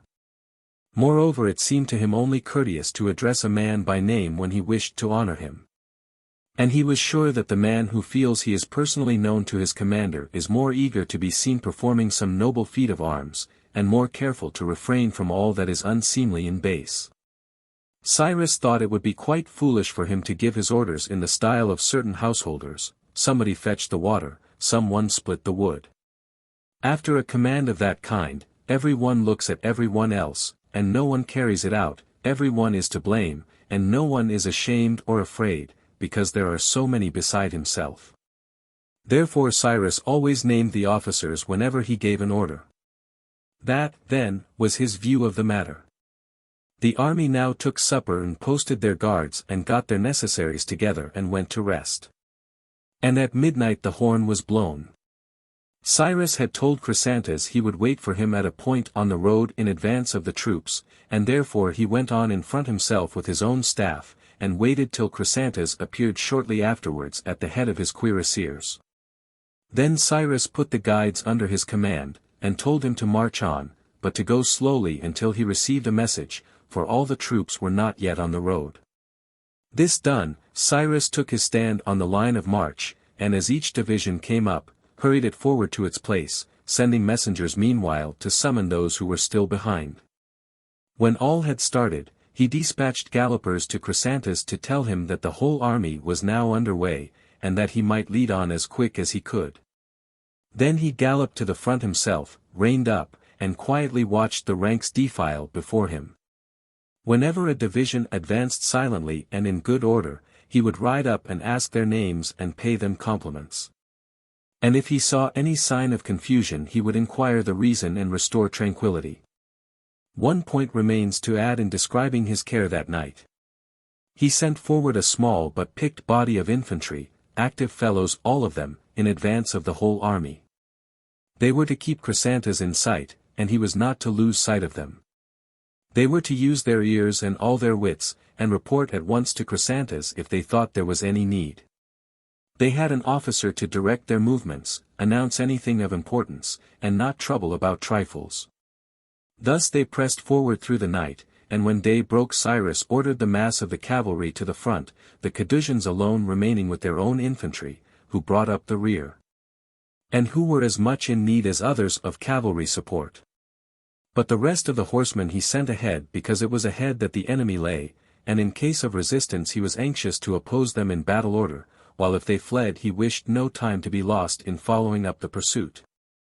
It was always arranged who were to give chase and who were to stay with himself. He never allowed the whole army to be broken up. Thus Cyrus conducted the advance, but it is not to be thought that he kept to one particular spot. He was always galloping backwards and forwards, first at one point and then at another, supervising everything and supplying any defect as it arose. Thus Cyrus and his men marched forward. Now there was a certain officer in the cavalry with Gadatas, a man of power and influence, who, when he saw that his master had revolted from Assyria, thought to himself, if anything should happen to him, I myself could get from the king all that he possessed. Accordingly he sent forward a man he could trust, with instructions that, if he found the Assyrian army already in the territory of Gadatas, he was to tell the king that he could capture Gadatas and all who were with him, if he thought fit to make an ambuscade. And the messenger was also to say what force Gadatas had at his command and to announce that Cyrus was not with him. Moreover, the officer stated the road by which Gadatas was coming. Finally, to win the greater confidence, he sent word to his own dependents and bade them deliver up to the king of Assyria the castle which he himself commanded in the province, with all that it contained. He would come himself, he added. If possible, after he had slain Gadatas, and, even if he failed in that, he would always stand by the king. Now the emissary rode as hard as he could and came before the king and told his errand, and, hearing it, the king at once took over the castle and formed an ambuscade, with a large body of horse and many chariots, in a dense group of villages that lay upon the road. Gadatas, when he came near the spot, sent scouts ahead to explore, and the king, as soon as he sighted them, ordered 2 or 3 of his chariots and a handful of horsemen to dash away as though in flight, giving the impression that they were few in number and panic-stricken. At this the scouting party swept after them, signaling to Gadatas, who also fell into the trap and gave himself up to the chase. The Assyrians waited till the quarry was within their grasp and then sprang out from their ambuscade. The men, with Gadatas, seeing what had happened, turned back and fled, as one might expect, with the Assyrians at their heels, while the officer who had planned it all stabbed Gadatas himself.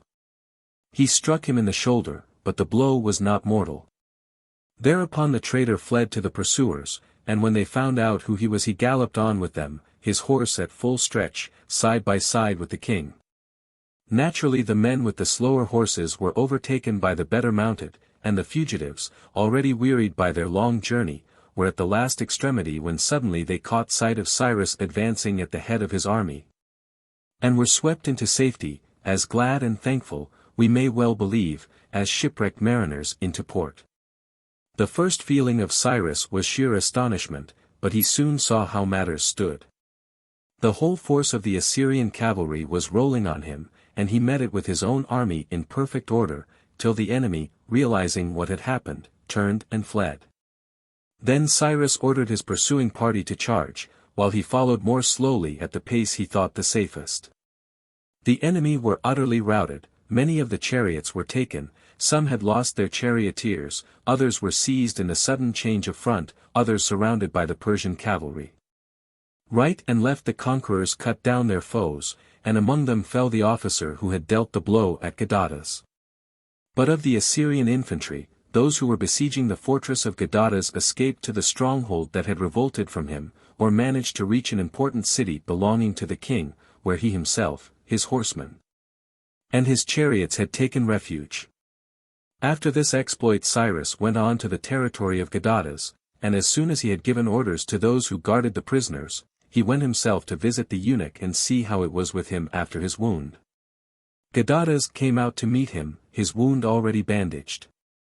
And Cyrus was gladdened and said, I came myself to see how it was with you. And I, said Gadatas, heaven be my witness, I came out to see how a man would look who had a soul like yours. I cannot tell what need you had of me, or what promise you ever gave me, to make you do as you have done. I had shown you no kindness for your private self, it was because you thought I had been of some little service to your friends, that you came to help me thus, and help me you did, from death to life. Left to myself I was lost.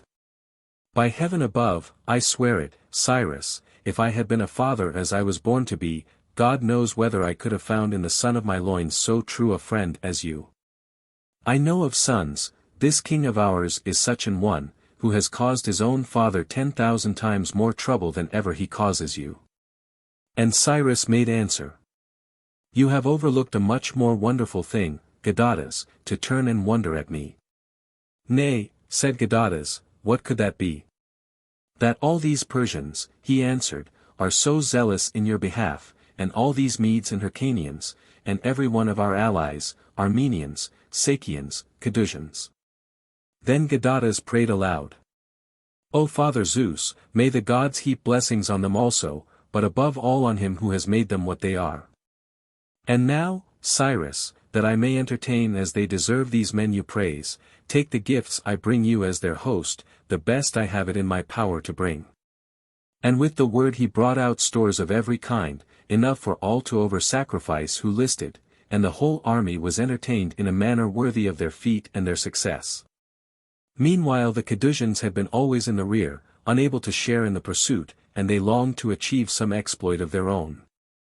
So their chieftain, with never a word to Cyrus, led them forth alone, and raided the country towards Babylon. But, as soon as they were scattered, the Assyrians came out from their city of refuge in good battle order. When they saw that the Cadousians were unsupported, they attacked them, killing the leader himself and numbers of his men, capturing many of their horses and retaking the spoil they were in the act of driving away. The king pursued as far as he thought safe, and then turned back, and the Cadousians at last found safety in their own camp, though even the vanguard only reached it late in the afternoon. When Cyrus saw what had happened, he went out to meet them, succoring every wounded man and sending him off to Gadatas at once, to have his wounds dressed, while he helped to house the others in their quarters. And saw that they had all they needed, his peers aiding him, for at such times noble natures will give help with all their hearts. Still it was plain to see that he was sorely vexed, and when the hour for dinner came, and the others went away, he was still there on the ground with the attendants and the surgeons. Not a soul would he leave uncared for. If anything could be done, he either saw to it himself or sent for the proper aid. So for that night they rested. But with daybreak Cyrus sent out a herald and summoned a gathering of all the officers and the whole Cadousian army, and spoke as follows. My friends and allies, what has happened is only natural. For it is human nature to err, and I cannot find it astonishing.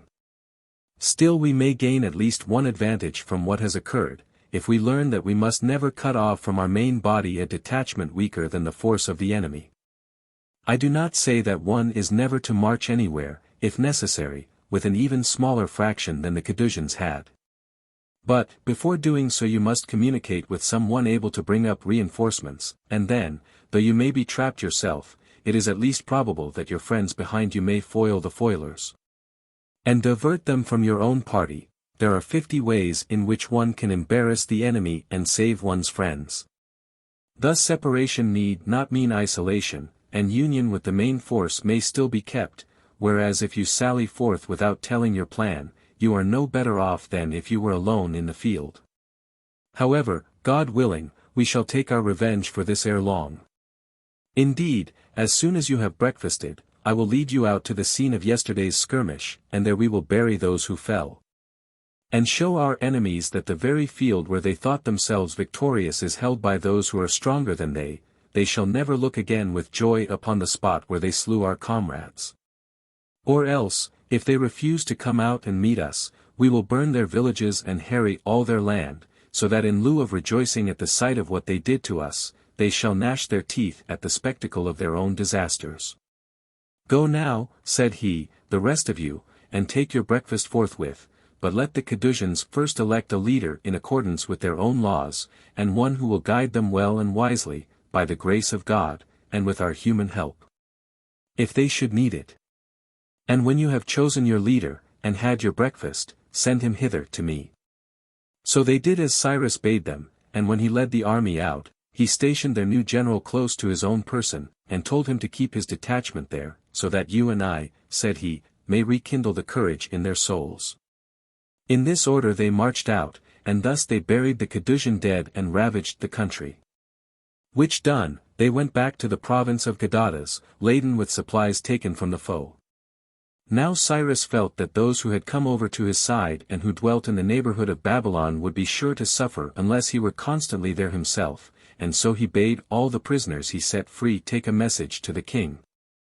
And he himself dispatched a herald to say that he would leave all the tillers of the soil unmolested and unhurt if the Assyrian would let those who had come over to him continue their work in peace. And remember, he added, that even if you try to hinder my friends, it is only a few whom you could stop, whereas there is a vast territory of yours that I could allow to be cultivated. As for the crops, he added, if we have war, it will be the conqueror, I make no doubt, who will reap them, but if we have peace, it will be you. If, however, any of my people take up arms against you, or any of yours against me, we must, of course, each of us, defend ourselves as best we can. With this message Cyrus dispatched the herald, and when the Assyrians heard it, they urged the king to accept the proposal, and so limit the war as much as possible. And he, whether influenced by his own people or because he desired it himself, consented to the terms. So an agreement was drawn up, proclaiming peace to the tillers of the soil and war to all who carried arms. Thus Cyrus arranged matters for the husbandmen, and he asked his own supporters among the drovers to bring their herds, if they liked, into his dominions and leave them there, while he treated the enemy's cattle as booty wherever he could. So that his allies found attraction in the campaign. For the risk was no greater if they took what they needed, while the knowledge that they were living at the enemy's expense certainly seemed to lighten the labor of the war. When the time came for Cyrus to go back, and the final preparations were being made, Gadatas brought him gifts of every kind, the produce of a vast estate, and among the cattle a drove of horses, taken from cavalry of his own, whom he distrusted owing to the late conspiracy. And when he brought them he said, Cyrus, this day I give you these for your own, and I would pray you to make such use of them as you think best, but I would have you remember that all else which I call mine is yours as well. For there is no son of mine, nor can there ever be, sprung from my own loins, to whom I may leave my wealth. When I die myself, my house must perish with me, my family and my name. And I must suffer this, Cyrus, I swear to you by the great gods above us, who see all things and hear all things, though never by word or deed did I commit injustice or foulness of any kind. But here the words died on his lips. He burst into tears over his sorrows, and could say no more. Cyrus was touched with pity at his suffering and said to him, Let me accept the horses, for in that I can help you, if I set loyal riders on them, men of a better mind, methinks, than those who had them before. And I myself can satisfy a wish that has long been mine, to bring my Persian cavalry up to 10,000 men. But take back, I pray you, all these other riches, and guard them safely against the time when you may find me able to vie with you in gifts. If I left you now so hugely in your debt, heaven help me if I could hold up my head again for very shame. Thereto Gadatas made answer, In all things I trust you, and will trust you, for I see your heart. But consider whether I am competent to guard all this myself. While I was at peace with the king, the inheritance I had from my father was, it may be, the fairest in all the land, it was near that mighty Babylon, and all the good things that can be gathered from a great city fell into our laps. And yet from all the trouble of it, the noise and the bustle, we could be free at once by turning our backs and coming home here. But now that we are at war, the moment you have left us we are sure to be attacked, ourselves and all our wealth, and methinks we shall have a sorry life of it, our enemies at our elbow and far stronger than ourselves. I seem to hear some one say, Why did you not think of this before you revolted? But I answer, Cyrus, because the soul within me was stung beyond endurance by my wrongs. I could not sit and ponder the safest course, I was always brooding over one idea, always in travail of one dream, praying for the day of vengeance on the miscreant, the enemy of God and man, whose hatred never rested, once aroused. Once he suspected a man, not of doing wrong, but of being better than himself. And because he is a villain, he will always find, I know, worse villains than himself to aid him, but if one day a nobler rival should appear, have no concern, Cyrus, you will never need to do battle with such an one. Yonder fiend would deal with him and never cease to plot against him until he had dragged him in the dust, only because he was the better man. And to work me trouble and disaster, he and his wicked tools will, I fear me, have strength enough and to spare. Cyrus thought there was much in what he said, and he answered forthwith. Tell me, Gadatas, did we not put a stout garrison in your fortress, so as to make it safe for you whenever you needed it, and are you not taking the field with us now? So that, if the gods be on our side as they are today, that scoundrel may fear you, not you him? Go now, bring with you all you have that is sweet to look on and to love, and then join our march. You shall be, I am persuaded, of the utmost service to me, and I, so far as in me lies, will give you help for help. When Gadatas heard that, he breathed again, and he said, Could I really be in time to make my preparations and be back before you leave? I would fain take my mother with me on the march. Assuredly, said Cyrus, you will be in time, for I will wait until you say that all is ready. So it came to pass that Gadatas went his way, and with the aid of Cyrus put a strong garrison in his fortress, and got together the wealth of his broad estates. And moreover he brought with him in his own retinue servants he could trust and in whom he took delight, as well as many others in whom he put no trust at all, and these he compelled to bring their wives with them, and their sisters, that so they might be bound to his service. Thus Gadatas went with Cyrus, and Cyrus kept him ever at his side, to show him the roads and the places for water and fodder and food, and lead them where there was most abundance. At last they came in sight of Babylon once more, and it seemed to Cyrus that the road they were following led under the very walls. Therefore he summoned Gobryas and Gadatas, and asked them if there was not another way, so that he need not pass so close to the ramparts. "There are many other ways, my lord," answered Gobryas, "but I thought you would certainly want to pass as near the city as possible, and display the size and splendor of your army to the king. I knew that when your force was weaker you advanced to his walls, and let him see us, few as we were, and I am persuaded that if he has made any preparation for battle now, as he said he would, when he sees the power you have brought with you, he will think once more that he is unprepared." But Cyrus said, "Does it seem strange to you, Gobryas, that when I had a far smaller army I took it right up to the enemy's walls, and today when my force is greater I will not venture there? You need not think it strange, to march up is not the same as to march past. Every leader will march up with his troops disposed in the best order for battle, and a wise leader will draw them off so as to secure safety rather than sped. But in marching past there is no means of avoiding long straggling lines of wagons, long strings of baggage-bearers, and all these must be screened by the fighting force so as never to leave the baggage unprotected. But this must mean a thin weak order for the fighting men, and if the enemy choose to attack at any point with their full force, they can strike with far more weight than any of the troops available to meet them at the moment. Again, the length of line means a long delay in bringing up relief, whereas the enemy have only a hand's breadth to cover as they rush out from the walls or retire. But now, if we leave a distance between ourselves and them as wide as our line is long, not only would they realize our numbers plainly enough, but our veil of glittering armor will make the whole multitude more formidable in their eyes. And, if they do attack us anywhere, we shall be able to foresee their advance a long way off and be quite prepared to give them welcome. But it is far more likely, gentlemen," he added, "that they will not make the attempt, with all that ground to cover from the walls. Unless they imagine that their whole force is superior to the whole of ours, they know that retreat will be difficult and dangerous." So Cyrus spoke, and his listeners felt that he was right, and Gobryas led the army by the way that he advised. And as one detachment after another passed the city, Cyrus strengthened the protection for the rear and so withdrew in safety. Marching in this order, he came back at last to his first starting point, on the frontier between Assyria and Media. Here he dealt with 3 Assyrian fortresses. One, the weakest, he attacked and took by force, while the garrisons of the other 2, what with the eloquence of Gadatas and the terror inspired by Cyrus, were persuaded to surrender. And now that his expedition was completed, Cyrus sent to Cyaxares and urged him to come to the camp in order that they might decide best how to use the forts which they had taken, and perhaps Cyaxares, after reviewing the army, would advise him what the next move ought to be, or, Cyrus added to the messenger, "If he bids me, say I will come to him and take up my encampment there."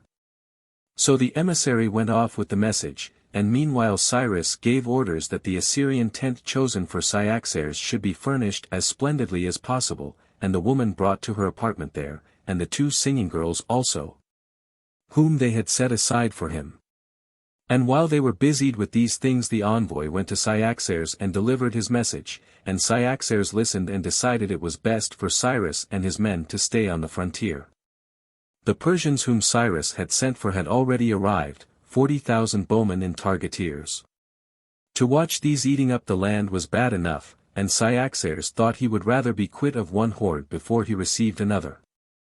On his side the officer in command of the Persian levy, following the instructions from Cyrus, asked Cyaxares if he had any need of the men, and Cyaxares said he had not. Thereupon, and hearing that Cyrus had arrived, the Persian put himself at the head of his troops and went off at once to join him. Cyaxares himself waited till the next day and then set out with the Median troopers who had stayed behind. And when Cyrus knew of his approach he took his Persian cavalry, who were now a large body of men, and all the Medes, Hyrcanians, and Armenians, and the best mounted and best armed among the rest. And so went out to meet Cyaxares and show the power he had won. But when Cyaxares saw so large a following of gallant gentlemen with Cyrus, and with himself so small and mean a retinue, it seemed to him an insult, and mortification filled his heart. And when Cyrus sprang from his horse and came up to give him the kiss of greeting, Cyaxares, though he dismounted, turned away his head and gave him no kiss, while the tears came into his eyes. Whereupon Cyrus told the others to stand aside and rest, and then he took Cyaxares by the hand and led him apart under a grove of palm trees, and bade the attendants spread Median carpets for them, and made Cyaxares sit down, and then, seating himself beside him, he said, "Uncle of mine, tell me, in heaven's name, I implore you, why are you angry with me? What bitter sight have you seen to make you feel such bitterness?" And then Cyaxares answered, "Listen, Cyrus, I have been reputed royal and of royal lineage as far back as the memory of man can go. My father was a king and a king I myself was thought to be. And now I see myself riding here, meanly and miserably attended, while you come before me in splendor and magnificence, followed by the retinue that once was mine and all your other forces. That would be bitter enough, methinks, from the hand of an enemy, but, O gods above us, how much more bitter at the hands of those from whom we least deserve it. Far rather would I be swallowed in the earth than live to be seen so low, aye, and to see my own kinsfolk turn against me and make a mock of me. And well I know," said he, "that not only you but my own slaves are now stronger and greater than myself, they come out equipped to do me far more mischief than ever I could repay." But here he stopped, overcome by a passion of weeping, so much so that for very pity Cyrus' own eyes filled with tears. There was silence between them for a while, and then Cyrus said, "Nay, Cyaxares, what you say is not true, and what you think is not right, if you imagine that because I am here, your Medes have been equipped to do you any harm. I do not wonder that you are pained, and I will not ask if you have cause or not for your anger against them, you will ill brook apologies for them from me. Only it seems to me a grievous error in a ruler to quarrel with all his subjects at once. Widespread terror must needs be followed by widespread hate, anger with all creates unity among all. It was for this reason, take my word for it, that I would not send them back to you without myself, fearing that your wrath might be the cause of what would injure all of us. Through my presence here and by the blessing of heaven, all is safe for you, but that you should regard yourself as wronged by me, I cannot but feel it bitter, when I am doing all in my power to help my friends. To be accused of plotting against them. However, he continued, let us not accuse each other in this useless way, if possible, let us see exactly in what I have offended. And as between friend and friend, I will lay down the only rule that is just and fair, if I can be shown to have done you harm, I will confess I am to blame, but if it appears that I have never injured you, not even in thought, will you not acquit me of all injustice towards you? Needs must I, answered Cyaxares. And if I can show that I have done you service, and been zealous in your cause to the utmost of my power, may I not claim, instead of rebuke, some little meed of praise? That were only fair, said Cyaxares. Then, said Cyrus, let us go through all I have done, point by point, and see what is good in it and what is evil. Let us begin from the time when I assumed my generalship, if that is early enough.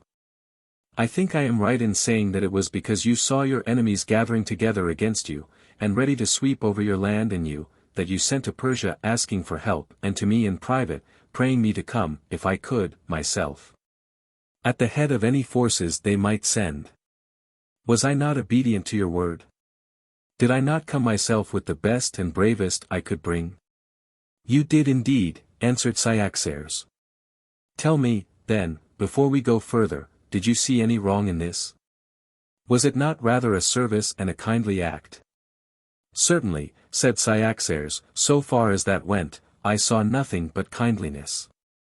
Well, after the enemy had come, and we had to fight the matter out, did you ever see me shrink from toil or try to escape from danger? That I never did, said Cyaxares, quite the contrary. And afterwards, when, through the help of heaven, victory was ours, and the enemy retreated, and I implored you to let us pursue them together, take vengeance on them together, win together the fruits of any gallant exploit we might achieve. Can you accuse me then of self-seeking or self-aggrandizement? But at that Cyaxares was silent. Then Cyrus spoke again. If you would rather not reply to that, tell me if you thought yourself injured because, when you considered pursuit unsafe, I relieved you of the risk, and only begged you to lend me some of your cavalry. If my offense lay in asking for that, when I had already offered to work with you, side by side, you must prove it to me, and it will need some eloquence. He paused, but Cyaxares still kept silence. Nay, said Cyrus, if you will not answer that either, tell me at least if my offense lay in what followed, when you said that you did not care to stop your Medes in their merrymaking and drive them out into danger. Do you think it was wrong in me, without waiting to quarrel on that score, to ask you for what I knew was the lightest boon you could grant and the lightest command you could lay on your soldiers? For I only asked that he who wished it might be allowed to follow me. And thus, when I had won your permission, I had won nothing, unless I could win them too. Therefore I went and tried persuasion, and some listened to me, and with these I set off on my march, holding my commission from your own self. So that, if you look on this act as blameworthy, it would seem that not even the acceptance of your own gifts can be free from blame. It was thus we started, and after we had gone, was there, I ask you, a single deed of mine that was not done in the light of day? Has not the enemy's camp been taken? Have not hundreds of your assailants fallen? And hundreds been deprived of their horses and their arms? Is not the spoiler spoiled? The cattle and the goods of those who harried your land are now in the hands of your friends, they are brought to you, or to your subjects. And, above all and beyond all, you see your own country growing great and powerful and the land of your enemy brought low. Strongholds of his are in your power, and your own that were torn from you in other days by the Syrian domination are now restored to you again. I cannot say I should be glad to learn that any of these things can be bad for you, or short of good, but I am ready to listen, if so it is. Speak, tell me your judgment of it all. Then Cyrus paused, and Cyaxares made answer. To call what you have done evil, Cyrus, is impossible. But your benefits are of such a kind that the more they multiply upon me, the heavier burden do they bring. I would far rather, he went on, have made your country great by own power than see mine exalted in this way by you. These deeds of yours are a crown of glory to you, but they bring dishonor to me. And for the wealth, I would rather have made largesse of it to yourself than receive it at your hands in the way you give it now. Goods so gotten only leave me the poorer. And for my subjects, I think I would have suffered less if you had injured them a little than I suffer now when I see how much they owe you. Perhaps, he added, you find it inhuman of me to feel thus, but I would ask you to forget me and imagine that you are in my place and see how it would appear to you then. Suppose a friend of yours were to take care of your dogs that you bred up to guard yourself and your house, such care that he made them fonder of him than of yourself, would you be pleased with him for his attention? Or take another instance, if that one seems too slight, suppose a friend of yours were to do so much for your own followers, men you kept to guard you and to fight for you, that they would rather serve in his train than yours. Would you be grateful to him for his kindness? Or let me take the tenderest of human ties, suppose a friend of yours paid court to the wife of your bosom so that in the end he made her love him more than yourself, would he rejoice your heart by his courtesy? Far from it, I trow. He who did this, you would say, did you the greatest wrong in all the world. And now, to come nearest to my own case, suppose someone paid such attention to your Persians that they learnt to follow him instead of you, would you reckon that man your friend? No, but a worse enemy than if he had slain 1,000. Or again, say you spoke in all friendship to a friend and bade him take what he wished, and straightway he took all he could lay hands on and carried it off, and so grew rich with your wealth, and you were left in utter poverty. Could you say that friend was altogether blameless? And I, Cyrus, I feel that you have treated me, if not in that way, yet in a way exactly like it. What you say is true enough. I did allow you to take what you liked and go, and you took the whole of my power and went, leaving me desolate, and today you bring the spoil you have won with my forces, and lay it so grandly at my feet, magnificent.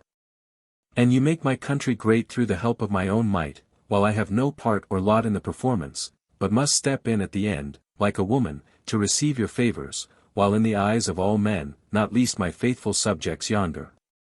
You are the man, and I am not fit to wear a crown. Are these, I ask you, Cyrus, are these the deeds of a benefactor? Nay, had you been kind as you are kin, above all else you would have been careful not to rob me of my dignity and honor. What advantage is it to me for my lands to be made broad if I myself am dishonored? When I ruled the Medes, I ruled them not because I was stronger than all of them, but because they themselves thought that our race was in all things better than theirs.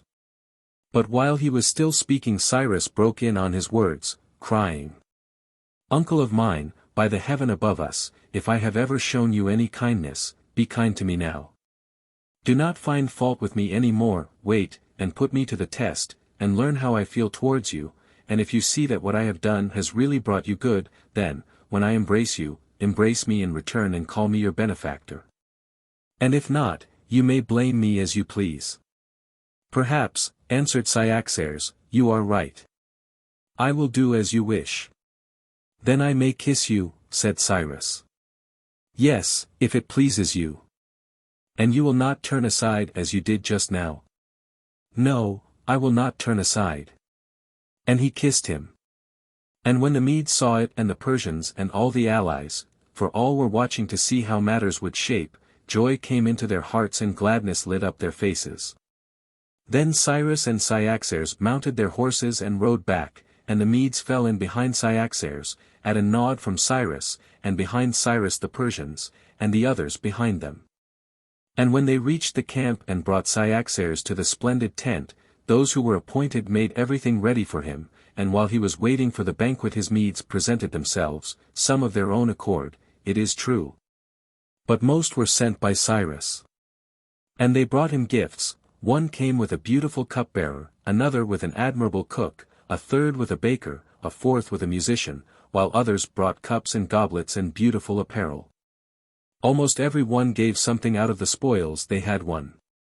So that the mood of Cyaxares changed, and he seemed to see that Cyrus had not stolen his subjects from him, and that they made no less account of him than they used to do. Now when the hour came for the banquet, Cyaxares sent to Cyrus and begged him to share it. It was so long, he said, since they had met. But Cyrus answered, Bid me not to the feast, good uncle. Do you not see that all these soldiers of ours have been raised by us to the pitch of expectation? And it were ill on my part if I seemed to neglect them for the sake of my private pleasure. If soldiers feel themselves neglected, even the good become faint-hearted, and the bad grow insolent. With yourself it is different, you have come a long journey and you must fall to without delay, and if your subjects do you honor, welcome them and give them good cheer, that there may be confidence between you and them. But I must go and attend to the matters of which I speak. Early tomorrow morning, he added, our chief officers will present themselves at your gate to hear from you what you think our next step ought to be. You will tell us whether we ought to pursue the campaign further or whether the time has now come to disband our army. Thereupon Cyaxares betook himself to the banquet, and Cyrus called a council of his friends, the shrewdest and the best fitted to act with him, and spoke to them as follows. My friends, thanks to the gods, our first prayers are granted. Wherever we set foot now we are the masters of the country, we see our enemies brought low and ourselves increasing day by day in numbers and in strength. And if only our present allies would consent to stay with us a little longer, our achievements could be greater still, whether force were needed or persuasion. Now it must be your work as much as mine to make as many of them as possible willing and anxious to remain. Remember that, just as the soldier who overthrows the greatest number in the day of battle is held to be the bravest, so the speaker, when the time has come for persuasion, who brings most men to his side will be thought the most eloquent. The best orator and the ablest man of action. Do not, however, prepare your speeches as though we asked you to give a rhetorical display, remember that those whom you convince will show it well enough by what they do. I leave you then, he added, to the careful study of your parts. Mine is to see, so far as in me lies, that our troops are provided with all they need, before we hold the council of war. Notes. C.1. Cyrus' generosity. He is not cold, not incapable of soft pleasure, but too preoccupied with greater things. On the whole, if a hedonist, this type of man, a hedonist that equals a Stoic, cf. Socrates, H. Sidgwick, also J.P. C. 1.4, in it. Well told, we feel the character of Arispaz at once, as soon as he opens his lips. C. 1.4, med. An Eastern picture. She is one of the Bible women, as Gadatas and Gobrias are brothers of Barzillai. She is sister of Ruth or Susanna or Judith or Bathsheba. Perhaps she is nobler than any of them. She is also the sister of the Greek tragedy women, Antigone, Alcestis. Especially Euripidean is she, no doubt she is sister to the great women of all lands. C. 1.10 ff. Xenophon, moralist. Cf. Memorabilia for a similar philosophical difficulty about the will and knowledge. And for this raising of ethical problems in an artistic setting of narrative, cf. Lilly. I see a certain resemblance between the times and the writers' minds. V.J. Simons on the predecessors of Shakespeare. Araspa's point is that these scamps have only themselves to blame, being Pancratius, and then they turn round and accuse love. We are thrown back on the origin of Bakrasia, Vide Memorabilia, EGI 2. V. 4. V. For such answer as we can get to that question. Whereas the Kaloi Kagathoi desire strongly but can curb their desires. C. 1.13 shows a confidence in the healthy action of the will. When Arispaz himself is caught later on, he develops the theory of a double self, a higher and a lower, so Hgd, and so, I think, Xenophon in Socrates. Vide Memorabilia. C. 1.16, Fin. Cyrus, Socrates, his prototype here. C. 1.18. Very natural and beautiful. Xenophon sympathetic with such a beautiful humanity. The woman's nature brought out by these touches. Xenophon, dramatist, the moral problem is subordinate, that is to say, is made to grow out of the dramatic action and characterization. C. 1.20. Notice the absolutely fair and warrantable diplomatic advantage given to the Archaic man, each step he takes opens up new avenues of progress. Herein is fulfilled, to him who hath shall be given, but Cyrus plays his part also, he has the wisdom of serpents with the gentleness of doves. C. 1.21, this is the true rhetoric, the right road to persuasiveness, to be absolutely frank. C. 1.24.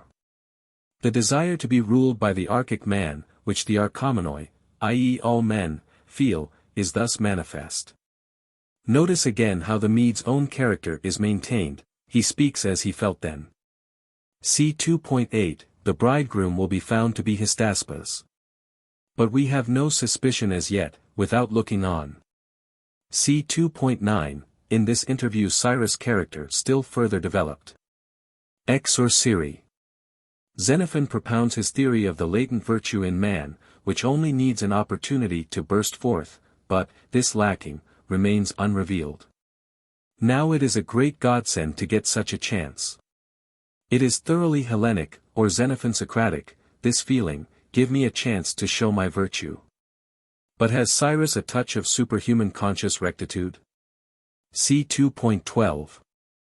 The same thought again, it is full of delicacy and spiritual discernment, the more one ponders it the more one feels that. C. 2.12, Fin. For Hellenic or Xenophantine or Old World theory of the misfortunes which befall the virtuous, vide Homer, vide Book of Job, Satan, vide Tragedians. C. 2.15, cf. The Economist for praise of rural simplicity. It is Xenophon ipsissimus. C. 2.17. Whose bad manners is Xenophon thinking of? Thebans. C. 2.20, Fin. A very noble sentence. The man who utters it and the people whose heart and mind it emanates from must be of a high order. And in the memorabilia Socrates has this highest praise, that he studied to make himself and all others also as good as possible. See 2.21, notice the practical answer of Cyrus to this panegyric, cf. See 2.32, prolix, Xenophontic. See 3.6 ff. Here also I feel the mind of Xenophon shimmering under various lights. The Cyropedia is shot with Orientalism. Homeric epicism, antique Hellenism and modern Hellenism are both there. Spartan simplicity and Eastern quaintness both say their say. In this passage the biblical element seems almost audible. See 3.7. This is in the grand style, oriental, dilatory, ponderous, savoring of times when battles were affairs of private arrangement between monarchs and hedged about by all the punctilios of an affair of honor. See 3.12, NB. The Archaic man shows a very ready wit and inventiveness in the great art of grab in war, though as he said to his father he was a late learner in such matters. Cf. in modern times the duties of a detective or some such disagreeable office. G. O. Trevelyan as Irish secretary. Interesting for war ethics in the abstract, and for Xenophon's view, which is probably Hellenic. Cyrus now has the opportunity of carrying out the selfish decalogue, the topsy-turvy morality set forth in c.6, c. 26 ff. C 3.13, cf. Old Testament for the sort of subterfuges and preparations, e.g. the Gibeonites. C 3.15, the Archaic man has no time. Cyrus, ou Scholatii. Cf.J.P. It comes from energy combined with high gifts of organization, economic, architectonic. C 3.19, nice, I think, this contrasting of spiritual and natural productiveness. C 3.32. Here is the rule of conduct clearly expressed, nor do I see how a military age could frame for itself any other. Christianity only emerged sub pace Romana, which for fraternal brotherhood was the fullness of time. And even in the commercial age the nations tumble back practically into the old system. See 3.36 ff. An army on forced march, are there any novelties here? See 3.53. These minute details probably not boring at the time, but interesting rather, perhaps useful. See 4.13, Cyrus resembles Fawcett in his unselfish self-estimate. Gadatas is like the British public, or HGD. See 4.16.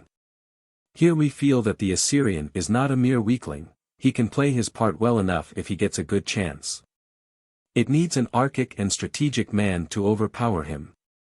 See 4.17, ancient and modern parallelism in treatment of wounded. See 4.24. Hellenic war ethics, non-combatant tillers of the soil to be let alone. Is this a novelty?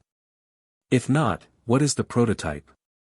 Did the modern rights of non-combatants so originate? See 4.27, Fin. A touch which gives the impression of real history, that is the art of it.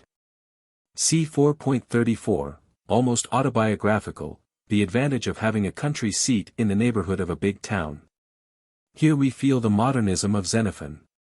The passage which Stevenson chose for the motto to his Silverado squatters would suit Xenophon very well, Cicero, de Off. XX. Xenophon, Alfred Tennyson. Mr. Dakins used the geometric sign to indicate parallelism of any sort. The passage from Cicero might be translated thus: some have lived in the country, content with the happiness of home. These men have enjoyed all that kings could claim, needing nothing, under the dominion of no man, untrammeled and in freedom. For the free man lives as he chooses. See 4.36, the wicked man as conceived in Hellenico-Xenophantine fashion, charged with the spirit of meanness, envy, and hatred, which cannot brook the existence of another better than itself. See 4.38. A nice touch, we learn to know Gadatas and Xenophon also, and the Hellenic mind.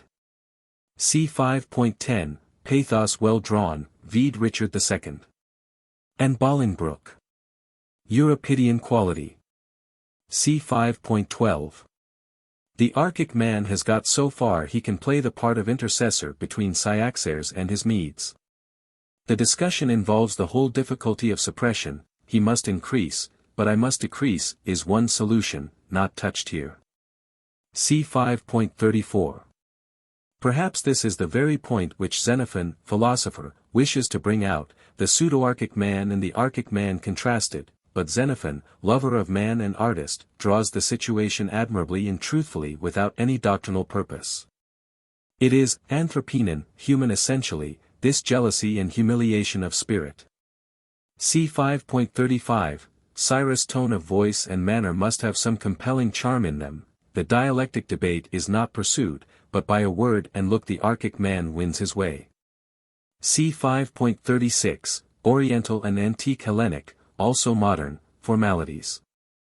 I can imagine some of those crowned heads, emperors of Germany and Austria, going through similar ceremonies, walking arm in arm, kissing on both cheeks fraternally, etc. C 5.39-40. This reveals the incorrigible weakness of Cyaxares. He can never hold his own against the Archic man. As a matter of philosophic historizing, probably Xenophon conceives the Median element as the corrupting and sapping one in the Persian Empire, vide Epilogue, only he to some extent justifies and excuses Cyrus in his imitations of it. That is a difficulty. C 5.41, the Archic man shows self-command again, his energy somewhat relieves ignobler actors of responsibility and so far saps their wills. His undoingness a foil to their indolence. Book 6. So the day ended, and they supped and went to rest. But early the next morning all the allies flocked to Cyaxares' gates, and while Cyaxares dressed and adorned himself, hearing that a great multitude were waiting, Cyrus gave audience to the suitors his own friends had brought. First came the Cadusians, imploring him to stay, and then the Hyrcanians, and after them the Sakians, and then some one presented Gobrias, and Hystaspes brought in Gadatas the eunuch, whose entreaty was still the same. At that Cyrus, who knew already that for many a day Gadatas had been half dead with fear lest the army should be disbanded, laughed outright and said, "Ah, Gadatas! You cannot conceal it, you have been bribed by my friend Hystaspes to take this view." But Gadatas lifted up his hands to heaven and swore most solemnly that Hystaspes had not influenced him. "Nay," said he, "it is because I know myself that, if you depart, I am ruined utterly. And therefore it was that I took it upon me to speak with Hystaspes myself, and ask him if he knew what was in your mind about the disbanding of the army." And Cyrus said, "It would be unjust then, I suppose, to lay the blame on Hystaspes." "Yes, Cyrus, most unjust," said Hystaspes, "for I only said to Gadatas that it would be impossible for you to carry on the campaign, as your father wanted you home, and had sent for you." "What?" cried Cyrus, "you dared to let that be known whether I wished it or not." "Certainly I did," he answered, "for I can see that you are mad to be home in Persia, the cynosure of every eye, telling your father how you wrought this and accomplished that." "Well," said Cyrus, "are you not longing to go home yourself?" "No," said the other. "I am not. Nor have I any intention of going. Here I shall stay and be general-in-chief until I make our friend Gadatas the lord and the Assyrian his slave." Thus half in jest and half in earnest they played with one another, and meanwhile Cyaxares had finished adorning himself and came forth in great splendor and solemnity, and sat down on a Median throne. And when all were assembled and silence was proclaimed, Cyaxares said, "My friends and allies, perhaps, since I am present and older than Cyrus, it is suitable that I should address you first. It appears to me that the moment has come to discuss one question before all others, the question whether we ought to go on with the campaign or disband the army. Be pleased," he added, "to state your opinions on the matter." Then the leader of the Hyrcanians stood up at once and said, "Friends and allies, I hardly think that words are needed when facts themselves show us the path to take. All of us know that while we stand together we give our enemy more trouble than we get, but when we stood alone it was they who dealt with us as they liked best and we liked least. Then the Cadusian followed. "The less we talk," said he, "about breaking up and going home separately the better. Separation has done us anything but good, it seems to me, even on the march. My men and I, at any rate, very soon paid the penalty for private excursions. As I dare say you have not forgotten. Upon that Artabazus rode, the Mede who had claimed kinship with Cyrus in the old days. Cyaxares, said he, in one respect I differ from those who have spoken before me. They think we should stay here in order to go on with the campaign, but I think I am always on campaign at home. I was forever out on some expedition or other, because our people were being harried, or our fortresses threatened, and a world of trouble I had, what with fears within and fighting without, and all too at my own expense. As it is now, I occupy the enemy's forts, my fear of them is gone, I make good cheer on their own good things, and I drink their own good wine. Since home means fighting and service here means feasting, I am not in favor myself, said he, of breaking up the company. Then Gobryas spoke. Friends, said he, I have trusted Cyrus' word and had no fault to find with him, what he promises that he performs, but if he leaves the country now, the Assyrian will be reprieved. He will never be punished for the wrongs he tried to inflict on you and did inflict on me, I shall be punished instead, because I have been your friend. At that Cyrus rose at last and said, Gentlemen, I am well aware that the disbanding of our forces must mean the decrease of our power and the increase of theirs. If some of them have given up their weapons, they will soon procure others. If some have lost their horses, the loss will soon be made good. If some have fallen in battle, others, younger and stronger, will take their place. We need not be surprised if they are soon in a condition to cause us trouble again. Why, then, did I ask Cyaxares to put the question to debate? Because, I answer, I am afraid of the future. I see opponents against us whom we cannot fight, if we conduct the campaign as we are doing now. Winter is advancing against us, and though we may have shelter for ourselves we have nothing, heaven knows, for our horses and our servants and the great mass of our soldiery, without whom we cannot even think of a campaign. As to provisions, up to the limits of our advance and because of that advance they have been exhausted. And beyond that line, owing to the terror we inspire, the inhabitants will have stowed their supplies away in strong places where they can enjoy them and we cannot get them. Where is the warrior, stout of heart and strong of will, who can wage war with cold and hunger? If our style of soldiering is to be only what it has been, I say we ought to disband at once of our own accord, and not wait to be driven from the field against our will by sheer lack of means. If we do wish to go forward, this is what we must do, we must detach from the enemy all the fortresses we can and secure all we can for our own. If this is done, the larger supply will be in the hands of those who can stow away the larger store. And the weaker will suffer siege. At present we are like mariners on the ocean, they may sail on forever, but the seas they have crossed are no more theirs than those that are still unsailed. But if we hold the fortresses, the enemy will find they are living in a hostile land, while we have halcyon weather. Some of you may dread the thought of garrison duty far from home, if so, dispel your doubts. We Persians, who must, as it is, be exiles for the time, will undertake the positions that are nearest to the foe, while it will be for you to occupy the land on the marches between Assyria and yourselves and put it under tillage. For, if we can hold his inner line, your peace will not be disturbed in the outlying parts, he will scarcely neglect the danger at his door to attack you out in the distance. At this the whole assembly rose to express their eagerness and assent, and Cyaxares stood up with them. And both Gadatas and Gobryas offered to fortify a post if the allies wished, and thus provide 2 cities of refuge to start with. Finally Cyrus, thus assured of the general consent to his proposals, said, If we really wish to carry out what we have set ourselves, we must prepare battering rams and siege engines, and get together mechanics and builders for our own castles. Thereupon Cyaxares at once undertook to provide an engine at his own expense. Gadatas and Gobryas made themselves responsible for a second, Tigranes for a third, and Cyrus himself promised he would try to furnish 2. That done, every one set to work to find engineers and artisans and to collect material for the machines, and superintendents were appointed from those best qualified for the work. Now Cyrus was aware that all this would take some time, and therefore he encamped his troops in the healthiest spot he could find and the easiest to supply, strengthening, wherever necessary, the natural defenses of the place. So that the detachment left in charge for the time should always be in complete security, even though he might be absent himself with the main body of his force.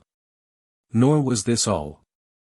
He questioned those who knew the country best, and, learning where he would be rewarded for his pains, he would lead his men out to forage, and thus procure as large supplies as possible, keep his soldiers in the best of health and strength, and fix their drill in their minds.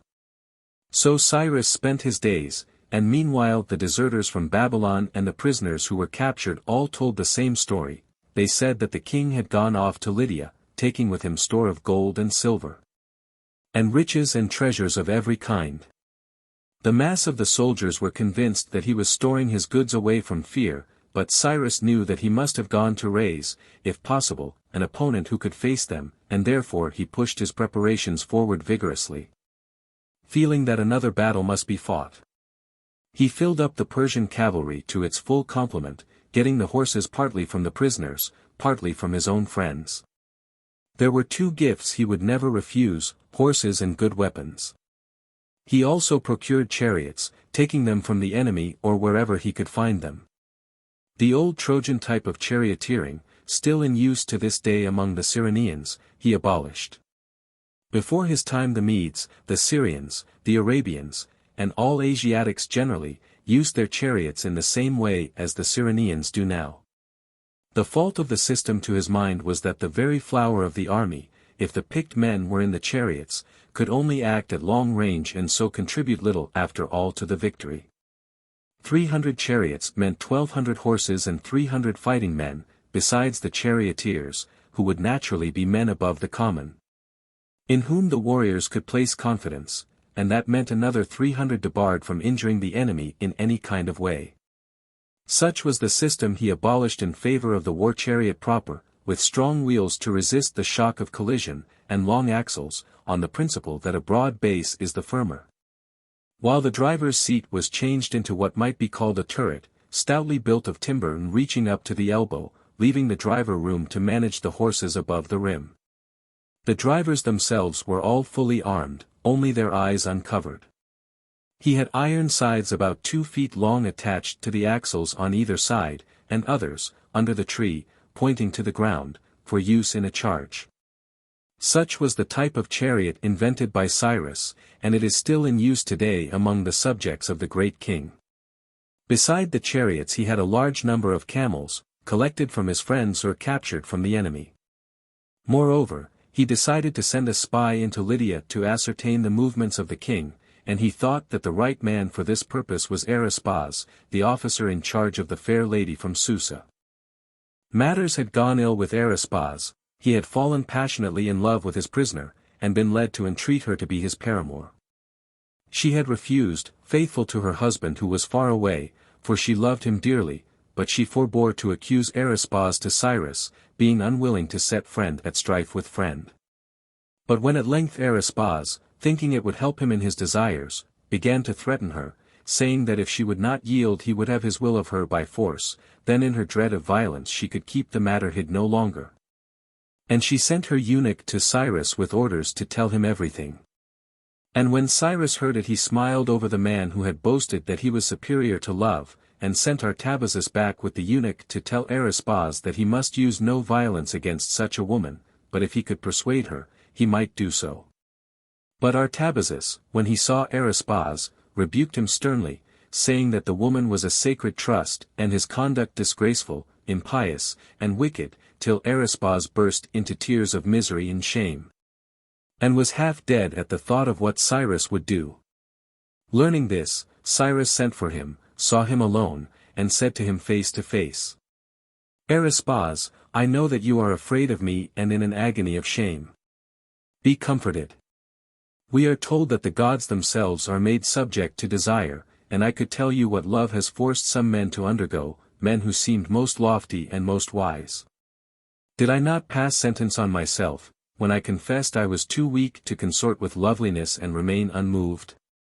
Indeed it is I who am most to blame in the matter, for I shut you up myself with this irresistible power." But Arespaz broke in on his words. "Ah, Cyrus, you are ever the same, gentle and compassionate to human weaknesses. But all the rest of the world has no pity on me, they drown me in wretchedness. As soon as the tattlers got wind of my misfortune, all my enemies exulted, and my friends came to me, advising me to make away with myself for fear of you, because my iniquity was so great." Then Cyrus said, "Now listen, this opinion about you may be the means by which you can do me a great kindness and your comrades a great service." "Oh, that it were possible," said Arespaz, "for me ever to be of service to you." "Well," said the other, "if you went to the enemy, feigning that you had fled from me, I think they would believe you." "I am sure they would," said Arespaz, "I know even my own friends would think that of course I ran away." "Then you will come back to us," Cyrus went on, "with full information about the enemy's affairs, for, if I am right in my expectation, they will trust you and let you see all their plans, so that you need miss nothing of what we wish to know." "I will be off this moment," said Arespaz, "it will be my best credential to have it thought I was just in time to escape punishment from you." "Then you can really bring yourself to leave the beautiful Panthea?" "Yes, Cyrus," he answered, "I can. For I see now that we have two souls.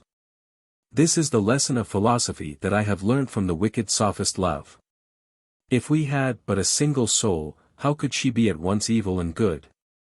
How could she be enamored at once of nobleness and baseness, or at once desire and not desire one deed and the same? No, it is clear that we have two souls, and when the beautiful soul prevails, all fair things are wrought, and when the evil soul has the mastery, she lays her hand to shame and wickedness. But today my good soul conquers, because she has you to help her." "Well," said Cyrus, "if you have decided on going, it is thus you had better go. Thus you will win their confidence, and then you must tell them what we are doing, but in such a way as to hinder their own designs. It would hinder them, for example, if you said that we were preparing an attack on their territory at a point not yet decided, for this would check the concentration of their forces, each leader being most concerned for the safety of his own home. Stay with them," he added, "till the last moment possible. What they do when they are close at hand is just what is most important for us to know. Advise them how to dispose their forces in the way that really seems the best, for then, after you are gone and although it may be known that you are aware of their order, they will be forced to keep to it, they will not dare to change it. And should they do so at the last moment they will be thrown into confusion." Thereupon Arespaz took his leave, called together his trustiest attendants, said what he thought necessary for the occasion, and departed. Now Panthea, when she heard that Arespaz had fled, sent a messenger to Cyrus, saying, "Grieve not, Cyrus, that Arespaz has gone to join the foe, I will bring you a far trustier friend than he, if you will let me send for my husband. And I know he will bring with him all the power that he has. It is true that the old king was my husband's friend, but he who reigns now tried to tear us two asunder, and my husband knows him for a tyrant and a miscreant, and would gladly be quit of him and take service with such a man as you." When Cyrus heard that, he bade Panthea send word to her husband, and she did so. Now when Abradatas saw the tokens from his wife, and learned how matters stood, he was full of joy, and set out for Cyrus' camp immediately, with 1,000 horsemen in his train. And when he came to the Persian outposts he sent to Cyrus saying who he was, and Cyrus gave orders that he should be taken to Panthea forthwith. So husband and wife met again after hope had well nigh vanished, and were in each other's arms once more. And then Panthea spoke of Cyrus, his nobleness, his honor, and the compassion he had shown her, and Abradatas cried, tell me, how can I repay him all I owe him in your name and mine?" And she answered, "So deal with him, my husband, as he has dealt with you." And thus Abradatas went to Cyrus, and took him by the hand, and said, "Cyrus, in return for the kindness you have shown us, I can say no more than this, I give myself to you, I will be your friend, your servant, and your ally, whatever you desire. I will help you to win, your fellow worker always, so far as in me lies." Then Cyrus answered, "And I will take your gift, but for the moment you must leave me, and sup with your wife, another day you will let me play the host, and give you lodging with your friends and mine. Afterwards Abradatas perceived how much Cyrus had at heart the scythe-bearing chariots and the cavalry and the war horses with their armor, and he resolved to equip 100 chariots for him out of his own cavalry force. These he proposed to lead himself in a chariot of his own, four-pulled and drawn by 8 horses, all the 8 protected by chest-plates of bronze. So Abradatas set to work, and this 4-pulled chariot of his gave Cyrus the idea of making a car with 8 poles, drawn by 8 yoke of oxen, to carry the lowest compartment of the battering engines, which stood, with its wheels, about 27 feet from the ground.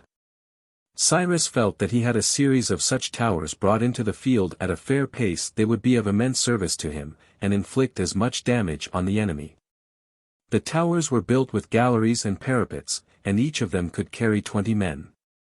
When the whole was put together he tested it and found that the 8 yoke of oxen could draw the whole tower with the men more easily than one yoke by itself could manage the ordinary weight of baggage, which came to about 25 talents apiece, whereas the tower, built of planks about as thick as the boards for a stage, weighed less than 15 for each yoke. Thus, having satisfied himself that the attempt was perfectly possible, he arranged to take the towers into action, believing that in war selfishness meant salvation, justice, and happiness. About this time ambassadors came to Cyrus from India with gifts of courtesy and a message from their king, saying, "I send you greeting, Cyrus, and I rejoice that you told me of your needs. I desire to be your friend and I offer you gifts.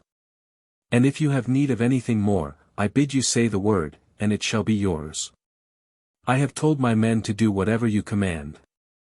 Then Cyrus answered, "This, then, is my bidding, the rest of you shall stay where you have pitched your tents.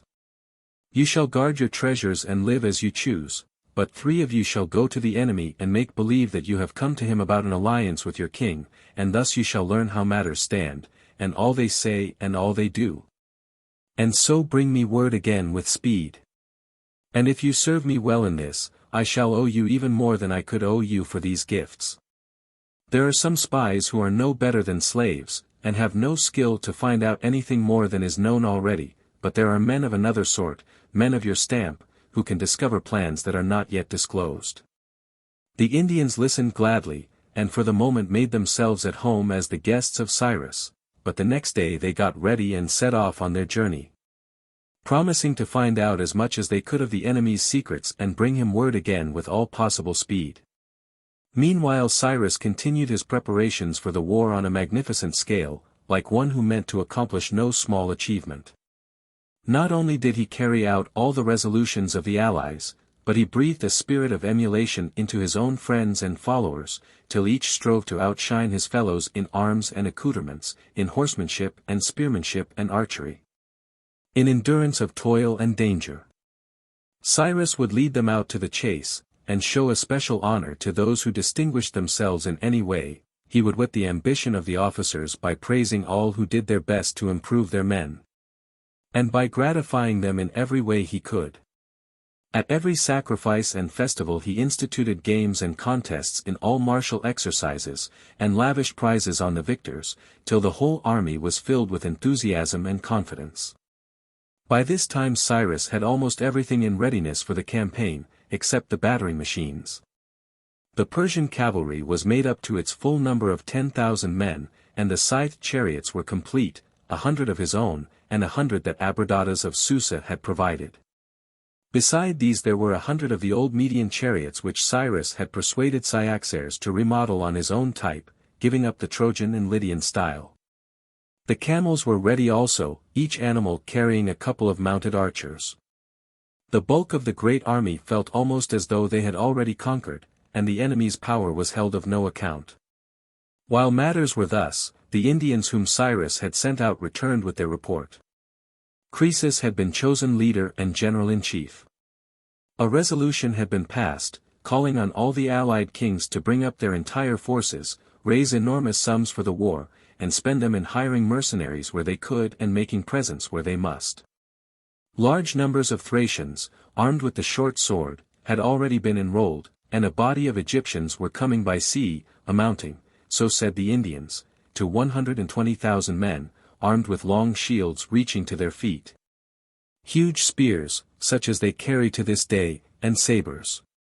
Beside these, an army was expected from Cyprus, and there were already on the spot all the Cilicians, the men of both the Phrygias, of Lycaonia, Paphlagonia, and Cappadocia, the Arabians, the Phoenicians, and all the Assyrians under the king of Babylon. Moreover, the Ionians, and Aeolians, and indeed nearly all the Hellenic colonists on the coast were compelled to follow in the train of Croesus. Croesus himself had already sent to Lacedaemon to propose an alliance with the Spartans. The armament was mustering on the banks of the Pactolus, and they were to push forward presently to Thymbrara, the place which is still the mustering ground for all the Asiatic subjects of the great king west of Syria. And orders had been issued to open a market there. This report agreed with the accounts given by the prisoners, for Cyrus was always at pains to give men captured from whom he could get some information, and he would also send out spies disguised as runaway slaves. Such were the tidings, and when the army heard the news there was much anxiety and concern, as one may well suppose.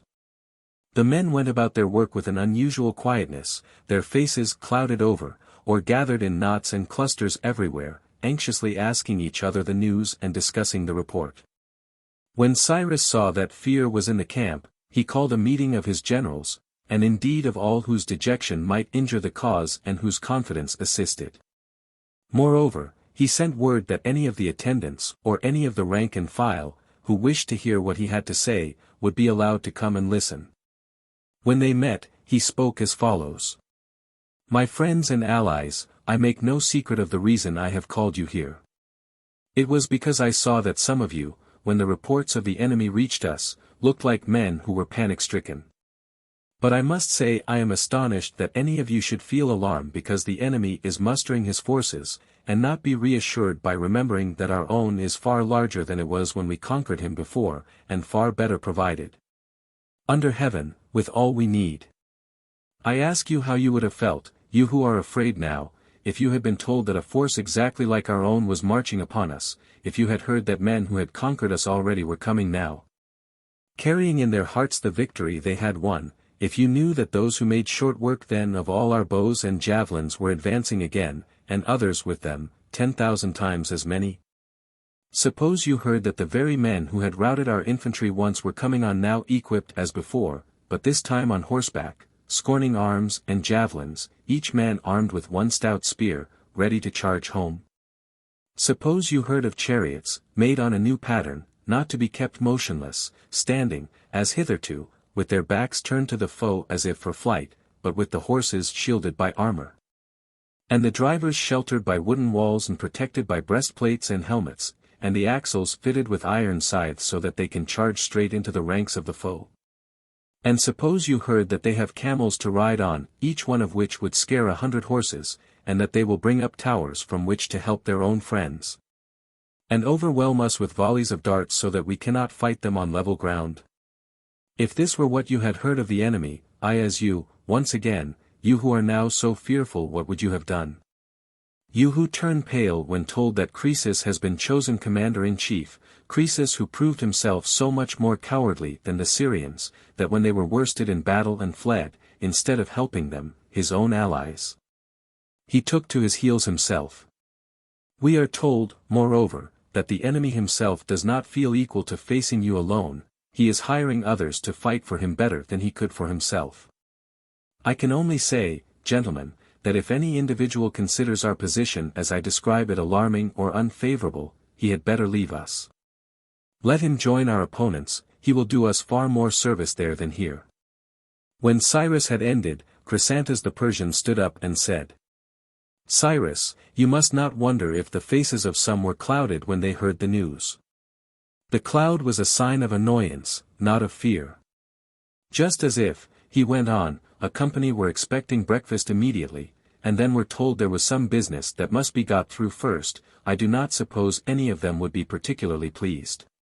Here we were, saying to ourselves that our fortunes were made, and now we are informed there is still something to be done, and of course our countenances fell, not because we were afraid, but because we could have wished it all over and done with.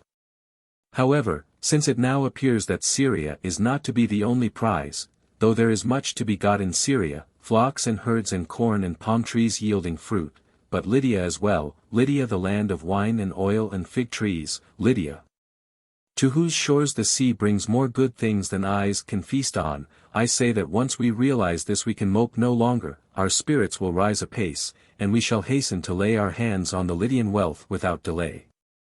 So he spoke, and the allies were well pleased at his words and gave him loud applause. Truly, gentlemen, said Cyrus, as Chrysantas says, I think we ought to march without delay, if only to be beforehand with our foes, and reach their magazines before they do themselves. And besides, the quicker we are, the fewer resources we shall find with them. That is how I put the matter, but if any one sees a safer or an easier way, let him instruct us.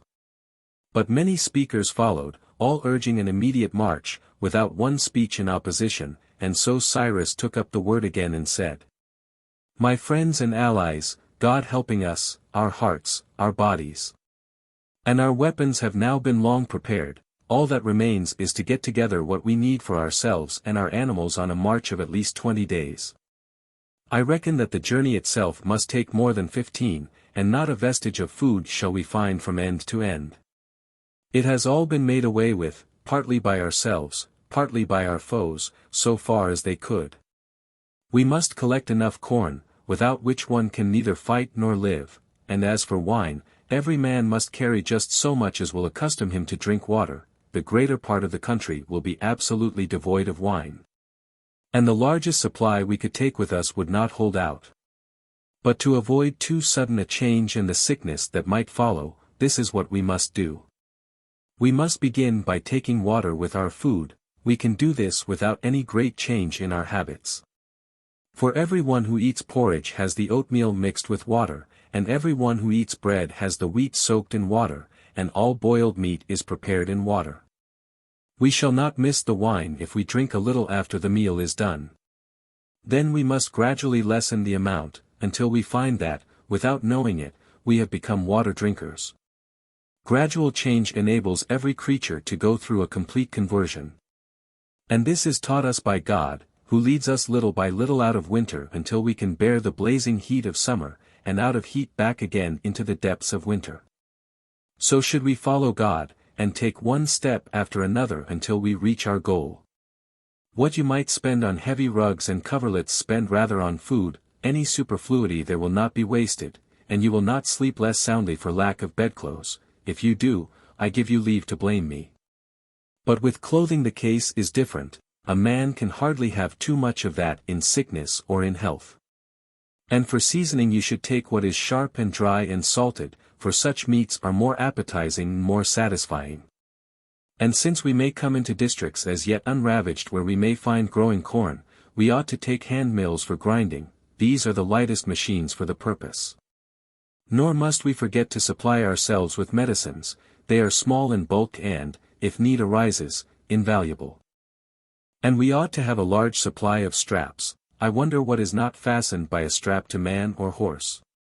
But straps wear out and get broken and then things are at a standstill unless there are spare ones to be had. Some of you have learnt to shave spears, so that it would be as well not to forget a plane, and also to carry a rasp, for the man who sharpens a spearhead will sharpen his spirit too. He will feel ashamed to wet the edge and be a coward. And we must take plenty of timber for chariots and wagons, there is bound to be many a breakdown on the road. Also we shall need the most necessary tools for repairs, since smiths and carpenters are not to be found at every turn, but there are few who cannot patch up a makeshift for the time. Then there should be a mattock and a shovel apiece for every wagon, and on every beast of burden a billhook and an axe, always useful to the owner and sometimes a boon to all. The provisions must be seen to by the officers of the fighting line. They must inspect the men under their command and see that nothing is omitted which any man requires, the omission would be felt by us all. Those of you who are in command of the baggage train will inspect what I have ordered for the animals and insist upon every man being provided who is not already supplied. You, gentlemen, who are in command of the road makers, you have the lists of the soldiers I have disqualified from serving as javelin men, bowmen, or slingers, and you will make the old javelin men march with axes for felling timber. The bowmen with mattocks, and the slingers with shovels. They will advance by squads in front of the wagons so that if there is any road making to be done you may set to work at once, and in case of need I may know where to get the men I want. I mean also to take a corps of smiths, carpenters, and cobblers, men of military age, provided with the proper tools, to supply any possible need. These men will not be in the fighting line, but they will have a place assigned to them where they can be hired by anyone who likes. If any huckster wishes to follow the army with his wares, he may do so, but if caught selling anything during the 15 days for which provisions have been ordered, he will be deprived of all his goods. After the 15 days are done he may sell what he likes. Any merchant who offers us a well-stocked market will receive recompense and honor from the allies and myself. And if anyone needs an advance of money for trading, he must send me guarantors who will undertake that he will march with the army, and then he can draw on our funds.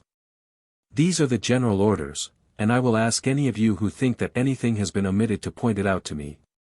You will now go back to your quarters and make your preparations, and while you do so I will offer sacrifice for our journey, and when the signs are favorable we will give the signal. At that you must present yourselves, with everything I have ordered, at the appointed place, under your own officers. And you, gentlemen, said he, turning to the officers, when your divisions are all in line, you will come to me in a body to receive your final orders. With these instructions the army went to make their preparations while Cyrus offered sacrifice. As soon as the victims were favorable, he set out with his force. On the first day they encamped as nearby as possible, so that anything left behind could easily be fetched and any omission readily supplied. Cyaxares stayed in Media with a third of the Median troops in order not to leave their own country undefended. Cyrus himself pushed forward with all possible speed, keeping his cavalry in the van and constantly sending explorers and scouts ahead to some lookout. Behind the cavalry came the baggage, and on the plains he had long strings of wagons and beasts of burden, and the main army behind them, so that if any of the baggage train fell back, the officers who caught them up would see that they did not lose their places in the march. But where the road was narrower the fighting men marched on either side with the baggage in the middle, and in case of any block it was the business of the soldiers on the spot to attend to the matter. As a rule, the different regiments would be marching alongside their own baggage, orders having been given that all members of the train should advance by regiments unless absolutely prevented. To help matters the brigadier's own body servant led the way with an ensign known to his men, so that each regiment marched together, the men doing their best to keep up with their comrades. Thus there was no need to search for each other, everything was to hand, there was greater security, and the soldiers could get what they wanted more quickly. After some days the scouts ahead thought they could see people in the plain collecting fodder and timber, and then they made out beasts of burden, some grazing and others already laden. And as they scanned the distance they felt sure they could distinguish something that was either smoke rising or clouds of dust. And from all this they concluded that the enemy's army was not far off. Whereupon their commander dispatched a messenger with the news to Cyrus, who sent back word that the scouts should stay where they were, on their lookout, and tell him if they saw anything more. While he ordered a squadron of cavalry to ride forward, and intercept, if they could, some of the men on the plain and so discover the actual state of affairs. While the detachment carried out this order Cyrus halted the rest of his army to make such dispositions as he thought necessary before coming to close quarters. His first order was for the troops to take their breakfast, after breakfast they were to fall in and wait for the word of command. When breakfast was over he sent for all the officers from the cavalry, the infantry, and the chariot brigade, and for the commanders of the battering engines and the baggage train, and they came to him. Meanwhile the troop of horse had dashed into the plain, cut off some of the men, and now brought them in captive. The prisoners, on being questioned by Cyrus, said they belonged to the camp and had gone out to forage or cut wood and so had passed beyond their own pickets, for, owing to the size of their army, everything was scarce. "How far is your army from here?" asked Cyrus. "About 7 miles, said they. "Was there any talk about us down there?" said he. "We should think there was," they answered, "it was all over the camp that you were coming." Ah, said Cyrus, I suppose they were glad to hear we were coming so soon. Putting this question for his officers to hear the answer. That they were not, said the prisoners, they were anything but glad, they were miserable. And what are they doing now? Asked Cyrus. Forming their line of battle, answered they, yesterday and the day before they did the same. And their commander, said Cyrus, who is he? Croesus himself, said they, and with him a Greek, and also another man, a Mede, who is said to be a deserter from you. Ah, cried Cyrus, is that so? Most mighty Zeus, may I deal with him as I wish. Then he had the prisoners led away and turned to speak to his officers, but at this moment another scout appeared, saying that a large force of cavalry was in the plain. We think, he added, that they are trying to get a sight of our army. For about 30 of them are riding ahead at a good round pace and they seem to be coming straight for our little company, perhaps to capture our lookout if they can, for there are only 10 of us there. At that Cyrus sent off a detachment from his own bodyguard, bidding them gallop up to the place, unseen by the enemy, and stay there motionless. Wait, he said, until our own 10 must leave the spot and then dash out on the 30 as they come up the hill. And to prevent any injury from the larger body, do you, Hystaspas, said he, turning to the latter, ride out with 1,000 horse, and let them see you suddenly, face to face. But remember not to pursue them out of sight, come back as soon as you have secured our post. And if any of your opponents ride up with their right hands raised, welcome them as friends. Accordingly Hystaspas went off and got under arms, while the bodyguard galloped to the spot. But before they reached the scouts, some one met them with his squires, the man who had been sent out as a spy, the guardian of the lady from Susa, Arispas himself. When the news reached Cyrus, he sprang up from his seat, went to meet him himself, and clasped his hand, but the others, who of course knew nothing, were utterly dumbfounded, until Cyrus said, Gentlemen, the best of our friends has come back to us. It is high time that all men should know what he has done. It was not through any baseness, or any weakness, or any fear of me, that he left us, it was because I sent him to be my messenger, to learn the enemy's doings and bring us word. Arispas, I have not forgotten what I promised you, I will repay you, we will all repay you. For, gentlemen, it is only just that all of you should pay him honor. Good and true I call him who risked himself for our good, and took upon himself a reproach that was heavy to bear. At that all crowded round Arispas and took him by the hand and made him welcome. Then Cyrus spoke again. Enough, my friends, Arispas has news for us, and it is time to hear it. Tell us your tale, Arispas, keep back nothing of the truth, and do not make out the power of the enemy less than it really is. It is far better that we should find it smaller than we looked for rather than strong beyond our expectations. Well, began Arispas, in order to learn their numbers, I managed to be present at the marshalling of their troops. Then you can tell us, said Cyrus, not only their numbers but their disposition in the field. That I can, answered Arispas, and also how they propose to fight. Good, said Cyrus, but first let us hear their numbers in brief. Well, he answered, they are drawn up 30 deep, infantry and cavalry alike, all except the Egyptians, and they cover about 5 miles, for I was at great pains, he added, to find out how much ground they occupied. And the Egyptians? Cyrus said, how are they drawn up? I noticed you said, all except the Egyptians. The Egyptians, he answered, are drawn up in companies of 10,000, under their own officers, 100 deep, and 100 broad, that, they insisted, was their usual formation at home. Croesus, however, was very loath to let them have their own way in this, he wished to outflank you as much as possible. Why? Cyrus asked, what was his object? To encircle you, I imagine, with his wings. He had better take care, said Cyrus, or his circle may find itself in the center. But now you have told us what we most needed to know, and you, gentlemen, said he to the officers, on leaving this meeting, you will look to your weapons and your harness. It often happens that the lack of some little thing makes man or horse or chariot useless. Tomorrow morning early, while I am offering sacrifice, do you take your breakfast and give your steeds their provender, so that when the moment comes to strike you may not be found wanting? And then you, Araspas, must hold the right wing in the position it has now, and the rest of you who command 1,000 men must do the same with your divisions. It is no time to be changing horses when the race is being run. And you will send word to the brigadiers and captains under you to draw up the phalanx with each company 2 deep. Now a company consisted of 24 men. Then one of the officers, a captain of 10,000, said, "Do you think, Cyrus, that with so shallow a depth we can stand against their tremendous phalanx? But do you suppose," rejoined he, "that any phalanx so deep that the rear ranks cannot close with the enemy could do much either for friend or foe? I myself," he added, "would rather this heavy infantry of theirs were drawn up, not 100, but 10,000 deep, we should have all the fewer to fight.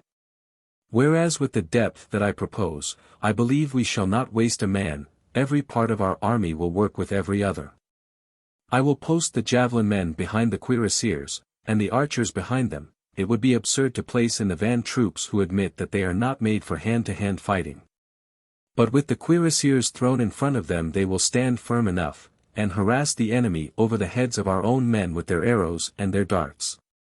And every stroke that falls on the enemy means so much relief to our friends. In the very rear of all I will post our reserve. A house is useless without a foundation as well as a roof, and our phalanx will be no use unless it has a rear guard and a van, and both of them good. You," he added, "will draw up the ranks to suit these orders, and you who command the targeteers will follow with your companies in the same depth, and you who command the archers will follow the targeteers. Gentlemen of the reserve, you will hold your men in the rear, and pass the word down to your own subordinates to watch the men in front, cheer on those who do their duty, threaten him who plays the coward, and if any man show signs of treachery, see that he dies the death. It is for those in the van to hearten those behind them by word and deed, it is for you, the reserve, to make the cowards dread you more than the foe. You know your work, and you will do it. Euphrates," he added, turning to the officer in command of the artillery, "see that the wagons with the towers keep as close to the phalanx as possible. And you, Douchus, bring up the whole of your baggage train under cover of the towers and make your squires punish severely any man who breaks the line. You, Caruchas, keep the women's carriages close behind the baggage train. This long line of followers should give an impression of vast numbers, allow our own men opportunity for ambuscades, and force the enemy, if he try to surround us, to widen his circuit, and the wider he makes it the weaker he will be. That, then, is your business, and you, gentlemen, Artaozus and Artagersas, each of you take your 1,000 foot and guard the baggage. And you, Pharnucus and Asiadatas, neither of you must lead your 1,000 horse into the fighting line. You must get them under arms by themselves behind the carriages, and then come to me with the other officers as fully equipped as if you were to be the first to fight. You, sir, who command the camel corps will take up your post behind the carriages and look for further orders to Artagersas. Officers of the war chariots, you will draw lots among yourselves, and he on whom the lot falls will bring his 100 chariots in front of the fighting line, while the other 2 centuries will support our flanks on the right and left." Such were the dispositions made by Cyrus, but Abradatas, the lord of Susa, cried, "Cyrus, let me, I pray you, volunteer for the post in front." And Cyrus, struck with admiration for the man, took him by the hand, and turning to the Persians in command of the other centuries said, "Perhaps, gentlemen, you will allow this?" But they answered that it was hard to resign the post of honor, and so they all drew lots, and the lot fell on Abradatas, and his post was face to face with the Egyptians. Then the officers left the council and carried out the orders given, and took their evening meal and posted the pickets and went to rest. But early on the morrow Cyrus offered sacrifice, and meanwhile the rest of the army took their breakfast, and after the libation they armed themselves, a great and goodly company in bright tunics and splendid breastplates and shining helmets. All the horses had frontlets and chest plates, the chargers had armor on their shoulders, and the chariot horses on their flanks, so that the whole army flashed with bronze, and shone like a flower with scarlet. The 8-horse chariot of Abradatas was a marvel of beauty and richness. And just as he was about to put on the linen corslet of his native land, Panthea came, bringing him a golden breastplate and a helmet of gold, and armlets and broad bracelets for his wrists, and a full flowing purple tunic. And a hyacinth-colored helmet plume. All these she had made for him in secret, taking the measure of his armor without his knowledge. And when he saw them, he gazed in wonder and said, "Dear wife, and did you destroy your own jewels to make this armor for me?" But she said, "No, my lord, at least not the richest of them all, for you shall be my loveliest jewel, when others see you as I see you now." As she spoke, she put the armor on him, but then, though she tried to hide it, the tears rolled down her cheeks. And truly, when Abradatas was arrayed in the new panoply, he, who had been fair enough to look upon before, was now a sight of splendor, noble and beautiful and free, as indeed his nature was. He took the reins from the charioteer, and was about to set foot on the car, when Panthea bade the bystanders withdraw, and said to him, "My own lord, little need to tell you what you know already, yet this I say. If any woman loved her husband more than her own soul, I am of her company. Why should I try to speak? Our lives say more than any words of mine. And yet, feeling for you what you know, I swear to you by the love between us that I would rather go down to the grave beside you after a hero's death than live on with you in shame. I have thought you worthy of the highest, and believed myself worthy to follow you. And I bear in mind the great gratitude we owe to Cyrus, who, when I was his captive, chosen for his spoil, was too high-minded to treat me as a slave, or dishonor me as a free woman. He took me and saved me for you, as though I had been his brother's wife. And when Arispaz, my warder, turned from him, I promised, if he would let me send for you, I would bring him a friend in the other's place, far nobler and more faithful."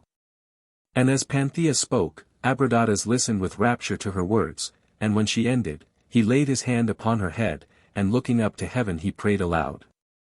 "O most mighty Zeus, make me worthy to be Panthea's husband, and the friend of Cyrus who showed us honor." Then he opened the driver's seat and mounted the car, and the driver shut the door, and Panthea could not take him in her arms again, so she bent and kissed the chariot box. Then the car rolled forward and she followed unseen till Abradatas turned and saw her and cried, "Be strong, Panthea, be of a good heart. Farewell, and hie thee home." Thereupon her chamberlains and her maidens took her and brought her back to her own carriage, and laid her down and drew the awning.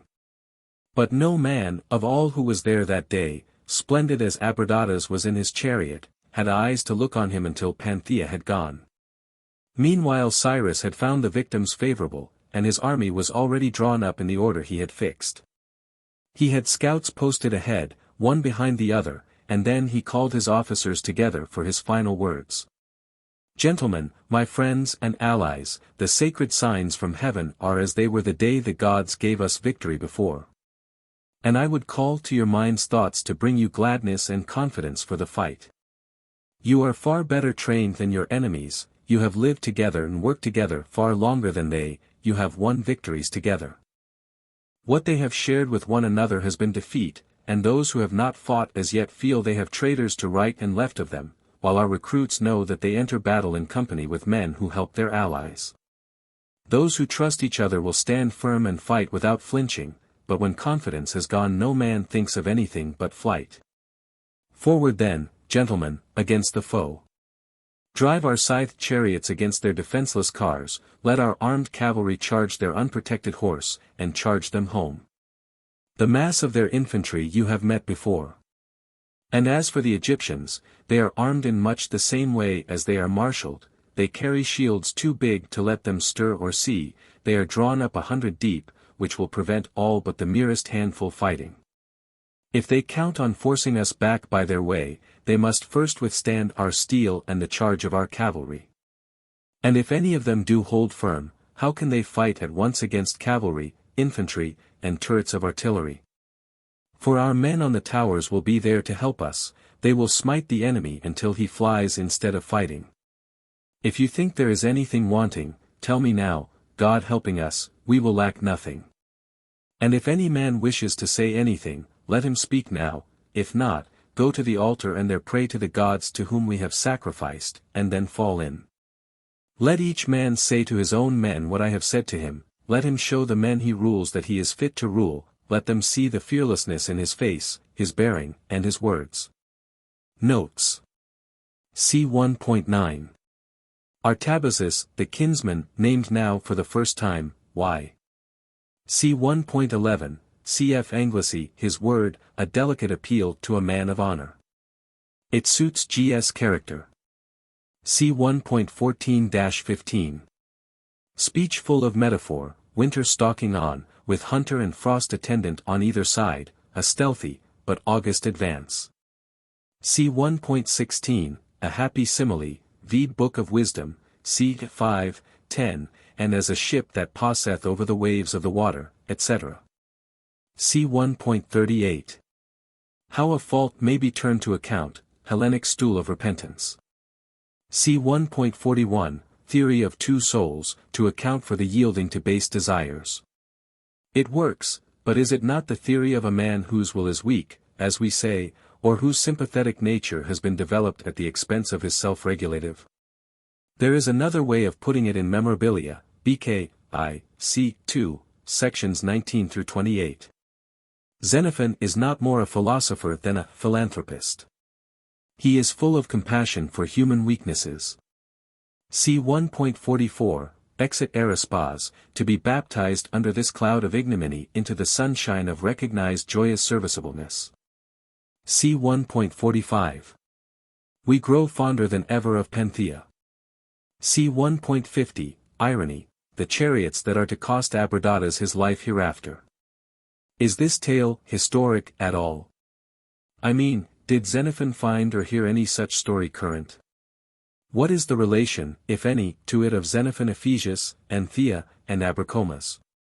Xenophon Ephesius, a late writer of romances. Had that writer any echo of the names in his head? What language are Panthea and Abradatas?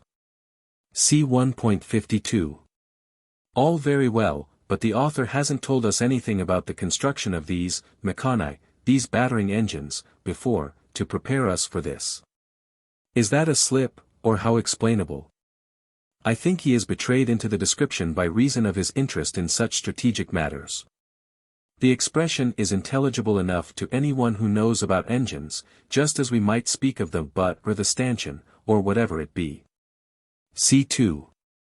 1-3, the Medians bring back the bread that was cast upon the waters. Cyrus turns this gain to new account. He sacrifices the present natural gain, i.e. the wealth, to the harder spiritual gain, viz. their positive as opposed to their merely negative alliance. Cyrus is the Archic man. C 2.4, I have a sort of idea, or feeling that here the writer takes up his pen afresh after a certain interval. C 4-6 are a reduplication, not unnatural indeed, but pro-tanto tautological. C 2.7, semi-historical basis. Prototype, when Agesilaus meditated the advance on Persia, just before his recall. See Hellenica, 3. 4, Works 2. Page 29. C 2.13 full. The Archic man can by a word of his mouth still the flutter and incipient heave of terror-stricken hearts. C 2.15-18, a review of the improvements amounting to a complete revolution in arms and attack effected by Cyrus. This is imagined as an ideal accompaniment to the Archic man and conqueror. Xenophon nowadays on the relative advantages of the bayonet and the sword, cavalry and infantry, etc., would have been very interesting. Cf. a writer like Forbes. C 2.19. Syrians. The word is used loosely, including the Assyrians and their kindred. See below C.22. Syria equals Assyria and the adjacent country. C 2.21, Finn. Xenophon has more than once witnessed this clouding of the brow, the scowl or sulk of the less stalwart moral-fibered men, notably in Hellenica. C 2.26 ff. How to give up wine, the art in it. Now listen, all you blue ribbonists. Xenophon, hygienist. See 2.37, one would like to know how the price was regulated. Does any learned German know? Note the orderliness and economy of it all. Is it, as far as the army goes, novel in any respect, do you suppose, or only idealized Hellenic? Spartan. See 3.14. A slight, intentional, aposiopesis. Did H have to drive back the great cavalry division of the enemy? See 3.17, how quickly the Arctic man passes on. CFJP. See 3.19, notice the part given to the Egyptians to play. Why? Agesilaus died on his last campaign in Egypt. See 3.25, is it dramatic to make Cyrus speak in this way as if he were lecturing a class on strategics? See 3.30, the advantage even of sutlers and women. This several times repeated remark surprises me. But no doubt the arrangement would give the enemy pause, and waste his time in outflanking movements, Viola tout, HGD. At Cunaxa, however, the Persian did get behind the Greek camp. No prototype there, then. Xenophon, Anabasis, BK, c. 10. C4. 2. We are more and more enamored of Panthea. C 4.7, as delicate as any modern in the respect for wedded womanhood. C 4.13 ff. Notice how in this stirring and inspiriting speech Cyrus, by dealing with the Egyptians, the only unknown quantity, strikes a new note and sets up a new motive, as it were, preparing us for the tragic struggle which is to come. Which will cost Abradatas and other good men dear, not to speak of the brave Egyptians themselves, cf. Sudanese Arabs. Also note Xenophon's enthusiasm in reference to the new arming and the odds of encounter between cavalry and infantry, cf. Napier, Forbes, etc. Book 7. So they prayed to the gods and went to their place, and the squires brought food and drink to Cyrus and his staff as they stood round the sacrifice. And he took his breakfast where he stood, after making the due offering, sharing what he had with all who needed it, and he poured out the libation and prayed, and then drank, and his men with him. Then he supplicated Zeus, the god of his fathers, to be his leader and helper in the fight, and so he mounted his horse and bade those about him follow. All his squires were equipped as he was, with scarlet tunics, breastplates of bronze, and brazen helmets plumed with white, short swords, and a lance of cornel wood apiece. Their horses had frontlets, chestplates, and armor for their shoulders, all of bronze, and the shoulder pieces served as leg guards for the riders. In one thing only the arms of Cyrus differed from the rest, theirs was covered with a golden varnish and his flashed like a mirror. As he sat on his steed, gazing into the distance, where he meant to go, a peal of thunder rang out on the right, and he cried, "We will follow thee, O Zeus Most High." So he set forth with Chrysantas on his right at the head of cavalry and Arsamas on his left with infantry. And the word went down the lines, eyes on the standard and steady marching. The standard was a golden eagle, with outspread wings, borne aloft on a long spear shaft, and to this day such is the standard of the Persian king. Before they came in full sight of the Assyrians Cyrus halted the army thrice. And when they had gone about 2 miles or more, they began to see the enemy advancing. As soon as both armies were in full view of each other, and the Assyrians could see how much they outflanked the Persians on either side, Croesus halted, in order to prepare an encircling movement. And pushed out a column on the right wing and the left, so that the Persian forces might be attacked on every side at once. Cyrus saw it, but gave no sign of stopping, he led straight on as before. Meanwhile he noticed that the turning point where the Assyrians had pushed out on either flank was an immense distance from their center, and he said to Chrysantas, "Do you see where they have fixed their angle?" "Yes, I do," answered Chrysantas, "and I am surprised at it. It seems to me they are drawing their wings too far away from their center." "Just so," said Cyrus, "and from ours too." "Why are they doing that?" asked the other. "Clearly," said Cyrus, "they are afraid we shall attack, if their wings are in touch with us while their center is still some way off." "But," went on Chrysantas, "how can they support each other at such a distance?"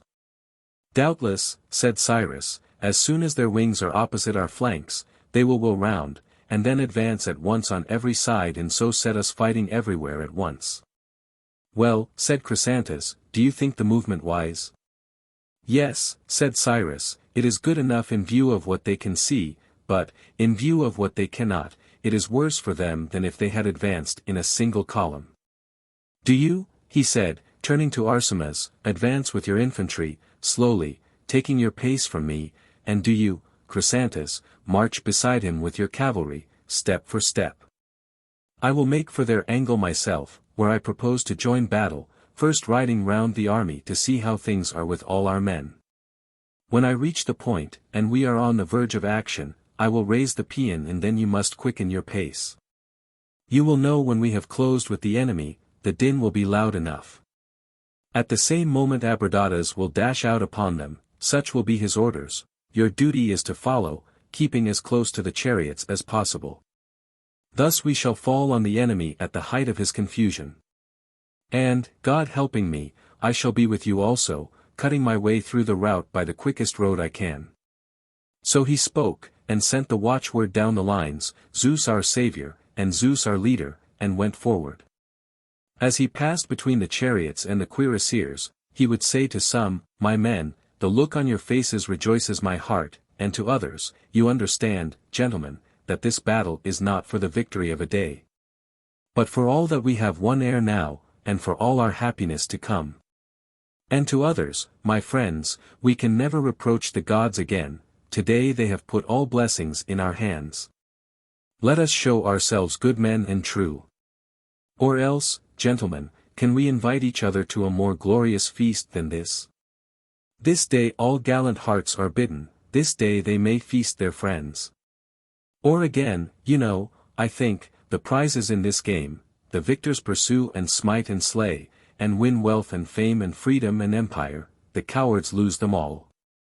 He who loves his own soul let him fight beside me, for I will have no disgrace.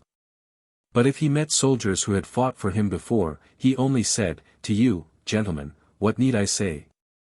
You know the brave man's part in battle, and the craven's.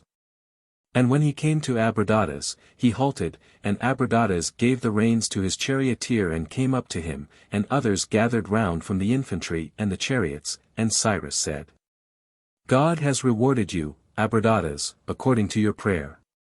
You and yours. You hold the first rank among our friends.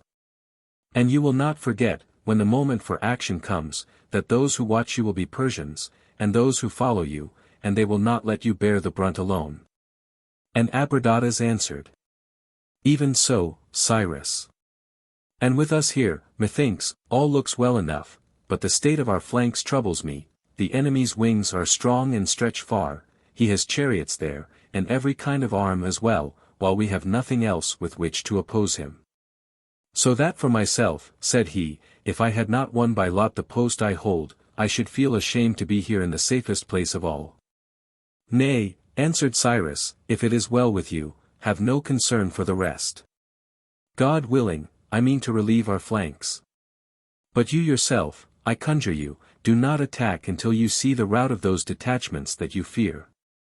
So much of boasting did Cyrus allow himself on the eve of action, though he was the last man to boast at other times. When you see them routed, he said, you may take it that I am there, and then make your rush, for that is the moment when you will find the enemy weakest and your own men strongest. And while there is time, Abradatas, be sure to drive along your front and prepare your men for the charge, kindle their courage by your looks, lift up their hearts by your hopes. Breathe a spirit of emulation into them, to make them prove themselves the flower of the chariot force. Be assured if things go well with us all men will say nothing is so profitable as valor. Accordingly Abradatas mounted his chariot and drove along the lines to do as Cyrus bade. Meanwhile Cyrus went on to the left where Hystaspes was posted with half the Persian cavalry, and he called to him and said, Hystaspes, here is work to test your pace. If we are quick enough in cutting off their heads, none of us will be slaughtered first. And Hystaspes answered with a laugh. Leave it to us. We'll see to the men opposite. But set someone to deal with the fellows on our flank, it would be a pity for them to be idle. And Cyrus answered, I am going to them myself. But remember, Hystaspes, to whichever of us God grants the victory, so long as a single foeman is on the field, attack we must, again and again, until the last has yielded. With that he passed on, and as he came to the flank he went up to the officer in command of the chariots and said to him, Good, I intend to support you myself. And when you hear me fall on the wing, at that instant do your best to charge straight through your opponents, you will be far safer once outside their ranks than if you are caught halfway. Then he went on to the rear and the carriages, where the 2 detachments were stationed, 1,000 horse and 1,000 foot, and told Artagersas and Pharnuchus, their leaders, to keep the men where they were. But when, he added, you see me close with the enemy on our right, then set upon those in front of you, take them in flank, where they are weakest, while you advance in line, at your full strength. Their lines, as you see, are closed by cavalry. Hurl your camels at these, and you may be sure, even before the fighting begins, they will cut a comic figure. Thus, with all his dispositions made, Cyrus rode round the head of his right. By this time Croesus, believing that the center, where he himself was marching, must be nearer the enemy than the distant wings, had the signal raised for them to stop their advance, halt, and wheel round where they were.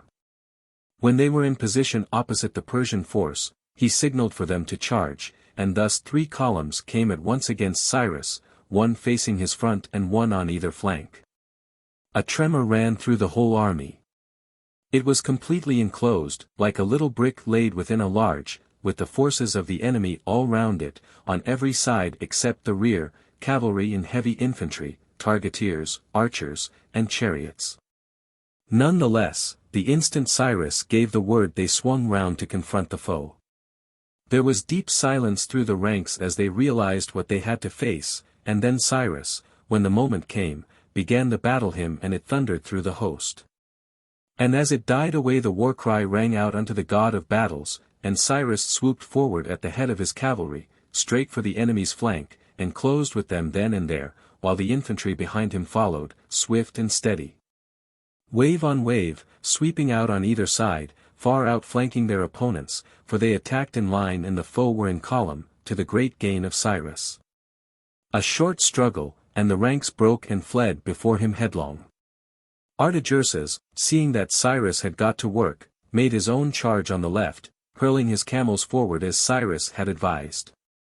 Even at a distance the horses could not face the camels, they seemed to go mad with fear, and galloped off in terror, rearing and falling foul of one another, such is the strange effect of camels upon horses. So that Artagersas, his own troops well in hand, had easy work with the enemy's bewildered masses. At the same moment the war chariots dashed in, right and left, so that many, flying from the chariots, were cut down by the troopers, and many, flying from these, were caught by the chariots. And now Abradatas could wait no longer. Follow me, my friends, he shouted, and drove straight at the enemy, lashing his good steeds forward till their flanks were bloody with the goad, the other charioteers racing hard behind him. The enemy's chariots fled before them instantly, some not even waiting to take up their fighting men. But Abradatas drove on through them, straight into the main body of the Egyptians, his rush shared by his comrades on either hand. And then, what has often been shown elsewhere was shown here, namely, that of all strong formations the strongest is a band of friends. His brothers in arms and his messmates charged with him, but the others, when they saw that the solid ranks of the Egyptians stood firm, swung round and pursued the flying chariots. Meanwhile Abradatas and his companions could make no further way, there was not a gap through the Egyptian lines on either hand, and they could but charge the single soldiers where they stood, overthrow them by the sheer weight of horse and car, and crush them and their arms beneath the hoofs and wheels. And where the scythes caught them, men and weapons were cut to shreds. In the midst of indescribable confusion, the chariots rocking among the weltering mounds, Abradatas was thrown out and some of his comrades with him. There they stood, and fought like men, and there they were cut down and died. The Persians, pouring in after them, dealt slaughter and destruction where Abradatas and his men had charged and shaken the ranks, but elsewhere the Egyptians, who were still unscathed, and they were many, moved steadily on to meet them. There followed a desperate struggle with lance and spear and sword, and still the Egyptians had the advantage, because of their numbers and their weapons. Their spears were immensely stout and long, such as they carry to this day, and the huge shield not only gave more protection than corselet and buckler, but aided the thrust of the fighter, slung as it was from the shoulder. Shield locked into shield, they thrust their way forward, and the Persians could not drive them back, with their light bucklers borne on the forearm only. Step by step they gave ground, dealing blow for blow, till they came under cover of their own artillery. Then at last a second shower of blows fell on the Egyptians, while the reserves would allow no flight of the archers or the javelin men. At the sword's point they made them do their duty. Thick was the slaughter, and loud the din of clashing weapons and whirring darts, and shouting warriors, cheering each other and calling on the gods. At this moment Cyrus appeared, cutting his way through his own opponents. To see the Persians thrust from their position was misery to him, but he knew he could check the enemy's advance most quickly by galloping round to their rear, and thither he dashed, bidding his troops follow. And there they fell upon them and smote them as they were gazing ahead, and there they mowed them down. The Egyptians, seeing what had happened, cried out that the enemy had taken them in the rear, and wheeled round under a storm of blows. At this the confusion reached its height, cavalry and infantry struggling all together. An Egyptian fell under Cyrus' horse, and as the hoof struck him he stabbed the creature in the belly. The charger reared at the blow and Cyrus was thrown. Then was seen what it is for a leader to be loved by his men. With a terrible cry the men dashed forward, conquering thrust with thrust and blow with blow. One of his squires leapt down and set Cyrus on his own charger. And as Cyrus sprang on the horse he saw the Egyptians worsted everywhere. For by now Hystaspes was on the ground with his cavalry, and Chrysantas also. Still Cyrus would not allow them to charge the Egyptian phalanx. The archers and javelin men were to play on them from outside. Then he made his way along the lines to the artillery, and there he mounted one of the towers to take a survey of the field, and see if any of the foe still held their ground and kept up the fight. But he saw the plain one chaos of flying horses and men and chariots, pursuers and pursued, conquerors and conquered, and nowhere any who still stood firm, save only the Egyptians. These, in sore straits as they were, formed themselves into a circle behind a ring of steel, and sat down under cover of their enormous shields. They no longer attempted to act, but they suffered, and suffered heavily. Cyrus, in admiration and pity, unwilling that men so brave should be done to death, drew off his soldiers who were fighting round them, and would not let another man lift sword. Then he sent them a herald asking if they wished to be cut to pieces for the sake of those who had betrayed them, or save their lives and keep their reputation for gallantry. And they answered, "Is it possible that we can be saved and yet keep our reputation untarnished?" And Cyrus said, "Surely yes, for we ourselves have seen that you alone have held your ground and been ready to fight." "But even so," said the Egyptians, "how can we act in honor if we save ourselves?" "By betraying none of those at whose side you fought," answered Cyrus, "only surrender your arms to us, and become our friends, the friends of men who chose to save you when they might have destroyed you." "And if we become your friends," said they, "how will you treat us?"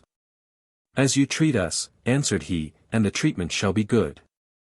"And what will that good treatment be?" they asked once more. "This," said Cyrus, "better pay than you have had, so long as the war lasts, and when peace comes, if you choose to stay with me, lands and cities and women and servants." Then they asked him if he would excuse them from one duty, service against Croesus. Croesus, they said, was the only leader who knew them, for the rest, they were content to agree. And so they came to terms, and took and gave pledges of good faith. Thus it came about that their descendants are to this day faithful subjects of the king, and Cyrus gave them cities, some in the interior, which are still called the cities of the Egyptians, beside Larissa and Kyllene and Kyme on the coast, still held by their descendants. When this matter was arranged darkness had already fallen, and Cyrus drew off his army and encamped at Thymbrara.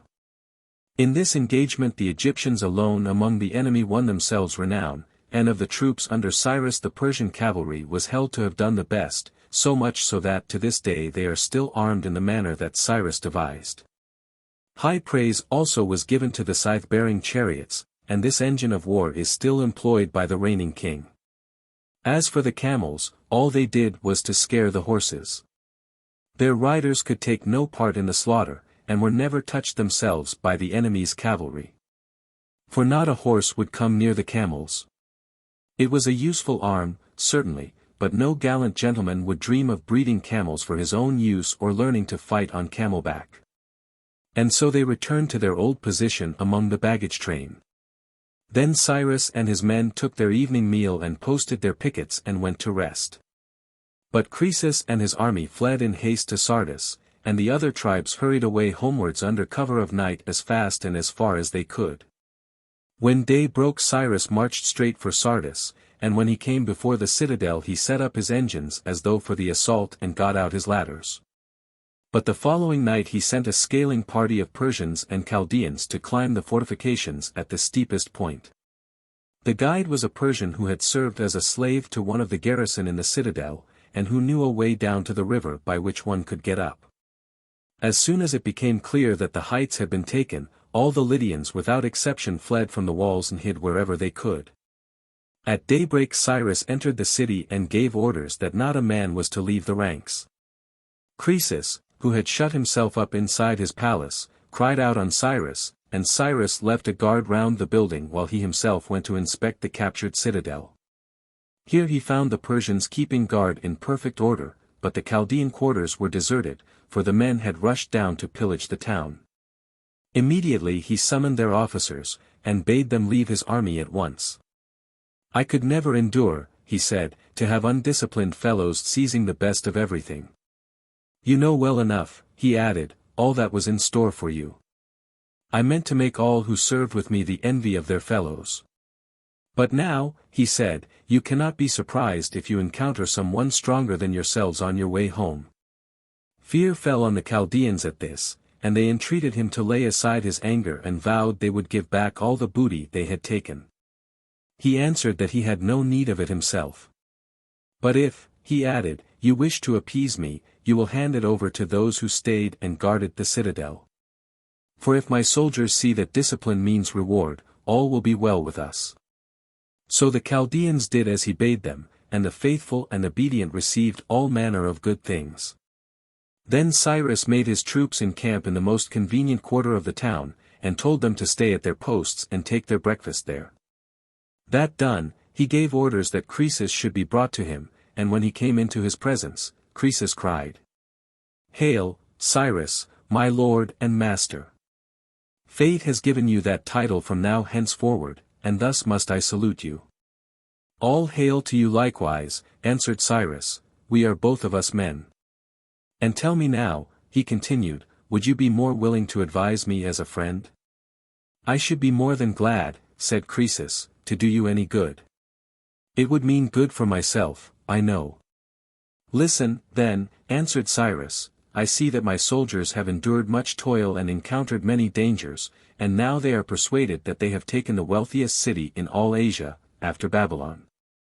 I would not have them cheated of their recompense, seeing that if they win nothing by their labor, I know not how I can keep them obedient to me for long. Yet I am unwilling to give them this city over to plunder. I believe it would be utterly destroyed, and moreover I know full well that in plunder the worst villains win the most." To this Croesus answered, "Suffer me then to tell what Lydians I please that I have won your promise that the city shall not be sacked, nor their women and children made away with. I promise you in return that my men will bring you willingly everything that is costly and beautiful in Sardis. If I can announce such terms, I am certain there is not one treasure belonging to man or woman that will not be yours tomorrow. Further, on this day year, the city will overflow once more with wealth and beauty. But if you sack it, you will destroy the crafts in its ruin, and they, we know, are the wellspring of all loveliness. Howbeit, you need not decide at once, wait and see what is brought to you. Send first," he added, "to my own treasuries, and let your guards take some of my own men with them." To all this Cyrus consented, and then he said, And now, O Croesus, tell me one thing more. How did matters go between you and the oracle at Delphi? It is said that you did much reverence to Apollo and obeyed him in all things. I could wish it had been so, said Croesus, but, truth to say, from the beginning I have acted in all things against him. How can that be? Said Cyrus. Explain it to me, for your words seem strange indeed. Because, he answered, in the first place, instead of asking the god for all I wanted, I must needs put him to the test, to see if he could speak the truth. This, he added, no man of honor could endure, let be the Godhead. Those who are doubted cannot love their doubters. And yet he stood the test, for though the things I did were strange, and I was many leagues from Delphi, he knew them all. And so I resolved to consult him about my children.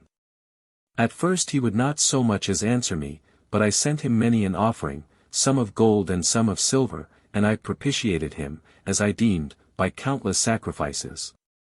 And at last he answered me when I asked him what I must do that sons might be born to me. He said they should be born. And so they were, in that he uttered no lie, but they brought me no joy. One of them was dumb his whole life long, and the noblest perished in the flower of his youth. And I, crushed by these sorrows, sent again to the god and asked him how I could live in happiness for the rest of my days, and he answered. Know thyself, O Croesus, and happiness shall be thine. And when I heard the oracle, I was comforted. I said to myself, the god has laid the lightest of tasks upon me, and promised me happiness in return. Some of his neighbors a man may know and others not, but every one can know himself. So I thought, and in truth so long as I was at peace I had no fault to find with my lot after my son's death, but when the Assyrian persuaded me to march against you I encountered every danger. Yet I was saved, I came to no harm.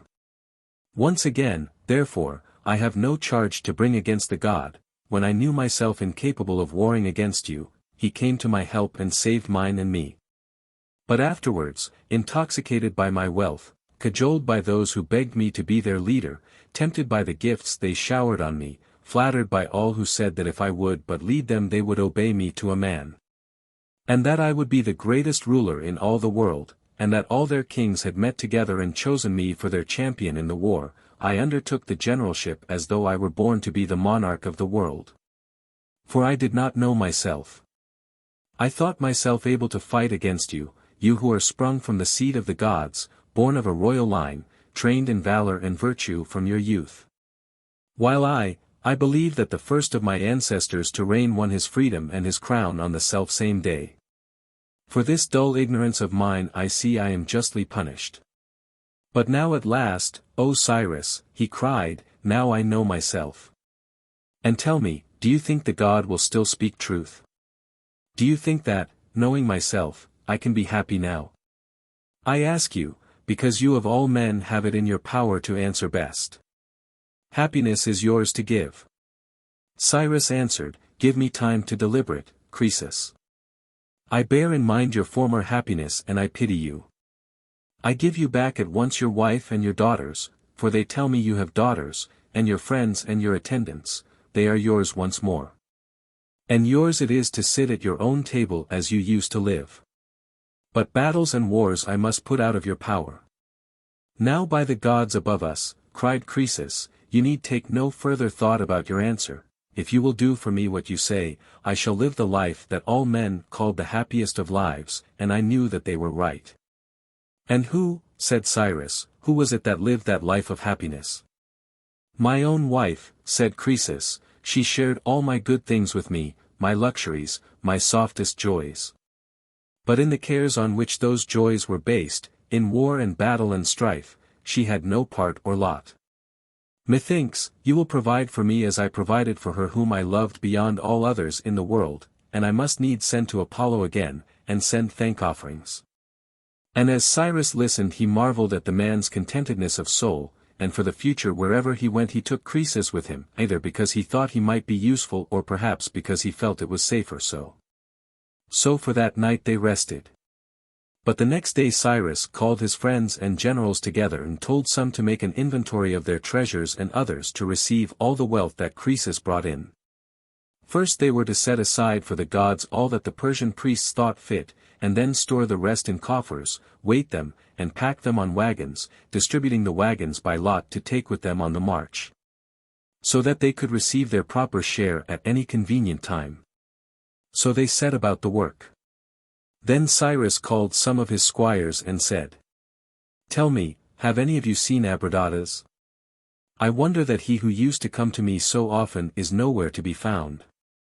Then one of the squires made answer, "My lord, he is dead, he fell in the battle, charging straight into the Egyptian ranks, the rest, all but his own companions, swerved before their close array. And now," he added, "we hear that his wife has found his body and laid it in her own car, and has brought it here to the banks of the Pactolus. Her chamberlains and her attendants are digging a grave for the dead man upon a hill, and she, they say, has put her fairest raiment on him and her jewels, and she is seated on the ground with his head upon her knees." Then Cyrus smote his hand upon his thigh and leapt up and sprang to horse, galloping to the place of sorrow, with 1,000 troopers at his back. He bade Gadatas and Gobryas take what jewels they could find to honor the dear friend and brave warrior who had fallen, and follow with all speed, and he bade the keepers of the herds, the cattle, and the horses drive up their flocks wherever they heard he was, that he might sacrifice on the grave. But when he saw Panthea seated on the ground and the dead man lying there, the tears ran down his cheeks and he cried, "O noble and loyal spirit, have you gone from us?" Then he took the dead man by the hand, but the hand came away with his own, it had been hacked by an Egyptian blade.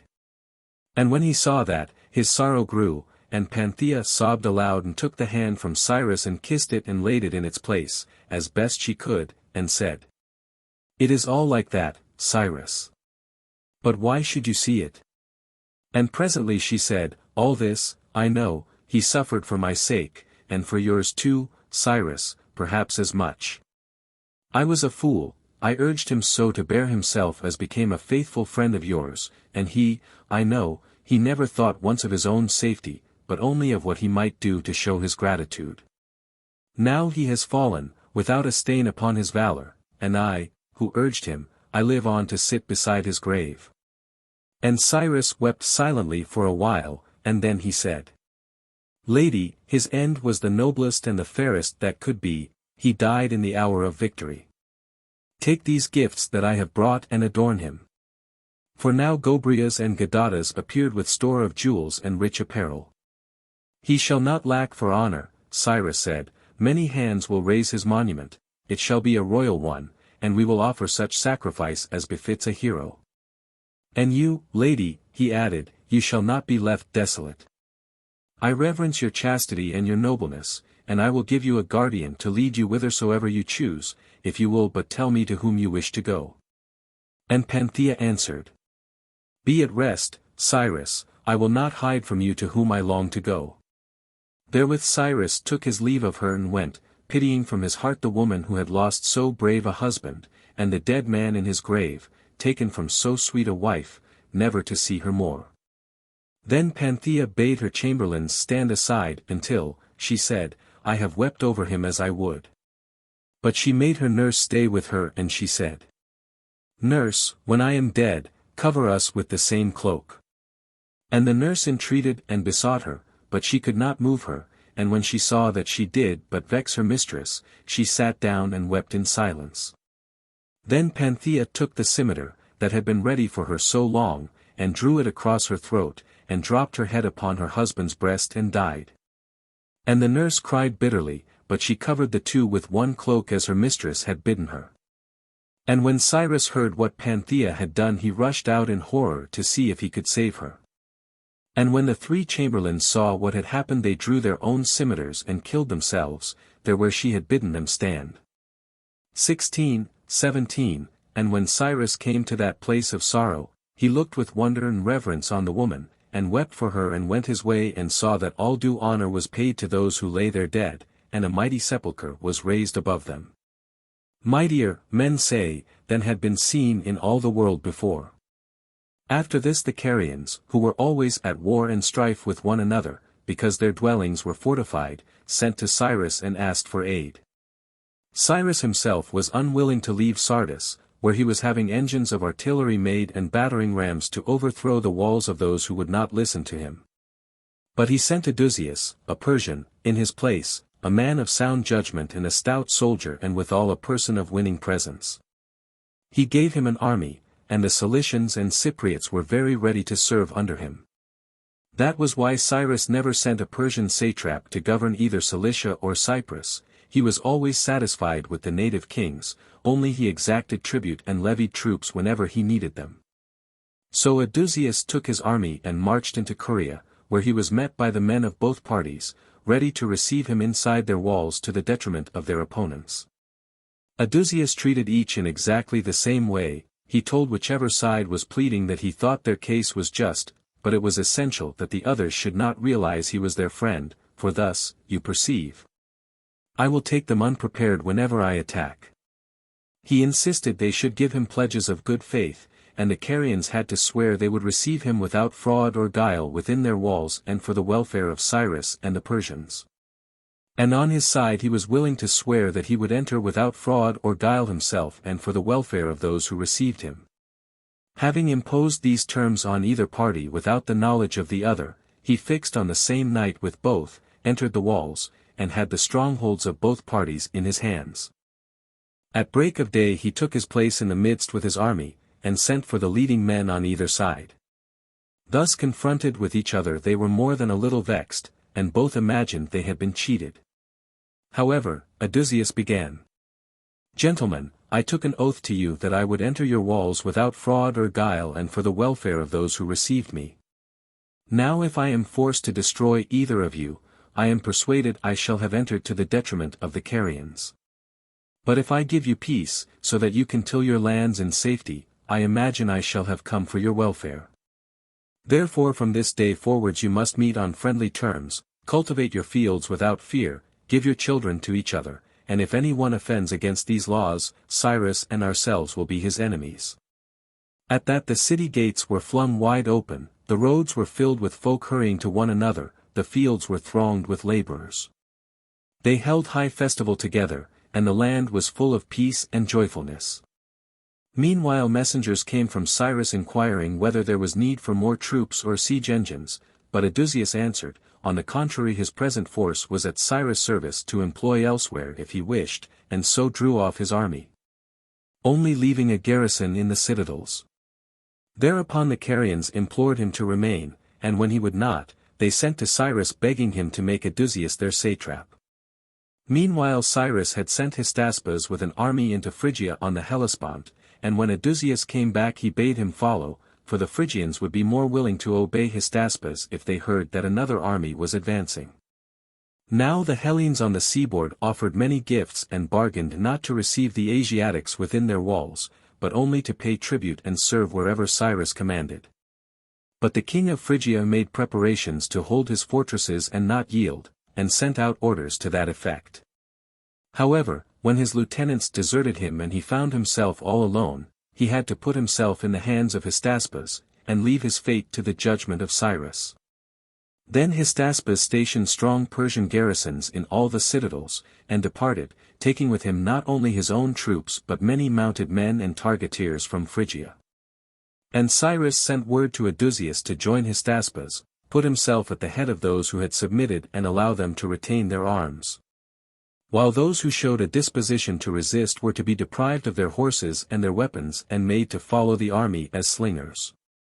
While his lieutenants were thus employed, Cyrus set out from Sardis, leaving a large force of infantry to garrison the place, and taking Croesus with him, and a long train of wagons laden with riches of every kind. Croesus presented an accurate inventory of everything in each wagon, and said, as he delivered the scrolls, "With these in your possession, Cyrus, you can tell whether your officers are handing over their freights in full or not." And Cyrus answered, "It was kindly done, Croesus, on your part, to take thought for this, but I have arranged that the freights should be in charge of those who are entitled to them, so that if the men steal, they steal their own property." With these words he handed the documents to his friends and officers to serve as checks on their own stewards. Cyrus also took Lydians in his train. allowing some to carry arms, those, namely, who were at pains to keep their weapons in good order, and their horses and chariots, and who did their best to please him, but if they gave themselves ungracious airs, he took away their horses and bestowed them on the Persians who had served him from the beginning of the campaign, burnt their weapons, and forced them to follow the army as slingers. Indeed, as a rule, he compelled all the subject population who had been disarmed to practice the use of the sling. It was, he considered, a weapon for slaves. No doubt there are occasions when a body of slingers, working with other detachments, can do excellent service, but, taken alone, not all the slingers in the world could face a mere handful armed with steel. Cyrus was marching to Babylon, but on his way he subdued the Phrygians of Greater Phrygia and the Cappadocians, and reduced the Arabians to subjection.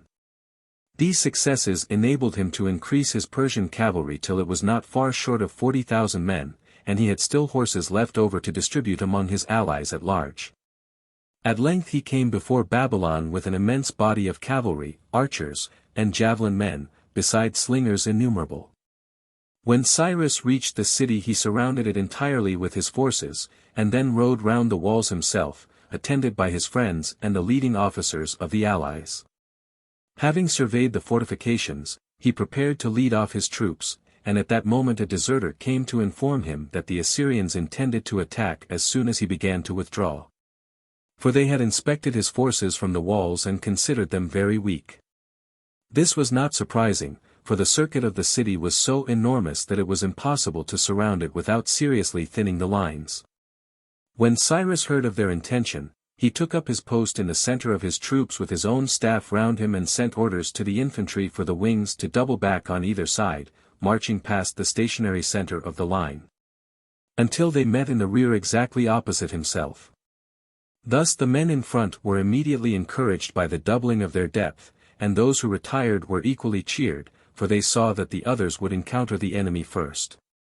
The two wings being united, the power of the whole force was strengthened, those behind being protected by those in front and those in front supported by those behind.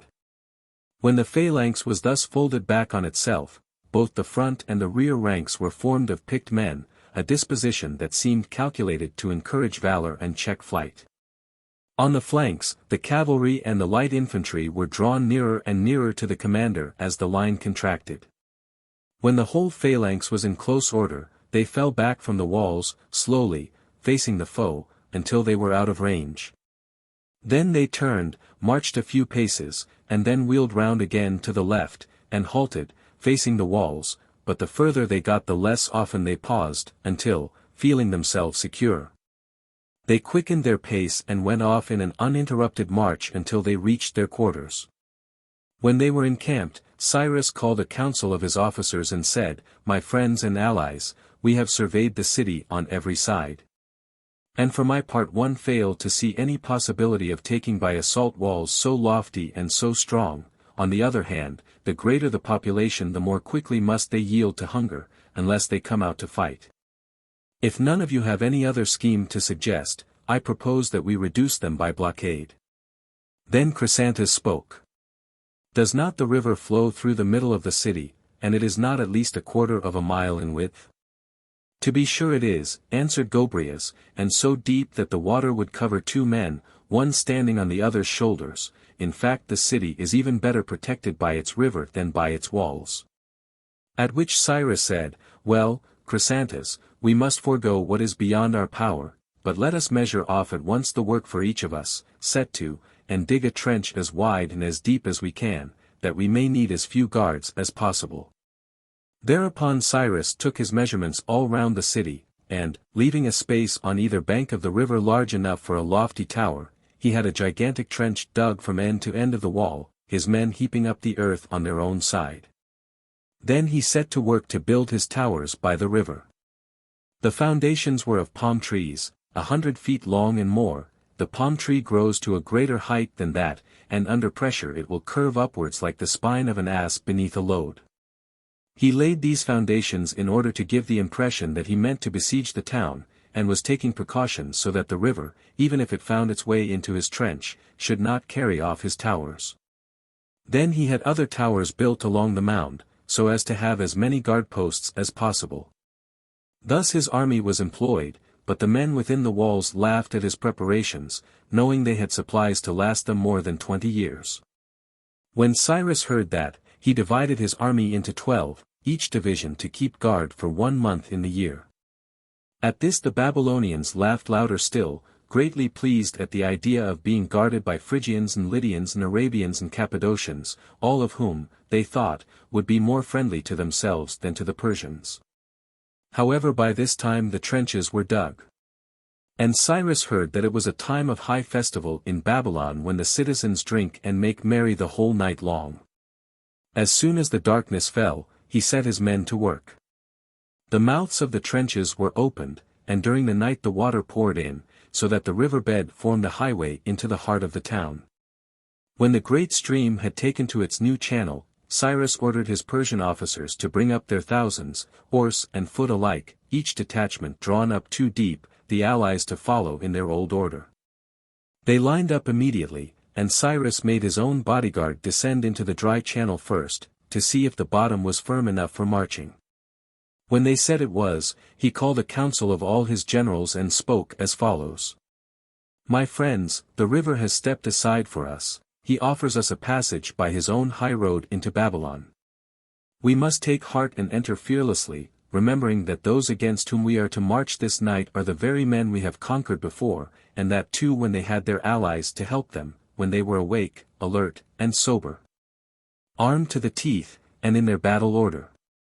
Tonight we go against them when some are asleep and some are drunk, and all are unprepared, and when they learn that we are within the walls, sheer astonishment will make them still more helpless than before.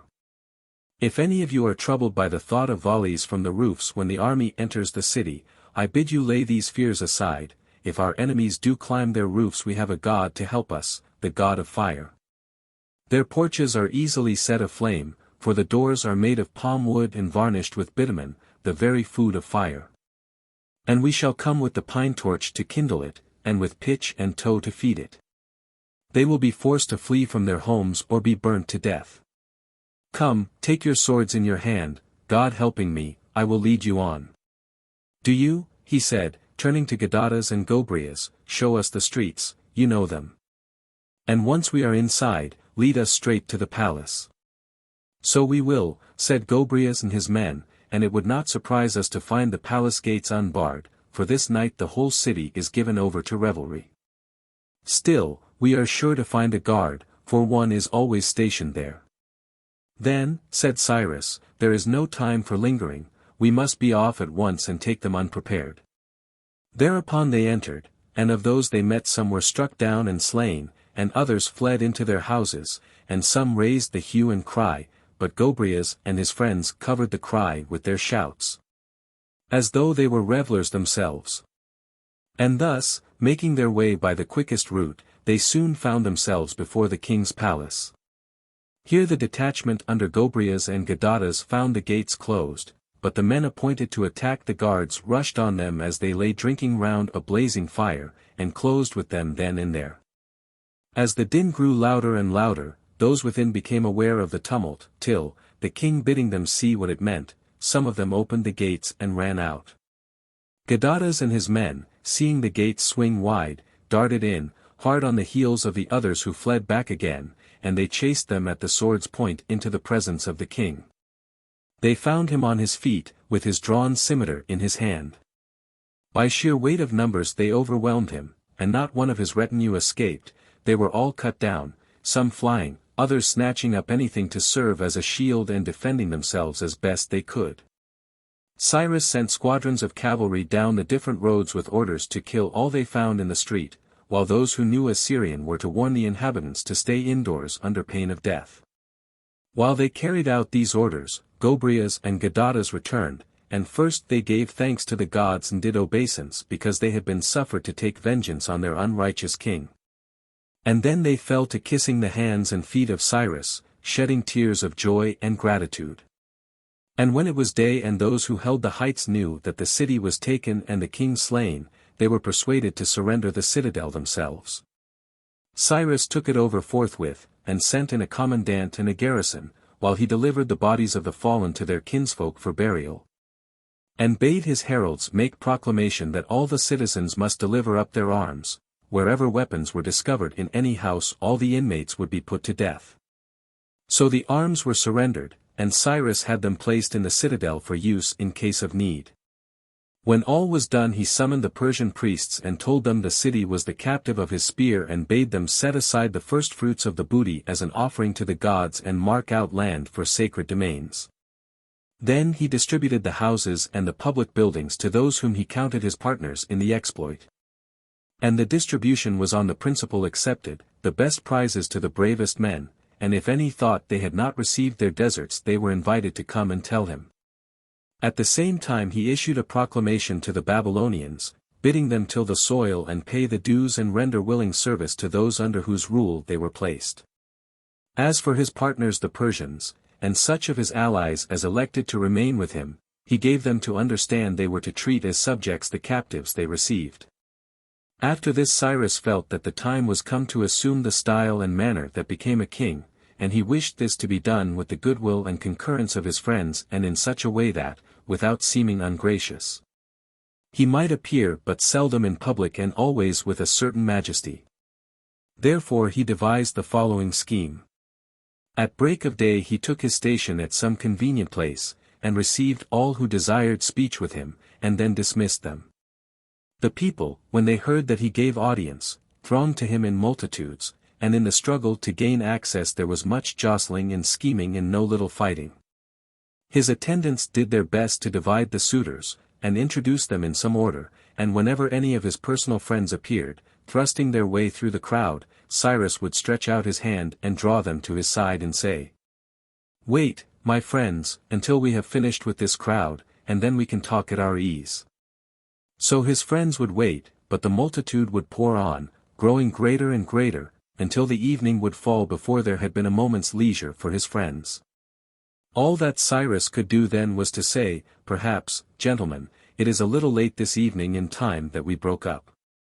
Be sure to come early tomorrow. I am very anxious myself to speak with you." With that his friends were only too glad to be dismissed, and made off without more ado. They had done penance enough, fasting and waiting and standing all day long. So they would get to rest at last, but the next morning Cyrus was at the same spot and a much greater concourse of suitors round him than before, already assembled long before his friends arrived. Accordingly Cyrus had a cordon of Persian lancers stationed round him, and gave out that no one except his personal friends and the generals were to be allowed access, and as soon as they were admitted he said, "My friends, we cannot exclaim against the gods as though they had failed to fulfill our prayers. They have granted all we asked. But if success means that a man must forfeit his own leisure and the good company of all his friends, why, to that kind of happiness I would rather bid farewell. Yesterday," he added, "I make no doubt you observed yourselves that from early dawn till late evening I never ceased listening to petitioners, and today you see this crowd before us, larger still than yesterday's, ready with business for me. If this must be submitted to, I calculate that what you will get of me and I of you will be little enough, and what I shall get of myself will simply be nothing at all. Further," he added, "I foresee another absurd consequence. I, personally, have a feeling towards you which I need not state, but, of that audience yonder, scarcely one of them do I know at all, and yet they are all prepared to thrust themselves in front of you, transact their business, and get what they want out of me before any of you have a chance. I should have thought it more suitable myself that men of that class, if they wanted anything from me, should pay some court to you, my friends, in the hopes of an introduction. Perhaps you will ask why I did not so arrange matters from the first, instead of always appearing in public. Because in war it is the first business of a commander not to be behindhand in knowing what ought to be done and seeing that it is done, and the general who is seldom seen is apt to let things slip. But today, when war with its insatiable demands is over, I feel as if I had some claim myself to rest and refreshment. I am in some perplexity, however, as to how I can arrange matters so that all goes well, not only with you and me, but also with those whom we are bound to care for. Therefore I seek your advice and counsel, and I would be glad to learn from any of you the happiest solution." Cyrus paused, and up rose Artabazus the Mede, who had claimed to be his kinsman, and said, "You did well, Cyrus, to open this matter. Years ago, when you were still a boy, from the very first I longed to be your friend, but I saw you did not need me, and so I shrank from approaching you. Then came a lucky moment when you did have need of me to be your good messenger among the Medes with the order from Cyaxares, and I said to myself that if I did the work well, if I really helped you, I might become your comrade and have the right to talk with you as often as I wished. Well, the work was done, and done so as to win your praise. After that the Hyrcanians joined us, the first friends we made, when we were hungry and thirsty for allies, and we loved them so much we almost carried them about with us in our arms wherever we went. Then the enemy's camp was taken, and I scarcely think you had the leisure to trouble your head with me. Oh, I quite forgave you. The next thing was that Gobryas became your friend, and I had to take my leave, and after him Gadatas, and by that time it was a real task to get hold of you. Then came the alliances with the Sakians, and the Cadusians, and no doubt you had to pay them court. If they danced attendance on you, you must dance attendance on them. So that there I was, back again at my starting point, and yet all the while, as I saw you busy with horses and chariots and artillery, I consoled myself by thinking, when he is done with this he will have a little leisure for me. And then came the terrible news that the whole world was gathering in arms against us. I could not deny that these were important matters, but still I felt certain, if all went well, a time would come at last when you need not grudge me your company, and we should be together to my heart's content, you and I. Now, the day has come. We have conquered in the great battle, we have taken Sardis and Babylon, the world is at our feet, and yesterday, by Mithras. Unless I had used my fists 100 times, I swear I could never have got near you at all. Well, you grasped my hand and gave me greeting, and bade me wait beside you, and there I waited, the cynosure of every eye, the envy of every man, standing there all day long, without a scrap to eat or a drop to drink. So now, if any way can be found by which we who have served you longest can get the most of you, well and good, but, if not, pray send me as your messenger once more, and this time I will tell them they can all leave you. Except those who were your friends of old. This appeal set them all laughing, Cyrus with the rest. Then Chrysantas the Persian stood up and spoke as follows. Formerly, Cyrus, it was natural and right that you should appear in public, for the reasons you have given us yourself, and also because we were not the folk you had to pay your court to. We did not need inviting, we were with you for our own sakes. It was necessary to win over the masses by every means, if they were to share our toils and our dangers willingly. But now you have won them, and not them alone. You have it in your power to gain others, and the moment has come when you ought to have a house to yourself. What would your empire profit you if you alone were left without hearth or home? Man has nothing more sacred than his home, nothing sweeter, nothing more truly his. And do you not think, he added, that we ourselves would be ashamed if we saw you bearing the hardships of the camp while we sat at home by our own firesides? Should we not feel we had done you wrong, and taken advantage of you? When Chrysantas had spoken thus, many others followed him, and all to the same effect. And so it came about that Cyrus entered the palace, and those in charge brought the treasures from Sardis thither, and handed them over. And Cyrus when he entered sacrificed to Hestia, the goddess of the hearth, and to Zeus the Lord, and to any other gods named by the Persian priests. This done, he set himself to regulate the matters that remained. Thinking over his position, and the attempt he was making to govern an enormous multitude, preparing at the same time to take up his abode in the greatest of all famous cities, but yet a city that was as hostile to him as a city could be. Pondering all this, he concluded that he could not dispense with a bodyguard for himself. He knew well enough that a man can most easily be assassinated at his meals, or in his bath, or in bed, or when he is asleep, and he asked himself who were most to be trusted of those he had about him. A man, he believed, can never be loyal or trustworthy who is likely to love another more than the one who requires his guardianship. He knew that men with children, or wives, or favorites in whom they delight, must needs love them most, while eunuchs, who are deprived of all such dear ones, would surely make most account of him who could enrich them. or help them if they were injured, or crown them with honor. And in the conferring of such benefits he was disposed to think he could outbid the world. Moreover, the eunuch, being degraded in the eyes of other men, is driven to seek the assistance of some lord and master. Without some such protection there is not a man in the world who would not think he had the right to overreach a eunuch, while there was every reason to suppose that the eunuch would be the most faithful of all servants. As for the customary notion that the eunuch must be weak and cowardly, Cyrus was not disposed to accept it. He studied the indications to be observed in animals. A vicious horse, if gelded, will cease to bite and be restive, but he will charge as gallantly as ever. A bull that has been cut will become less fierce and less intractable, but he will not lose his strength, he will be as good as ever for work. Castration may cure a dog of deserting his master, but it will not ruin him as a watchdog or spoil him for the chase. So, too, with men. When cut off from this passion, they become gentler, no doubt, but not less quick to obey, not less daring as horsemen, not less skillful with the javelin, not less eager for honor. In war and in the chase they show plainly enough that the fire of ambition is still burning in their hearts. And they have stood the last test of loyalty in the downfall of their masters. No men have shown more faithfulness than eunuchs when ruin has fallen on their lords. In bodily strength, perhaps, the eunuchs seem to be lacking, but steel is a great leveler, and makes the weak man equal to the strong in war. Holding this in mind, Cyrus resolved that his personal attendants, from his doorkeepers onwards, should be eunuchs one and all.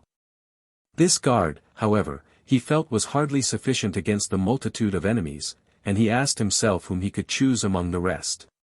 He remembered how his Persians led the sorriest of lives at home owing to their poverty, working long and hard on the niggard soil, and he felt sure they were the men who would most value the life at his court. Accordingly he selected 10,000 lancers from among them, to keep guard round the palace, night and day, whenever he was at home, and to march beside him whenever he went abroad. Moreover, he felt that Babylon must always have an adequate garrison, whether he was in the country or not, and therefore he stationed a considerable body of troops in the city. And he bade the Babylonians provide their pay, his object being to make the citizens helpless, and therefore humble and submissive. This royal guard that he established there, and the city guard for Babylon, survive to this day unaltered. Lastly, as he pondered how the whole empire was to be kept together, and possibly another added to it, he felt convinced that his mercenaries did not make up for the smallness of their numbers by their superiority to the subject peoples. Therefore he must keep together those brave warriors, to whom with heaven's help the victory was due, and he must take all care that they did not lose their valor, hardihood, and skill. To avoid the appearance of dictating to them and to bring it about that they should see for themselves, it was best to stay with him and remember their valor and their training. He called a council of the peers and of the leading men who seemed to him most worthy of sharing their dangers and their rewards. And when they were met he began. Gentlemen, my friends and allies, we owe the utmost thanks to the gods because they have given us what we believed that we deserved. We are masters today of a great country and a good. And those who till it will support us, we have houses of our own, and all the furniture that is in them is ours. For you need not think that what you hold belongs to others. It is an eternal law the wide world over, that when a city is taken in war, the citizens, their persons, and all their property fall into the hands of the conquerors. It is not by injustice, therefore, that you hold what you have taken, rather it is through your own human kindness that the citizens are allowed to keep whatever they do retain.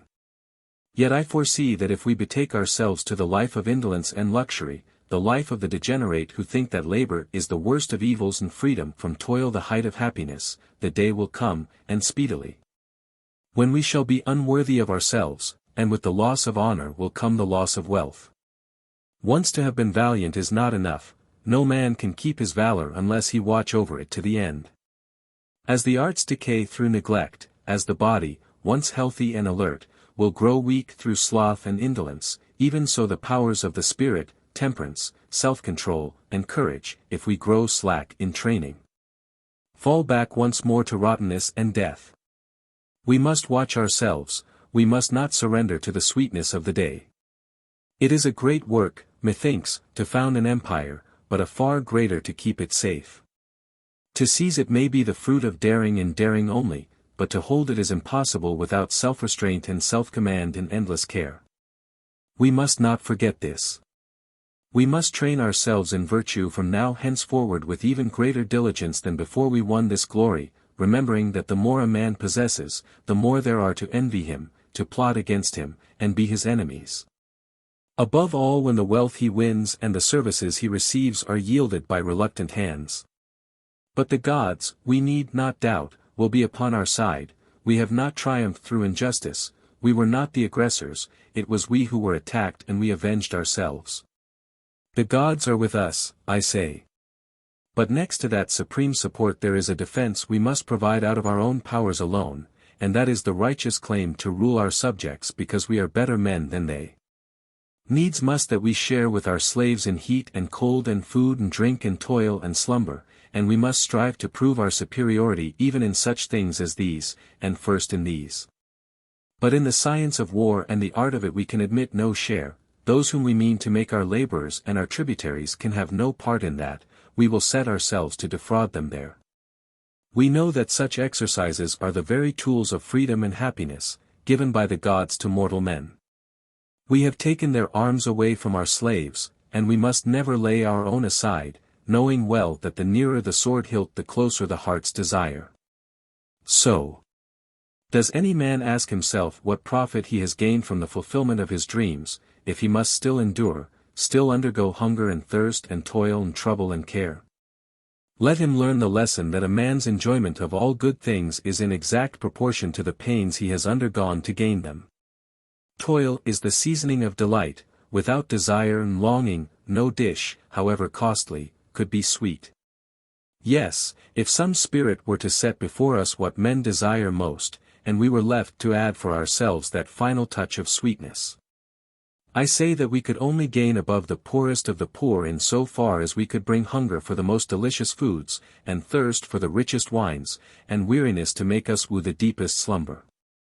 Therefore, we must strain every nerve to win and to keep manhood and nobleness, so that we may gain that satisfaction which is the sweetest and the best, and be saved from the bitterest of sorrows. Since to fail of good altogether is not so hard as to lose the good that has once been ours. And let us ask ourselves what excuse we could offer for being unworthy of our past. Shall we say it is because we have won an empire?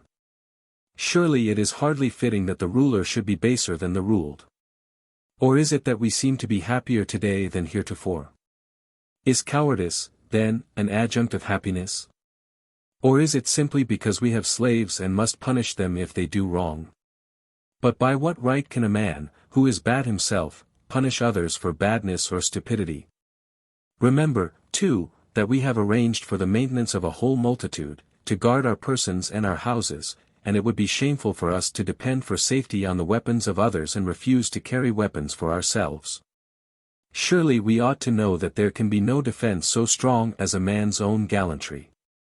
Courage should be our companion all our days. For if virtue leave us, nothing else whatever can go well with us. What, then, would I have you do? How are we to remember our valor and train our skill? Gentlemen, I have nothing novel to suggest. At home in Persia the peers spend their days at the public buildings, and here we should do the same.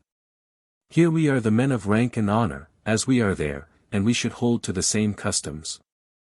You must keep your eyes on me and watch whether I am diligent in my duty, and I shall give heed to you, and honor him who trains himself in what is beautiful and brave.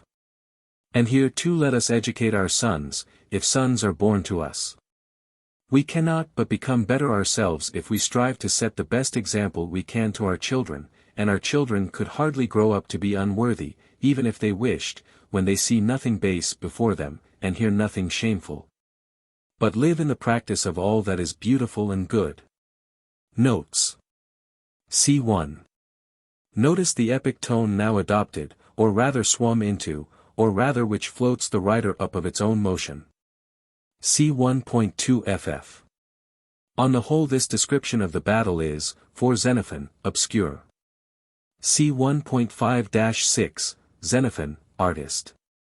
This military criticism and technical discussion juxtaposed to the epic prelude and the epic sequel is a clever device enough. We are pleased. See 1.8-9, Final injunctions somewhat obscure, I think. See 1.24 ff. The epic and Homeric vein. See 1.33. The Egyptians have the advantage. This is noticeable in reference to Cyrus' criticisms of their arms before battle.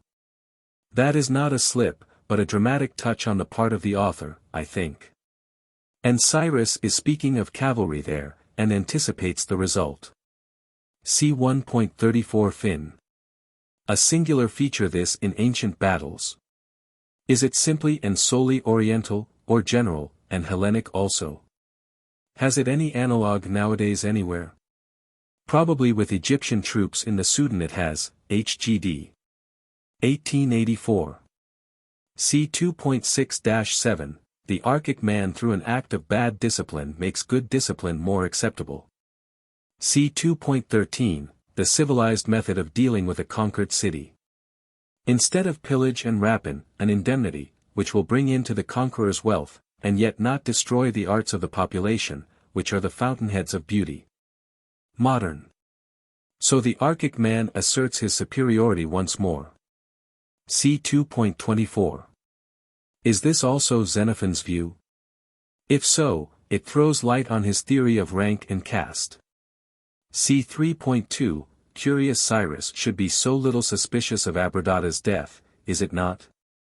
Because the victory was not bloodless. Notice, too, how little is said of the bloodshed, that is Hellenic as well as Xenophantine, I fancy.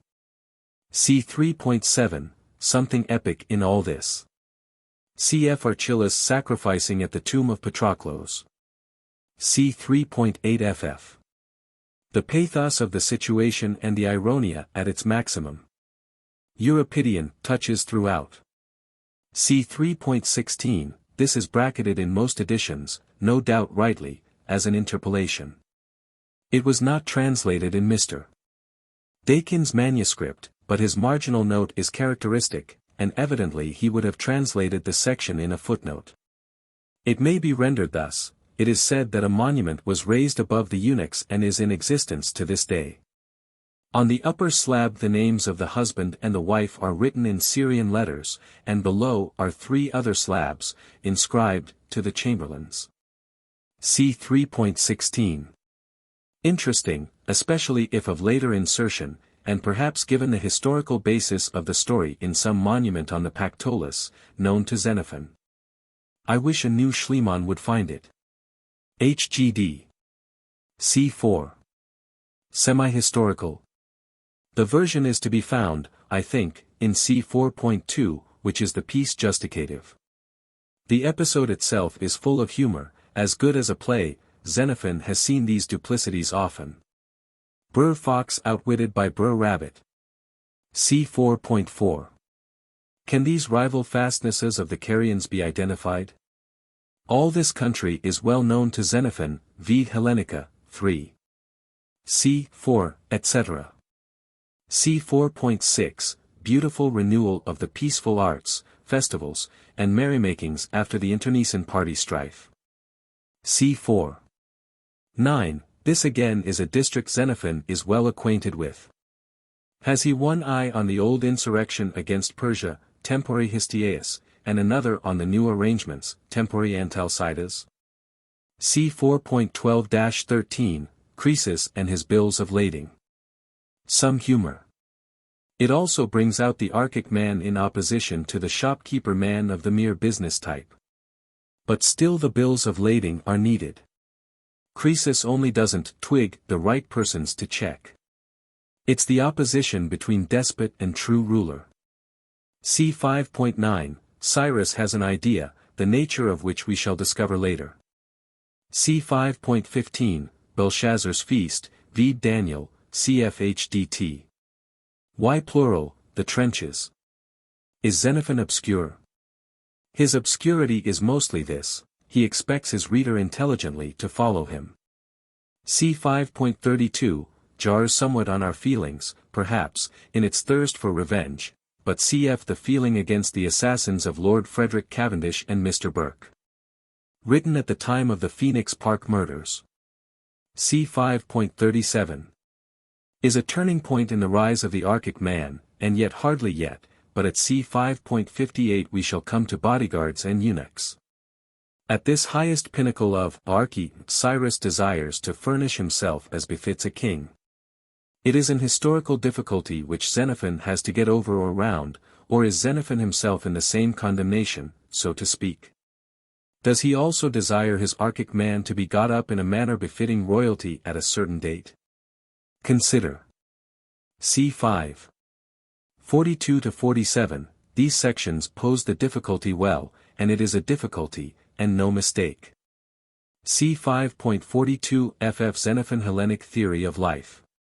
The leisure to invite one's own soul and see one's friends which is needed to make life worth living, versus negotia. How far are we to be consciously self-regarding?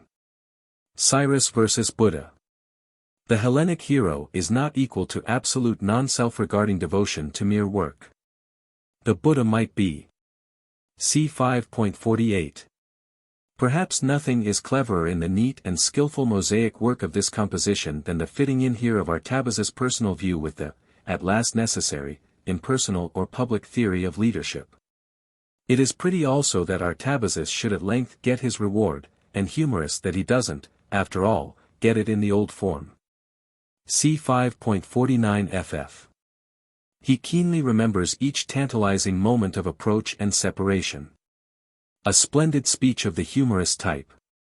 Xenophon himself must be credited with so much fun, and real fun it is. c. 5.56 ff. Curious on this page, a. Xenophon's domestic hearth theory without which, archy, is a tinkling cymbal and empire no burthen to be borne. His feeling for the sweetness of home, modern. In this the secret of his happiness, hgd. b. His justification or raison d'etre explanation of the eunuch system. Why doesn't he point out its hollowness also? Not from any lack of sympathy with this barren mankind. Cf. Gadatas.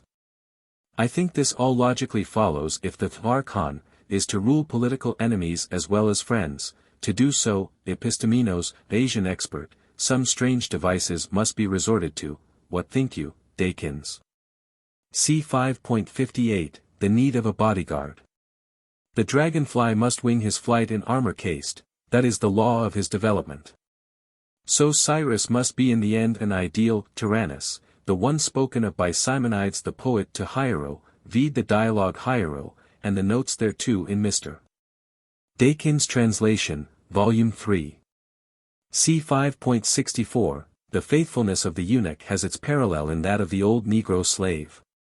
c. 5.67, these are the sort of fellows Xenophon would have chosen himself, I take it. Again the historical basis has to be taken account of. Xenophon has to explain to himself the existence of their body and how the Archaic man came to invent it. Throughout we must compare the Hiero for Xenophon's own political theory apart from his romantic and philosophical interest in Cyrus.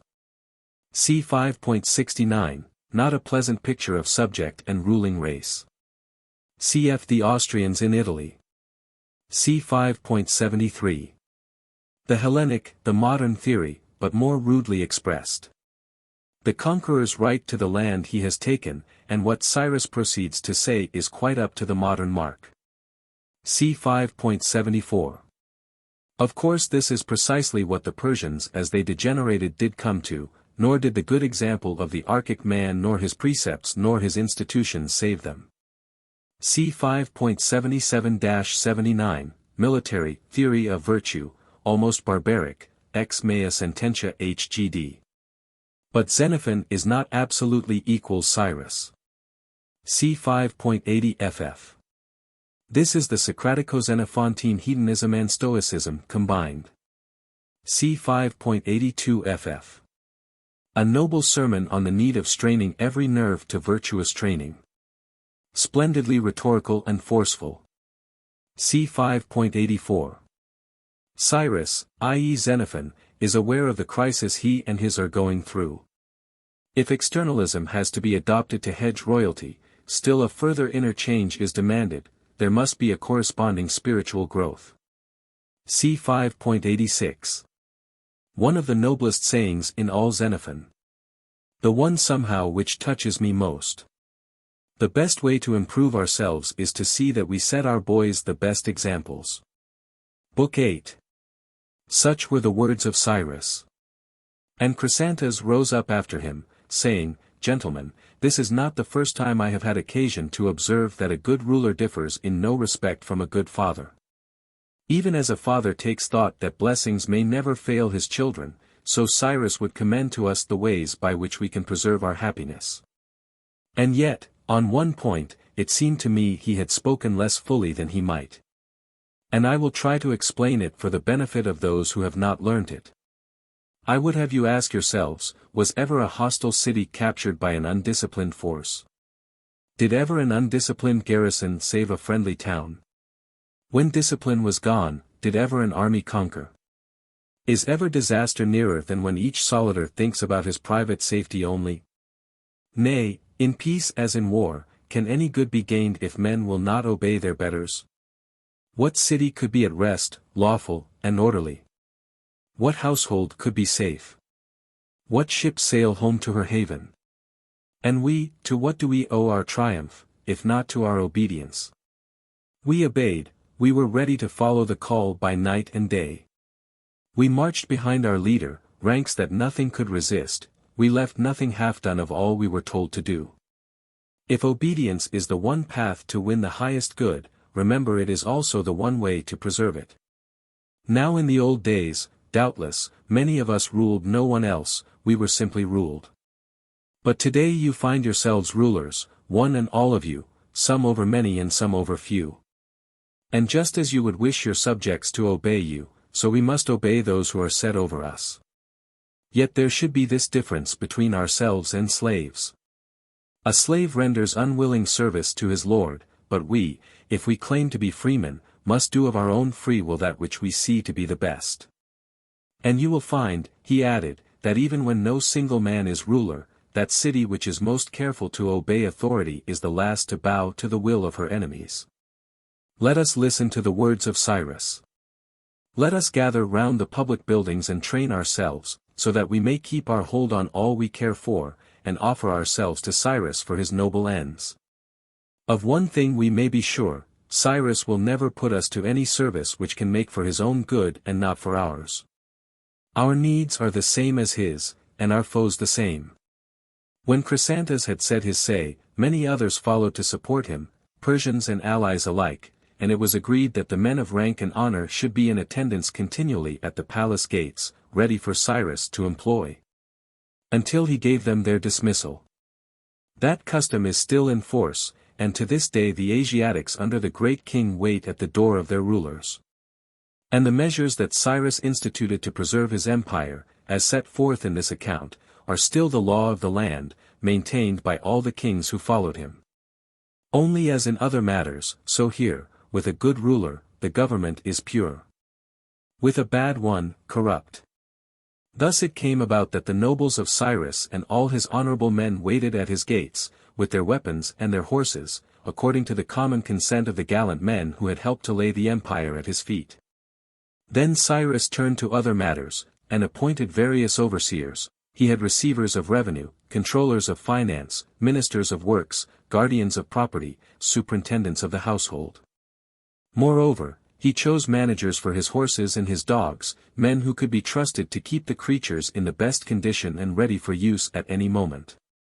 But when it came to those who were to be his fellow guardians for the commonwealth, he would not leave the care and the training of these to others, he regarded that as his own personal task. He knew, if he were ever to fight a battle, he would have to choose his comrades and supporters, the men on his right hand and left, from these and these alone, it was from them he must appoint his officers for horse and foot. If he had to send out a general alone it would be from them that one must be sent, he must depend on them for satraps and governors over cities and nations.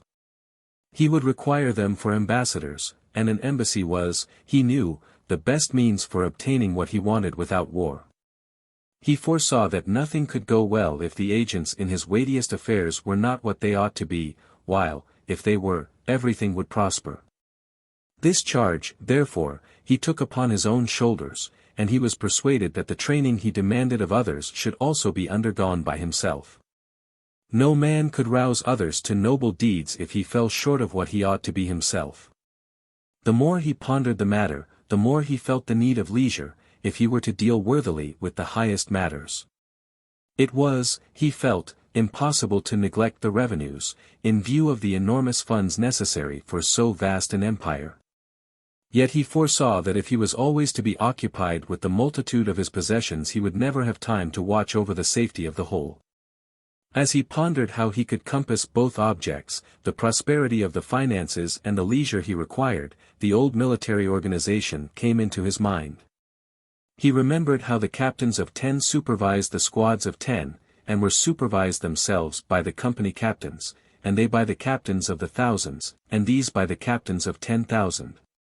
And thus even with hundreds of thousands not a man was left without supervision, and when the general wished to employ his troops one order to the captains of 10,000 was enough.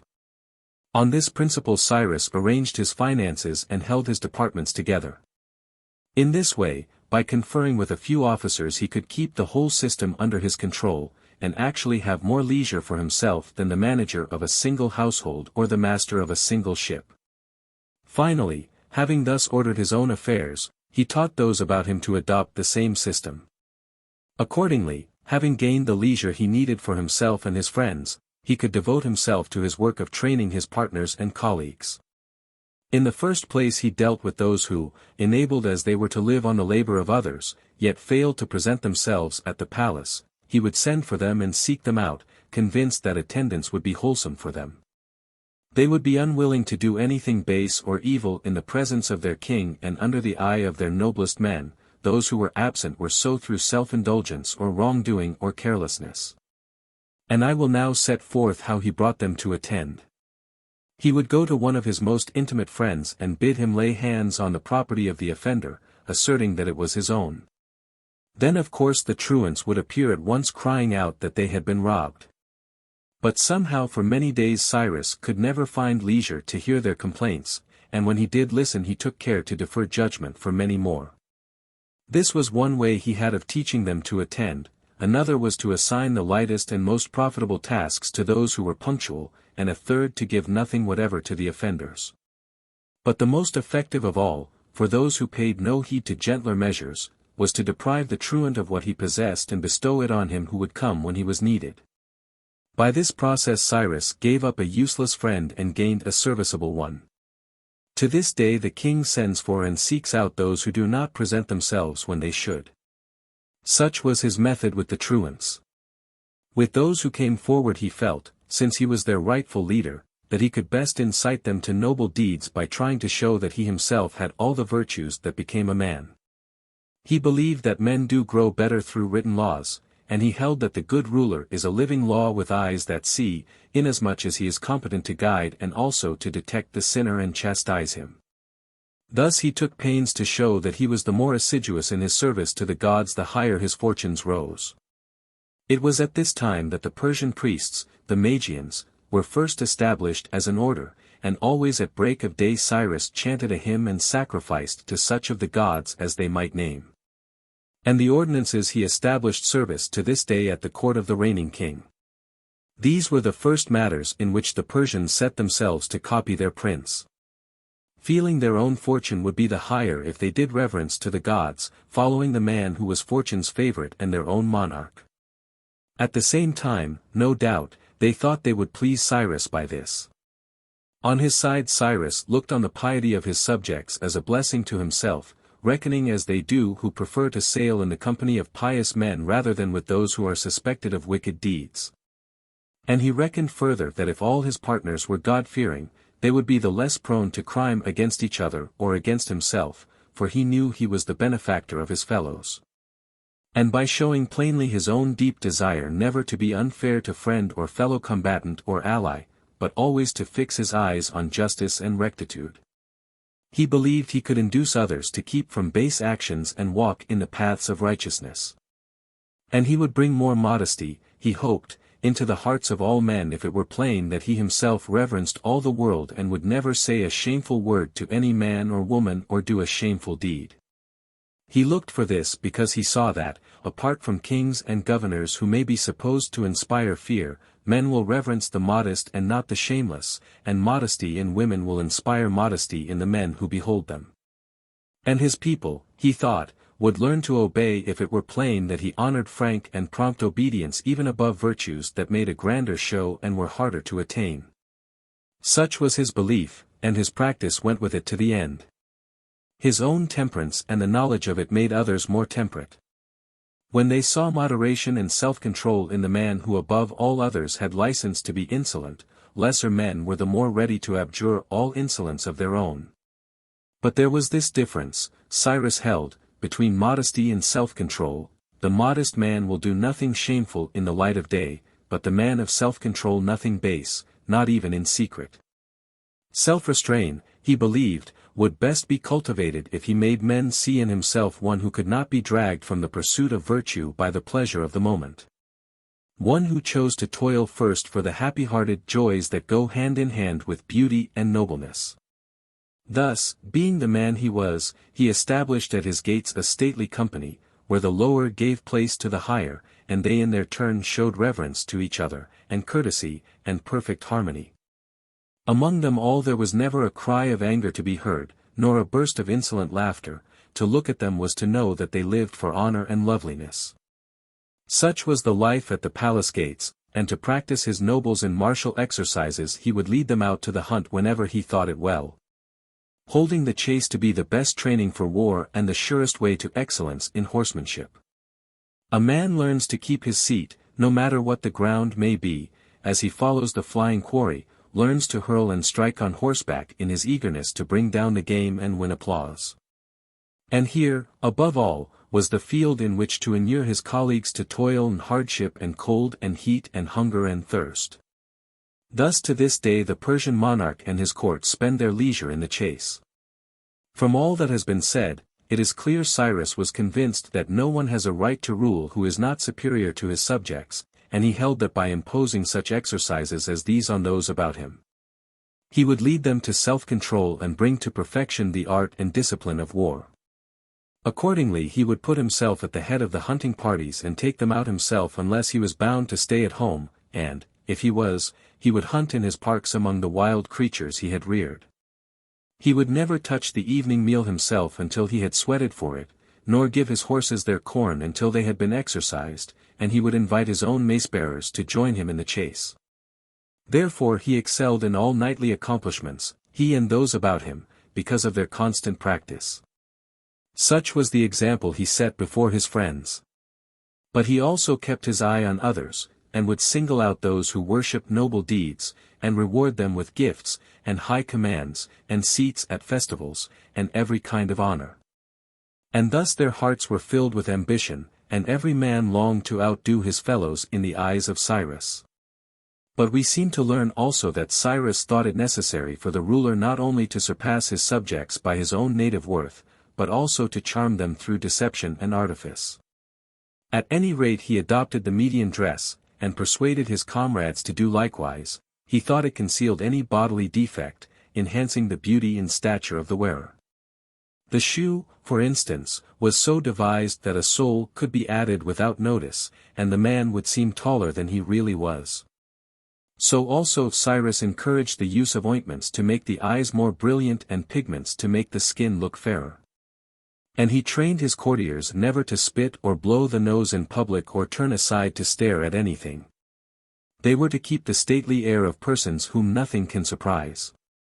These were all means to one end, to make it impossible for the subjects to despise their rulers.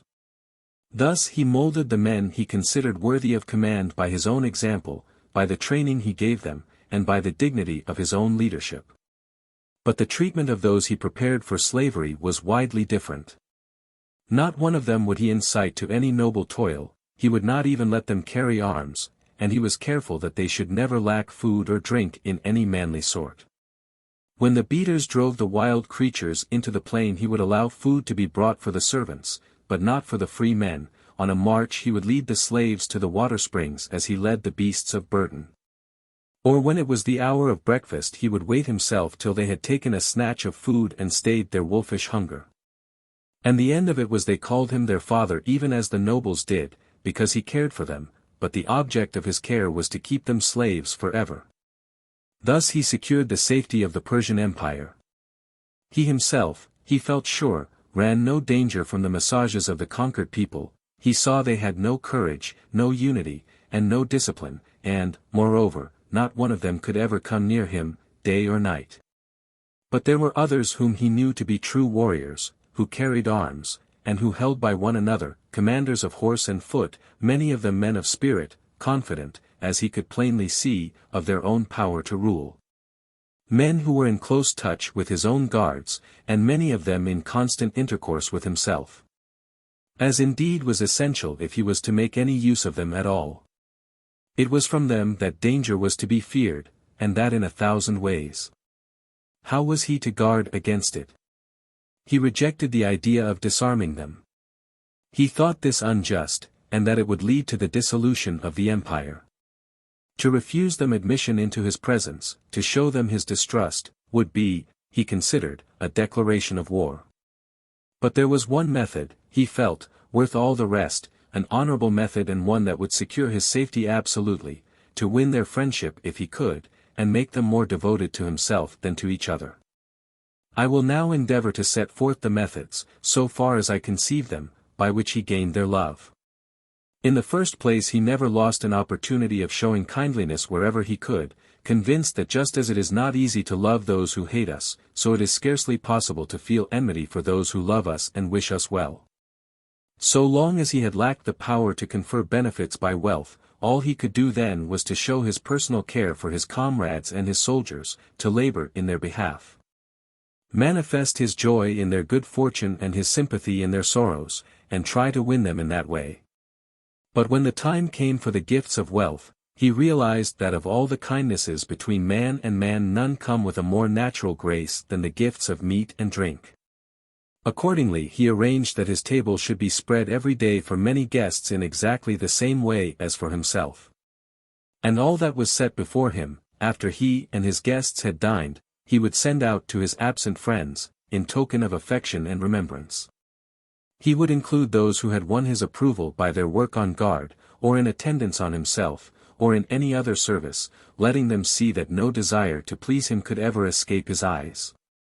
He would show the same honor to any servant he wished to praise, and he had all the food for them placed at his own board, believing this would win their fidelity, as it would a dog's. Or, if he wished some friend of his to be courted by the people, he would single him out for such gifts. Even to this day the world will pay court to those who have dishes sent them from the great king's table, thinking they must be in high favor at the palace and can get things done for others. But no doubt there was another reason for the pleasure in such gifts, and that was the sheer delicious taste of the royal meats. Nor should that surprise us. For if we remember to what a pitch of perfection the other crafts are brought in great communities, we ought to expect the royal dishes to be wonders of finished art. In a small city the same man must make beds and chairs and plows and tables, and often build houses as well, and indeed he will be only too glad if he can find enough employers in all trades to keep him. Now it is impossible that a single man working at a dozen crafts can do them all well. But in the great cities, owing to the wide demand for each particular thing, a single craft will suffice for a means of livelihood, and often enough even a single department of that. There are shoemakers who will only make sandals for men and others only for women.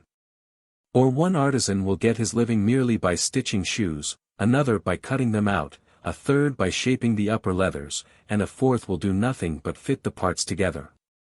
Necessarily the man who spends all his time and trouble on the smallest task will do that task the best. The arts of the household must follow the same law. If one and the same servant makes the bed, spreads the table, kneads the dough, and cooks the various dishes, the master must take things as they come, there is no help for it. But when there is work enough for one man to boil the pot, and another to roast the meat, and a third to stew the fish, and a fourth to fry it, while some one else must bake the bread, and not all of it either. For the loaves must be of different kinds, and it will be quite enough if the baker can serve up one kind to perfection. It is obvious, I think, that in this way a far higher standard of excellence will be attained in every branch of the work. Thus it is easy to see how Cyrus could outdo all competitors in the grace of hospitality, and I will now explain how he came to triumph in all other services. Far as he excelled mankind in the scale of his revenues, he excelled them even more in the grandeur of his gifts. It was Cyrus who set the fashion, and we are familiar to this day with the open-handedness of Oriental kings. There is no one, indeed, in all the world whose friends are seen to be as wealthy as the friends of the Persian monarch. No one adorns his followers in such splendor of rich attire, no gifts are so well known as his, the bracelets, and the necklaces, and the chargers with the golden bridles. For in that country no one can have such treasures unless the king has given them. And of whom but the great king could it be said that through the splendor of his presence he could steal the hearts of men and turn them to himself, away from brothers, fathers, sons? Who but he could stretch out an arm and take vengeance on his enemies when yet they were months and months away? Who but Cyrus ever won an empire in war, and when he died was called father by the people he overcame? A title that proclaims the benefactor and not the robber. Indeed, we are led to think that the offices called the king's eyes, and the king's ears, came into being through this system of gifts and honors. Cyrus' munificence toward all who told him what it was well for him to know set countless people listening with all their ears and watching with all their eyes for news that might be of service to him. Thus there sprang up a host of king's eyes, and king's ears, as they were called, known and reputed to be such. But it is a mistake to suppose that the king has one chosen eye. It is little that one man can see or one man hear, and to hand over the office to one single person would be to bid all others go to sleep. Moreover, his subjects would feel they must be on their guard before the man they knew was the king's eye. The contrary is the case. The king will listen to any man who asserts that he has heard or seen anything that needs attention. Hence the saying that the king has 1,000 eyes and 1,000 ears.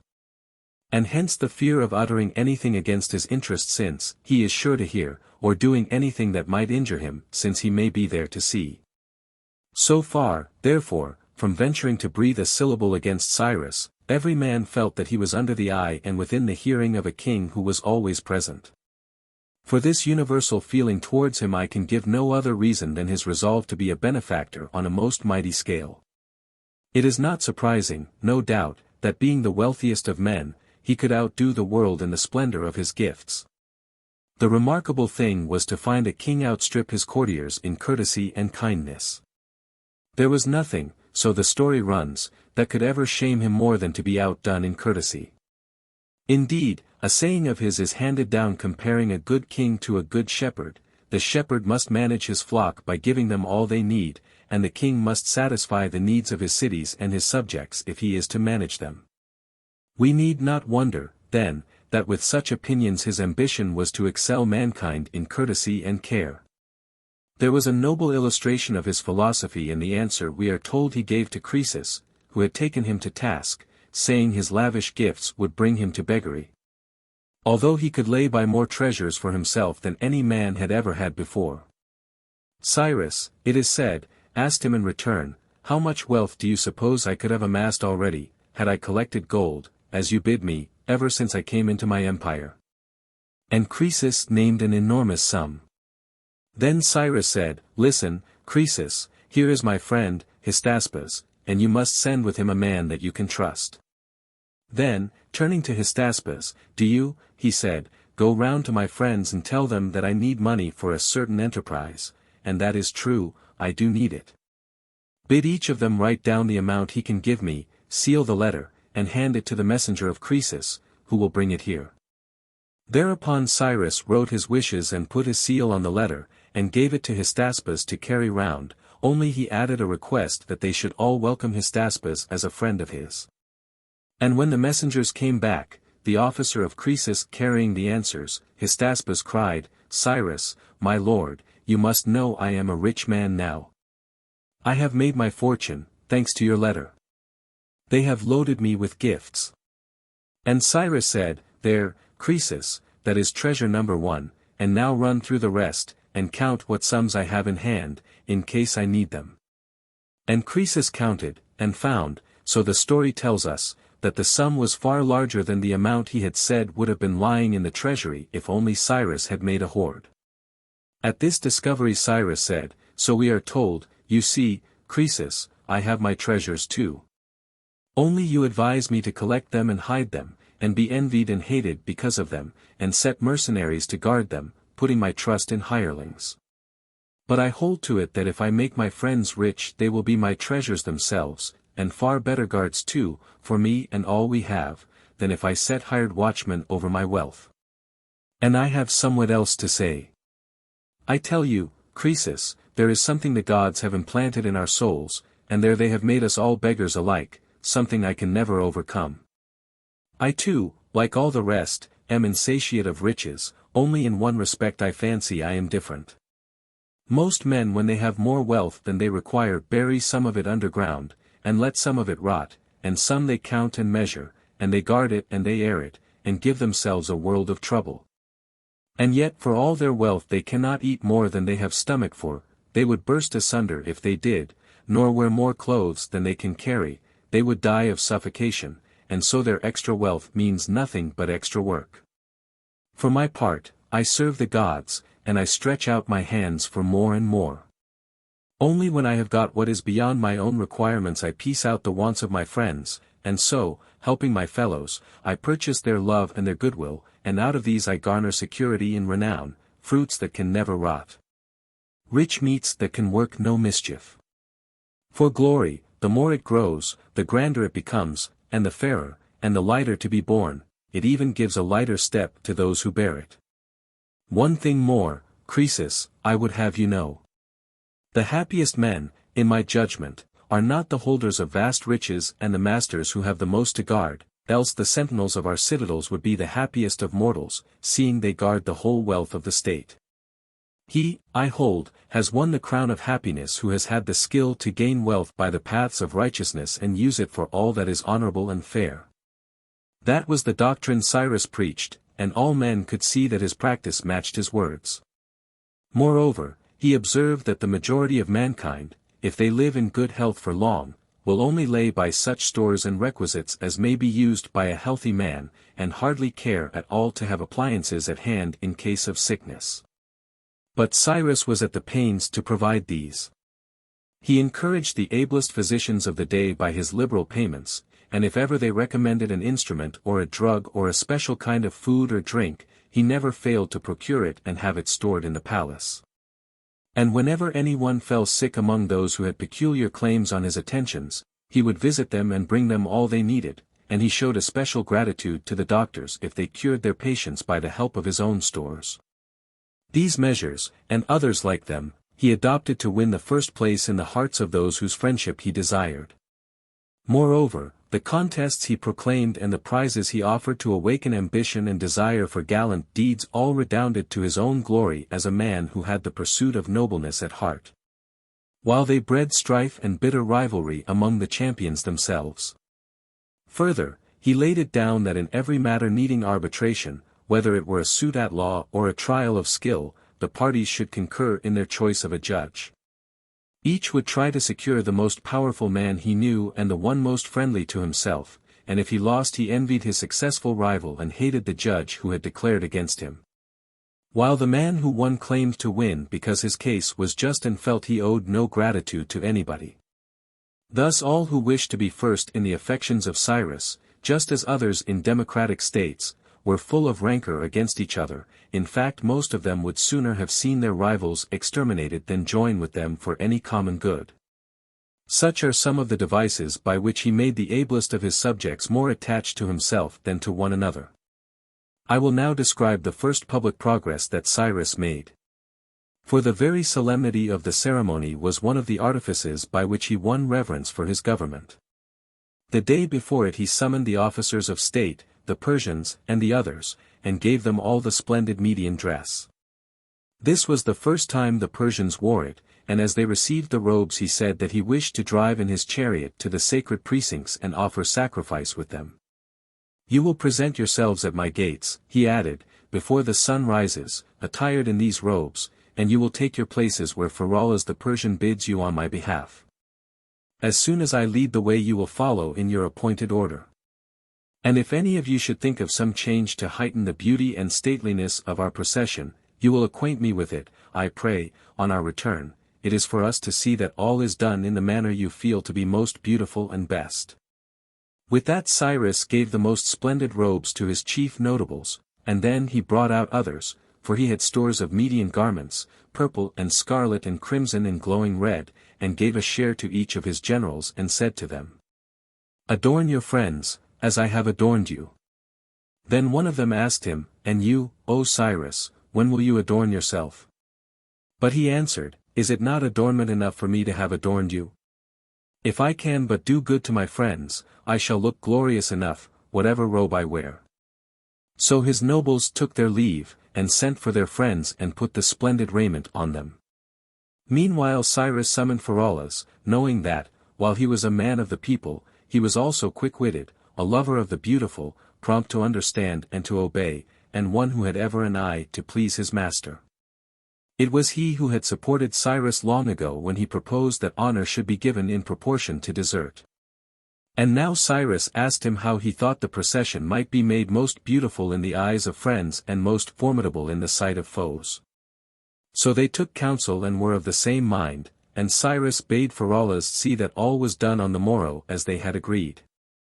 I have issued orders, he added, for all to obey you in the matter, but to make them the more willing, take these tunics yourself and give them to the captains of the guard, and these military cloaks for the cavalry officers. And these tunics for those who command the chariots. So Pheraulas took the raiment and departed, and when the generals saw him, they met him with shouts and cries, A monstrous fine fellow you are, Pheraulas, said one, you are to give us our orders, it seems. Oh, yes, said Pheraulas, and carry your baggage too. Here I come with 2 cloaks as it is, one for you and another for somebody else, you must choose whichever you like the best. At that the officer put out his hand to take the cloak. He had clean forgotten his jealousy, and fell to asking Pheraulas which he had better choose. And Pheraulas gave his advice, adding, But if you inform against me, and let out that I gave you the choice, the next time I have to wait upon you will find me a very different sort of serving man. Thus he distributed the gifts he brought, and then he saw to the arrangements for the procession so that everything should be as far as possible. On the morrow all things were ready before daybreak, ranks lining the road on either hand. As they do to this day when the king is expected to ride abroad, no one may pass within the lines unless he is a man of mark, and constables were posted with whips, to use at any sign of disturbance. In front of the palace stood the imperial guard of lancers, 4,000 strong, drawn up 4 deep on either side of the gates.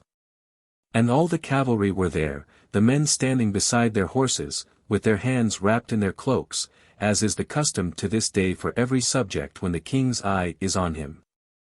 The Persians stood on the right, and the allies on the left, and the chariots were posted in the same way, half on one side and half on the other. Presently the palace gates were flung open, and at the head of the procession were led out the bulls for sacrifice, beautiful creatures, 4 and 4 together. They were to be offered to Zeus and to any other gods that the Persian priests might name. For the Persians think it of more importance to follow the guidance of the learned in matters pertaining to the gods than in anything else whatever.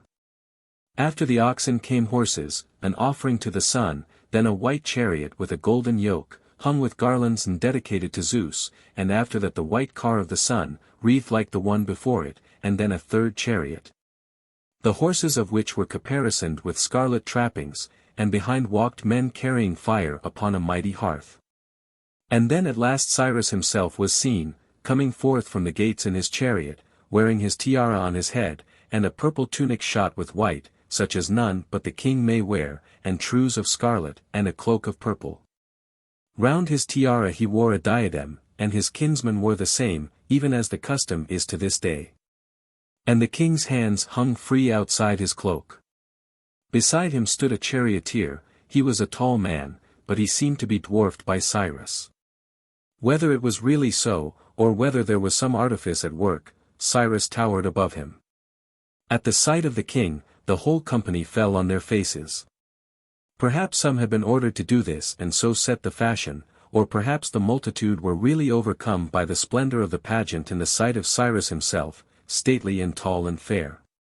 For hitherto none of the Persians had done obeisance to Cyrus. And now, as the chariot moved onwards, the 4,000 lancers went before it, 2,000 on either side, and close behind came the mace-bearers, mounted on horseback, with javelins in their hands, 300 strong. Then the royal steeds were led past, with golden bridles and striped housings, 200 and more, and then followed 2,000 spearmen and after them the squadron of cavalry first formed, 10,000 men. 100 deep and 100 riding abreast, with Chrysantas at their head. And behind them the second body of the Persian horse, 10,000 more, in the same order, under Hystaspas, and then again 10,000 under Datamas, and others behind them under Gadatas. And after them the Median cavalry, and then the Armenians, the Hyrcanians, the Cadusians, and the Sakians in their order, and after the cavalry a squadron of war chariots, drawn up 4 deep, with Artabatas the Persian in command. All along the route thousands of men followed, outside the barriers, with petitions to Cyrus. Accordingly he sent his mace-bearers, who rode beside him for the purpose, 3 on either side of his chariot, bidding them tell the crowd of suitors, if they had need of anything, to acquaint one of the cavalry officers and he would speak for them.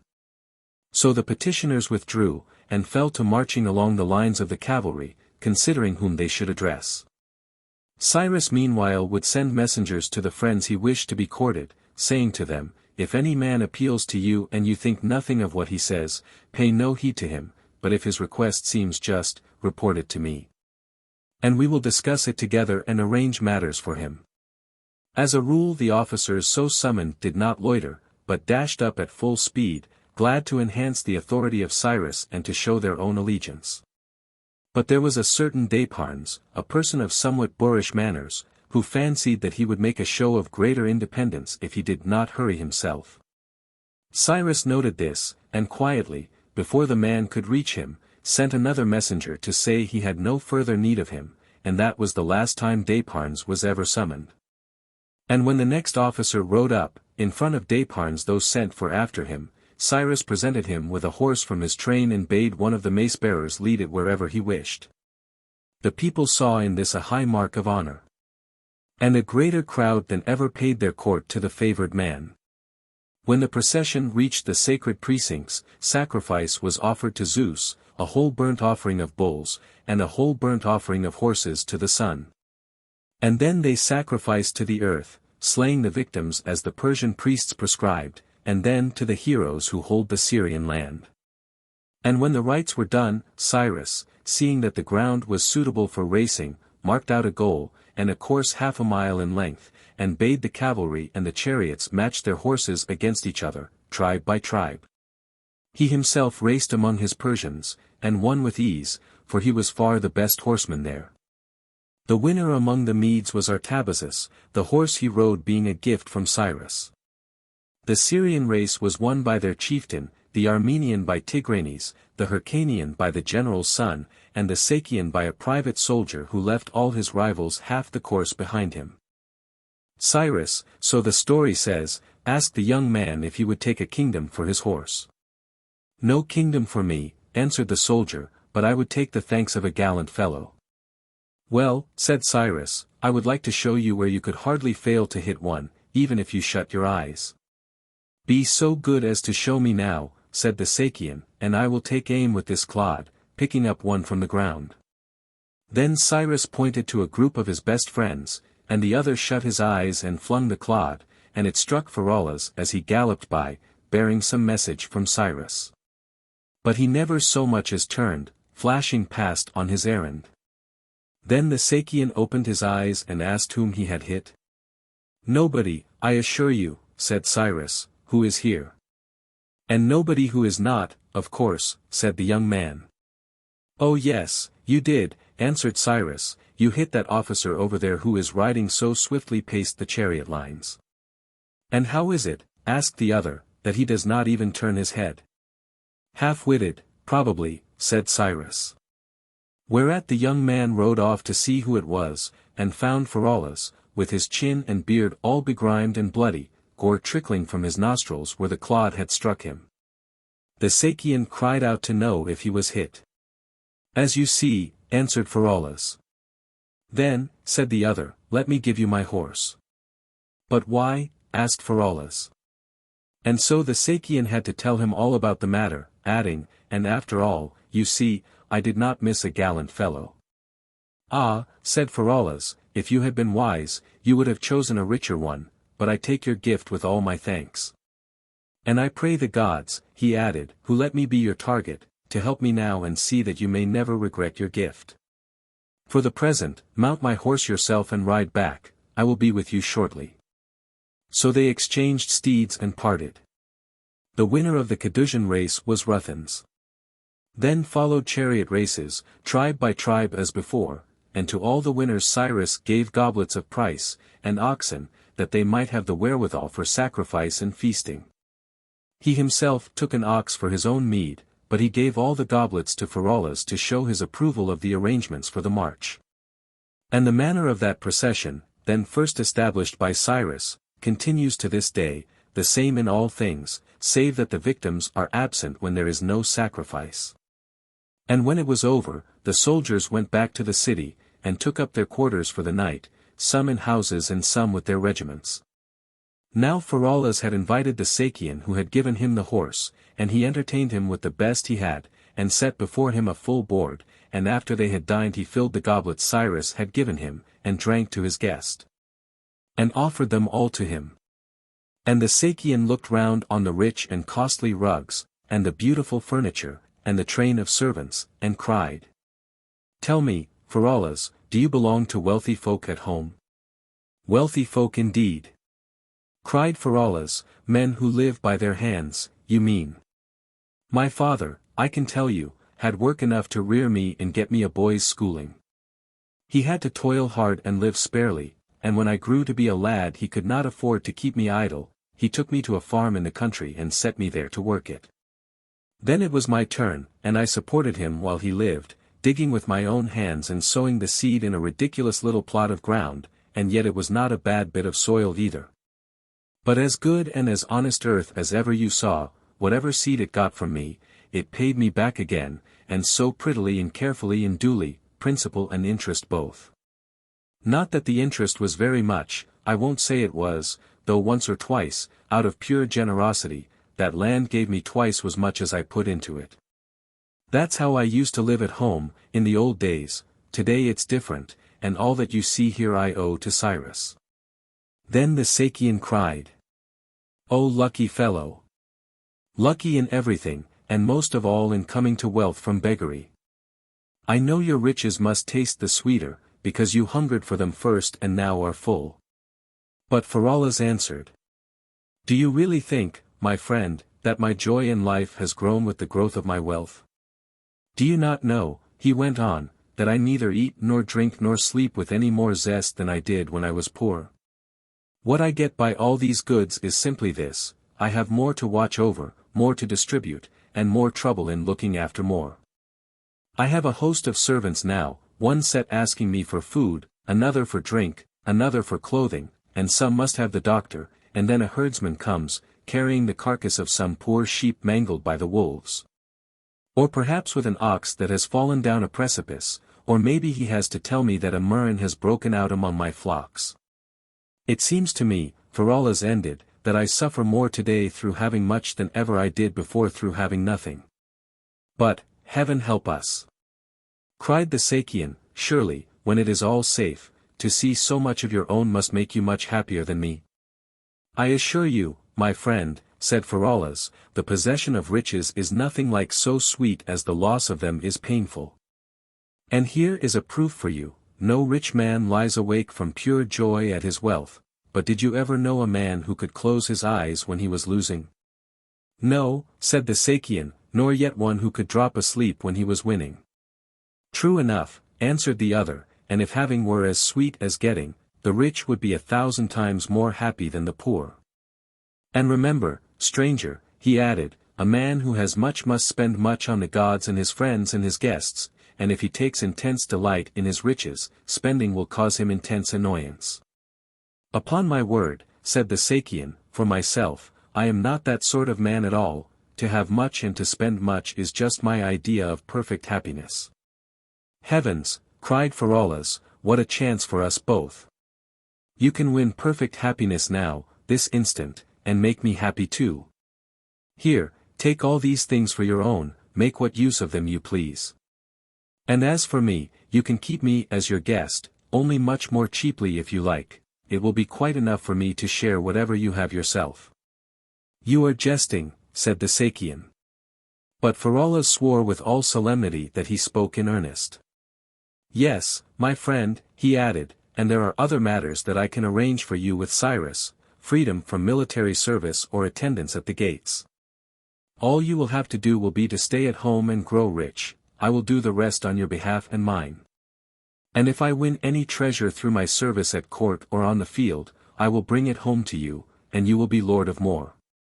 Only, he added, you must free me from the responsibility of looking after it, for if you give me leisure from these cares I believe you will be of great use to Cyrus and myself.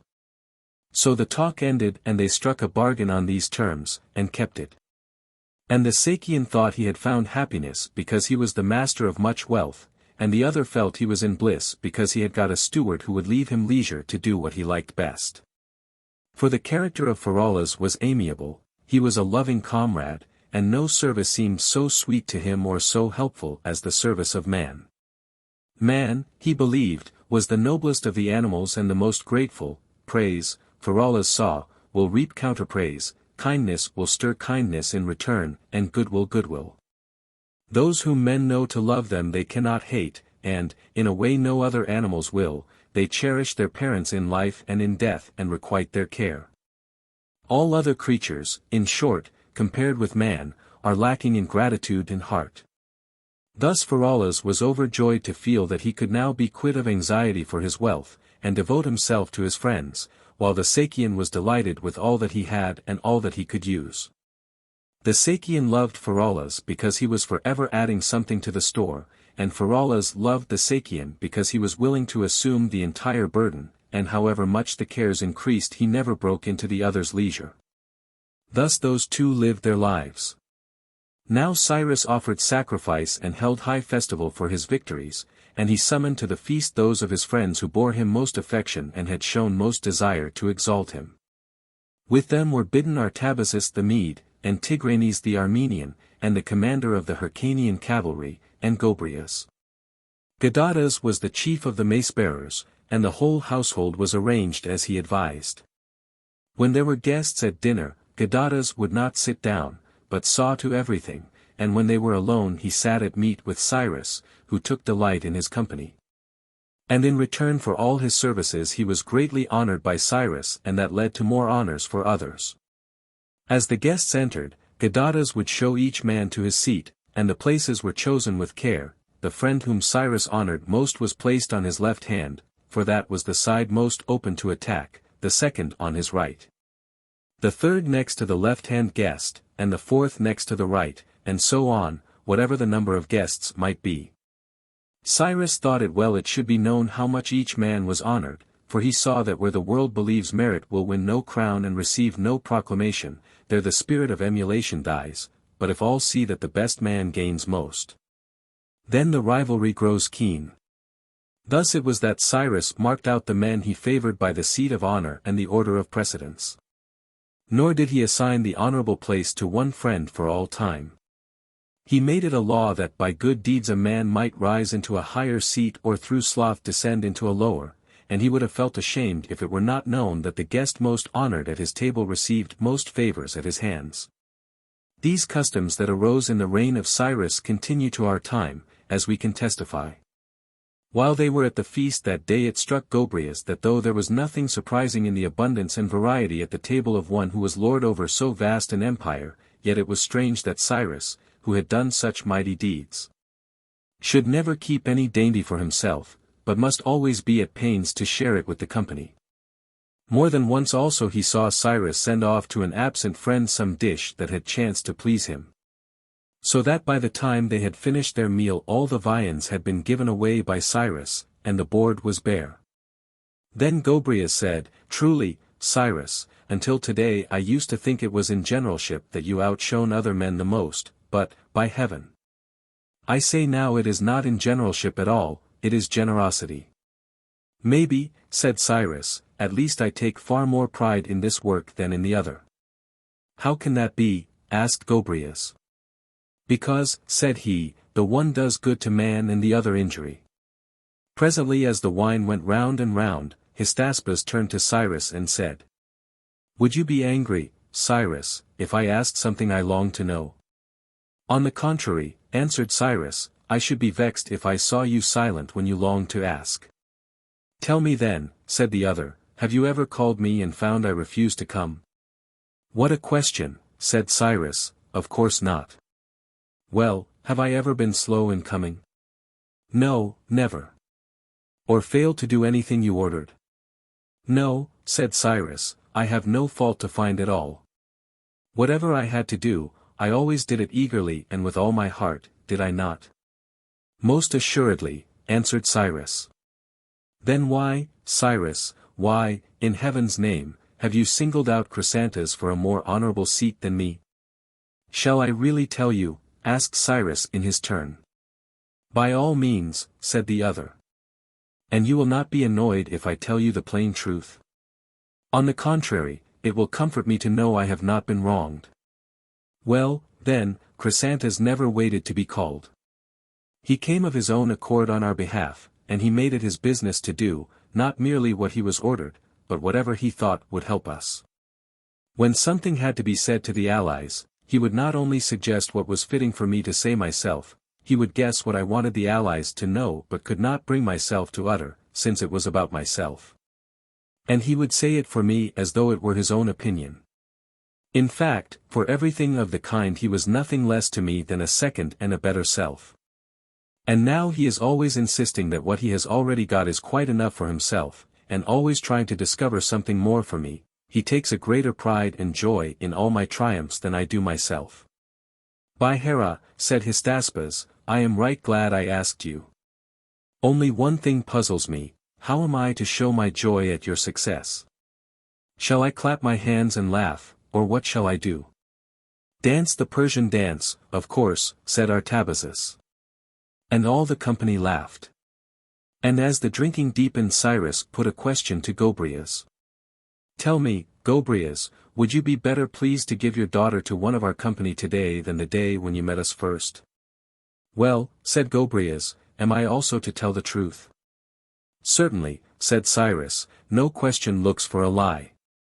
"Then," said Gobryas, "I assure you, I would far rather give her in marriage today." "Can you tell us why?" said Cyrus. "That I can," said he.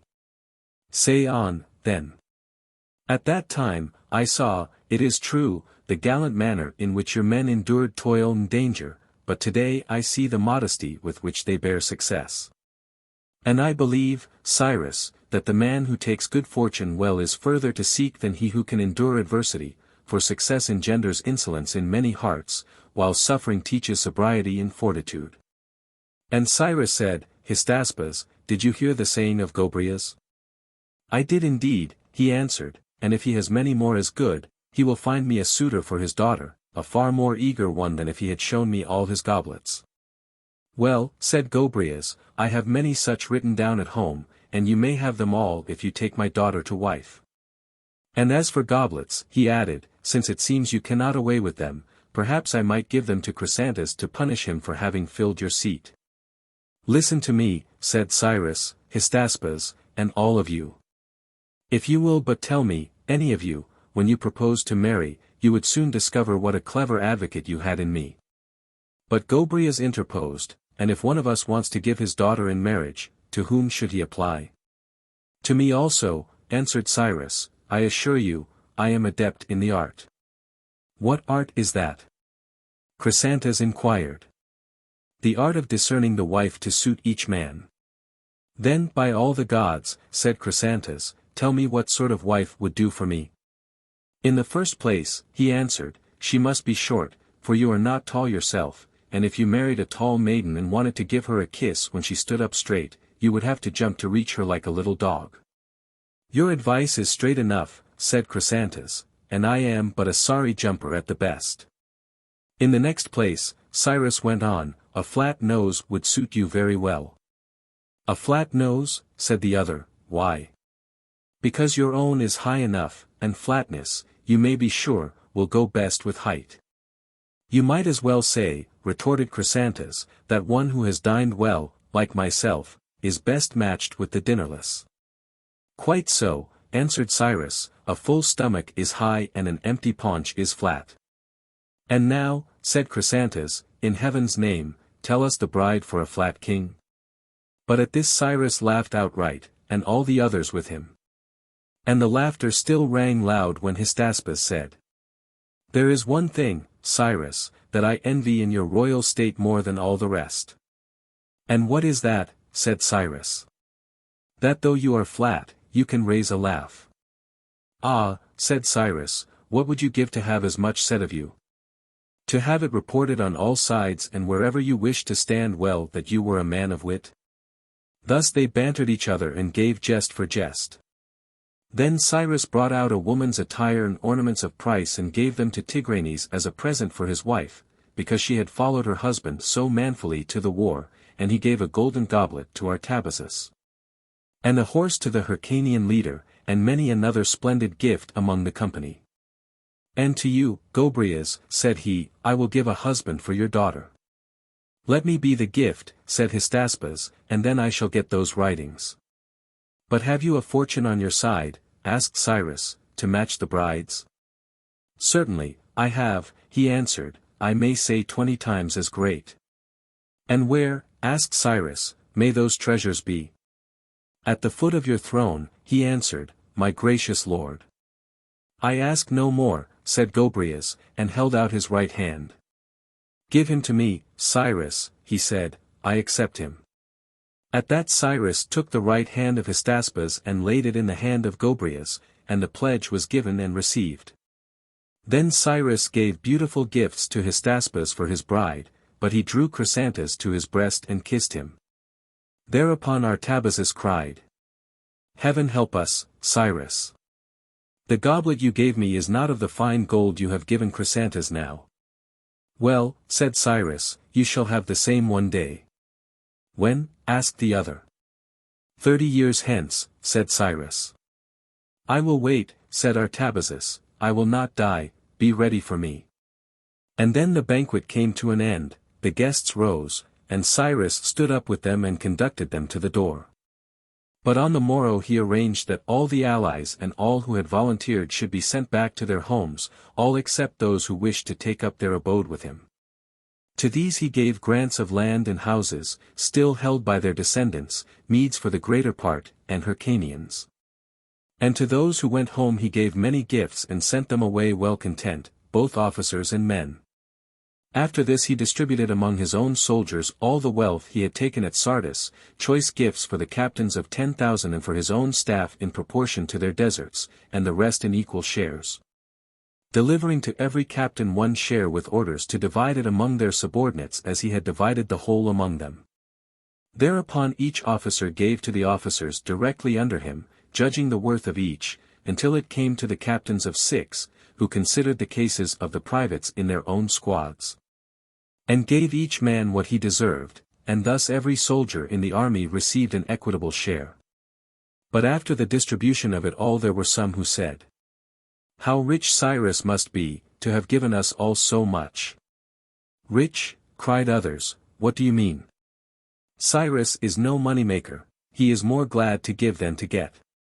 When Cyrus heard of this talk and the opinions held about him, he gathered together his friends and the chief men of the state and spoke as follows.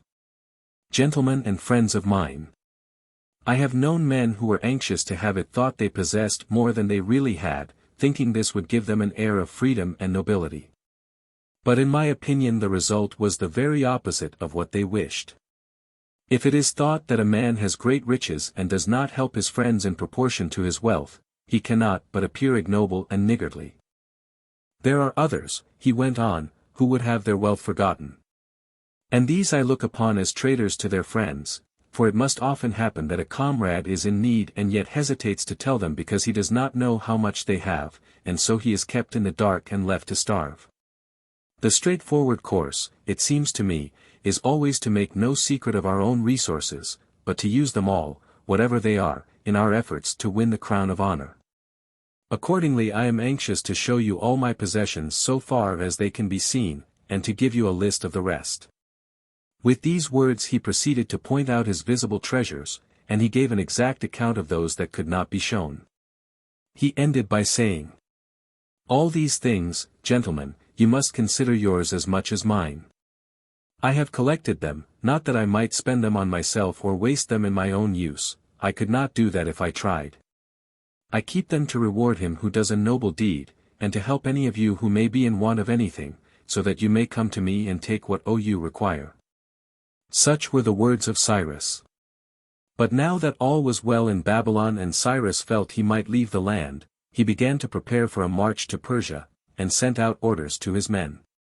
And when he had all he needed, the steeds were yoked, and he set off. And here we will explain how it was that so vast a host could unpack and pack again without a break of order, and take up a position with such speed wherever it was desired. When the king is on the march, his attendants, of course, are provided with tents and in camp with him, winter and summer alike. From the first the Cyrus made it a custom to have his tent pitched facing east, and later on he fixed the space to be left between himself and his lancers, and then he stationed his bakers on the right and his cooks on the left. The cavalry on the right again, and the baggage train on the left. Everything else was so arranged that each man knew his own quarters, their position and their size. When the army was packing up after a halt, each man put together the baggage he used himself. And others placed it on the animals, so that at one and the same moment all his bearers came to the baggage train and each man laid his load on his own beasts. Thus all the tents could be struck in the same time as one. And it was the same when the baggage had to be unpacked. Again, in order that the necessaries should be prepared in time, each man was told beforehand what he had to do, and thus all the divisions could be provided for as speedily as one.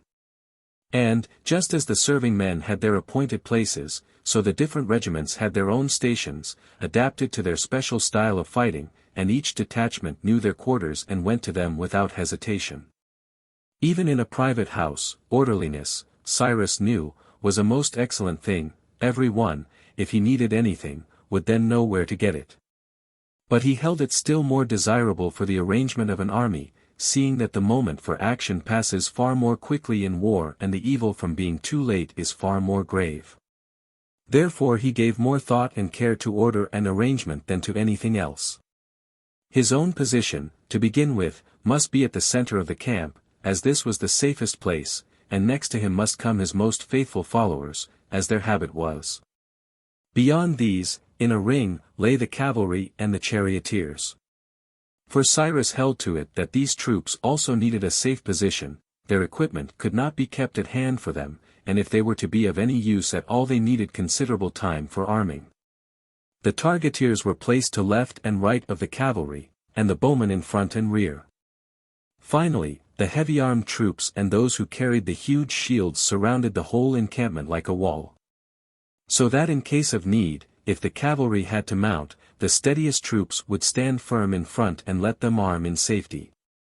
He insisted that the targeteers and archers should, like the soldiers of the line, sleep at their posts, in case of alarm at night, and be ready at any moment, while the infantry dealt with the assailant at close quarters, to hurl darts and javelins at them over the others' heads.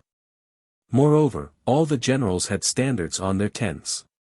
And just as an intelligent serving man in a city will know most of the houses, at any rate of the most important people, so the squires of Cyrus knew the ways of the camp and the quarters of the generals and the standards of each. Thus, if Cyrus needed anyone they had not to search and seek, but could run by the shortest road and summon him at once. Owing to this clear arrangement, it was easy to see where good discipline was kept and where duty was neglected. With these dispositions Cyrus felt that if an attack should be made, by night or day, the enemy would find not so much a camp as an ambuscade. Nor was it enough, he considered, for a real master of tactics to know how to extend his front without confusion, or deepen his ranks, or get from column into line. Or will round quickly when the enemy appeared on the right or the left or in the rear. The true tactician must also be able to break up his troops into small bodies, whenever necessary, and place each division exactly where it would be of the greatest use. He must know how to quicken speed when it was essential to forestall the enemy. These and 100 other operations are part of his science, and Cyrus studied them all with equal care. On the march he varied the order constantly to suit the needs of the moment, but for the camp, as a rule, he adopted the plan we have described. And now when the march had brought them into Media, Cyrus turned aside to visit Cyaxares. After they had met and embraced, Cyrus began by telling Cyaxares that a palace in Babylon, and an estate, had been set aside for him so that he might have a residence of his own whenever he came there, and he offered him other gifts, most rich and beautiful. And Cyaxares was glad to take them from his nephew, and then he sent for his daughter, and she came, carrying a golden crown, and bracelets, and a necklace of wrought gold, and a most beautiful Median robe, as splendid as could be. The maiden placed the crown upon the head of Cyrus, and as she did so Cyaxares said, "I will give her to you, Cyrus, my own daughter, to be your wife.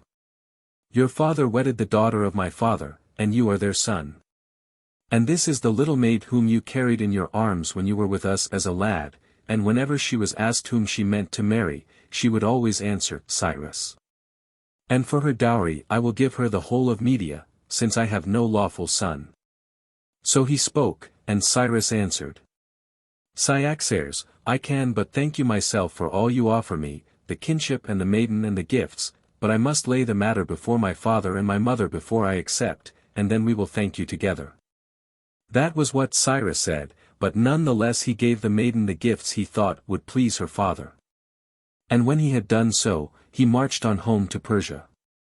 And when he reached the borders of his fatherland, he left the mass of his troops on the frontier, and went forward alone with his friends to the city, leading victims enough for all the Persians to sacrifice and hold high festival.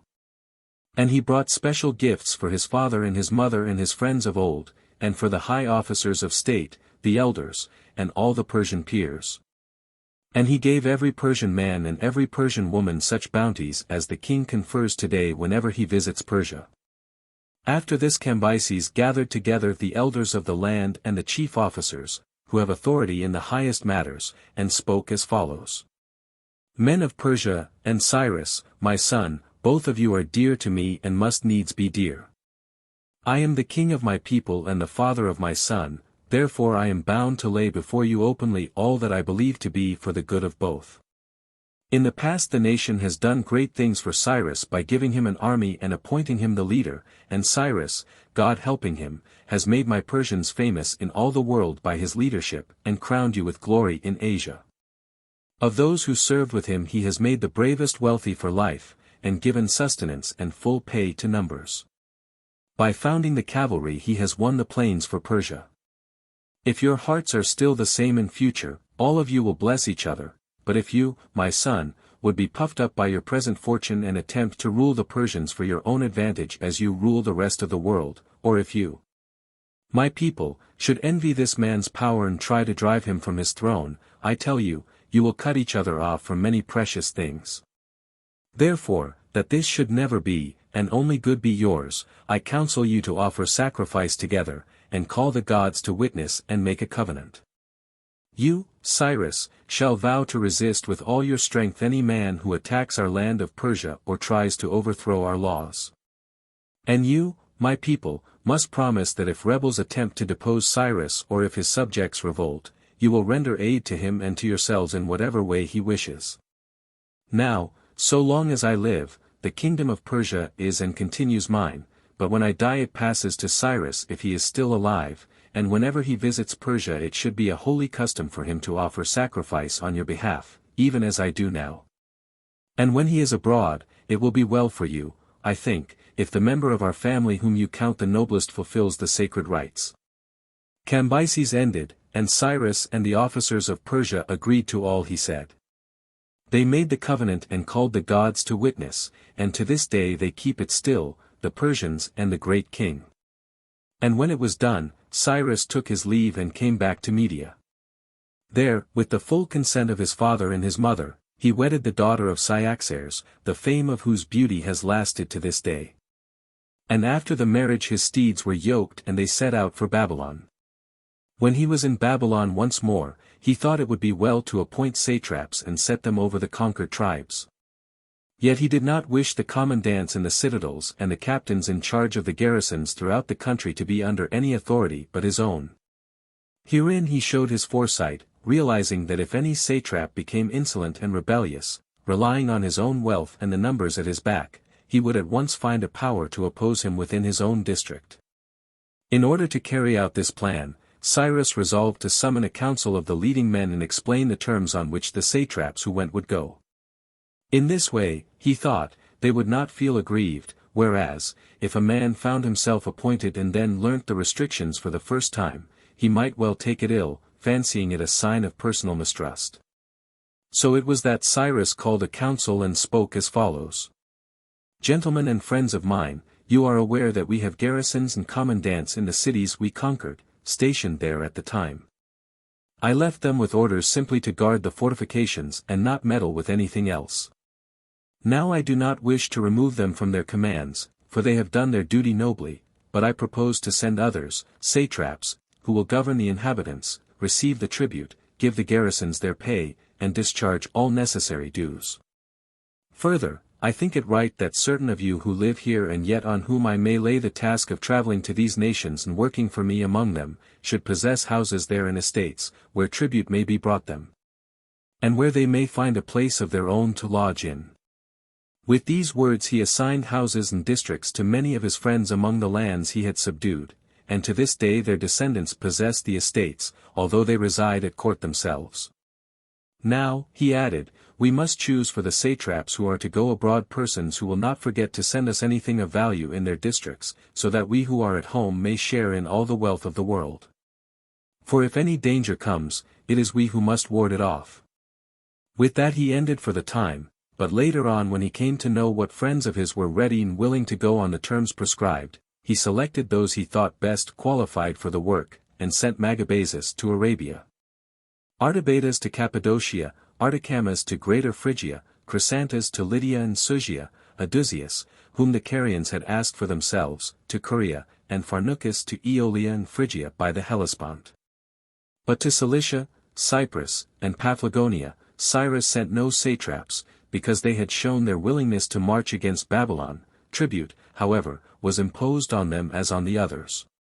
In accordance with the rules then laid down by Cyrus, the citadel garrisons and the captains of the guard are to this day appointed directly by the king, and have their names on the royal list. All satraps whom Cyprus sent out were ordered to do as they saw him doing. Each was to raise a body of cavalry and a chariot force from the Persians and the allies who went out with him. And all who received grants of land and official residences were to present themselves at the palace gates, study temperance and self-control, and hold themselves in readiness for the service of their satrap. Their boys were to be educated at the gates, as with Cyrus, and the satrap was to lead his nobles out to hunt, and train himself and his followers in the art of war. Whichever of you, Cyrus added, can show the greatest number of chariots in proportion to his power, and the largest and finest body of cavalry, I will honor him as my best ally and most faithful fellow guardian of the Persian Empire. Let the best men always have the preference at your courts as they have at mine, give them seats of honor as I do, and let your table be spread, as mine is, not only for your own household, but for your friends also. And for the honor of him who may accomplish any noble deed.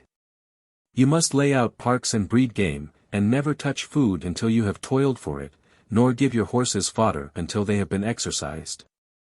I am but a single man, with only human strength and human virtue, and I could not by myself preserve the good things that are yours. I must have good comrades to help me in goodness, and only thus can I be your defender.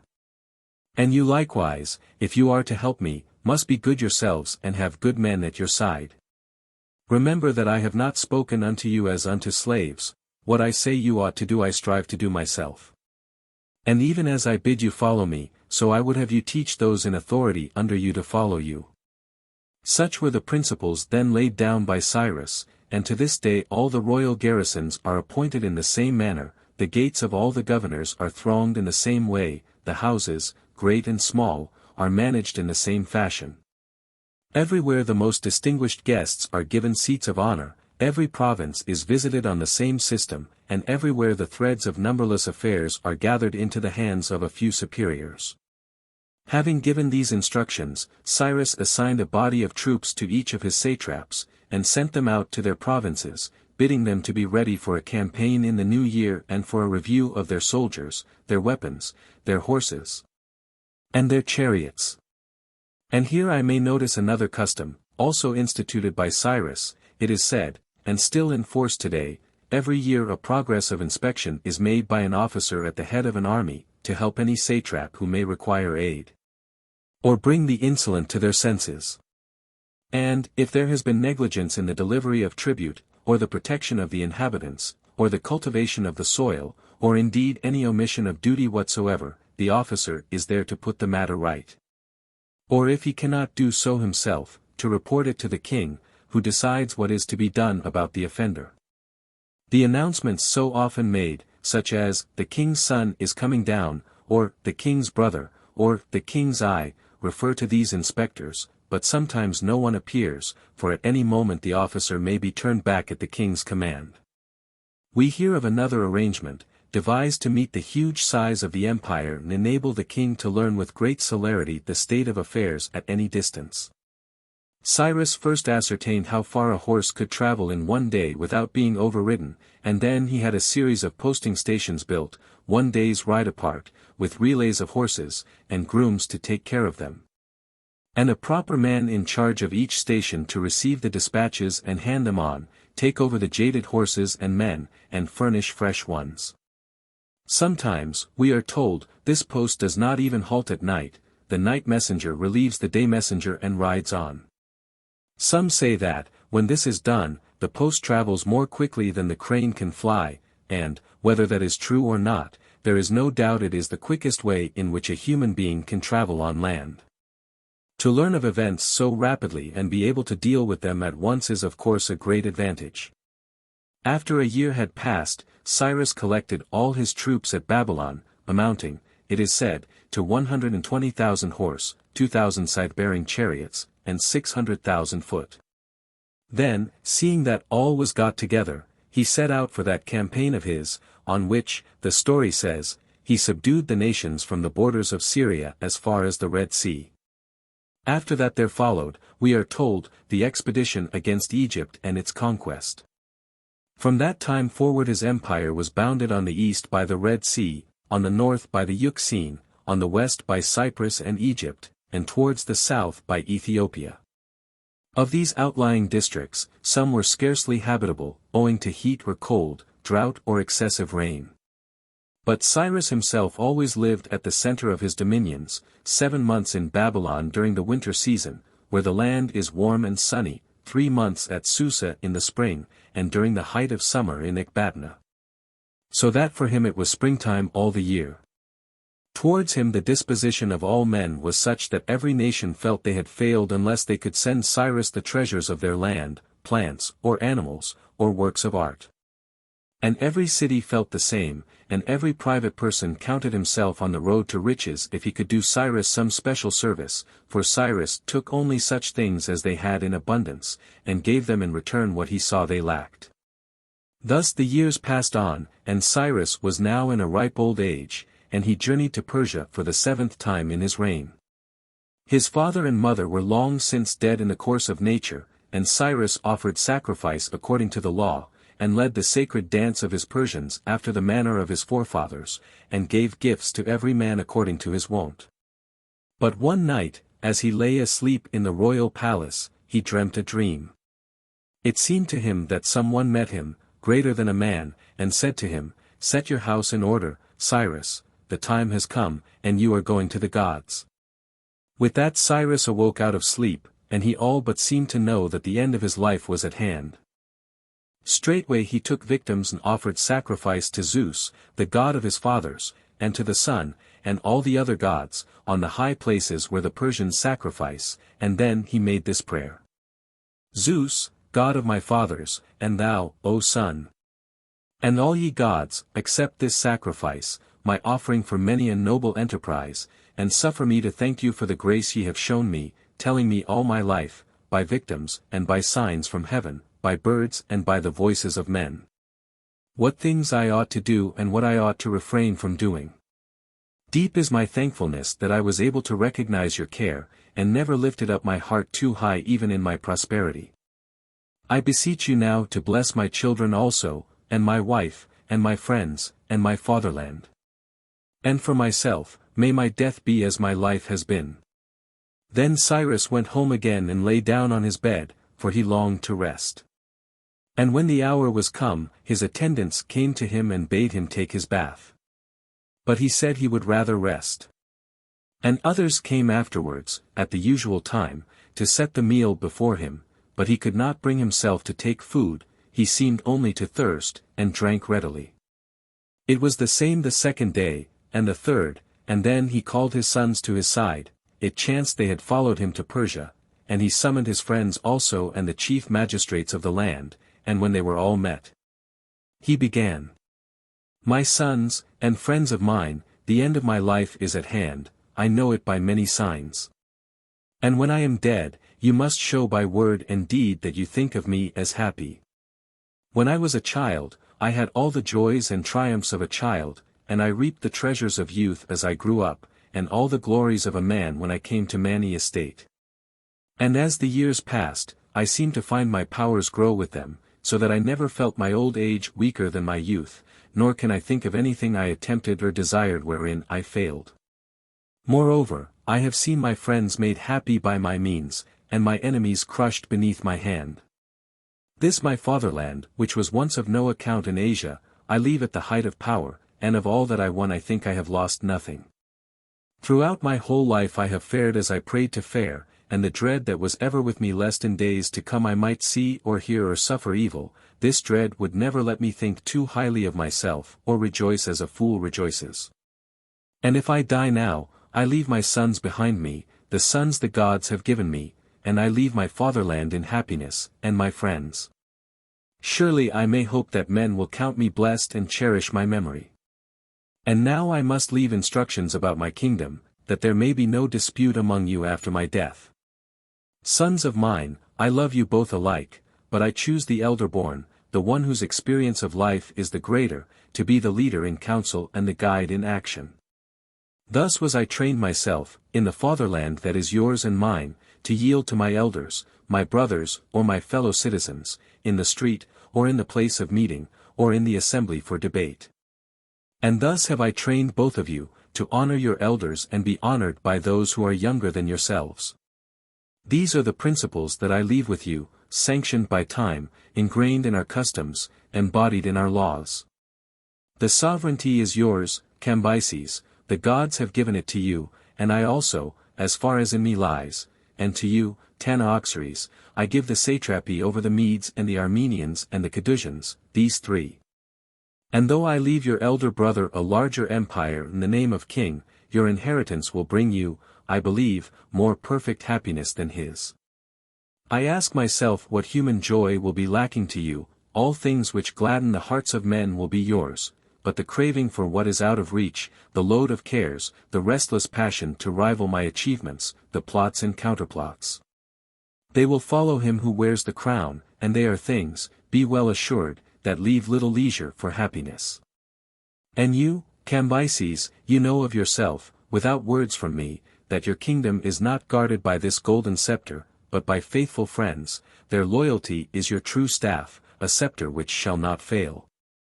But never think that loyal hearts grow up by nature as the grass grows in the field. If that were so, the same men would be loyal to all alike, even as all natural objects are the same to all mankind.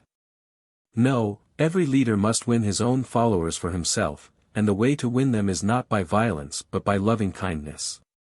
And if you would seek for friends to stand by you and guard your throne, who's so fit to be the first of them as he who is sprung from the selfsame loins?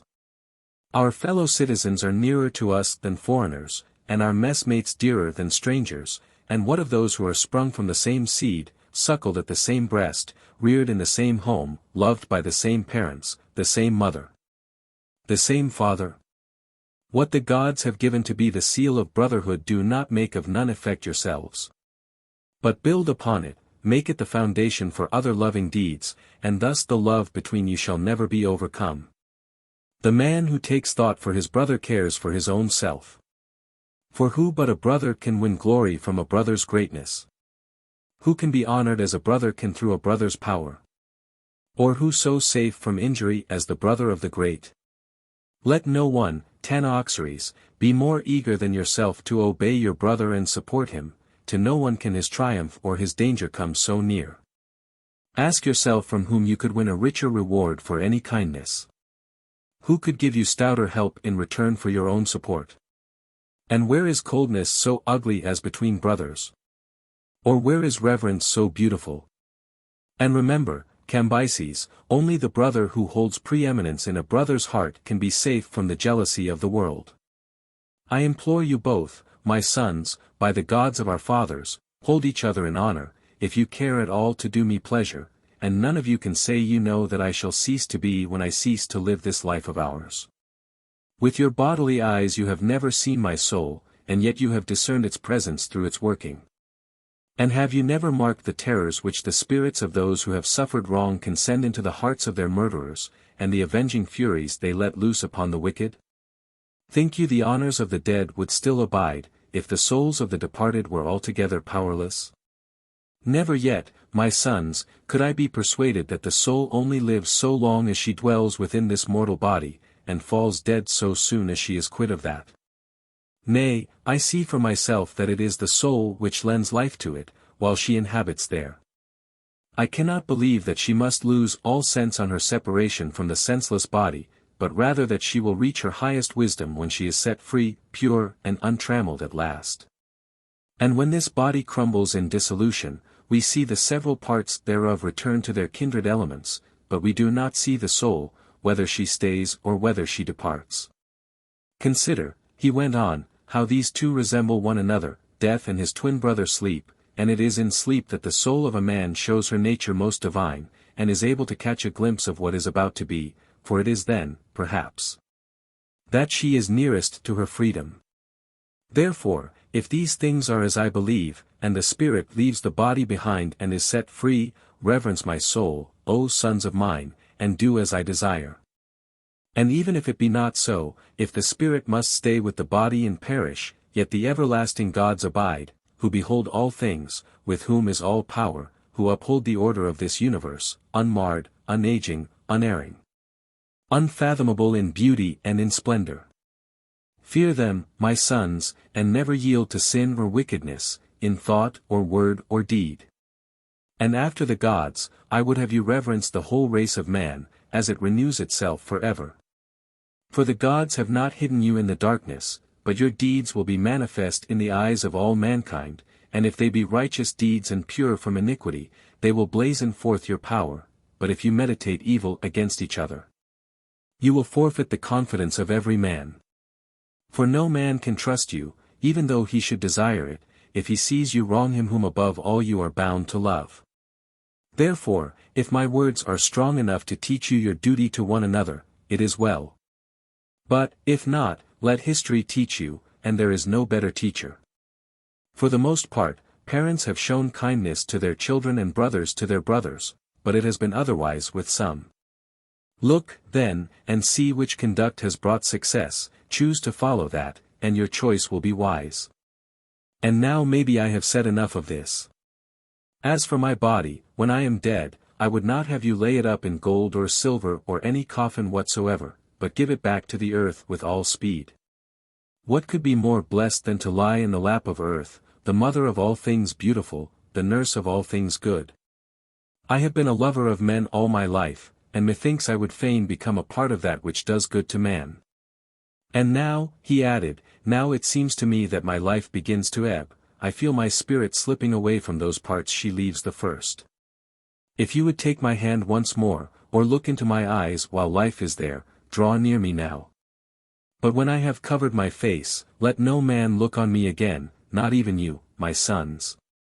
But you shall bid the Persians come, and all our allies, to my sepulchre. And you shall rejoice with me and congratulate me that I am safe at last, free from suffering or sorrow, whether I am with God or whether I have ceased to be. Give all who come the entertainment that is fitting in honor of a man whose life on earth was happy, and so send them away. Remember my last saying, show kindness to your friends, and then shall you have it in your power to chastise your enemies. Goodbye, my dear sons, bid your mother goodbye for me. And all my friends, who are here or far away, goodbye.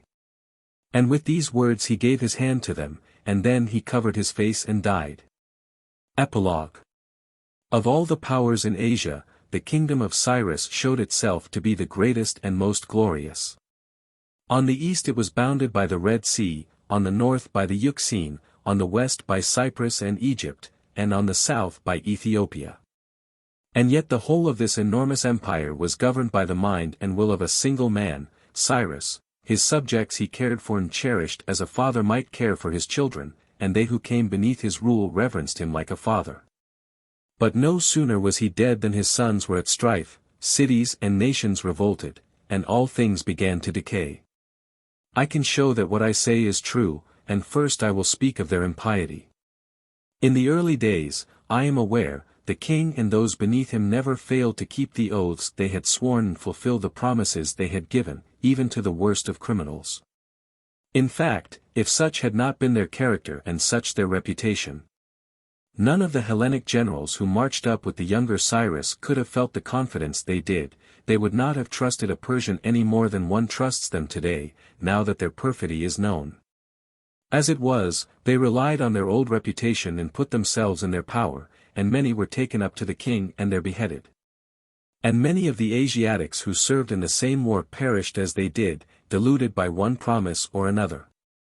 In other ways also the Persians have degenerated. Noble achievement in the old days was the avenue to fame. The man was honored who risked his life for the king, or brought a city or nation beneath his sway.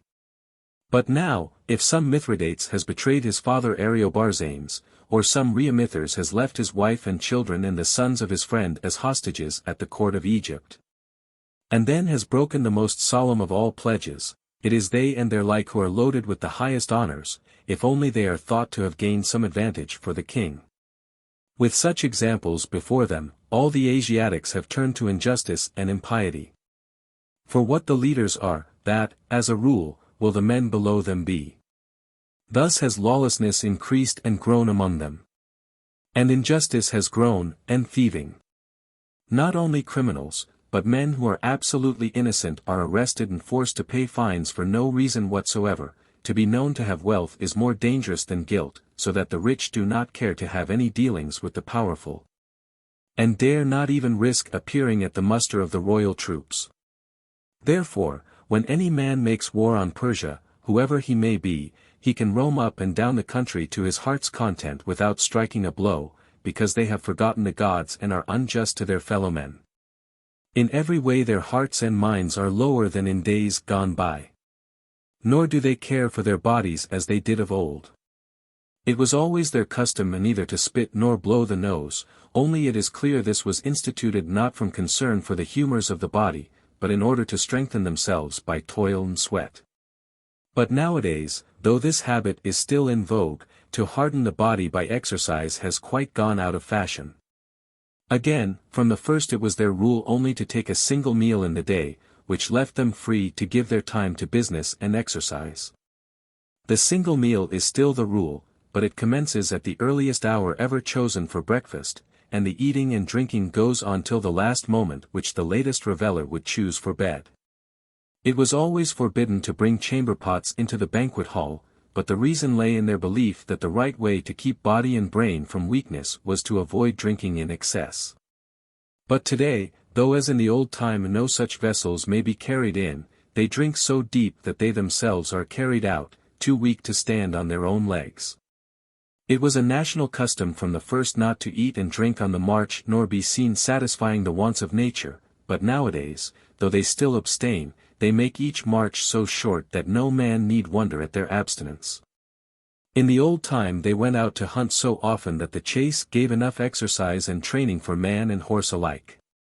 But when the day came that Artaxerxes and all his court were the worse for wine, the old custom of the king leading the hunt in person began to pass away. And if any eager spirits hunted with their own followers, it was easy to see the jealousy, and even the hatred, aroused by such superiority. It is still the habit to bring up the boys at the palace gates, but fine horsemanship has disappeared, for there is no place where the lads can win applause by their skill. The old belief that the children of Persia would learn justice by hearing the judges decide the cases has been turned upside down. The children have only to use their eyes and they see that the verdict goes to the man with the longest purse. Children in former times were taught the properties of plants in order to use the wholesome and avoid the harmful.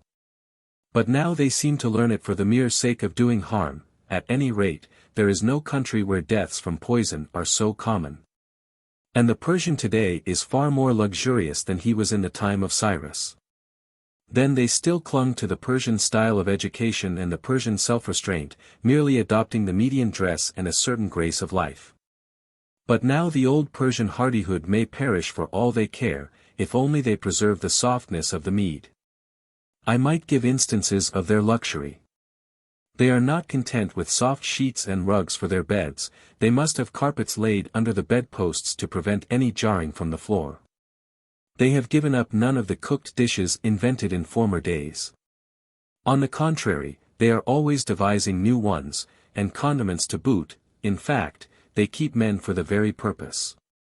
In the winter it is not enough to have the body covered, and the head and the feet, they must have warm sleeves as well and gloves for the hands, and in the summer they are not content with the shade from the trees or the rocks.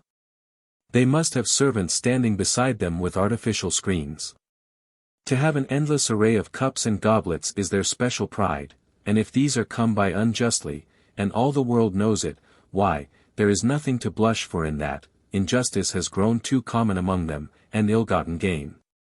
Formerly no Persian was ever to be seen on foot, but the sole object of the custom was to make them perfect horsemen. Now they lay more rugs on their horses' backs than on their own beds. It is not a firm seat they care for, but a soft saddle. As soldiers we may imagine how they have sunk below the ancient standard.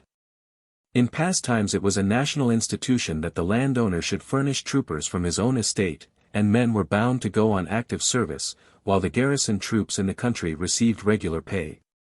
But now the Persian grandees have manufactured a new type of cavalry, who earn their pay as butlers and cooks and confectioners and cupbearers and bathmen and flunkies to serve at table or remove the dishes. And serving men to put their lords to bed and help them to rise, and perfumers to anoint them and rub them and make them beautiful. In numbers they make a very splendid show, but they are no use for fighting, as may be seen by what actually takes place. An enemy can move about their country more freely than the inhabitants themselves. It will be remembered that Cyrus put a stop to the old style of fighting at long range, and by arming men and horses with breastplates and giving each trooper a short spear he taught them to fight at close quarters. But nowadays they will fight in neither one style nor the other. The infantry still carry the large shields, the battle axes, and the swords, as if they meant to do battle as they did in Cyrus' day. But they will never close with the enemy. Nor do they use the scythe-bearing chariots as Cyrus intended. By the honors he gave he raised the dignity and improved the quality of his charioteers till he had a body of men who would charge right into the enemy's ranks. But the generals of today, though they do not even know the charioteers by sight, flatter themselves that untrained men will serve their purpose quite as well as trained. So the charioteers will dash off, but before they reach the enemy half the men have fallen from their boxes, and the others will jump out of their own accord, and the teams, left without their drivers, will do more harm to their friends than to their foes. And since in their hearts the Persians of today are well aware what their fighting condition really is, they always give up the struggle, and now none of them will take the field at all without Hellenes to help them. Whether they are fighting among themselves or whether Hellenes are in arms against them, even then it is a settled thing that they must have the aid of other Hellenes to face them. I venture to think I have shown the truth of the statement that I made. I asserted that the Persians of today and their allies are less religious than they were of old, less dutiful to their kindred, less just and righteous towards other men, and less valiant in war. And if any man doubts me, let him examine their actions for himself, and he will find full confirmation of all I say. Notes. C1. Xenophon puts into the mouth of Chrysantas his favorite theory of monarchism, the relationship strongly cemented by obedience and trust between subjects and king. C1.4, Med. On willing service. This again is one of the best utterances in all Xenophon.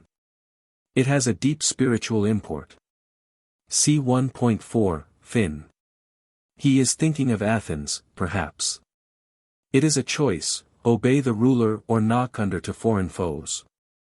C1.8, surely a remark of the author. It is an old inveterate thought of his, the master's eye. I feel the old man at times. C1.9-10, this side of the Persian state machine strongly impressed the mind and imagination of Xenophon. Hence he works it into the treatise on economy as well as here. In fact, his expansion of the Socratic reflections into the economist has to do, I believe, with these reflections on state economy. C1.13, Hellenic aristocratic theory of existence. Leisure for the grand duties which devolve on the lords of mankind. It doesn't seem to strike Xenophon that this rigid system of self-absorption in the higher selfhood of the social system might be destructive of individual life. Of course he would say, no, it enlarges the individual life. C1.17-20, seems to me to show Xenophon struggling with the hard parts of the later Persian system. The theory of Persian feudalism is too high-strung for these grand satraps, rulers of provinces as big as ordinary kingdoms. It tends to snap, and from the beginning did. The archic man has no charm to compel his followers to archic virtue. It is a negative episteme, after all. Does Xenophon realize this, or is Hgd wrong? C1.21, cf. Headmasters with preposters in a public school, based on the same system of high aims and duties corresponding to rights. C1.23, in it. Cf. Louis Napoleon in Browning's poem, Prince Hohenstiel-Schwangau. C1.23, Med. The Magians, the Persian order of priests. Yet we have heard of them throughout. C1.27, a very true saying and very nice the feeling it gives us towards Xenophon. We think of him with his wife and his little sons and his friends and their friends. C1.28, how true of women. C1.33, a reduplication of the description in BKI, and also a summing up of Xenophon's own earthly paradise, quite Tennysonian. C1.37. An important point or principle in Xenophon's political theory, indeed the key and tone of it, no one has a right to command except by virtue of personal superiority. C1.40. How art thou fallen from heaven, O Lucifer, son of the morning? The section, if, as I think it is, by Xenophon, throws light on the nature and composition of the book. The author isn't so disengaged from history that he can set aside obviously integral parts of the Persian system traceable to Cyrus, or at any rate probably original. And their false-seeming and bamboozling mode of keeping up dignity has to be taken account of. It has its analogy in the admission of thaumaturgy on the part of religious teachers, and no doubt a good deal can be said for it. The archic man in low spirits, if he ever is so, has some need of bamboozling himself. Titles do give some moral support even nowadays to certain kinds of minds. C1.46-48. The archic man's dealings by those of his subjects who are apt to rule, the men of high thoughts and ambitions, with whom he must come into constant personal contact. With them the spiritual dominance alone will do. They shall be made to love him rather than themselves. The only thing just here that jars is a sort of Machiavellian self-consciousness, resented in the archic man. C1.46, a cumbrous disjointed sentence, but the thought of it is clear enough. Even Xenophon's style breaks down when he tries to say in a breath more than he naturally can. Is it a sign of senility, or half-thought-out ideas, or what? See 2.2, fin. Does Xenophon feel the bathos of this, or is HDG wrong and there is no bathos? It may be said that the sacramental and spiritual side is not in abeyance. Xenophon has to account for the common board, and he has the Spartan Lycurgan common board to encourage him, so that imaginatively he provides this royal being with a sumptuous table at which thousands will share alike. See 2.3. How far was this a custom among Hellenes? It reveals a curious state of society, real or imaginary, but I suppose that at Rome in imperial days, cf. panem et circenses, the theory of meat and drink largesses being the best would hold. See 2.4, fin. The last remark is so silly. I am almost disposed to follow link and admit interpolation. Yet on the whole I think it is the voice of the old man explaining in his Vicar of Wakefield style, to his admiring auditors, wife, children, and grandsons, I fancy, and slaves, the raison d'etre of Persian dinner largesse customs. See 2.6, qy. What was Xenophon's manner of composing? The style here is loose, like that of a man talking. Perhaps he lectured and the amanuensis took down what he said. See 2.8, ineptitudes. One does somewhat sniff an editor here, I think, but I am not sure. There's a similar touch of ineptitude, senility, perhaps, in the memorabilia, ad fin. On the other hand I can imagine Xenophon purring over this side of Orientalism quite naturally. See 2.12, this slipshod style, how accounted for. The most puzzling thing of all is the sort of mental confusion between Cyrus and the king in general. See 2.15-16, thoroughly Xenophantine and Ruskinian and eternal. See 2.24, here is the germ of benefit societies and clubs and insurances and hospitals. Xenophon probably learns it all from Ctesias and others of the sort. Cyrus provides doctors and instruments and medicines and diet, in fact, all the requisites of a hospital, in his palace. Nor does he forget to be grateful to the doctors who cured the sick. Ctesias, the Greek physician to the Persian king. See Anabasis, I. 8. Works, Volume 1, page 108. See 2.26 ff Xenophon's Machiavellianism. Does it work?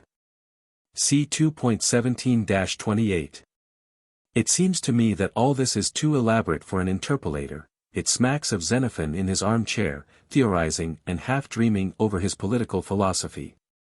See 3.2, Prototype, a procession to Eleusis or elsewhere, the Panathenaic, possibly. Xenophon's sumptuous taste and love of bright colors. See 3.3, fin, see 3.4. What a curious prototypic sound. Truly this is the very modus of the evangelist's type of sentence. His narrative must run in this mold. See 3.4, fin. This is the old Cyrus. It comes entouchingly here, this refrain of the old song, now an echo of the old life. See 3.14, Xenophon delights somewhat in this sort of scene. It is a turning point, a veritable moral peripety, though the decisive step was taken long ago. What is Xenophon's intention with regard to it? Has he any part 1 pre, for or against? Does he wish us to draw conclusions? Or does it correspond to a moral meeting of the waters in his own mind? Here love of Spartan simplicity, and there of splendor and regality and monarchism.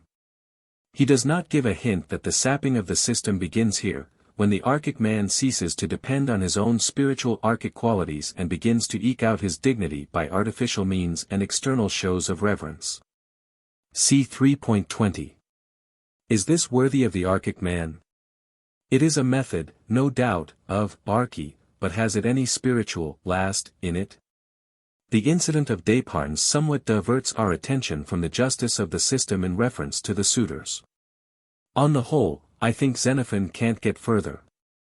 He is blinded and befogged by two things, his, i.e. their, aristocratism, and again his satisfaction in splendor and get-up, provided it is attached to moral greatness. We are in the same maze, I fancy. Jesus was not, nor is Walt Whitman. C. 3.23, Cyrus is made to behave rather like the autocratic father of a goody storybook. C. 3.25, realistic and vivid detailing, our curiosity is satisfied. Who has won, we ask. Oh, so-and-so, Smith. Well, it's something to know that Smith has won. Xenophon, the artist, cutely introduces the Sakian to us. One scene takes up another, just as in real life. Quite soon we know a great deal more about this young man, a mere Sakian private soldier, who wins the race so easily on his splendid horse. Cyrus and good fortune introduce him to the very man he is suited to, viz. Pharolas. C. 3.37. Pharolas' boyhood has already been sketched by himself, too. C. 3.7, the active sturdy little youngster, snatching at a knife, and hacking away con amore. We know him well, Xenophon's modernism comes out in these things. Here we have the old father, a heart of oak, like the old Achaemenid in Aristophanes. One of the prettiest morsels in all Xenophon. Xenophon's own father, is he there? C. 3.47, the desire for leisure is as strong in Xenophon as in Hgd. Or S.T.I. I think. S.T. Irwin, also a master at Clifton. C. 4.1, why is the Hyrcanian never named? Is it conceivable that Xenophon shrinks from using a proper name except when he has some feeling for the sound of the language? Sick. Sakians, Cadusians, Indians, etc. C. 4.4 the mark system again which Xenophon believes in, but Hgd. Not. Shows how he tried to foster competitiveness. It's after all a belief in the central sun, a species of monarch worship, logical and consistent enough.